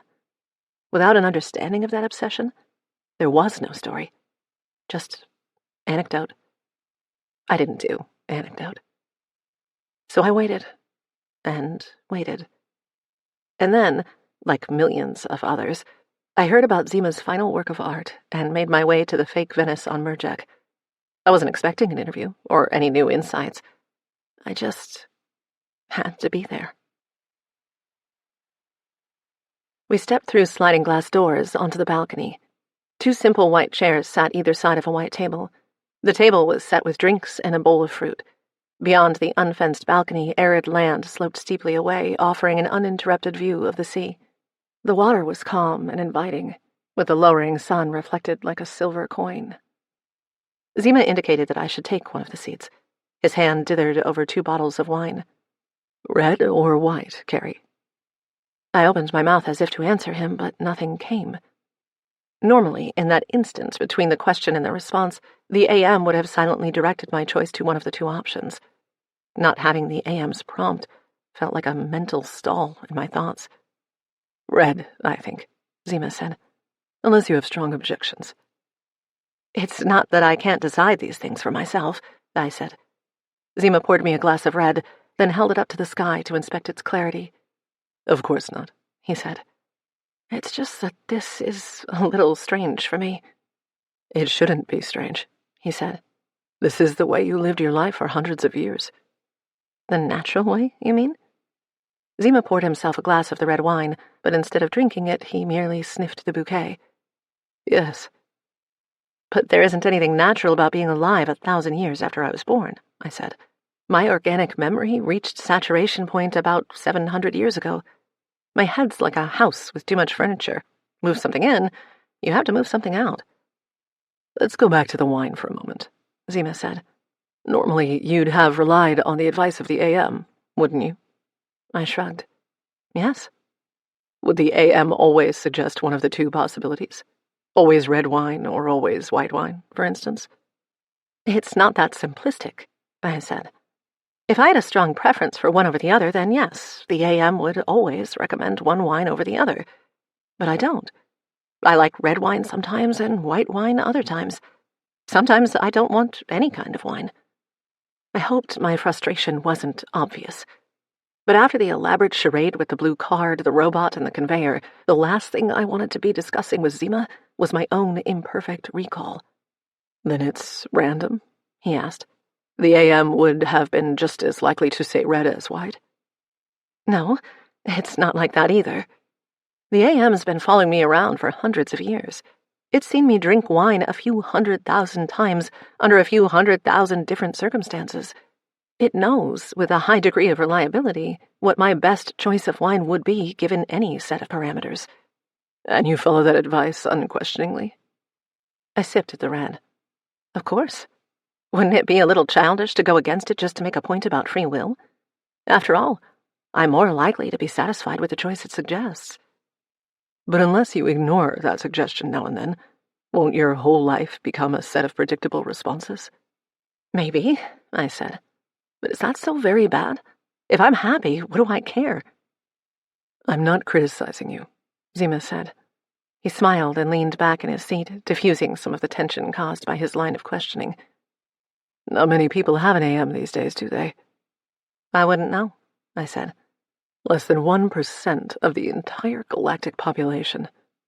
Zima sniffed his wine and looked through the glass at the sky. Almost everyone else out there has accepted the inevitable. It takes machines to manage 1,000 years of memory. So what? But a different order of machine, Zima said. Neural implants fully integrated into the participant's sense of self, indistinguishable from biological memory. You wouldn't need to query the AM about your choice of wine. You wouldn't need to wait for that confirmatory whisper. You'd just know it. Where's the difference? I allow my experiences to be recorded by a machine that accompanies me everywhere I go. The machine misses nothing, and it's so efficient at anticipating my queries that I barely have to ask it anything. The machine is vulnerable.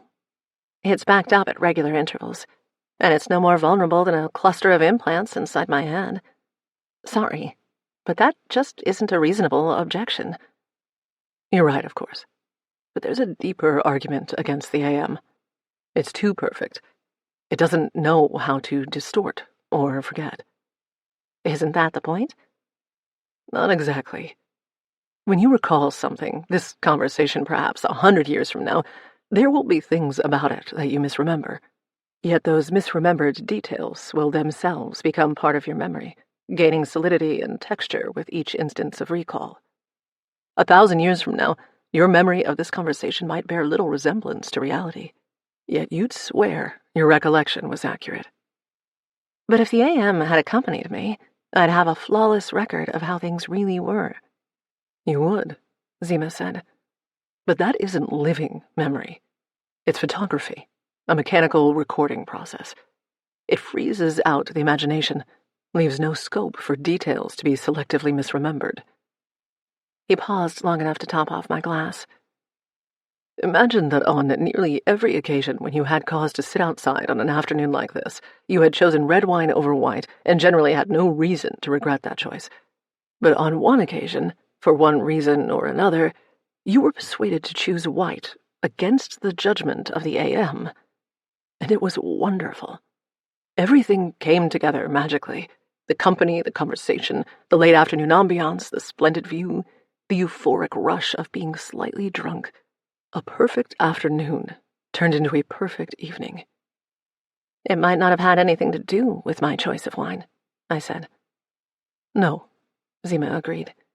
And the AM certainly wouldn't attach any significance to that one happy combination of circumstances. A single deviation wouldn't affect its predictive model to any significant degree. It would still say, red wine, the next time you asked. I felt an uncomfortable tingle of understanding. But human memory wouldn't work that way. No. It would latch on to that one exception and attach undue significance to it. It would amplify the attractive parts of the memory of that afternoon and suppress the less pleasant parts. The fly that kept buzzing in your face, your anxiety about catching the boat home, and the birthday present you knew you had to buy in the morning. All you'd remember was that golden glow of well-being. The next time, you might well choose white, and the time after. An entire pattern of behavior would have been altered by one instance of deviation. The AM would never tolerate that. You'd have to go against its advice many, many times before it grudgingly updated its model and started suggesting white rather than red. All right, I said, still wishing we could talk about Zima rather than me. But what practical difference does it make whether the artificial memory is inside my head or outside? All the difference in the world, Zima said. The memories stored in the AM are fixed for eternity. You can query it as often as you like, but it will never enhance or omit a single detail. But the implants work differently. They're designed to integrate seamlessly with biological memory, to the point where the recipient can't tell the difference. For that very reason, they're necessarily plastic, malleable, subject to error and distortion. Fallible, I said. But without fallibility, there is no art, and without art, there is no truth. Fallibility leads to truth? That's a good one. I mean truth in the higher, metaphoric sense. That golden afternoon, that was the truth. Remembering the fly wouldn't have added to it in any material sense. It would have detracted from it. There was no afternoon. There was no fly, I said. Finally, my patience had reached breaking point. Look, I'm grateful to have been invited here, but I thought there might be a little more to this than a lecture about the way I choose to manage my own memories.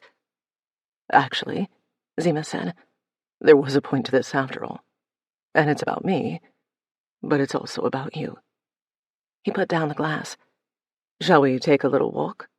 I'd like to show you the swimming pool. The sun hasn't gone down yet, I said. Zima smiled. There'll always be another one. He took me on a different route through the house, leaving by a different door than the one we'd come in. A meandering path climbed gradually between white stone walls, bathed now in gold from the lowering sun. Presently we reached the flat plateau I'd seen on my approach in the conveyor. The things I'd thought were viewing stands were exactly that. Terraced structures about 30 meters high, with staircases at the back leading to the different levels. Zima led me into the darkening shadow under the nearest stand, then through a private door that led into the enclosed area. The blue panel I'd seen during the approach turned out to be a modest, rectangular swimming pool, drained of water. Zima led me to the edge. A swimming pool, I said. You weren't kidding. Is this what the stands are all about? This is where it will happen, Zima said. The unveiling of my final work of art, and my retirement from public life. The pool wasn't quite finished. In the far corner, a small yellow robot glued ceramic tiles into place. The part near us was fully tiled, but I couldn't help noticing that the tiles were chipped and cracked in places. The afternoon light made it hard to be sure. We were in deep shadow now, but their color looked to be very close to Zima blue.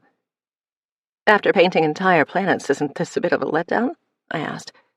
Not for me, Zima said. For me, this is where the quest ends. This is what it was all leading up to. A shabby-looking swimming pool? It's not just any old swimming pool, he said. He walked me around the island as the sun slipped under the sea and the colors turned ashen. The old murals came from the heart, Zima said. They painted on a huge scale because that was what the subject matter seemed to demand. It was good work, I said. It was hack work. Huge, loud, demanding, popular, but ultimately soulless. Just because it came from the heart didn't make it good. I said nothing. That was the way I'd always felt about his work as well. It was as vast and inhuman as its inspiration, and only Zima's cyborg modifications lent this art any kind of uniqueness. It was like praising a painting because it had been done by someone holding a brush between their teeth. My work said nothing about the cosmos that the cosmos wasn't already capable of saying for itself. More importantly, it said nothing about me. So what if I walked in vacuum or swam in seas of liquid nitrogen? So what if I could see ultraviolet photons or taste electrical fields? The modifications I inflicted upon myself were gruesome and extreme, but they gave me nothing that a good telepresence drone couldn't offer any artist. I think you're being a little harsh on yourself, I said. Not at all. I can say this now because I know that I did eventually create something worthwhile. But when it happened, it was completely unplanned. You mean the blue stuff? The blue stuff, he said, nodding. It began by accident. A misapplication of color on a nearly finished canvas. A smudge of pale aquamarine blue against near black. The effect was electric. It was as if I had achieved a short circuit to some intense, primal memory, a realm of experience where that color was the most important thing in my world.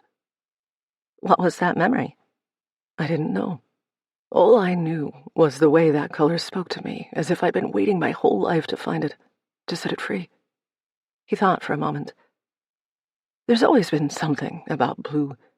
1,000 years ago, Yves Klein said it was the essence of color itself, the color that stood for all other colors. A man once spent his entire life searching for a particular shade of blue that he remembered encountering in childhood. He began to despair of ever finding it, thinking he must have imagined that precise shade, that it could not possibly exist in nature. Then one day he chanced upon it. It was the color of a beetle in a museum of natural history. He wept for joy. What is Zima blue? I asked. Is it the color of a beetle? No, he said. It's not a beetle. But I had to know the answer, no matter where it took me. I had to know why that color meant so much to me, and why it was taking over my art. You allowed it to take over, I said. I had no choice. As the blue became more intense, more dominant, I felt I was closer to an answer. I felt that if only I could immerse myself in that color, then I would know everything I desired to know. I would understand myself as an artist. And? Did you? I understood myself, Zima said, but it wasn't what I expected. What did you learn? Zima was a long time answering me. We walked on slowly, me lagging slightly behind his prowling muscular form. It was getting cooler now, and I began to wish I'd had the foresight to bring a coat. I thought of asking Zima if he could lend me one, but I was concerned not to derail his thoughts from wherever they were headed. Keeping my mouth shut had always been the toughest part of the job. We talked about the fallibility of memory, he said. Yes. My own memory was incomplete. Since the implants were installed, I remembered everything, but that only accounted for the last 300 years of my life. I knew myself to be much older, but of my life before the implants, I recalled only fragments, shattered pieces that I did not quite know how to reassemble. He slowed and turned back to me, the dulling orange light on the horizon catching the side of his face. I knew I had to dig back into that past if I was to ever understand the significance of Zima Blue. How far back did you get? It was like archaeology, he said. I followed the trail of my memories back to the earliest reliable event, which occurred shortly after the installation of the implants. This took me to Kharkov 8, a world in the Garland Bight about 19,000 light-years from here. All I remembered was the name of a man I had known there, called Cabargo. Cabargo meant nothing to me, but even without the AM, I knew something of the Garland Bight. It was a region of the galaxy encompassing 600 habitable systems, squeezed between 3 major economic powers. In the Garland Bight, normal interstellar law did not apply. It was fugitive territory. Kharkov 8 specialized in a certain kind of product, Zima said. The entire planet was geared up to provide medical services of a kind unavailable elsewhere. Illicit cybernetic modifications, that kind of thing. Is that where... I left the sentence unfinished. That is where I became what I am, Zima said. Of course, I made further changes to myself after my time on Kharkov 8, improving my tolerance to extreme environments, improving my sensory capabilities. But the essence of what I am was laid down under the knife in Cabargo's clinic. So before you arrived on Kharkov 8, you were a normal man? I asked. This is where it gets difficult, Zima said, picking his way carefully along the trail. Upon my return, I naturally tried to locate Cabargo. With his help, I assumed I would be able to make sense of the memory fragments I carried in my head. But Cabargo was gone, vanished elsewhere into the Bight. The clinic remained, but now his grandson was running it. I bet he wasn't keen on talking. No, he took some persuading. Thankfully, I had means. A little bribery, a little coercion. He smiled slightly at that. Eventually, he agreed to open the clinic records and examine his grandfather's log of my visit. We turned a corner. The sea and the sky were now the same inseparable gray, with no trace of blue remaining. What happened? The records say that I was never a man, Zima said. He paused a while before continuing, leaving no doubt as to what he had said. Zima never existed before my arrival in the clinic. What I wouldn't have done for a recording drone, or, failing that, a plain old notebook and pen. I frowned, as if that might make my memory work just that little bit harder. Then who were you? A machine, he said. A complex robot. An autonomous artificial intelligence. I was already centuries old when I arrived on Kharkov 8, with full legal independence. No, I said, shaking my head. You're a man with machine parts, not a machine. The clinic records were very clear. I had arrived as a robot. An androform robot, certainly, but an obvious machine, nonetheless. I was dismantled, and my core cognitive functions were integrated into a vat-grown biological host body. With one finger, he tapped the pewter side of his skull. There's a lot of organic material in here, and a lot of cybernetic machinery. It's difficult to tell where one begins and the other ends. Even harder to tell which is the master and which is the slave. I looked at the figure standing next to me, trying to make the mental leap needed to view him as a machine, albeit a machine with soft cellular components, rather than a man. I couldn't. Not yet. I stalled. The clinic could have lied to you. I don't think so. They would have been far happier had I not known. All right, I said. Just for the sake of argument, those were the facts. They were easily verified. I examined the customs records for Kharkov 8 and found that an autonomous robot entity had entered the planet's airspace a few months before the medical procedure. Not necessarily you. No other robot entity had come near the world for decades. It had to be me. More than that, the records also showed the robot's port of origin. Which was? A world beyond the Bight. Linton 3 in the Muara archipelago. The AM's absence was like a missing tooth. I don't know if I know it. You probably don't.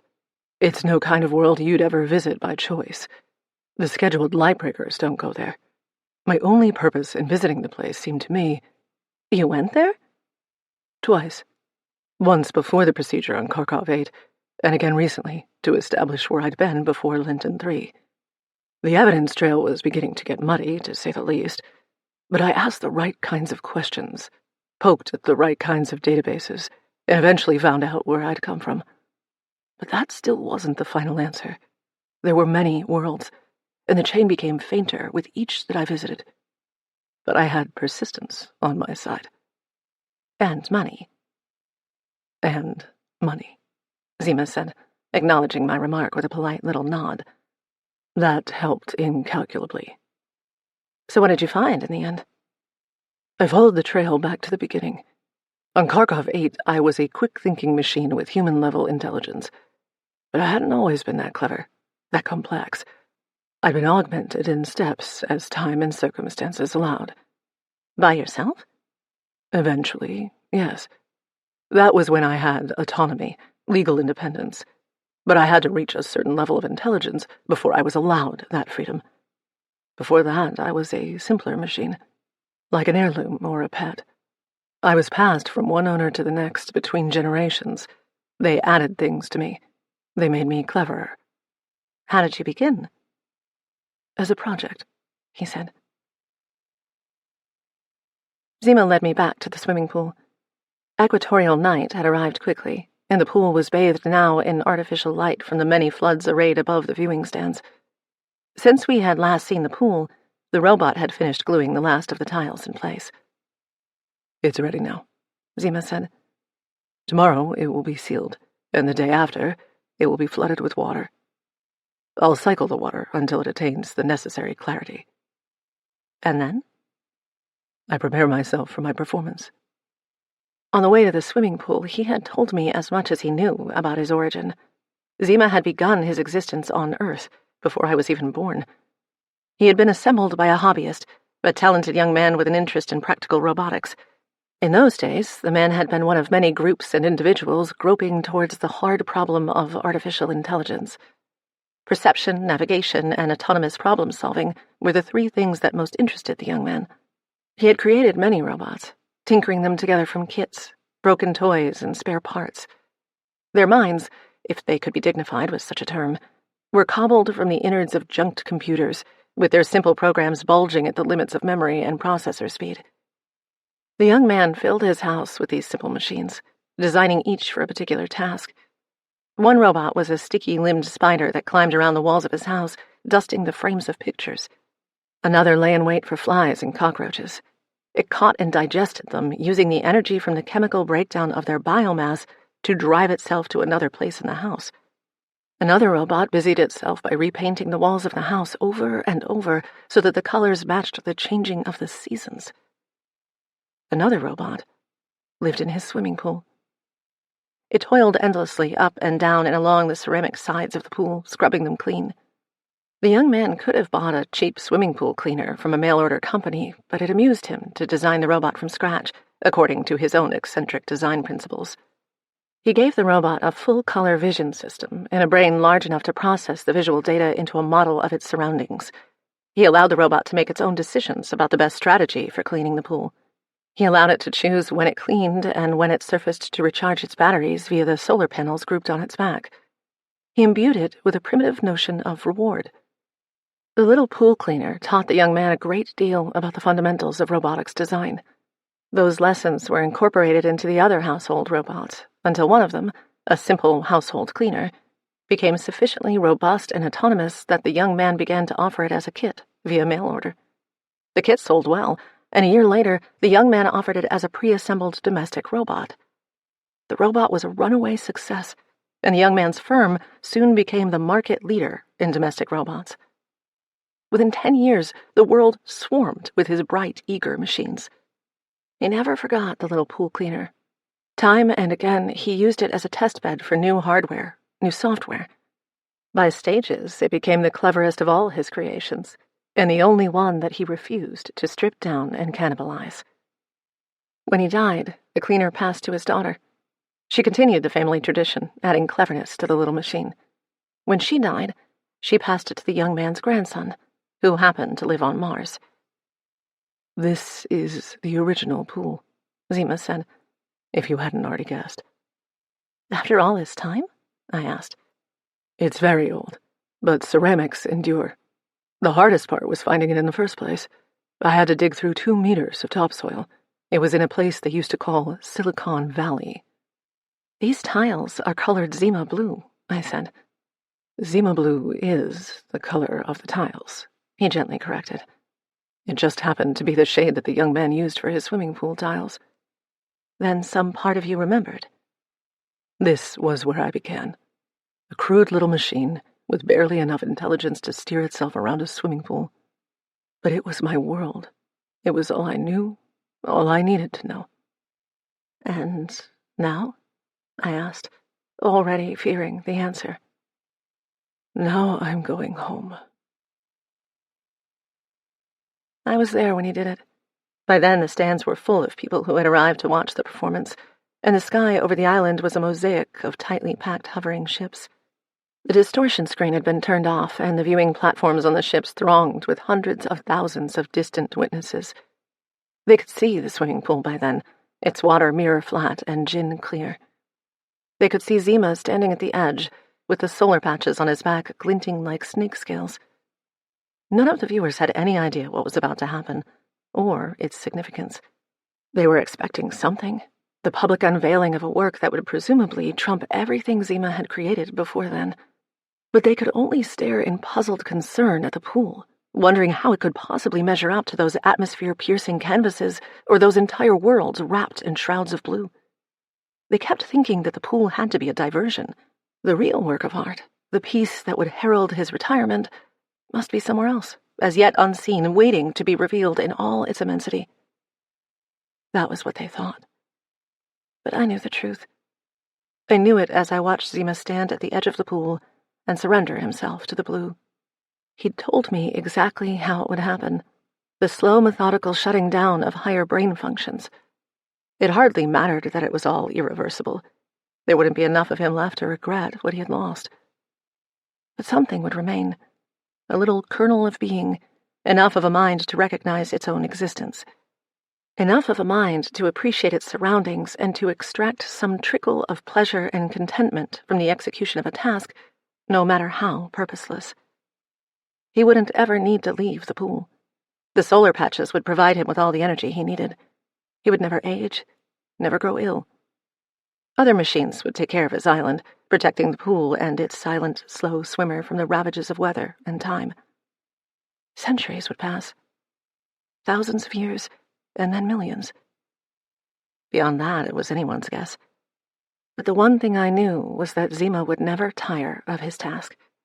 There was no capacity left in his mind for boredom. He had become pure experience. If he experienced any kind of joy in the swimming of the pool, it was the near mindless euphoria of a pollinating insect. That was enough for him. It had been enough for him in that pool in California, and it was enough for him now, 1,000 years later, in the same pool but on another world, around another sun, in a distant part of the same galaxy. As for me, it turned out that I remembered more of our meeting on the island than I had any right to. Make of that what you will, but it seemed I didn't need the mental crutch of my AM quite as much as I'd always imagined. Zima was right. I'd allowed my life to become scripted, laid out like a blueprint. It was always red wine with sunsets, never the white. Aboard the outbound Lightbreaker, a clinic installed a set of neural memory extensions that should serve me well for the next 400 or 500 years. One day I'll need another solution, but I'll cross that particular mnemonic bridge when I get there. My last act, before dismissing the AM, was to transfer its observations into the vacant spaces of my enlarged memory. The events still don't feel quite like they ever happened to me, but they settle in a little bit better with each act of recall. They change and soften, and the highlights glow a little brighter. I guess they become a little less accurate with each instance of recall. But like Zima said, perhaps that's the point. I know now why he spoke to me. It wasn't just my way with a biographical story. It was his desire to help someone move on before he did the same. I did eventually find a way to write his story, and I sold it back to my old newspaper, the Martian Chronicle. It was good to visit the old planet again, especially now that they've moved it into a warmer orbit. That was a long time ago. But I'm still not done with Zima, odd as it seems. Every couple of decades, I still hop a Lightbreaker to Murjek to send to the streets of that gleaming white avatar of Venice, take a conveyor to the island, and join the handful of other dogged witnesses scattered across the stands. Those that come, like me, must still feel that the artist has something else in store. One last surprise. They've read my article now, most of them, so they know what that slowly swimming figure means. But they still don't come in droves. The stands are always a little echoey and sad, even on a good day. But I've never seen them completely empty, which I suppose is some kind of testament. Some people get it. Most people never will. But that's art. Blind Spot by Witali Shushko. Read by Alex Boyles, Marcio Catalano, Bradford Hastings, Hilary Huber, Joel Simler, and Andre Santana. Exterior desert night. 3 small gophers are peacefully munching on fruit. Then, an open-topped dune buggy roars into view. The animals scatter. Hawk drives the lead buggy, a square-jawed, steely-eyed, and oh-so-leadery cyborg. Naturally, he's in command. Hawk. 5 minutes to the objective. Stay sharp, metalheads. Sui drives the buggy beside Hawks, a big, one-armed brute of a cyborg. He's grinning as he chomps on a cigar, cherry glowing red-hot in the rushing night air. Sui. Copy that. Countdown to mayhem. Callie's buggy drives next to Sui, an extremely fierce cyborg with a dangerous, don't-fuck-with-me attitude. Callie. We gonna let Rookie in on this? Depends. Hey, Rookie, have your balls dropped yet? Rookie drives at the end of the formation, an eager young cyborg trying to hide his nervousness with bluster. Rookie. What? Fuck you, Suey. I'm ready. You'll get your chance, boy, don't worry. We on schedule, Bob? Interior Bob's van, continuous. Bob, the robotic mastermind controlling the mission, is built into his van. Holographic displays float all around him. Bob. Affirmative. It appears the cargo is in the front car. Exterior desert, continuous. Hey, Hawk, what are we stealing anyway? It's a microchip, kid. You ought to know what that looks like. Your head's full of them. Interior Bob's van, continuous. The microchip can be seen on Bob's dashboard. Please don't forget to look out for guards in the rear car. Exterior desert, continuous. In the headlights of the buggies, a dark shape looms out of the darkness. The road train, a formidable engine cabin pulling 3 huge trailers. Hawk accelerates, his buggy racing ahead to get in front of the road train. Rookie and Suey split and pull up to either side. Contact. Move up and match velocity. In position. I got a position for you. Really? Does it involve shoving my gun up your ass? Suey laughs. Ha ha! Are we good to go, Bob? Interior Bob's van, continuous. Roger that. The target is in the blind spot. You got till it reaches the other side of the tunnel to get in, make the grab, and get out. Exterior desert, continuous. Move out. Suey pulls in front of the train. Suey, Rookie, plant the magnetic mines on the guard car. Great idea, boss. Give the high explosives to the lunatic and the new guy. What could go wrong? Shut your grease trap. I got this. Suey and Rookie steer closer and mechanical armatures extend from their buggies. They begin placing explosive charges. Last one. Suey sees a gopher right in front of him in the road. He swerves wildly, the mine he was placing flying loose. Ah, shit! A huge explosion as the mine goes off just behind the train. Interior train, guard car. An alarm starts blaring, and the guards mobilize with well-trained efficiency. Exterior highway, continuous. What the fuck was that explosion? Hate to say I told you so. Guards emerge inside the train and open fire on Rookie and Suey. Rookie swerves away to avoid their deadly fire. Suey drops back, doing his best to block incoming rounds with his metal arm. Give us some covering fire, Callie! Callie grits her teeth as shots ping off her. She fires back, her pistol blasting guards off the top of the truck. Up on the roof! That does it! Wait! Just blow the mines! You suicidal fuck. But Suey isn't listening. As he nears the back of the train, he leaps. Suey lands atop the train amongst the surprised guards and opens fire, mowing down some guards and punching others. We're almost to the tunnel. We need to blow those mines, now. Suey's not clear. Atop the train, Suey is finishing off the last of the guards, blood and body parts flying off into the night. Don't worry about me. Do it, Hawk! Hawk pushes the detonator. Suey sprints toward the next car and leaps. A huge explosion blasts the armored trailer up and sideways, and it goes tumbling over railing of a bridge. The Rookie is distracted by the explosion for a beat. Whoa. Suey lands on the roof of the second car of the train before he slides to a stop. Suey glances back at the destruction. Well, that wasn't so hard. Suey turns back around as a whirring rumbling fills the air. A half-dozen machine gun turrets begin to rise smoothly from housings in the roof, barrels spinning toward him. Hawk! Split screen with... Shit. Did I mention the automatic guns? Back to... Hawk stands, leaps from the back of his buggy onto the cab of the train. His buggy crunches under the big wheels as he springs upwards again. He pulls his guns in midair, blasting down at the turrets. The high-velocity rounds shred the guns before they can fire at Suey. Hawk lands perfectly, guns smoking. He looks amazingly cool, and then his kneecap falls off. He snaps it back on. No, Bob, you didn't. Up ahead, they can see that the big truck is heading for a tunnel cutting through the mountains. Okay, let's pick it up. If this truck makes it through that tunnel, we are all fucked. Interior tunnel, continuous. Rookie, get your lug nuts up here! Rookie drives up next to the truck, then leaps across, scrambles up. Suey pulls him over. Bob, off-screen. Wait a second. Interior Bob's van, continuous. I'm getting a new energy reading. Oh, shit.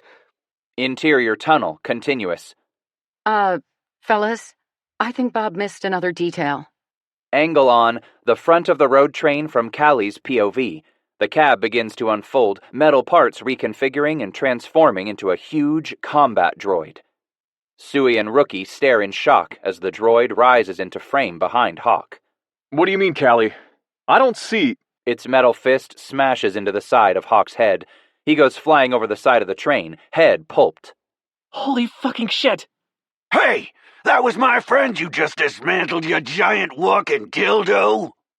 The droid stomps forward, swinging its other fist down at Rookie, who is still frozen in shock. Suey pulls Rookie out of the way just in time, then opens fire with his wrist-mounted guns. Suey backs away firing, but the big droid just keeps coming, and they're quickly running out of roof. The mechanical monster is almost on them when Suey sees something over the robot's shoulder. Rookie, get below deck, now. Rookie climbs into the now emptied guard car. Oh! Looks like this is your stop, big guy. Suey drops off the roof, just as a low-hanging sign smashes into the droid from behind and sends him flying off the roof. The big droid hurtles over Callie's buggy. It grinds to a stop, steaming and smoking. Is it finished? Then, with a groan of tortured metal, the big droid flips itself over and transforms into a wheeled vehicle. The reconfigured droid roars off in pursuit of the train. Suey can't believe it. It's gaining on them quickly. Callie, look out! The droid has caught up to Callie's buggy now. With a sudden burst of speed, the droid pops up on its rear wheels and smashes down on Callie's buggy. Callie! Fucker! Interior Bob's van, continuous. Bob scans his HUDs frantically, pulling up data and desperately searching for information. It's too heavily armored. You'll have to get inside and take out the defense CPU. Interior road train, continuous.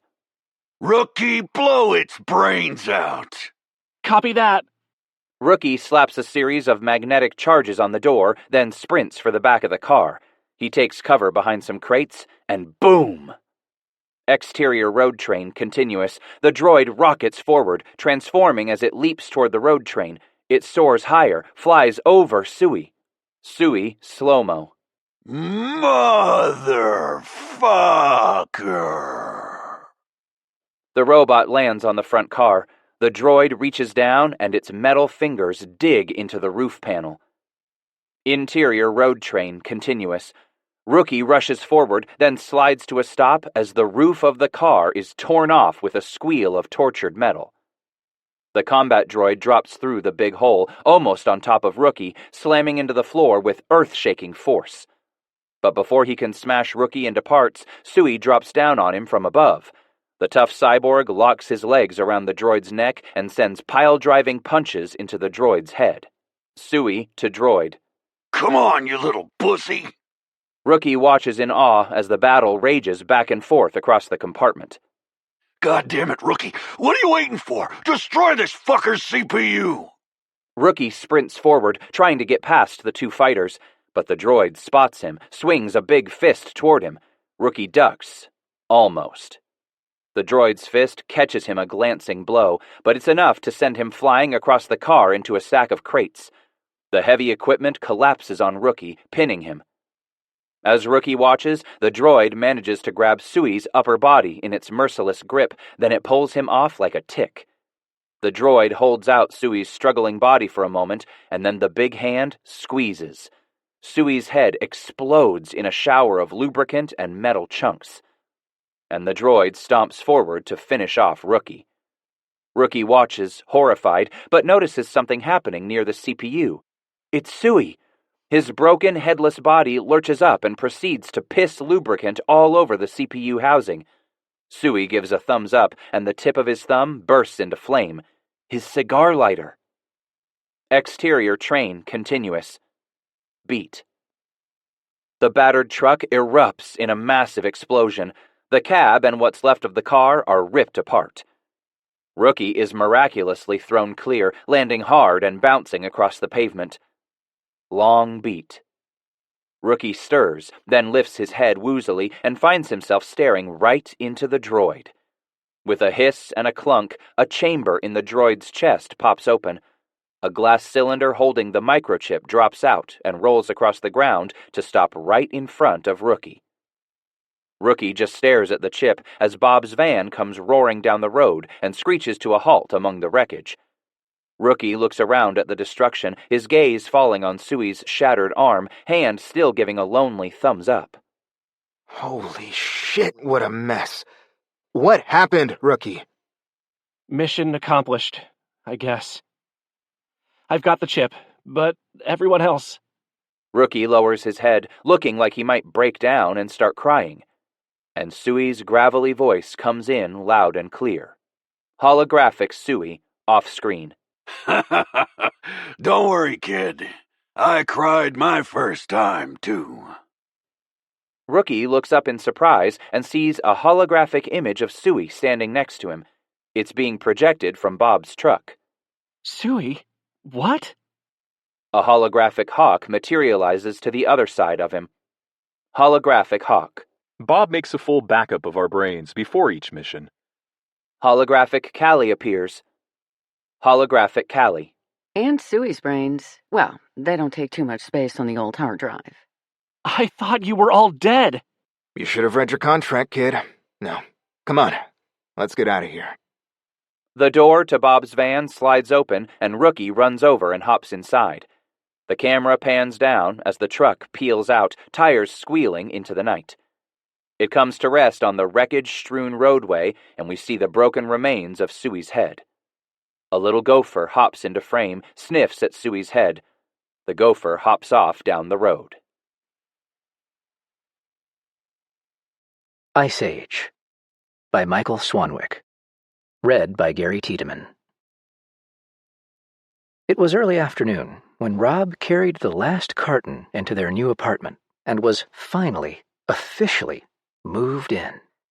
He was setting it down atop a stack of crated books to be unpacked later when Gail said something from the kitchen. "What's that?" he shouted. She poked her head into the hallway. "I said, hey, the landlord left the old refrigerator in." Rob sauntered to the kitchen. The counters were cluttered with boxes of half-unpacked cooking utensils. Probably too much trouble to remove it. The refrigerator, yellowed to a grimy antique ivory, was welded immovably into the corner of the kitchen by decades' worth of petrified crud. Its top, the motor housing, rose like an Art Deco pagoda in 3 tiers of streamlined vents. This made the refrigerator look vaguely futuristic. The future of the 1930s, though, not of the present. Rob patted the motor housing. "This is actually a very good design," he said. "In modern refrigerators, the motor is set underneath, and the waste heat from it rises up into the refrigerator. Then the heat has to be pumped out by the same motor that produced it, generating yet more waste heat. It's a vicious cycle. But with the modern machines, they're after consumer gloss, so the motor is set down there anyway." Gail pulled a bottle of Zinfandel out of a cardboard box and set the now empty box under the kitchen sink. "Trash goes there," she said. "You want some wine?" The refrigerator hummed lightly, a friendly, reassuring sound. "Sure. The landlord left the refrigerator on. There's probably even some ice left." "That's what I like about you. You ain't got no couth at all." Rob shrugged. "I'm a barbarian." He opened the freezer compartment and found it almost overgrown with old ice. It had already swallowed up 2 ice cube trays and an ancient package of frozen peas. One tray, though, was almost free, and by hammering on it with the heel of his hand, he could get it loose. He cracked the tray and carried a handful of ice back to the table. "Plenty extra," he offered. Gail curled a lip, but she set out a goblet for him anyway and poured wine in it. Rob leaned back and swirled his drink, listening to the ice clink. He took a sip and stopped. Was that a bug in the one ice cube? He fished it out with 2 fingers and held it up to the light. The cube was heavily frosted across one surface where condensate from the freezer had formed, though that was already beginning to melt from the wine. Within the cube were swirls of tiny bubbles, too small to notice if you didn't look closely, and beyond them, deep in the center, was a large black speck, a creature the size of a horsefly trapped in the ice's pellucid depths. He peered closer. There was a woolly mammoth in his ice cube. It was dark and shaggy, with a head that tapered down to a long, filament-sized trunk. Two all but invisible tusks twisted from its mouth. Its legs were folded in against the body. Its fur was a deep auburn red. A small and perfect woolly mammoth, no larger than a breadcrumb.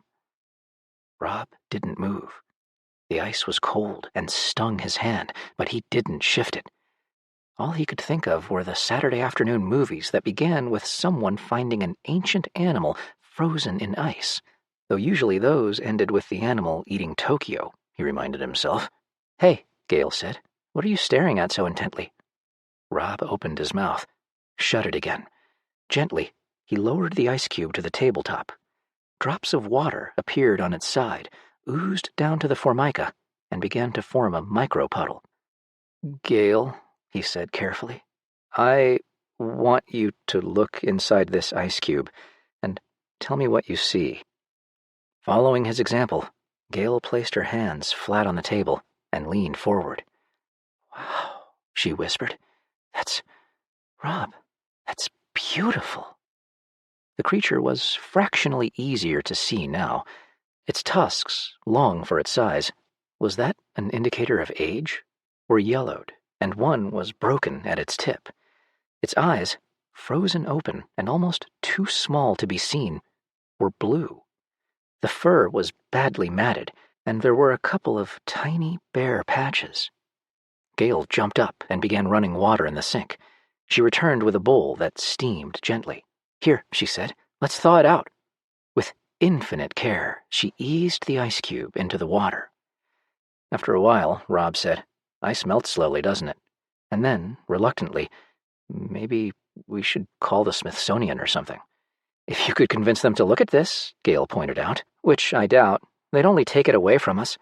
"There is that," Rob agreed, relieved that Gale too felt no obligation to give the mammoth away.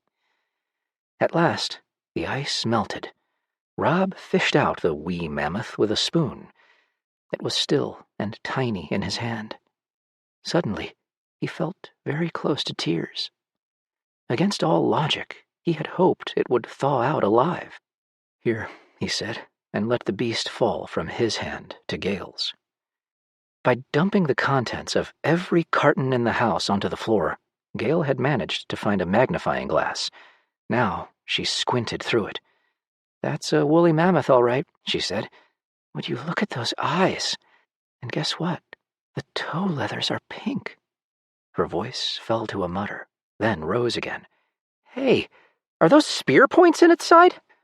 Rob's momentary tristesse melted in the heat of Gale's excitement. He leaned over her shoulder, trying to see. "I wonder how you'd go about getting something like this preserved in lucite," Gale mused. Then she straightened and turned to face him. "Maybe there's more of these in the freezer." Gale took the lead. She opened the refrigerator and peered into the freezer. Nudging the ice cube tray with a finger, she squinted at the ice around it.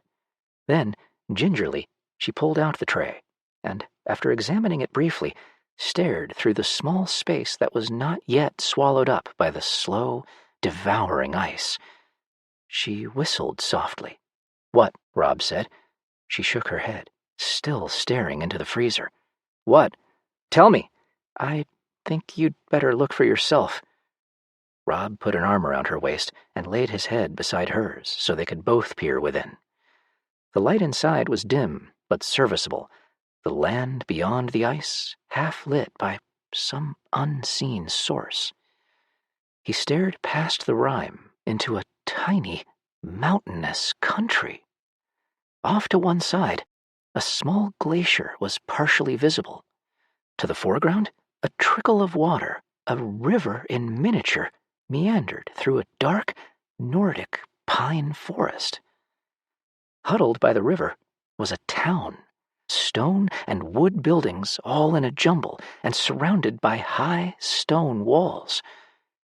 "My God," Rob breathed. "There's a lost civilization in our refrigerator." They stared at each other for a moment, eyes wide, then returned, wonderingly, to the freezer. It was dark in the back reaches. Silently cursing the gloom, Rob strained to see. The town was laid out on a semicircular plan against the water, though the streets were a hopeless maze. Clearly they had been built haphazardly, at random. Atop a hill near the center of town stood a cathedral, squat and heavy, but still recognizable as such. It dominated the town. By the river's edge stood a castle. All the other buildings radiated from these two loci. The town walls were clearly anachronistic remnants, though, for slum buildings, hovels actually, had been built up against them. In places, the walls were actually breached, the stones carted away for building materials. Several roads ran from the town through the pine forest, and one, a major one, ran along the river. Finally, Gale stepped back and said, "You know, this doesn't make any sense at all. That's so?" Rob did not look up from the freezer. "I mean, this is clearly an early medieval city. Woolly mammoths died out sometime in the Neolithic." Rob looked at her. Cold air seeped from the refrigerator. Placing a hand on his arm, Gale tugged him away from the freezer and softly closed the door. "Let's have some coffee," she suggested. Rob brewed the coffee, while Gale dumped the already poured wine down the sink. They brooded over mugs of Kenyan in silence. Gale touched the tiny mammoth with the tip of her fingernail. It was not in good shape. Putrefaction was setting in, as if time were catching up with the long ages it had lain frozen in the ice. She crooked an eyebrow at Rob, and he nodded in agreement. While Rob unhooked the spider plant from its new position over the kitchen window, Gale wrapped the mammoth in a corner of white tissue paper. They dug a small hole in the soil under the plant with an old fork and buried the creature with full military honors. Rob solemnly placed the plant back on its hook. Without saying a word, they both turned to the refrigerator. They opened the freezer compartment together. Rob took one look, and his mouth fell open. The town was still there, but it had changed and grown while they were away. It had evolved. The stone walls were down, and the cathedral had been rebuilt in the soaring Gothic style. It no longer dominated the town, though. Now it was one large building among many. The streets were wider, too, and the town had expanded out of sight behind the left-hand ice. It was a city now. The details were harder to make out than before, though, for it seemed that the Industrial Revolution was in full swing. Bristling forests of smokestacks belched thick black smoke into the wintry sky. The riverside was choked with hundreds of tiny docks, the castle torn down to make room for them, and impossibly thin railroad tracks crawled through the depleted pine forests, past the glacier's edge, and over the snow-capped mountains to some unseen destination.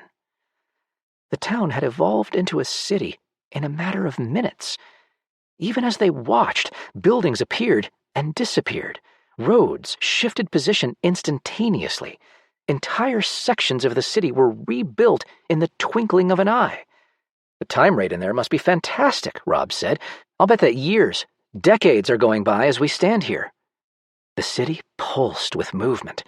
Its people were invisible, as were their vehicles and beasts of burden, for they all moved too quickly to be seen. But traffic patterns were shimmering gray uncertainties in the streets, dark where traffic was heavy, and pale where light. The buildings were growing larger and taller. They exploded into the air as steel beam construction was discovered. The sky to the far side of the city began flickering darkly, and it took an instant to realize that they were seeing the airplanes from an exurban airport hidden behind the ice. I think we've reached the present, Gale said. Rob leaned forward to get a better look and was caught in the wash of the first thermonuclear blast. There was an instantaneous flash, and pure white light flooded his skull. Needles of pain lanced through his eyes, and he staggered backwards from the freezer, a hand over his face. "Rob!" Gale cried in a panicky voice, and from her tone he could tell that she had blinked or glanced away at the crucial instant. She was okay then, and knowing that gave him the presence of mind to slam the refrigerator door shut as he fell over backwards. After images burned in his mind. A quadrant of the city disappearing into a sudden crater.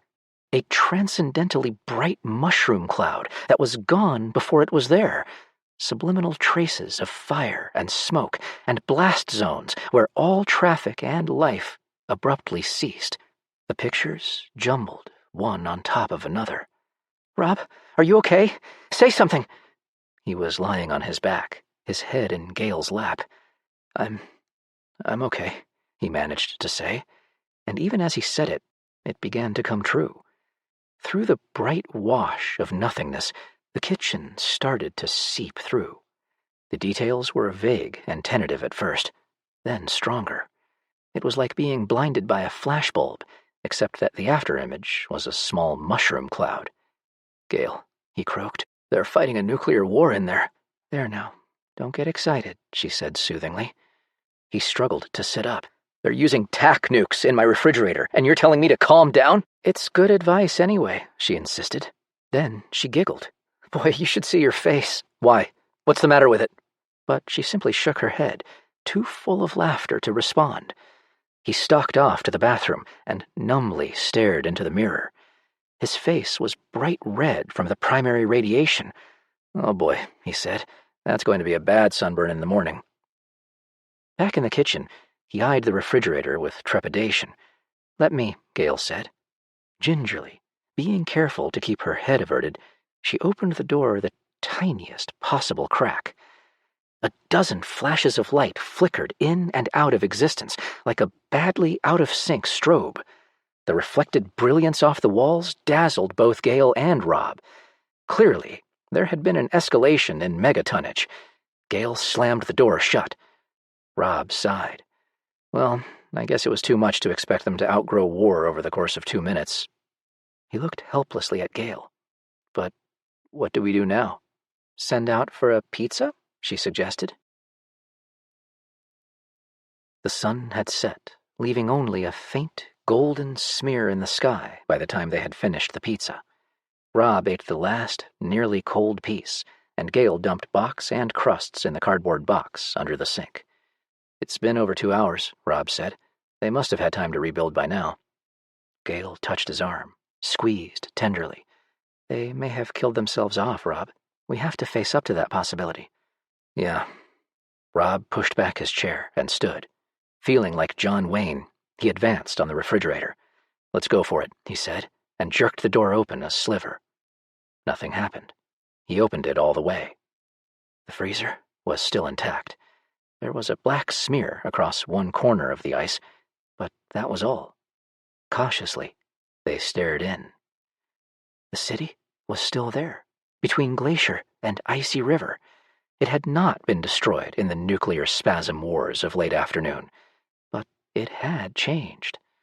The skyscrapers had continued to grow and to evolve. They had become tall, delicate fronds that gleamed soft gold and green. Skywalks appeared between the fairy towers. "Look!" Rob pointed to thread-like structures that wove intricate patterns through the city. "Monorails!" Flicker motes appeared in the air between the towers. Were they flying cars, Rob wondered, or possibly personal jetpacks?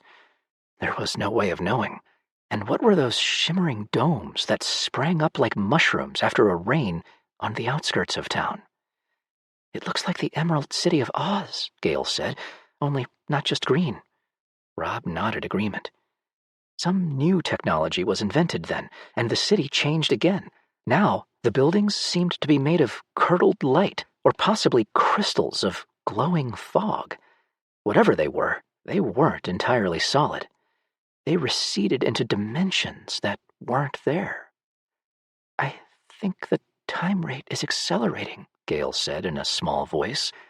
The city pulsed and danced to some unearthly syncopation.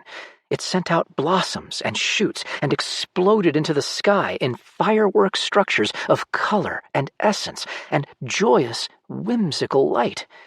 It was a strangely playful city. There was some kind of leakage from the freezer, too. Some kind of broadcast. Rob and Gale picked up flashes of color and quick, incomprehensible messages, broadcast directly to their brains maybe, or their nerve webs, or possibly even to each individual cell of their bodies. They could understand none of it. Then there was another shift of technology, and the impressions cut off. But the city was still changing, and the rate of change still accelerating. Now, the unsubstantial towers swayed like fronds of seaweed lashed by a hurricane. Faster. Now, the radius of the city exploded outward and imploded inward again. Again it happened, and again, like circles of light pulsing outward. Giant machines throbbed in the air and were gone. Highways of light moved out and up into the night, too quick to be seen, leaving behind only an impression of incredible bulk. Something stooped over the city. The changes were coming still faster now, as if the city were searching for something, trying out and rejecting alternate configurations in pursuit of some specific goal. The buildings became piles of orange diamonds, matrices of multicolored spheres, a vast tangle of organic vines. The city was a honeycomb, a featureless monolith, a surrealistic birthday cake. This search lasted a full 5 minutes. Then, for an instant, the city reached a kind of crystalline perfection, and all change, all motion ceased. It stood poised on the numinous edge between instant and infinity. For that brief, eternal second, nothing happened. Then the city exploded. Beams and lattices of light, like playful, twisted lasers, shot into the air, between the masses of ice and out into the kitchen. Massively ornate constructs of color and nothing else flickered into existence over the sink and oven. They phased out of being, then halfway in again, and then were gone. The city rose into the air and separated out into component planes and solids. Very briefly, it sang. Very briefly, it existed both in the refrigerator and in the kitchen, as if its presence were too large for any one location. And then it went away. It did not move in any direction they could comprehend. It just went away. They stood, blinking. After the lights and bright colors of the city, the freezer compartment seemed dark and still. Gale shook her head wonderingly. Rob gently touched the ice. Where the city had stood was nothing but a few dead walls, a handful of ancient ruins half buried in drifting snow. Even as they watched, these last traces of civilization crumbled into dust, destroyed by the relentless onslaught of time. I wonder where they've gone to. Rob closed the refrigerator door.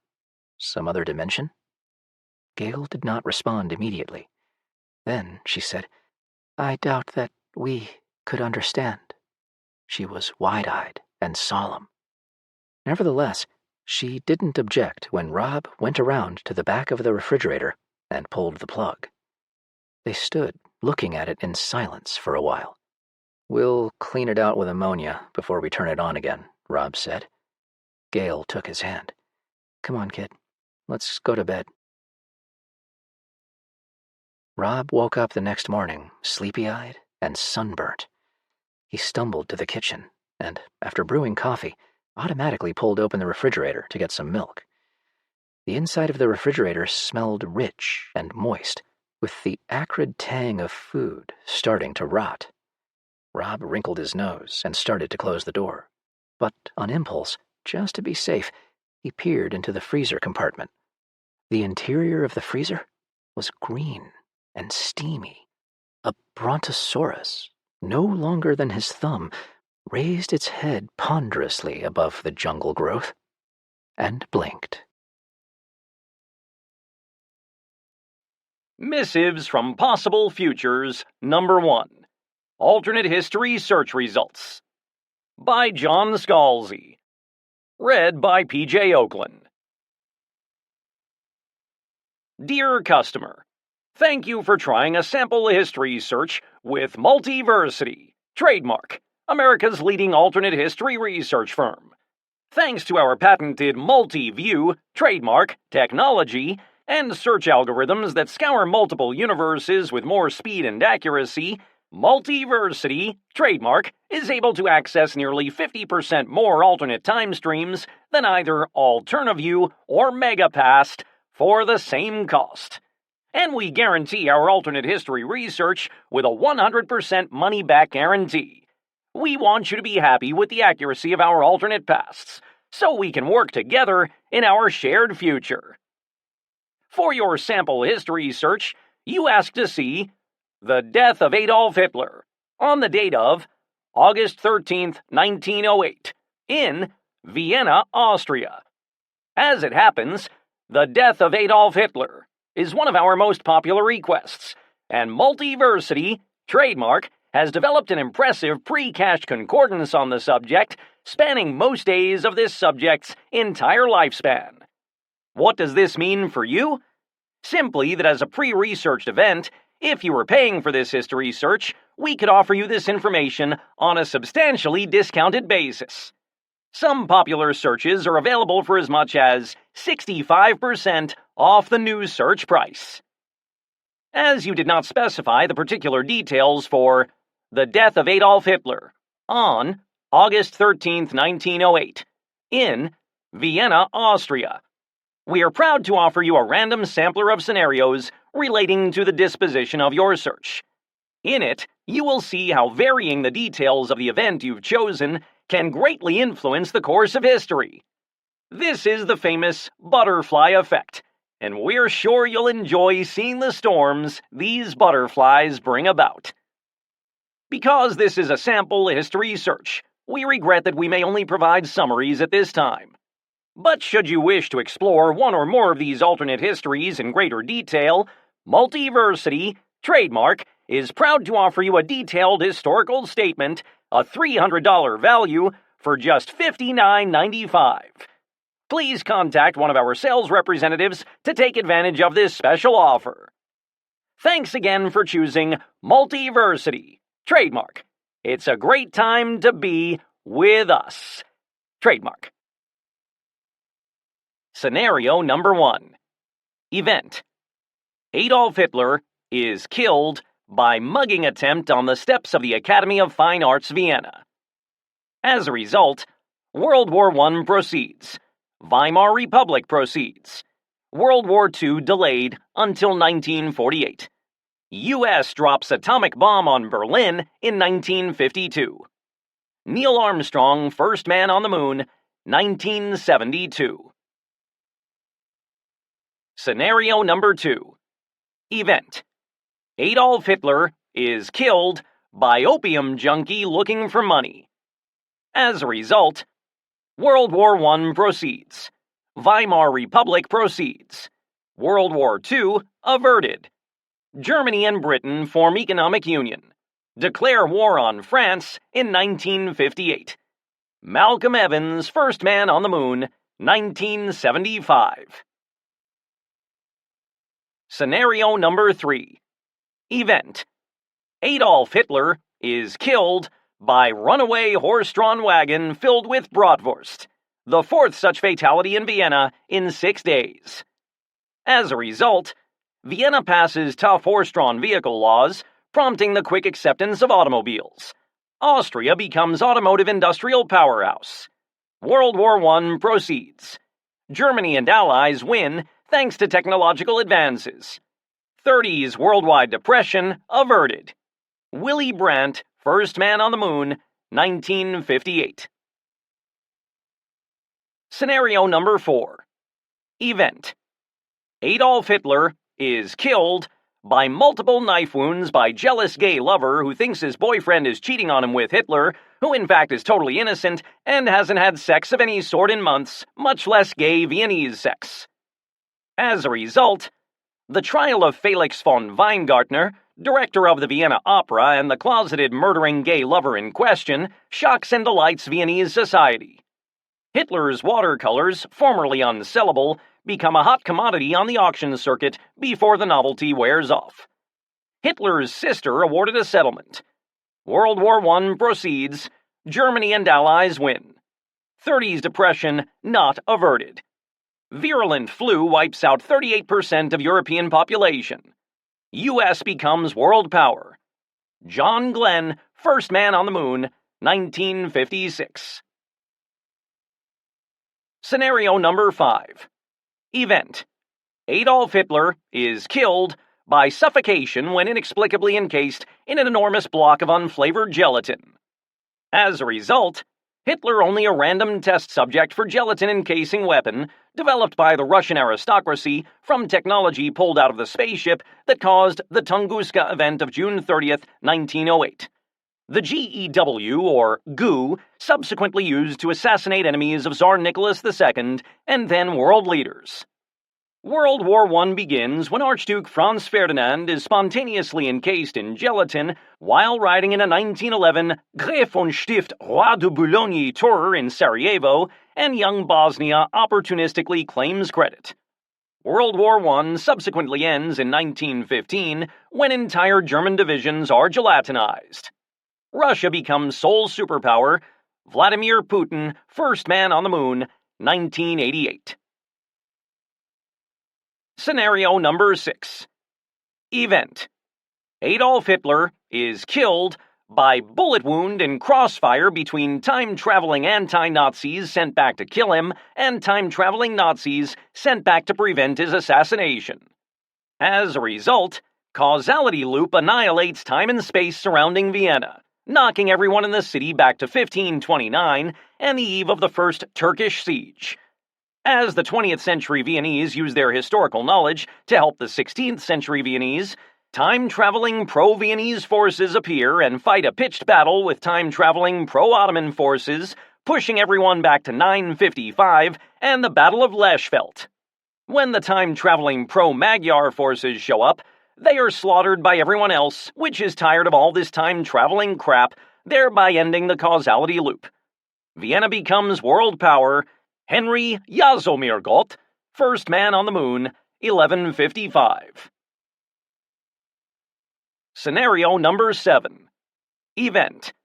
Adolf Hitler is killed by marathon fornication by 6 Viennese prostitutes. As a result, prostitutes arrested and revealed as libidinous time travelers from a very sexy future who teach the Viennese their futuristic ways of astro pleasure. Janine Lindemulder, first woman on the moon, 1996. Scenario number 8. Event. Adolf Hitler is killed by vaporization when meteor hits him square on the head. As a result, no noticeable historical changes arise from event at all. However, as the meteor is a precursor to a massive asteroid cruising toward Earth, human history had only 22 hours, 16 minutes to develop from that point before being obliterated. Humanity wiped out along with Hitler and 93% of all species. Society of rats rises and falls. Society of frogs rises and falls. Society of pillbugs rises and falls. Society of squid rises and sticks. Glücksnert Glück, first squid on the moon. 2,973,004,412. The Secret War by David W. Amendola. Read by Tim Campbell. Death lurked in the hamlet. A great deal of death. Lieutenant Nikolai Zakharov could feel it. He could not smell it. The temperature was at least 30 degrees below zero, so anything that died would quickly freeze solid. But he knew it was there, waiting. Kneeling behind a windfall at the edge of the forest, he observed the cluster of stout log cabins in the clearing through binoculars, watching and listening for signs of activity. Nothing. Not even chimney smoke. All was quiet. Black ravens perched in the nearby trees, another indicator of death. He noted that they were strangely silent and kept their distance from the hamlet. Including Zakharov, his team numbered 10. He and 7 others were armed with PPSH-41 submachine guns. The wiry Junior Sergeant Okchen preferred his Mosin Nagant sniper rifle with its PE telescopic sight. Private Kaminsky, a giant of a man with red hair and fierce eyes, was responsible for the DP-28 light machine gun. He handled it like a toy, shouldering with ease the heavy satchel of extra magazines that normally an assistant would carry for him. Each man also had an RGD-33 stick grenade. They were dressed for the extreme cold. Quilted jacket and trousers, woolen underwear, fleece cap, fur mittens, and felt boots. For camouflage, a white, hooded snowsuit was worn over everything. Nervous tension sharpened their senses and attuned them to their surroundings, made them alert for the slightest scent or sound. They knew all too well the nature of their enemy. Zakharov whistled a bird call to get everyone's attention, and then motioned. He and 6 others emerged from concealment, snow crunching underfoot, and warily approached the hamlet. The tiny settlement huddled on a riverbank was an old trading post, and stores that had catered to the local fur trade for nearly a century. Mere minutes of murderous frenzy had snuffed it out forever. On the icy dirt street, the soldiers found pale corpses and pieces of corpses lying frozen among stiffened tatters of shredded clothing. Puddles of blood and gore had solidified into dark red ice. The villagers had been ripped apart. Heads, limbs, and entrails were strewn about. All were gnawed and half-eaten, bones split for marrow, and skulls smashed open for brains. A grisly feast for scavengers, but as Zakharov expected, none were skulking around. Wolves, like the ravens, were shunning this place. A laika, someone's pitiful pet, cowered behind a woodshed, too terrified to even whimper. What had killed and eaten the villagers did not have a taste for dog meat. The soldiers surveyed the carnage dispassionately, hardened to such horrors. This was not their first mission. All were frontoviks, combat veterans. Each had already been awarded the Medal for Combat Merit, and a few had also earned at least 1 wound stripe. Zakharov motioned again. Kaminsky lay prone and covered the length of the street with his machine gun.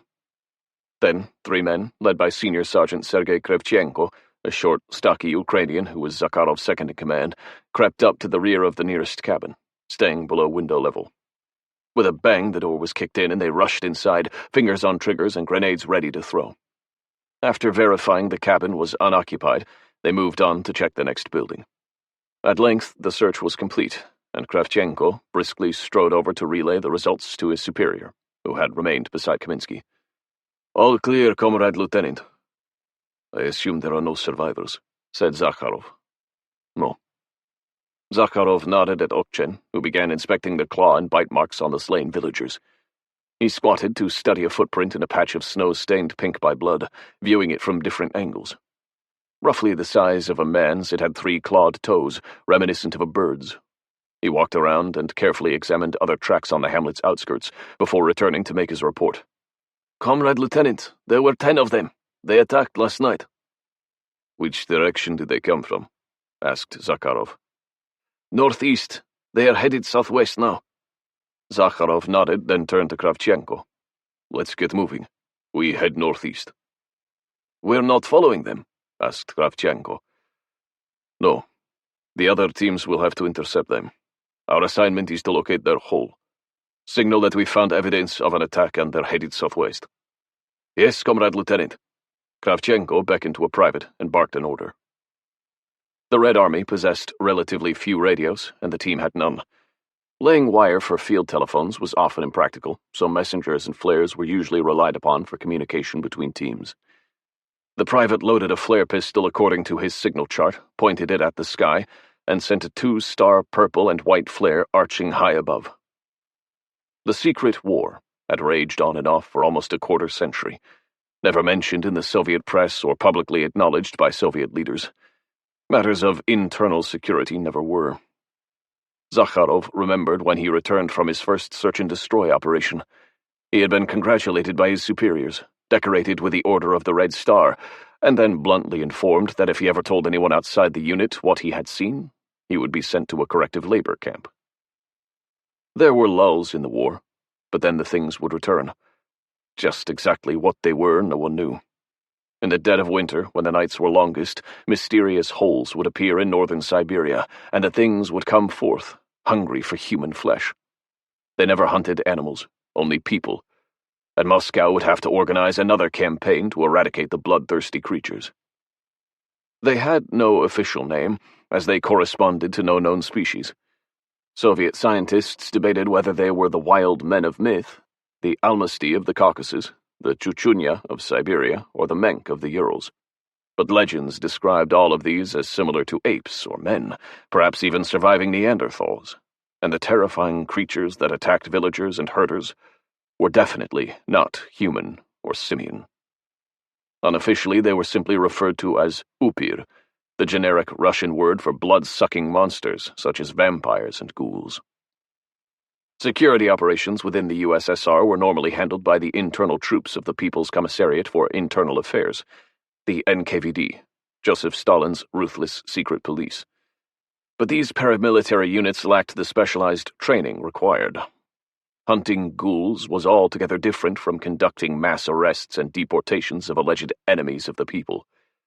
After an entire NKVD regiment was annihilated along the Middle Tunguska River in 1936, search and destroy operations were taken over by the Red Army.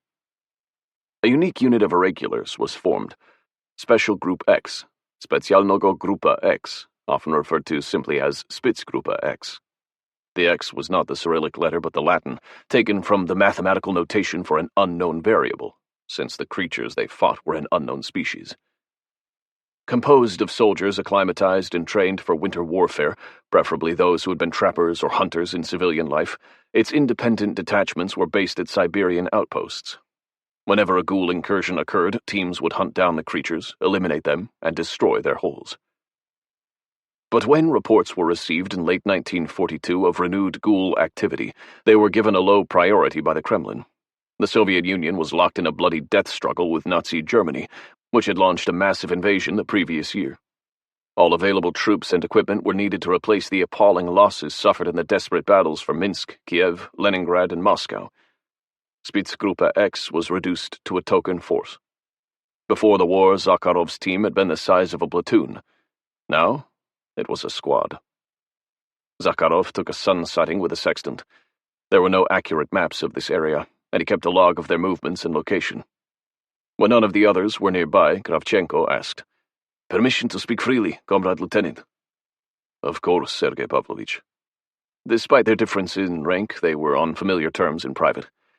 Smart junior officers listened to and learned from their senior non-commissioned officers, and Zakharov greatly valued Kravchenko's experience. Almost twice as old as Zakharov, he had served in the First World War and the Russian Civil War. "The detachment's teams are deployed too far apart," said Kravchenko. "We can't support each other and coordinate patrols to sweep each sector properly. If one team encounters too many ghouls, it might be overwhelmed before the others can help." I raised that concern. "May I ask what the Major's response was?" "He said we can cover more territory if we disperse this way. Not many ghouls were reported, so he's confident each team can handle any it finds." "Only a few have been detected so far, that's true, but who's to say there won't be more? We have no way of knowing how many will show up each winter." "I know." Kravchenko sighed. "Why did Moscow send us a new detachment commander who has no experience in these operations? It's bad enough we're undermanned." "We have our orders." "Understood, Comrade Lieutenant. Did the Major at least say something about the planes that were requested?" "No, and I wouldn't count on any either. Supporting our comrades fighting at Stalingrad is Moscow's top priority right now." They returned to the forest. The dead villagers were left where they lay. Others would come later to dispose of them. The hamlet itself would be abandoned. No one would want to live here now. 3 soldiers in a nearby gully held the team's horses, the animals' foggy breath rising from frosted muzzles. Much of Siberia was still primordial wilderness, impassable for motorized transport. These beasts were small, shaggy Yakutians, a hardy breed that thrived in this brutal climate and subsisted largely on wild grass. The team slung weapons, saddled up, and rode off in the direction from which the ghouls had come. Tracks led down the bank and over the flat slate surface of the frozen river, swept by a whistling southwest breeze. This time of year, the ice was thick enough to easily support horsemen. Upon reaching the opposite bank, they plunged into the forest. Okjen scouted ahead, his dark almond-shaped eyes picking out signs of the ghouls' passage. Broken twigs, scuffed lichen, footprints in the snow. But no droppings. Ghouls left no excrement. The team took care to ride single file alongside the trail, not over it, so as not to obliterate any clues. It was easy to follow. Their quarry had made no effort to conceal it. Zakharov considered himself lucky to be assigned to Spitzgruppe X. The nature of its operations necessitated giving commanders in the field more freedom of initiative than was usual in the Red Army. This comparative independence had increased with the recent demotion of the Communist Party political commissars. Reduced to an advisory role, they no longer held dual command with military officers. Keeping one's command still depended on results, though. Failure was never an option in the USSR.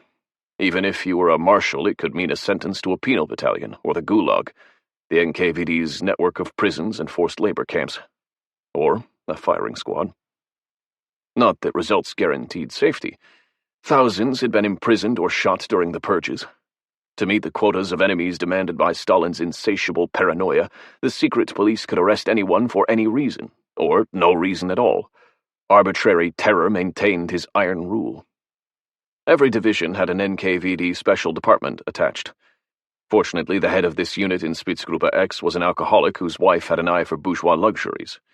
The commanding general prudently supplied plenty of vodka and furs to ensure glowing weekly reports.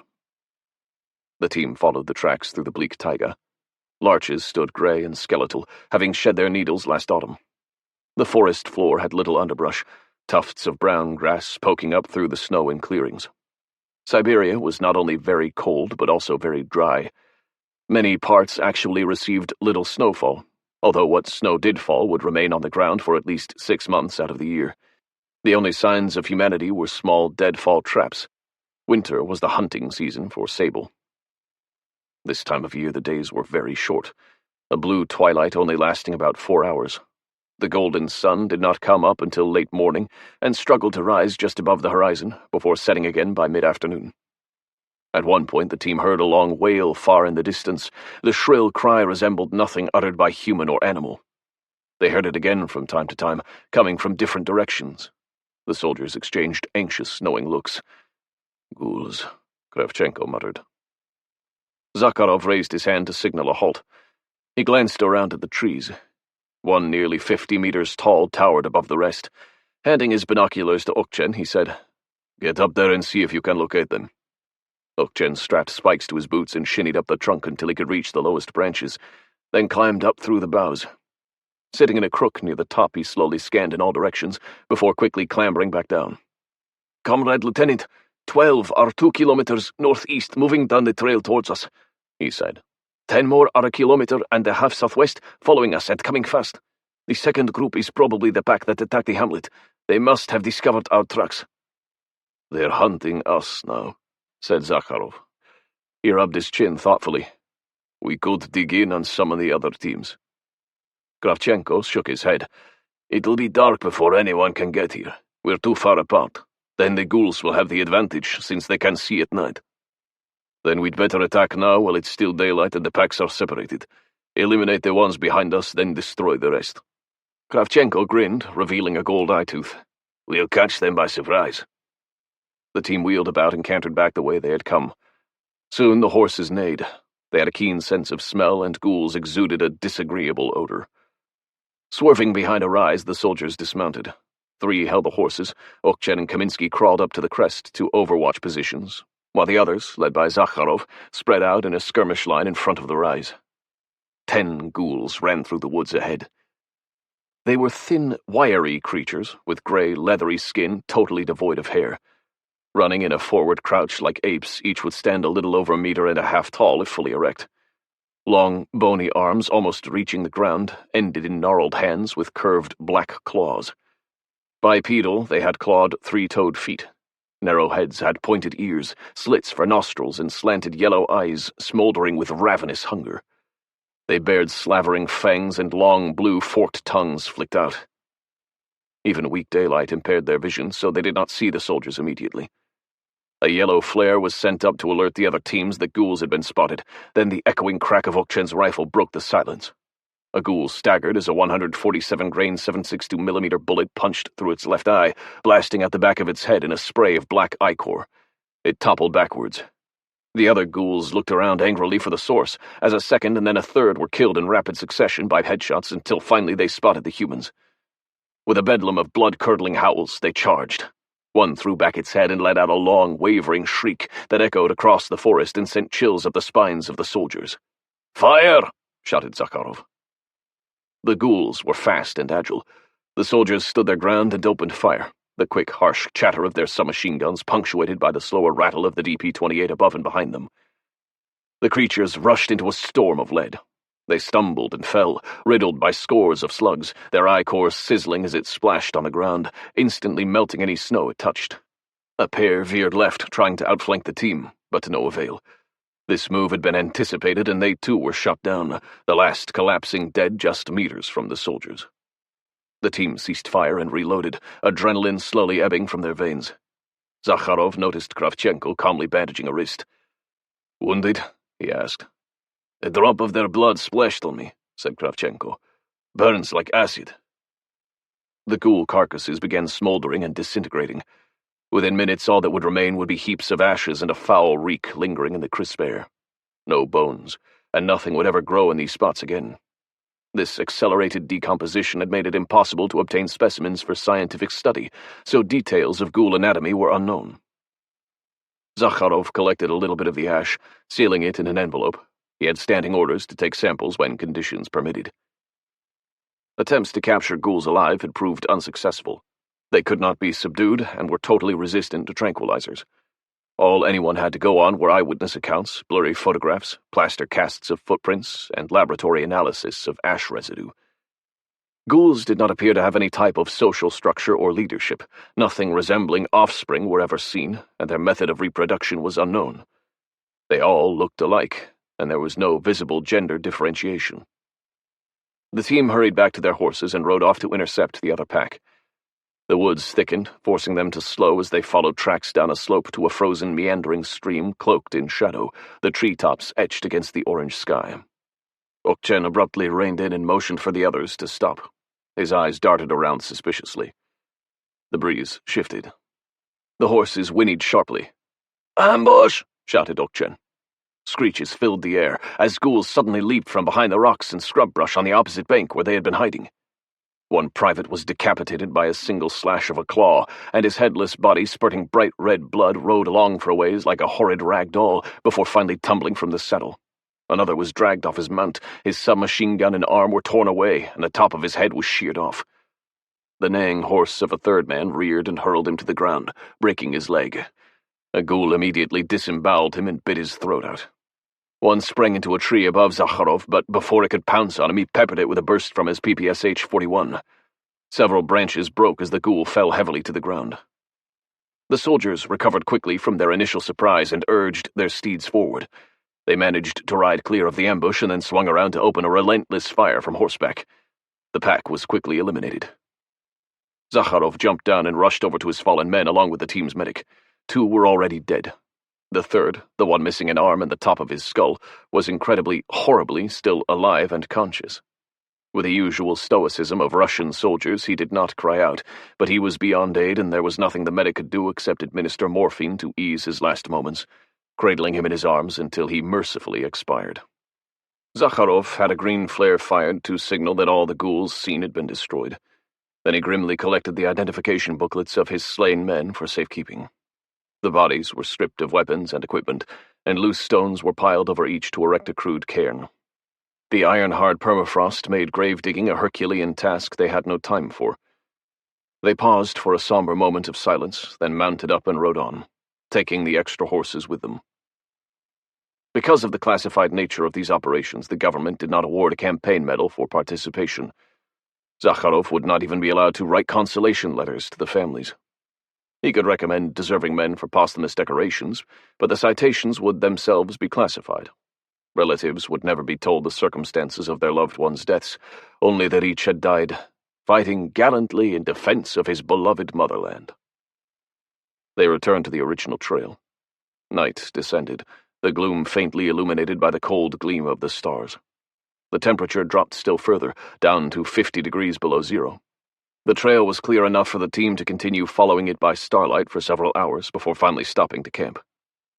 A sentry was posted and tripwires for flares were strung around the camp perimeter. Everyone would take his turn standing watch while the rest slept. Zakharov determined their location again using a sextant sighting of Polaris. First priority, as always, for mounted troops was the horses, which were picketed, groomed, checked for injuries, and allowed to graze. Finally, a tent was erected and the team sat inside to eat, huddled around the oasis of warmth provided by a little iron field stove. Zakharov saw to it that his men were taken care of first before wolfing down his own meal of black rye bread, buckwheat porridge, and hard sausage washed down with hot tea. He made a point of refusing officers' rations and eating the same food as enlisted men. An allotment of vodka was also authorized under regulations, but he strictly forbade it. Back at base, the men could drink and carouse as they pleased, but on a mission he needed everyone sober and sharp. Afterwards, they cleaned weapons, oiled them with cold-weather lubricants to keep the mechanisms from freezing, and reloaded magazines. They talked and joked and enjoyed the luxury of a smoke, rolling strong, coarse tobacco and newsprint to make crude cigarettes. The glint of metal betrayed a little Christian cross one private wore around his neck and kept hidden under his jacket. Zakharov, as usual, pretended not to notice.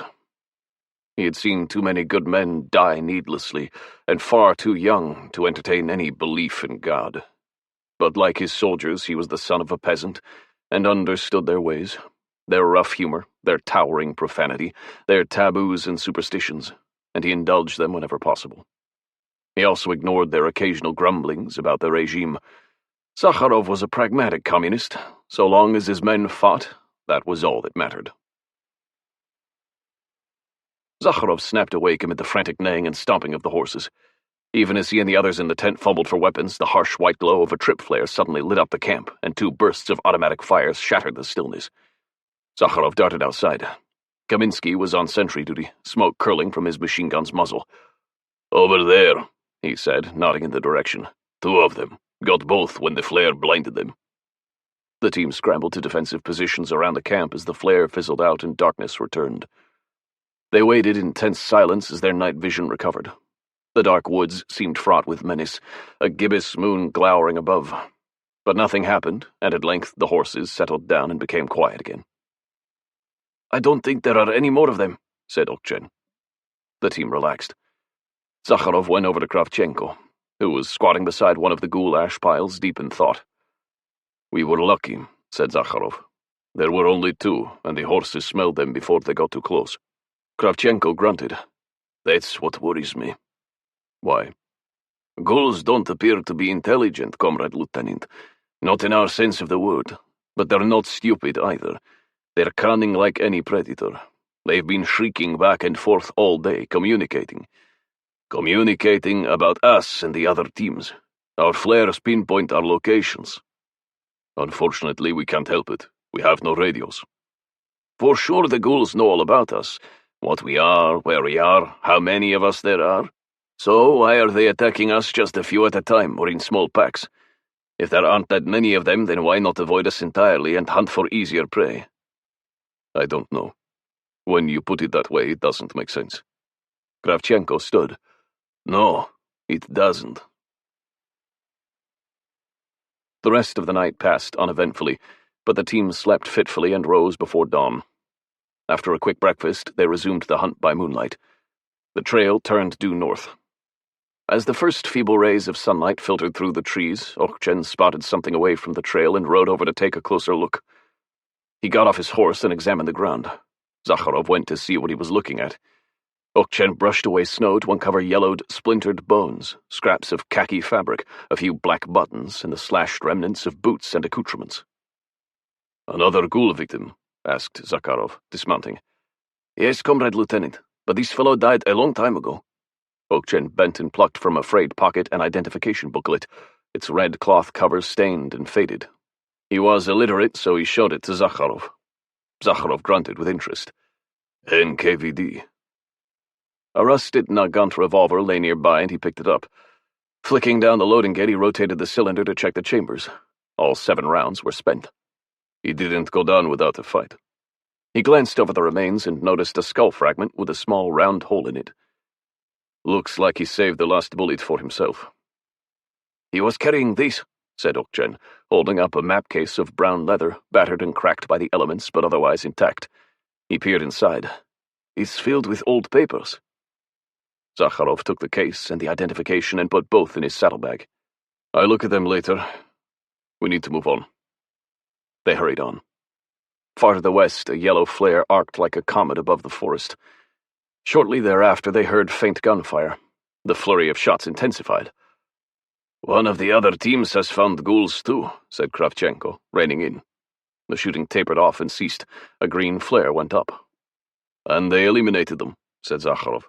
Let's go. At length, Okchen halted again, studying the ground. Zakharov saw tracks branching off in the trampled snow. Ahead, beyond this divergence, the trail became wider and heavier, with more spoor than before. The ghouls split up here, said Okchen. Those tracks going west are probably from the pack the other team ran into. Zakharov nodded. That means we are following the main trail. Good. Ahead lay a great swath of taiga, devastated by wildfire, likely sparked by lightning last spring or summer and destroying thousands of hectares before finally burning itself out. Isolated tree trunks scorched by flames stood stark and black in a landscape of utter desolation. Hooves crackled and snapped on burned timber buried under the snow crust. They stopped to camp. After eating, Zakharov examined the papers of the dead NKVD man. He flipped open the identification booklet. The photograph of a stern young man was inside, along with the identification number, issue date, issuing authority, his rank and position, and so forth. So, who was he, Comrade Lieutenant? Asked Kravchenko, rolling a cigarette. Junior Lieutenant of State Security Boris Stepanovich Sukishvili, 13th Rifle Regiment, NKVD internal troops. Those were the ones massacred on the Tunguska 6 years ago, far away from where we are. No survivors. What was he doing way out here? Zakharov turned his attention to the map case. Inside was a bundle of loose pages tied together that comprised an old file, the paper yellowed with age and stained from moisture. He untied it and began reading, starting with a hastily scribbled note on top. He was trying to get back to his base, he said. He was a courier from Vladimir Orlov, the regimental commander. When the ghouls attacked, Orlov realized he was doomed and tried to save this file by sending it off with Sukishvili. What's so special about it?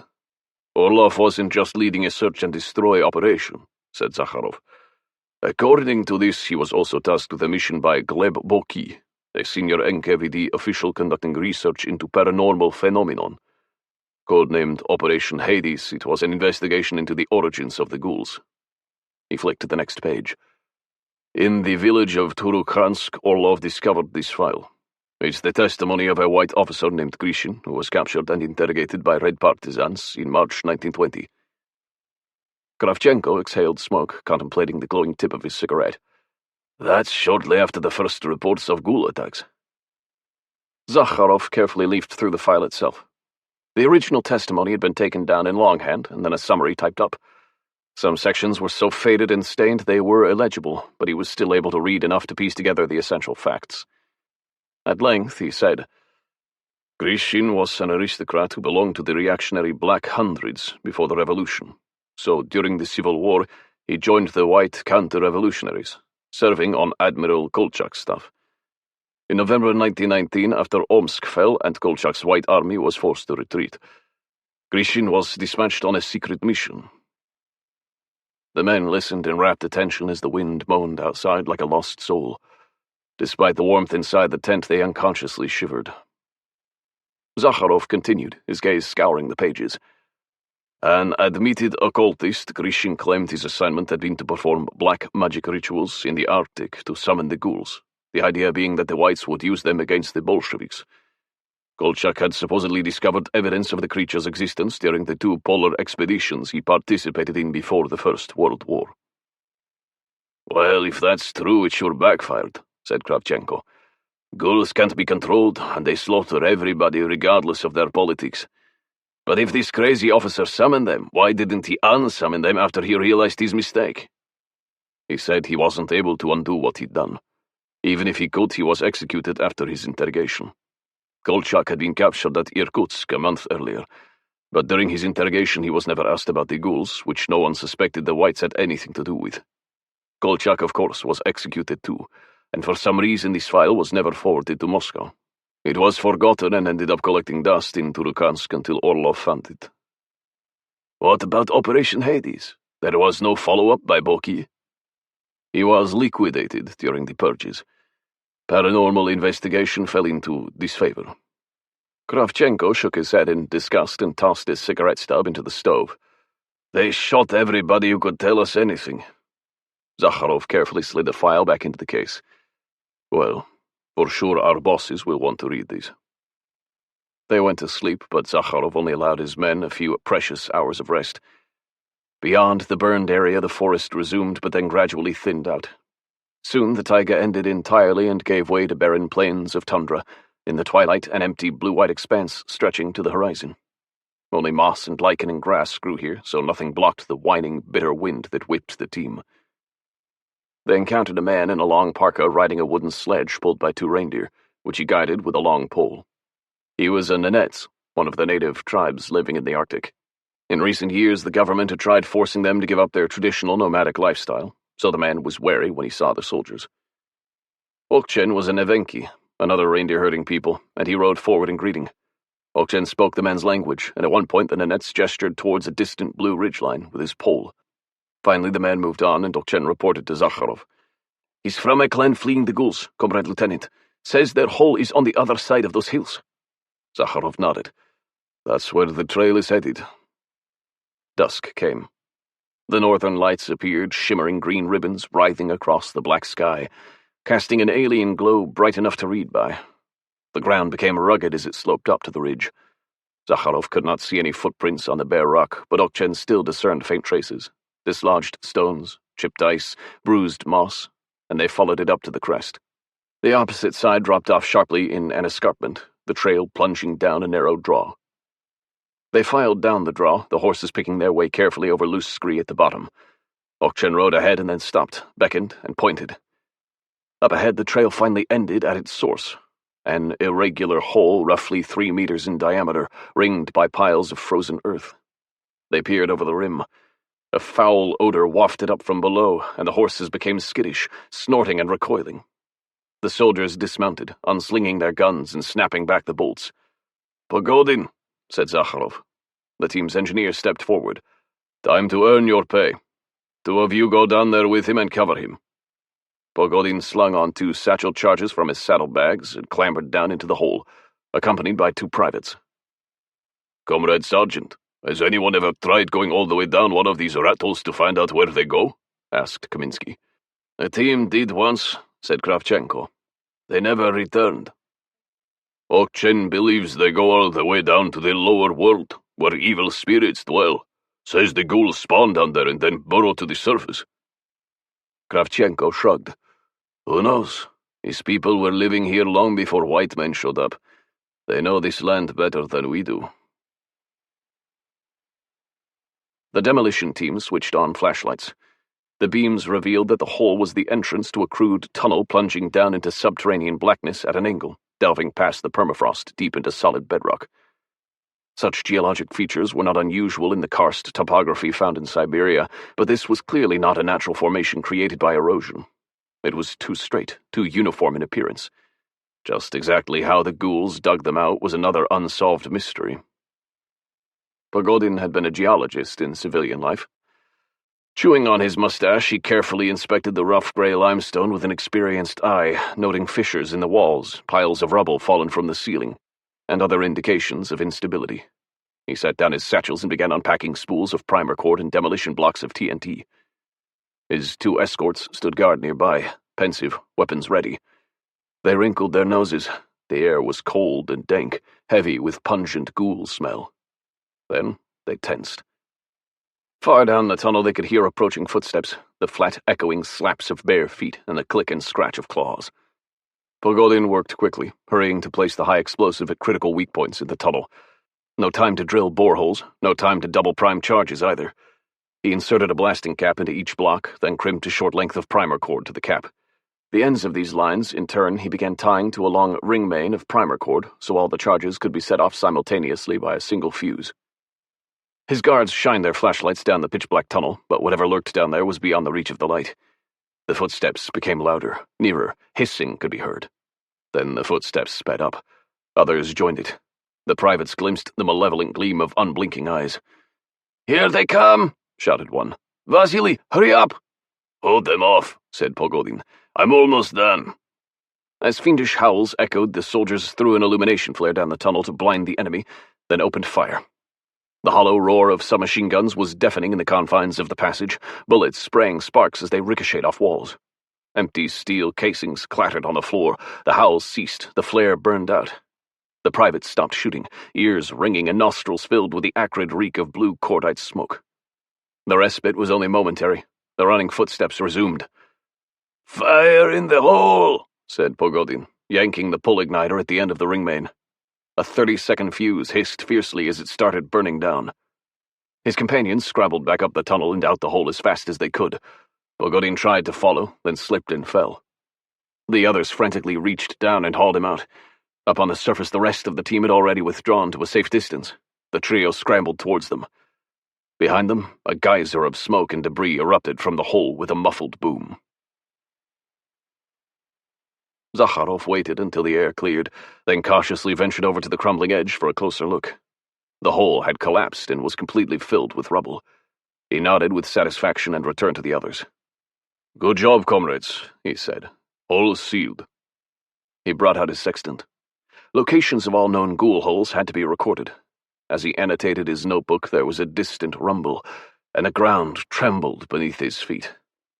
Okchen let out a cry of alarm, his normally inscrutable Asian features taut with dismay. He pointed north. Zakharov scowled and raised his binoculars. His heart sank. "What is it?" asked Kravchenko. Zakharov answered by passing him the binoculars. Kravchenko looked for himself and swore vehemently in Ukrainian. A few hundred meters away, a dust cloud billowed from a huge crater that suddenly yawned open. Crawling from its depths like monkeys were ghouls, scores upon scores of them, a swarm of gaunt figures in the eldritch gleam of the northern lights. He let out a gusty sigh and handed the binoculars back. "It's a full-scale invasion," he said. Zakharov nodded grimly. "Like 6 years ago. After that regiment was slaughtered, the NKVD had to call in the Air Force to bomb the holes with poison gas. So that's why the ghouls only attacked a few at a time. They were bait to lure our detachment north, overextend ourselves. We're the only line of defense out here." Zakharov realized how potentially serious this was. The German army had overrun much of the western part of the Soviet Union, so vital industrial plants had been dismantled and evacuated to safer locations east of the Ural Mountains. Raw materials for those plants came from Siberia.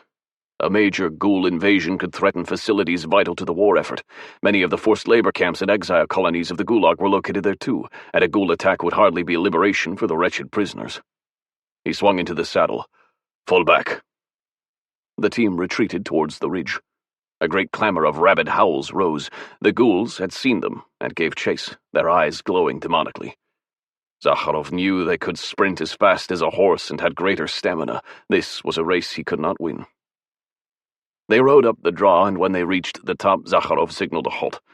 Grabbing Pogodin by the sleeve, he said, "Ride like the devil. Warn the major."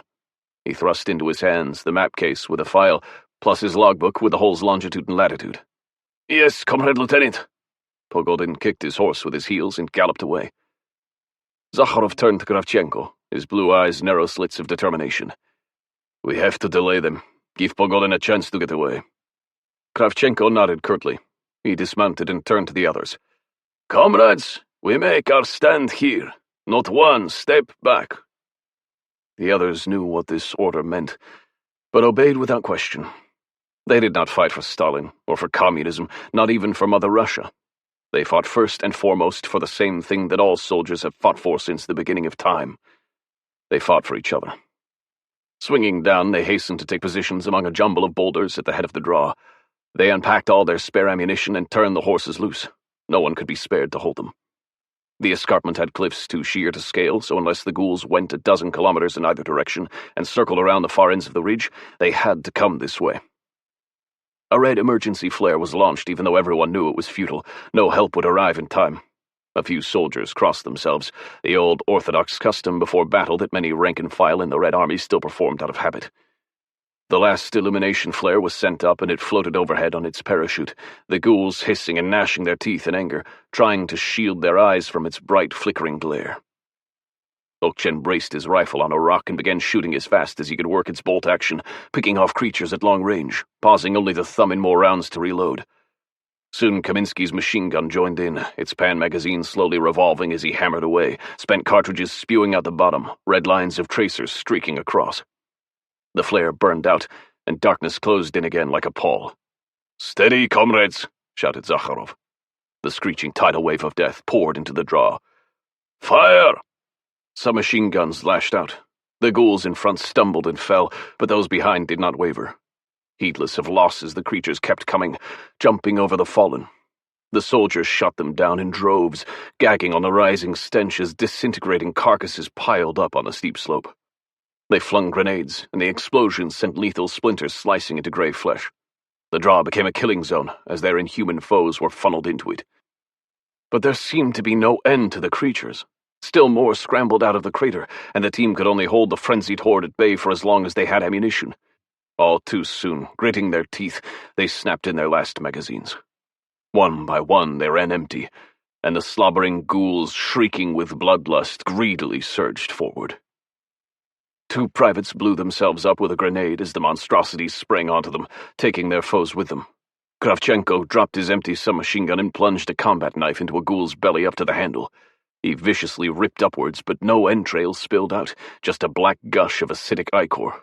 The steel blade melted, and he screamed as the ichor ate through his clothing and burned his flesh. Okchen sent his last bullet crashing through a leering face, then gripped his rifle by the barrel and swung it like a club to crush the skull of a second enemy with a wooden stock. The next tore his head off. Kaminsky bellowed in defiance and rose to his feet, holding his smoking DP-28 waist-high as he raked the ghouls with slugs. When it was empty, he threw it aside and swept out an infantry spade. One edge of the blade was sharpened so it could also be used like an axe, or as a weapon. Wielding it like a battle axe, he hacked and slashed at the ghouls like a warrior of old, laughing and cursing them in Yiddish, splattering their gore on the rocks, until finally they overwhelmed and dismembered him. The magazine of Zakharov's Tokarev service pistol held 8 rounds. 7 he pumped into the nearest ghoul, bringing it down. Then, as 3 more lunged for him, he pressed the muzzle to his temple and pulled the trigger. His gnawed bones, and the gnawed bones of his comrades, could not be seen by the air crews flying high above the ridge a week later. But they could see the crater in the tundra, and the Tupolev bombers carried full loads. The secret war went on. This concludes the reading of Love, Death, and Robots, the official anthology, Volume 1, edited by Amanda J. Spedding and Jeff Brown. Anthology copyright 2021, Cohesion Press. Stories copyright, individual authors. This book was read by P.J. Oakland, Julia Eve, Alex Boyles, Joel Simler, Alex Picard, Carrie Height, Andre Santana, Hilary Huber, Tim Campbell, Nicole Cash, Marcio Catalano, Bradford Hastings, Fyodor Chin, Josh Innerst, and Gary Tiedemann. This unabridged recording was published by arrangement with Cohesion Press and was produced in 2025 by Blackstone Publishing, which holds the copyright. Neither this recording nor any portion of it may be reproduced or used for any purpose without prior written authorization from Blackstone Publishing. For a complete listing of our titles, visit our website at www.blackstonepublishing.com. Thank you.